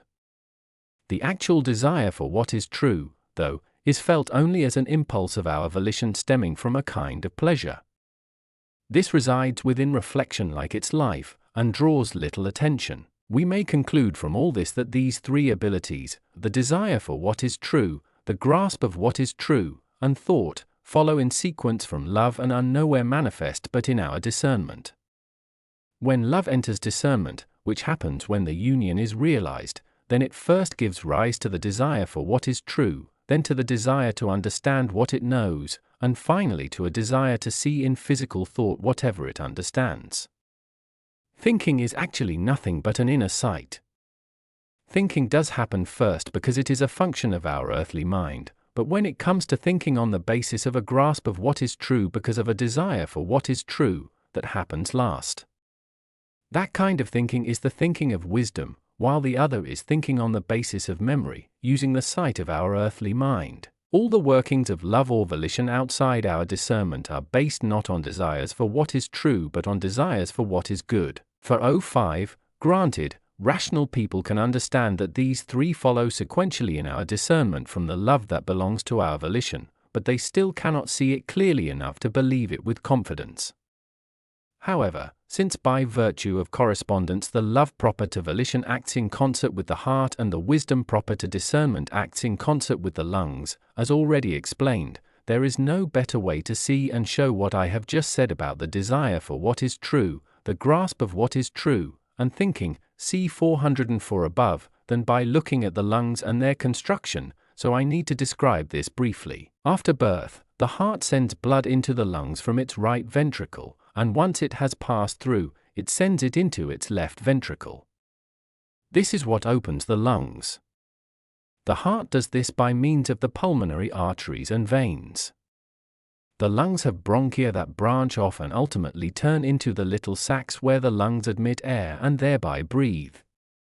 There are also arteries and veins, called bronchial, around the bronchia and their branches. They start from the azygua or vena cava and the aorta, and they are distinct from the pulmonary arteries and veins. This enables us to see that the blood flows into the lungs by two routes and flows out of them by two routes. This is why the lungs can breathe in a different rhythm from the heart. It is widely recognized that the rhythms of the heart and the rhythms of the lungs are not the same. Now, since the correspondence of the heart and lungs is with our volition and discernment, as already explained, 371 to 393, and since union by correspondence means that the one behaves in the same way as the other, we can see from the blood flow from the heart into the lungs how volition flows into discernment and causes the things mentioned in 404 about our desire for what is true, about our grasp of what is true, and about thought. Correspondence has shown me this and even more on this topic, which I cannot describe briefly. Since love or volition answers to the heart and wisdom or discernment answers to the lungs, it follows that the blood vessels from the heart to the lungs answer to desires for what is true and that the branches of the lungs bronchia answer to perceptions and thoughts generated by those desires. If you were to look into the way the lungs are woven from these origins and draw the parallel with the love of our volition and the wisdom of our discernment, you could see a kind of image of what I have said in 404 and come to believe it with confidence. However, since not many people are familiar with the anatomical data about the heart and the lungs, and since supporting a proposition with unfamiliar material yields confusion, I forbear presenting any further instances of the parallelism. 406, 9. Through these three unions, love or volition engages in its life of sensing and its life of acting. The reason love can neither sense nor act in the body apart from discernment, or any desire of love apart from the thinking of discernment, is that to all intents and purposes, love without discernment is blind, and desire without thought is in the dark. Discernment is the light that enables love to see. Then too, the wisdom of discernment comes from the light that radiates from the Lord as the sun. If the love of our discernment cannot see anything and is blind apart from the light of discernment, it follows that without discernment's light, our physical senses too would be immersed in blindness and stupidity, not only our sight and hearing, but our other senses as well. The reason this would apply to our other senses is that all our perception of what is true is a property of love within discernment, as already explained, 404, and all our physical senses derive their sensitivity from the sensitivity of our mind. The same applies to all our physical actions, since an action that springs from love apart from discernment is like something we do in the night without knowing what it is that we are doing. So there would be no trace of intelligence or wisdom in the act, and the act could not be called a living deed. An action, that is, gets its reality from love and its quality from intelligence. Further, whatever power anything good has comes by means of truth, so what is good acts in and therefore by means of what is true.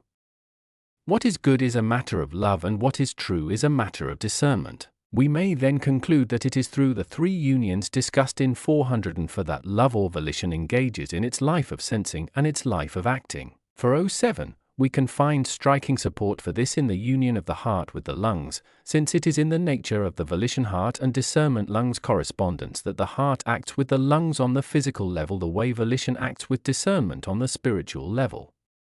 This enables us to see what I have been talking about in a kind of visual image. As for our lack of any sensory life, and therefore of any active life, when heart and lungs are not working together, this is evidenced by the state of a fetus or infant in the womb and the state of the same after birth.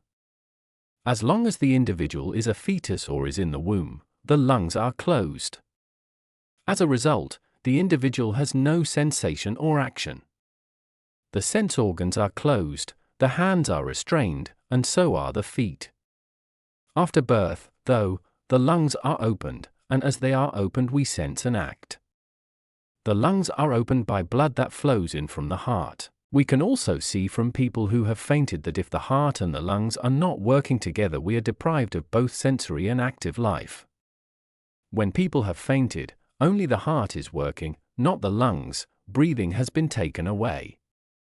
Everyone knows that people who have fainted are deprived of sensation and action. It is the same with people who suffocate, whether by water or because of something that blocks their windpipe and closes off the lungs' breathing passage. People then seem to be dead, having neither sensation nor action. Yet we know that the heart is still keeping them alive.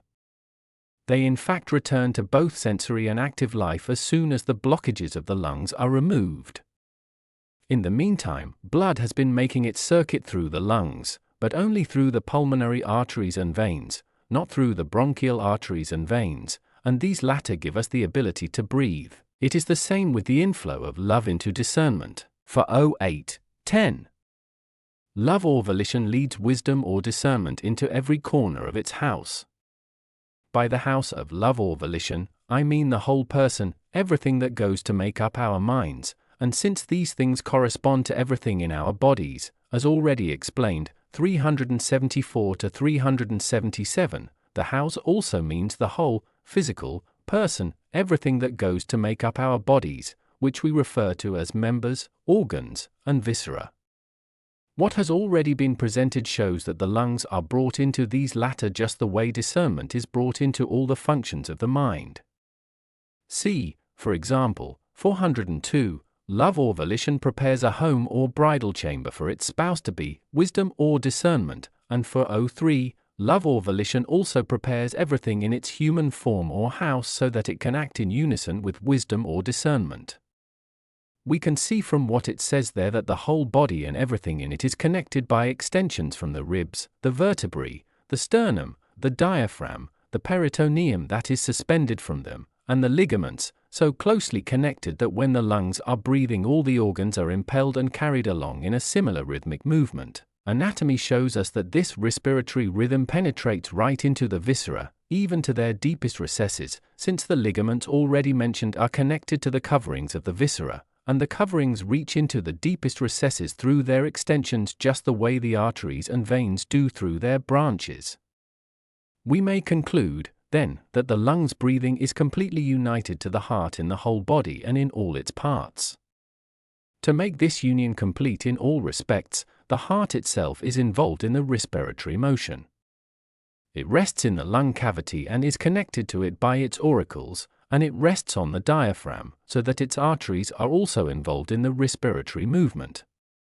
Further, the stomach is similarly united because of the connection between its esophagus and the windpipe. I cite these anatomical details to show what the union is like between love or volition and wisdom or discernment, and how the two of them in partnership are united to everything in the mind, since the spiritual and physical unions are similar. For 09:11. Love or volition does not do anything without wisdom or discernment. Since love has neither sensory nor active life apart from discernment, and since love leads discernment into all the functions of the mind, see 407, 408 above, it follows that love or volition does not do anything apart from discernment. What would it be to act from love apart from discernment? We could only call it something senseless. Discernment is what shows us what needs to be done and how it needs to be done. Love does not know this apart from discernment. As a result, there is so full a union between love and discernment that even though they are two functions, they still act as one. There is a similar union between what is good and what is true, since what is good is a matter of love and what is true is a matter of discernment. There is the same kind of union in everything the Lord has created in the universe. Their function looks to what is good, and the form of their function looks to what is true. It is because of this union that there is a right and a left to the whole body and everything in it. The right goes back to the good that prompts what is true, and the left to the truth that is prompted by what is good, so they go back to that union.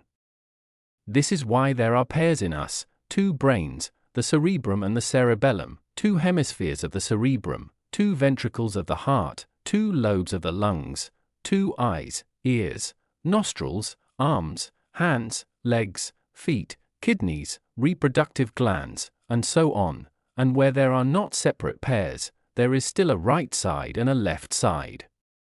This is because the good looks to the true for its manifestation and the true looks to the good for its existence. The same holds true in the angelic heavens and in the individual communities there. There is more on this subject in 401 above, where I explained that unless it is married to wisdom or discernment, love or volition cannot accomplish anything through its human form. I will elsewhere discuss the inverse of the union of what is good and what is true, namely the union of what is evil and what is false. For 10:12. Love or volition marries wisdom or discernment to itself and arranges things so that wisdom or discernment marries it willingly. We can see that love or volition marries wisdom or discernment from their correspondence with the heart and the lungs. Anatomical research teaches that the heart is engaged in its life motion before the lungs are. We learn this by experience from people who have fainted, people who have suffocated, embryos in the womb, and chicks in eggs. Anatomical research also teaches us that while the heart is acting by itself, it forms the lungs and organizes them so that it can breathe in them, and that it also forms the other viscera and organs so that it can perform its various functions in them. It forms the organs of the face so that it can sense, the organs of motion so that it can act, and the other parts of the body so that it can fulfill the functions that answer to the desires of its love. The main conclusion we can draw from this is that just as the heart brings forth such organs for the sake of the different functions it is going to undertake in the body, so love does the same in its vessel, which we call volition, for the sake of the different desires that make up its form, which as already noted, 400, is the human form. Next, since the first and immediately following desires of love are the desire for knowing, the desire for discerning, and the desire to see what we know and discern, it follows that love forms discernment for these desires and actually enters into them when it is beginning to sense and act and when it is beginning to think. We can tell from the parallelism with the heart and lungs just mentioned that discernment makes no contribution to this process. This in turn shows that love or volition marries wisdom or discernment, and that wisdom or discernment does not marry itself to love or volition. We can also look at the knowledge that love gets because of its desire for knowing, the sense of what is true that it gets from its desire for discerning, and the thought it gets from its desire to see what it knows and discerns, and conclude that these are products not of discernment but of love. Thoughts and perceptions and consequent knowledge do indeed flow in from the spiritual world, but they are not accepted by our discernment. They are accepted by our love depending on its desires in our discernment. It seems as though discernment were accepting them and not love or volition, but this is an illusion. It also seems as though discernment married itself to love or volition, but this too is an illusion. Love or volition marries itself to discernment and arranges things so that the marriage is mutual.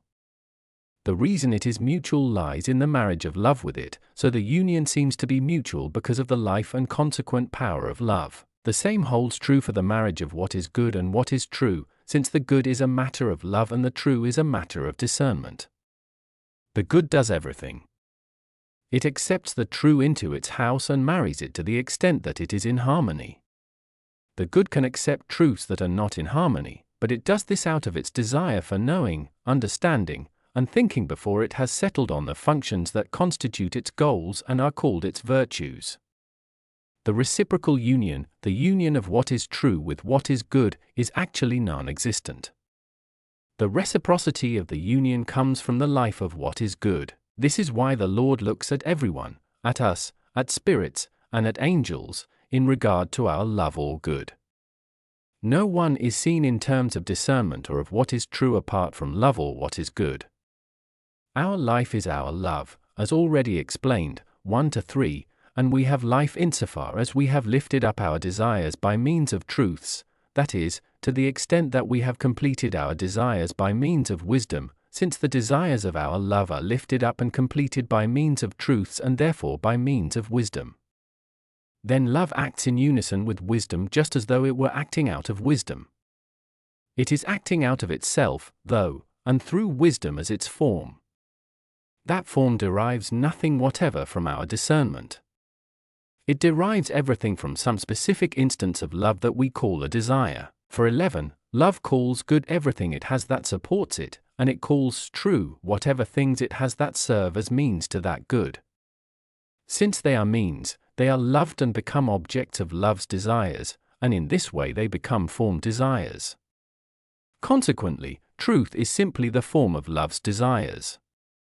Beauty is its intelligence, which it acquires by means of the truths it gains through outer and inner sight or hearing. It is these that love arranges in the form of its desires. There are many variations on this form, but they all take some similarity from their common form, which is the human form. To love, all these forms are beautiful and lovable, but others are ugly and unlovable to it. It also follows from this that love marries itself to discernment, not the other way around, and that the answering union comes from love as well.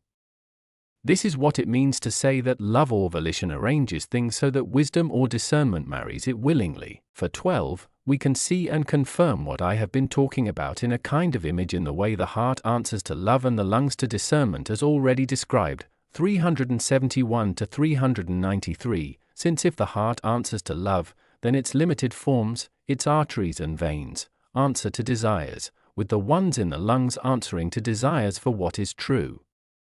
Further, since there are other vessels in the lungs, called airways, that make respiration possible, these vessels answer to perceptions. We need to be fully aware that the arteries and veins in the lungs are not desires and that the breaths are not perceptions and thoughts, but that they are corresponding functions.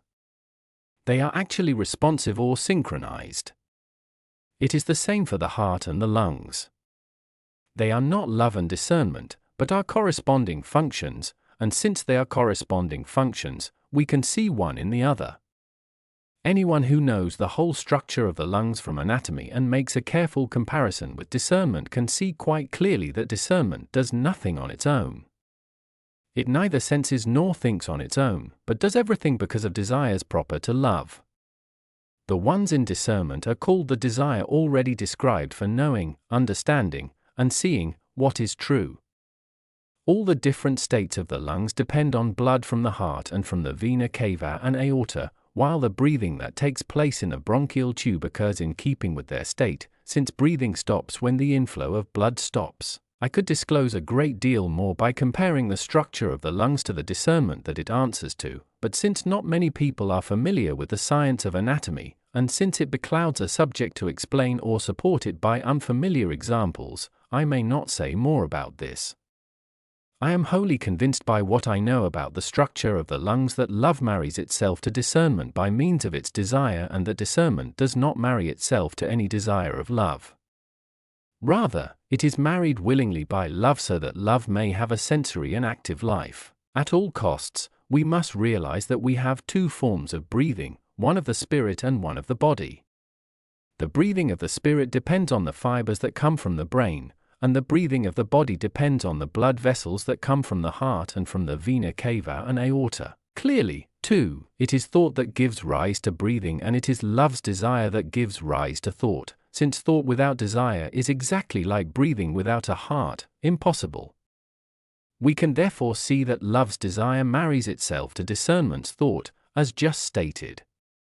It is the same with the heart in the lungs. For 13.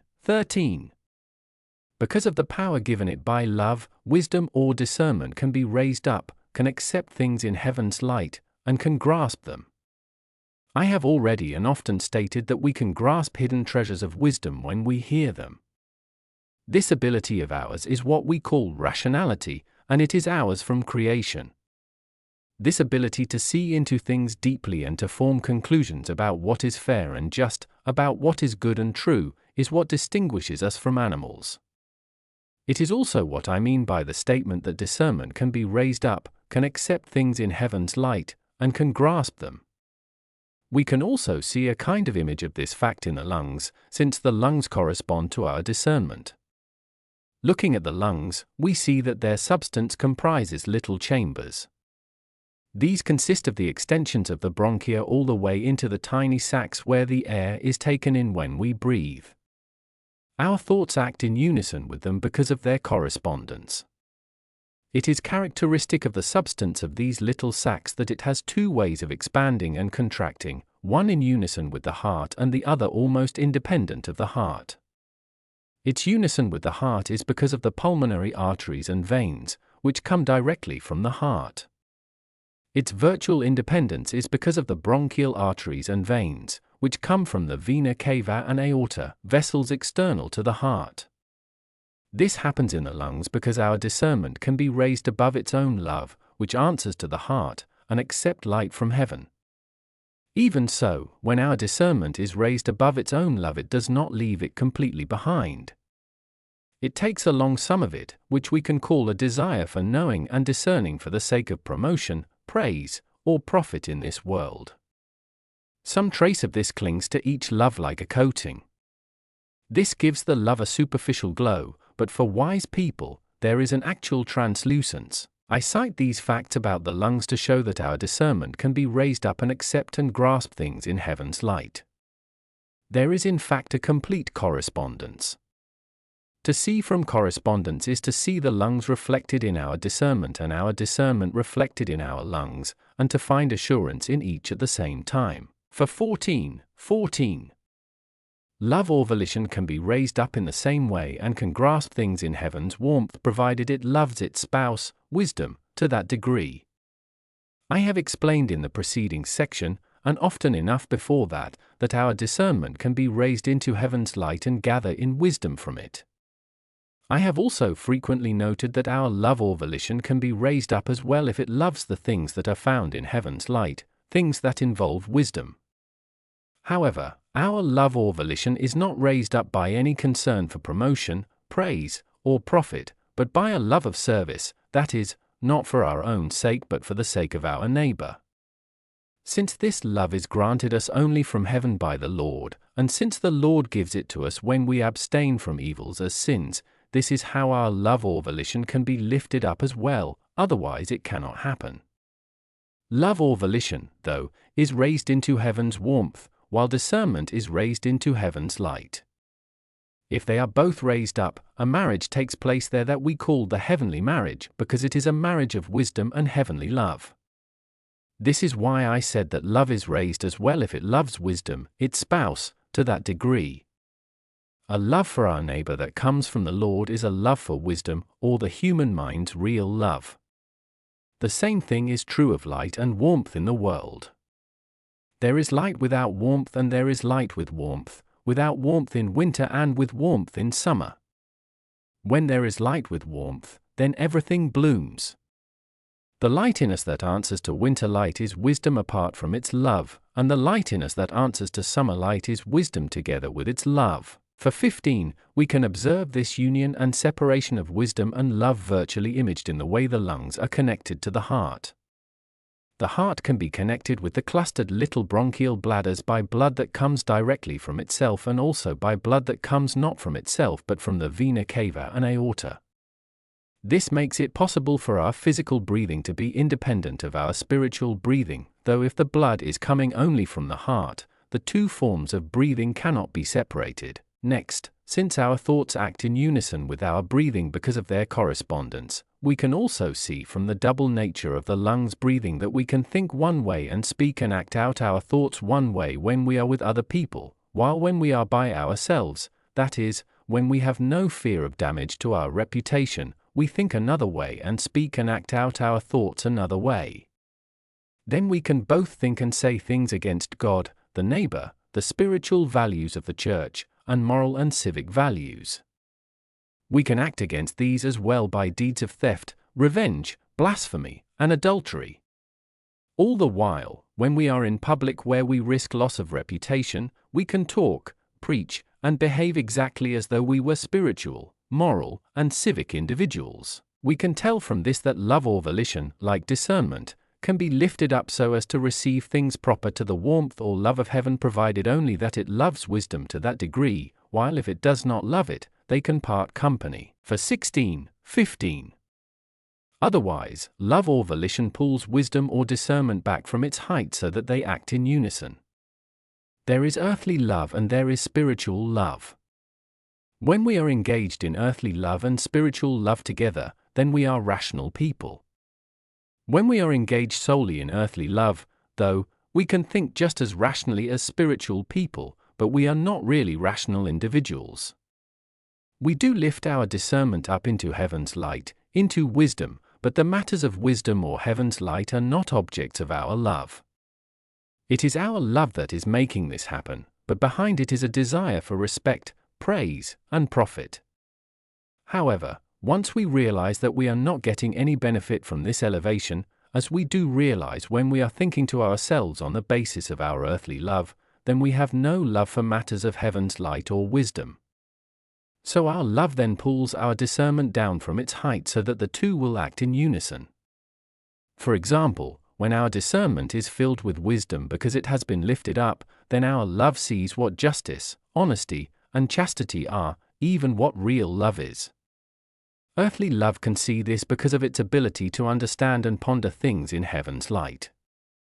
It can even talk about, preach, and describe these as both moral and spiritual virtues. When our discernment is not lifted up, though, then if our love is merely earthly, it does not see these virtues. It sees injustice as justice, deception as honesty, lust as chastity, and so on. If we do think about the matters we discussed when our discernment was at its height, then we may make fun of them and think that they serve us only to ensnare people's minds. We can therefore tell how to understand the statement that unless love loves its spouse, wisdom, to that degree, it pulls it down from its height so that they act in unison. On love's ability to be lifted up if it does love wisdom to that degree, see 414 above. For 17, since love corresponds to the heart and discernment to the lungs, what I have just said can be supported by their correspondence. That is, we can see how discernment can be lifted above its own love all the way into wisdom, and how if the love is merely earthly it will pull discernment down from its height. We have two kinds of breathing, one physical and one spiritual. These two kinds of breathing can be independent or coordinated. For people who are completely earthly minded, especially for hypocrites, they are independent, while for spiritual and honest people they rarely are. This means that once their discernment has been lifted up so that they have a store of elements of wisdom left in their memory, people who are completely earthly minded and hypocritical can talk wisely in public because their thinking is based on their memory. Still, when they are not in public, they base their thinking on their spirit and not on their memory, which means they base it on their love. They breathe in the same way, since thinking and breathing are responsive to each other. I have already explained, 405, 415, that the structure of the lungs enables breathing to take place from blood directly from the heart and from blood not directly from the heart. For 18, most people think that wisdom is what makes us who we are, so when they hear someone speaking or teaching wisely, they believe that this is a wise individual. People even believe this of themselves at such times, since when they are speaking and teaching in public they are thinking on the basis of their memory. If they are completely earthly-minded people, then the source is the surface of their love, a desire for respect, praise, and profit. However, when these same people are by themselves, they think from the deeper love of their spirits, not wisely at all, but at times insanely. This shows that no one is to be evaluated on the basis of verbal wisdom, but on the basis of life. That is, we are not to rely on verbal wisdom separated from life, but on verbal wisdom together with life. Life means love. I have already explained, 1 to 3, that love is life. For 19, 16. If they are raised up together, love or volition is cleansed by wisdom in our discernment. From birth, all we love is ourselves and the world, because this is all that comes into our view. So this is all we think about. This love is on the earthly, physical level, we may call it materialistic. Not only that, this love has become defiled by its separation from heavenly love in our parents. This love cannot be separated from its impurity unless we have the ability to lift our discernment into heaven's light and see how we need to live in order to have our love raised up into wisdom along with our discernment. It is through discernment that our love sees, that we, in fact, see, which evils are defiling and polluting our love. This also enables us to see that if we resolutely abstain from those evils as sins, we love the opposites of those evils, which are all heavenly.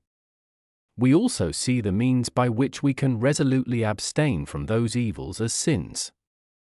Love sees all this, that is, we see all this, by using our ability to lift our discernment into heaven's light, which gives us wisdom. Then to the extent that love puts heaven first and the world second, at the same time putting the Lord first and ourselves second, love is cleansed of its pollutants and purified. That is, it is to that extent lifted into heaven's warmth and united to the light of heaven that surrounds discernment. Then the marriage takes place that is called the marriage of the good and the true, the marriage of love and wisdom. Anyone can grasp mentally and see rationally that to the extent that we resolutely abstain from theft and cheating, we love honesty, integrity, and justice. To the extent that we resolutely abstain from vengefulness and hatred, we love our neighbor.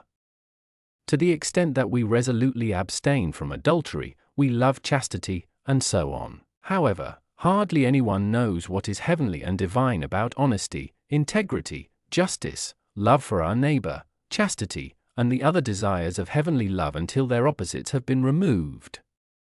Once their opposites have been removed, we are involved in them, so we recognize and see them from the inside. Until that happens, there is a kind of veil in the way. It does let a little of heaven's light reach our love, but since that love does not love wisdom, its spouse, to that extent, it does not accept the light.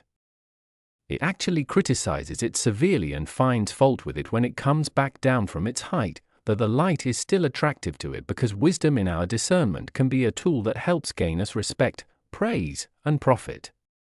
Then, however, we are putting ourselves and the world first and the Lord and heaven second, and what we put second is loved only as long as it is useful to us. If it is not useful, we renounce and reject it, after death if not before. This illustrates the truth that love or volition is cleansed in our discernment if they are raised up together. For 20, there is an image of the same process in the lungs. Its arteries and veins answer to desires proper to love, and its respiratory motions answer to perceptions and thoughts proper to discernment, as already noted, 405, 412. There is ample experience to support the proposition that the heart's blood is purified in the lungs from what it has not digested and that it nourishes itself there with appropriate elements from the air that is drawn in. As for the blood being purified in the lungs from what it has not digested, this we can tell not only from the inflowing blood, which is venous and therefore full of chyle gathered from what we have eaten and drunk, but also from the moist breath we exhale and the odors others can smell. We can also tell from the fact that the blood that flows back into the left ventricle of the heart is diminished in volume. As for the fact that the blood nourishes itself with appropriate elements drawn from the air, this we can tell from the immense variety of fragrances that are constantly given off by shrubs, flowers, and trees, as well as from the immense variety of different kinds of salts and liquids from soils, rivers, and lakes. There is also the immense variety of gaseous emanations that both we and animals give off. The air is full of them. Undeniably, these enter our lungs with our indrawn breaths, so it is also undeniable that our blood absorbs elements that are good for it. The elements that are good for it are the ones that answer to the desires of our love.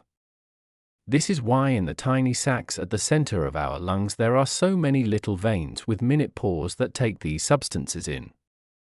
This is why the blood that flows back into the left ventricle of the heart is changed into arterial blood and is brilliant.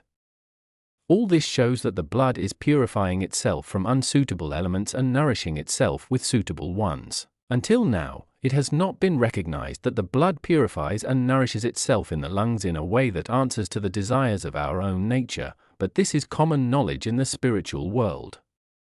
Angels in the heavens take pleasure only in odors that answer to the love of their wisdom. Spirits in hell, on the other hand, find pleasure only in odors that answer to a love that rejects wisdom. These are foul odors, while the others are fragrant. It follows that we in this world are saturating our blood with similar elements depending on how those elements answer to the desires of our love. Whatever our spirit loves, our blood seeks out in response, and our breathing draws in. It flows naturally from this correspondence that we are purified in our love if we love wisdom, and are defiled if we do not love it. All our purification happens by means of truths that constitute wisdom, and all our defilement happens by means of false beliefs that reject the truths of wisdom. For 21:17. Love or volition is polluted in and by our discernment if they are not raised up together. This is because if the love is not raised up it remains impure, as noted in 419, 420 above. When it remains impure, it loves what is impure. It loves things like vengefulness, hatred, deceit, blasphemy, and adultery. These are what appeal to it then, what we call its cravings, and it rejects whatever springs from thoughtfulness, justice, honesty, truth, and chastity. I stated that love is polluted in and by discernment. It is polluted in discernment when love is influenced by these impurities. It is polluted by discernment when it makes matters of wisdom its own servants, and even more when it distorts, falsifies, and corrupts them. There is no need to say more about the way this state answers to the heart or to its blood in the lungs than has already been said in 420. I may add only that the blood is polluted instead of being purified, and that instead of its being nourished by fragrant odors it feeds on stenches, just the way it happens in heaven and in hell. For 22:18. Love that has been cleansed in our discernment becomes spiritual and heavenly. We are born earthly, but to the extent that our discernment is raised into heaven's light and our love into heaven's warmth along with it, we become spiritual and heavenly. Then we become like a Garden of Eden, bathed in the light and warmth of springtime. Our discernment does not become spiritual and heavenly. Our love does, and when it does it makes its spouse, discernment, spiritual and heavenly as well. Love becomes spiritual and heavenly through a life in accord with the truths of wisdom, truths that discernment teaches and illustrates. Love absorbs these truths not on its own but by means of discernment, since love cannot lift itself up unless it knows truths, and it can know truths only by means of a discernment that has been lifted up and enlightened. Then love is lifted up to the extent that it loves these truths by doing them. It is one thing to discern, that is, and another to intend, or it is one thing to speak and another to act. There are people who understand truths of wisdom and utter them but still do not intend and do them. When love, then, puts into practice the truths of light that it discerns and utters, then it is raised up. Simple reason shows that this is so. After all, what are we when we discern and utter truths of wisdom while we are living, that is, intending and acting contrary to them? The reason love becomes spiritual and heavenly when it has been purified by wisdom is that we have 3 levels of life, levels called earthly, spiritual, and heavenly. These were discussed in Part 3 of the present work, 236 to 241. We can be lifted up from one to the next, but we are not raised simply by wisdom. We are raised by a life in accord with wisdom, because our life is our love. So to the extent that we live in accord with wisdom, we love it, and we live in accord with wisdom to the extent that we purify ourselves from those unclean things we call sins, and to the extent that we do this, we love wisdom. For 23, it is not that easy to see from the correspondence with heart and lungs how love is purified by wisdom in our discernment and becomes spiritual and heavenly, because no one can see what the blood is like that keeps the lungs breathing. The blood can be full of impurities and still be indistinguishable from pure blood. Then too, the breathing of purely earthly-minded people seems very much like the breathing of spiritual-minded people. However, people can tell them apart very clearly in heaven. Individuals there breathe in keeping with the marriage of their love and wisdom, so just as angels can be identified by that marriage, they can be identified by their breathing. This is why when people who are not in that marriage arrive in heaven, they begin to feel chest pains and to struggle for breath like people in the throes of death. As a result, they hurl themselves down headlong and find no rest until they are with people whose breathing is like their own. Then, because of the correspondence, they are with people who feel the way they do and therefore think the way they do. We can therefore tell that if we are spiritual, it is our purer blood, sometimes called the animal spirit, that is purified, and that it is purified to the extent that we participate in the marriage of love and wisdom. It is that purer blood that most closely answers to this marriage, and since it does flow into our physical blood, it follows that it also purifies that blood. The opposite happens for people whose love is defiled in their discernment, as I have already noted, though no one can investigate this by experiments with our blood, only by looking at the desires of our love, since these correspond to our blood. For 24:19. Love that has been polluted in and by our discernment becomes limited to nature, our senses, and our bodies. An earthly love separated from spiritual love is opposed to spiritual love. This is because earthly love is love for ourselves and love for the world, and spiritual love is love for the Lord and love for our neighbor. Love for ourselves and for the world looks downward and outward, and love for the Lord looks upward and inward. So when an earthly love is separated from spiritual love, it cannot be raised away from our self-absorption. It remains immersed in it and even mired in it, to the extent that it loves it. If our discernment does rise up and see elements of wisdom in heaven's light, then our love drags it back down and unites it to itself in its self-absorption. There it either discards the elements of wisdom or distorts them or arranges them outside itself so that it can mouth them for the sake of reputation. Just as an earthly love can rise up by levels and become spiritual and heavenly, it can also go down by levels and become sensory and physical. It goes down to the extent that it loves being in control with no love of service, simply for love of ourselves. This is the love that we call demonic. People involved in this kind of love can talk and behave like people involved in spiritual love, but at such times they are operating either out of memory or out of a discernment that has lifted itself into heaven's light. The things they say and do, though, are like fruit that looks lovely on the outside but is nothing but rot inside, or like almonds whose shells look intact but which have been completely eaten away by worms inside. In the spiritual world they summon up illusions that enable prostitutes, called sirens there, to look beautiful and to dress in attractive clothing. Once the illusions are taken away, though, they look like ghosts. They are like demons, too, who make themselves into angels of light, for when that physical love drags its discernment down from its height, which happens when we are alone, and thinks from its own love, then it thinks against God and for nature, against heaven and for the world, against the true and good values of the church and for the false and evil values of hell. That is, it thinks against wisdom. This shows what the people we call physicals are like. They are not physical as far as their discernment is concerned, but they are as far as their love is concerned. That is, they are not mentally physical when they speak in public, but they are when they talk with themselves in spirit. Further, since they are like this in spirit, after death they are like this in both respects, in both love and discernment. They become the spirits called physical spirits. People who in this world absolutely loved being in control because of their self-absorption and were also intellectually a cut above others look physically like Egyptian mummies, and are crude and foolish mentally. Is there anyone in the world these days who knows that this is what this love is really like? However, there is a love for being in control because of a love of service not for the sake of ourselves but for the common welfare. It is hard, though, to tell this from the other kind, even though the difference between them is like the difference between heaven and hell. On the difference between these two kinds of love for being in control, see Heaven and Hell 531 to 565, 551 to 565. For 25:20.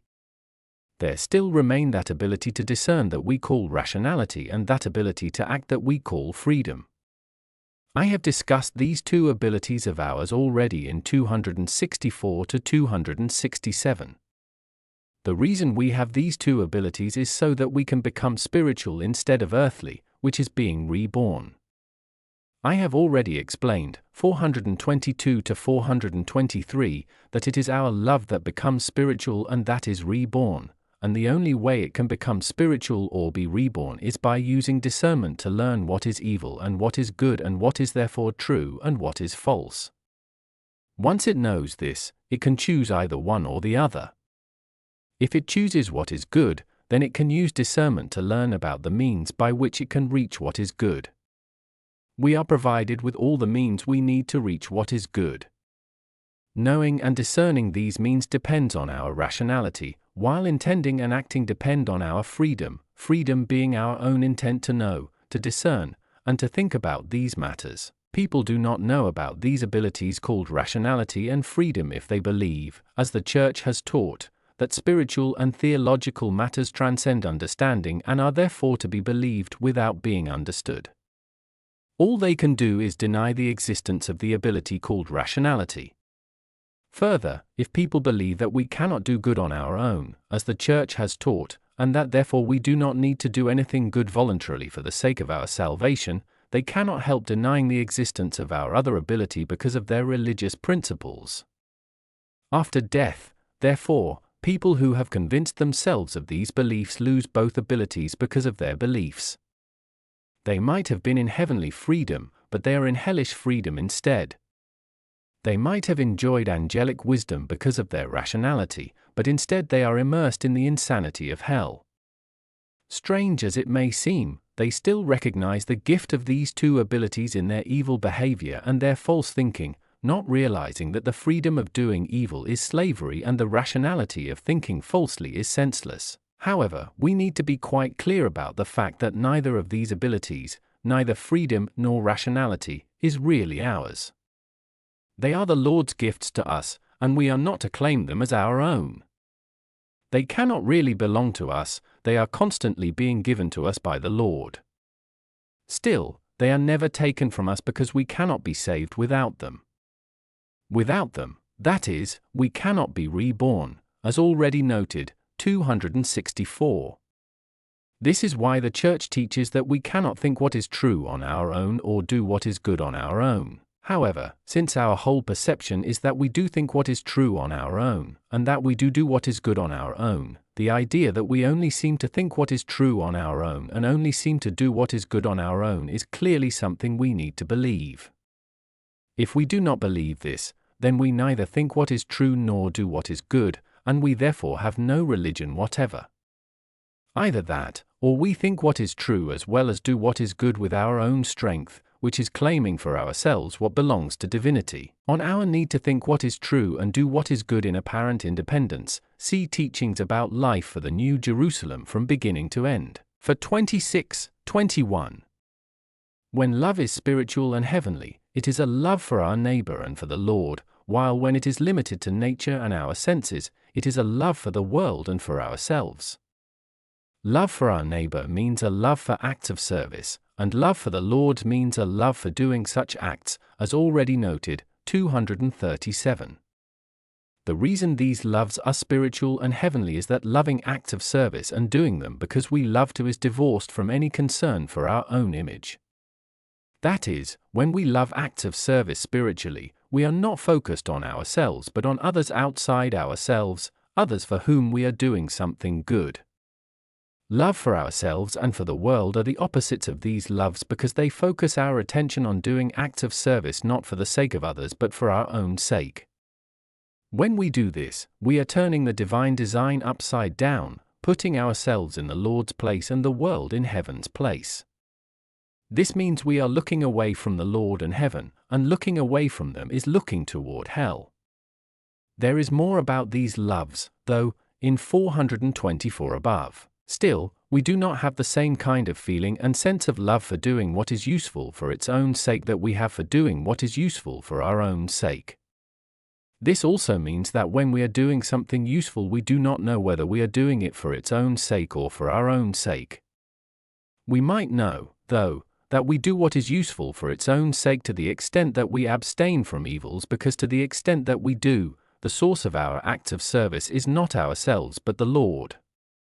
Evil and good are opposites, so to the extent that we are not engaged in something evil, we are engaged in something good.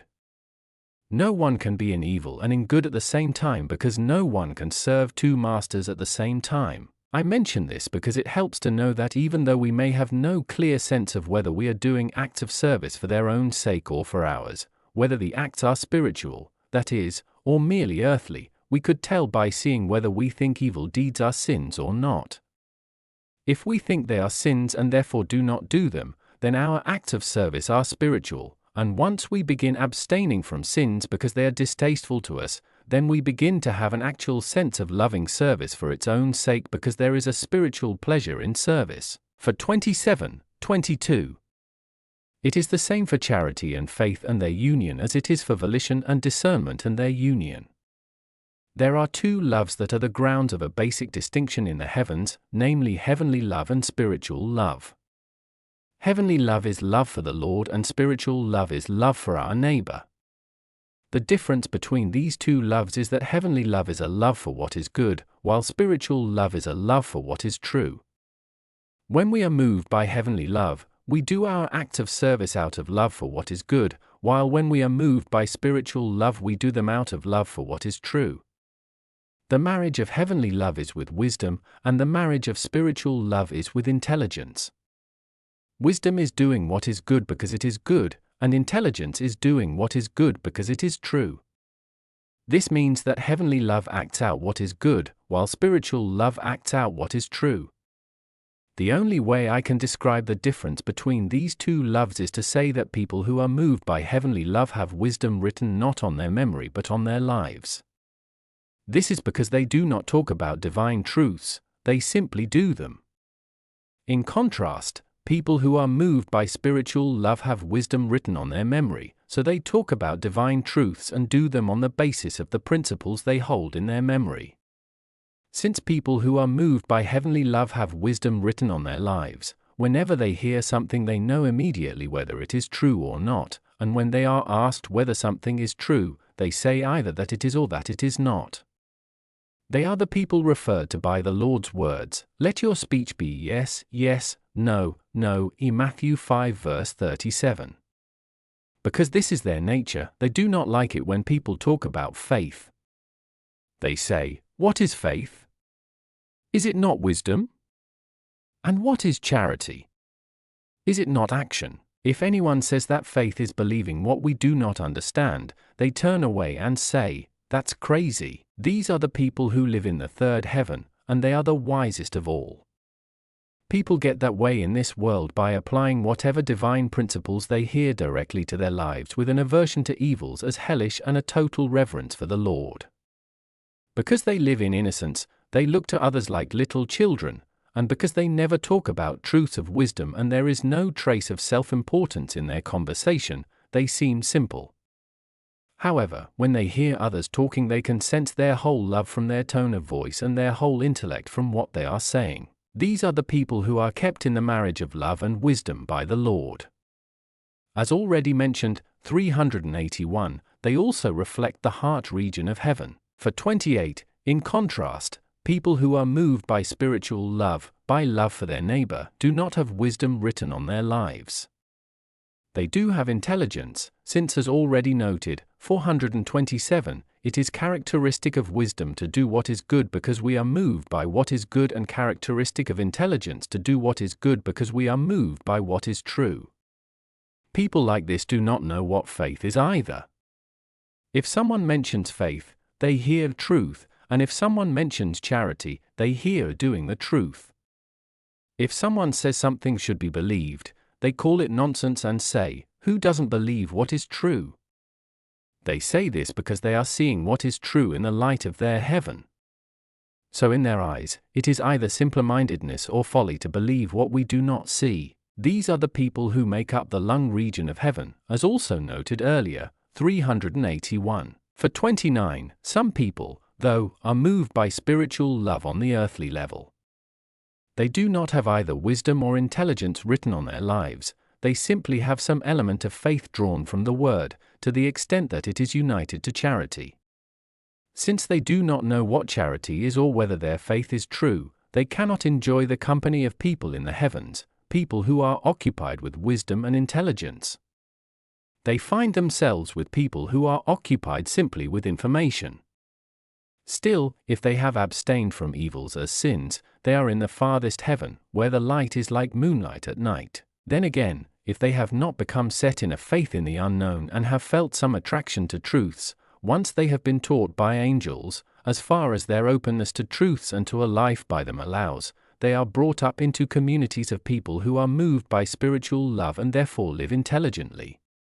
They become spiritual, while the others remain spiritual only on an earthly level. However, if people have lived in a faith that is separated from charity, they are sent away and relegated to desolate regions because they are not engaged in anything worthwhile.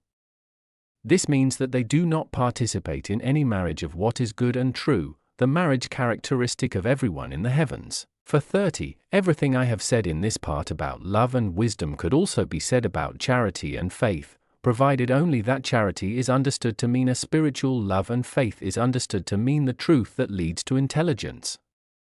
The same would hold true if we spoke of our volition and discernment, or our love and intelligence, since our volition is the vessel of love and our discernment is the vessel of intelligence. For 31, I should like to add a matter of interest. All the people in heaven who are engaged in being of service because they enjoy doing it derive from their collective body a wisdom and happiness greater than that of others. As far as they are concerned, being of service means being honest, fair, proper, and faithful in whatever task is appropriate to their station. This is what they call the charity, and they refer to their acts of formal worship as emblems of charity. Anything else is a duty or a good deed. They say that whenever they do the tasks proper to their station honestly, fairly, properly, and faithfully, the collective body takes on substance and permanence in their good work. This is what it means to be in the Lord, since everything that flows into them from the Lord has to do with service, and it flows from the members into the collective body and from the collective body into the members. The members there are angels, and the collective body is their community. For 32, the nature of our first stage after conception. No one can know what our first or primal stage in the womb after conception is like because we cannot see it. Further, it is composed of a spiritual substance that is not visible in physical light. Some people in this world are inclined to focus their minds on our primal stage, the father's semen that is the agent of conception, and many of them have fallen into the error of thinking that we are complete humans from the very first and then reach completeness simply by getting larger. For this reason, some angels to whom the Lord had revealed it showed me what this first or primal stage of ours is like with respect to its form. Since they had made this a matter of their wisdom, and since the delight of that wisdom was to share what they knew with others, they were given permission to present a representation of that initial form of ours to my own eyes in heaven's light. It was like this. I saw what seemed to be a tiny image of a brain with a sort of face drawn faintly on its front, with no appendages. On its upper convex part, this primal form was a composite of closely connected little balls or spheres. Each sphere was made up of still smaller spheres, and each of these of spheres still smaller. This meant that there were 3 levels.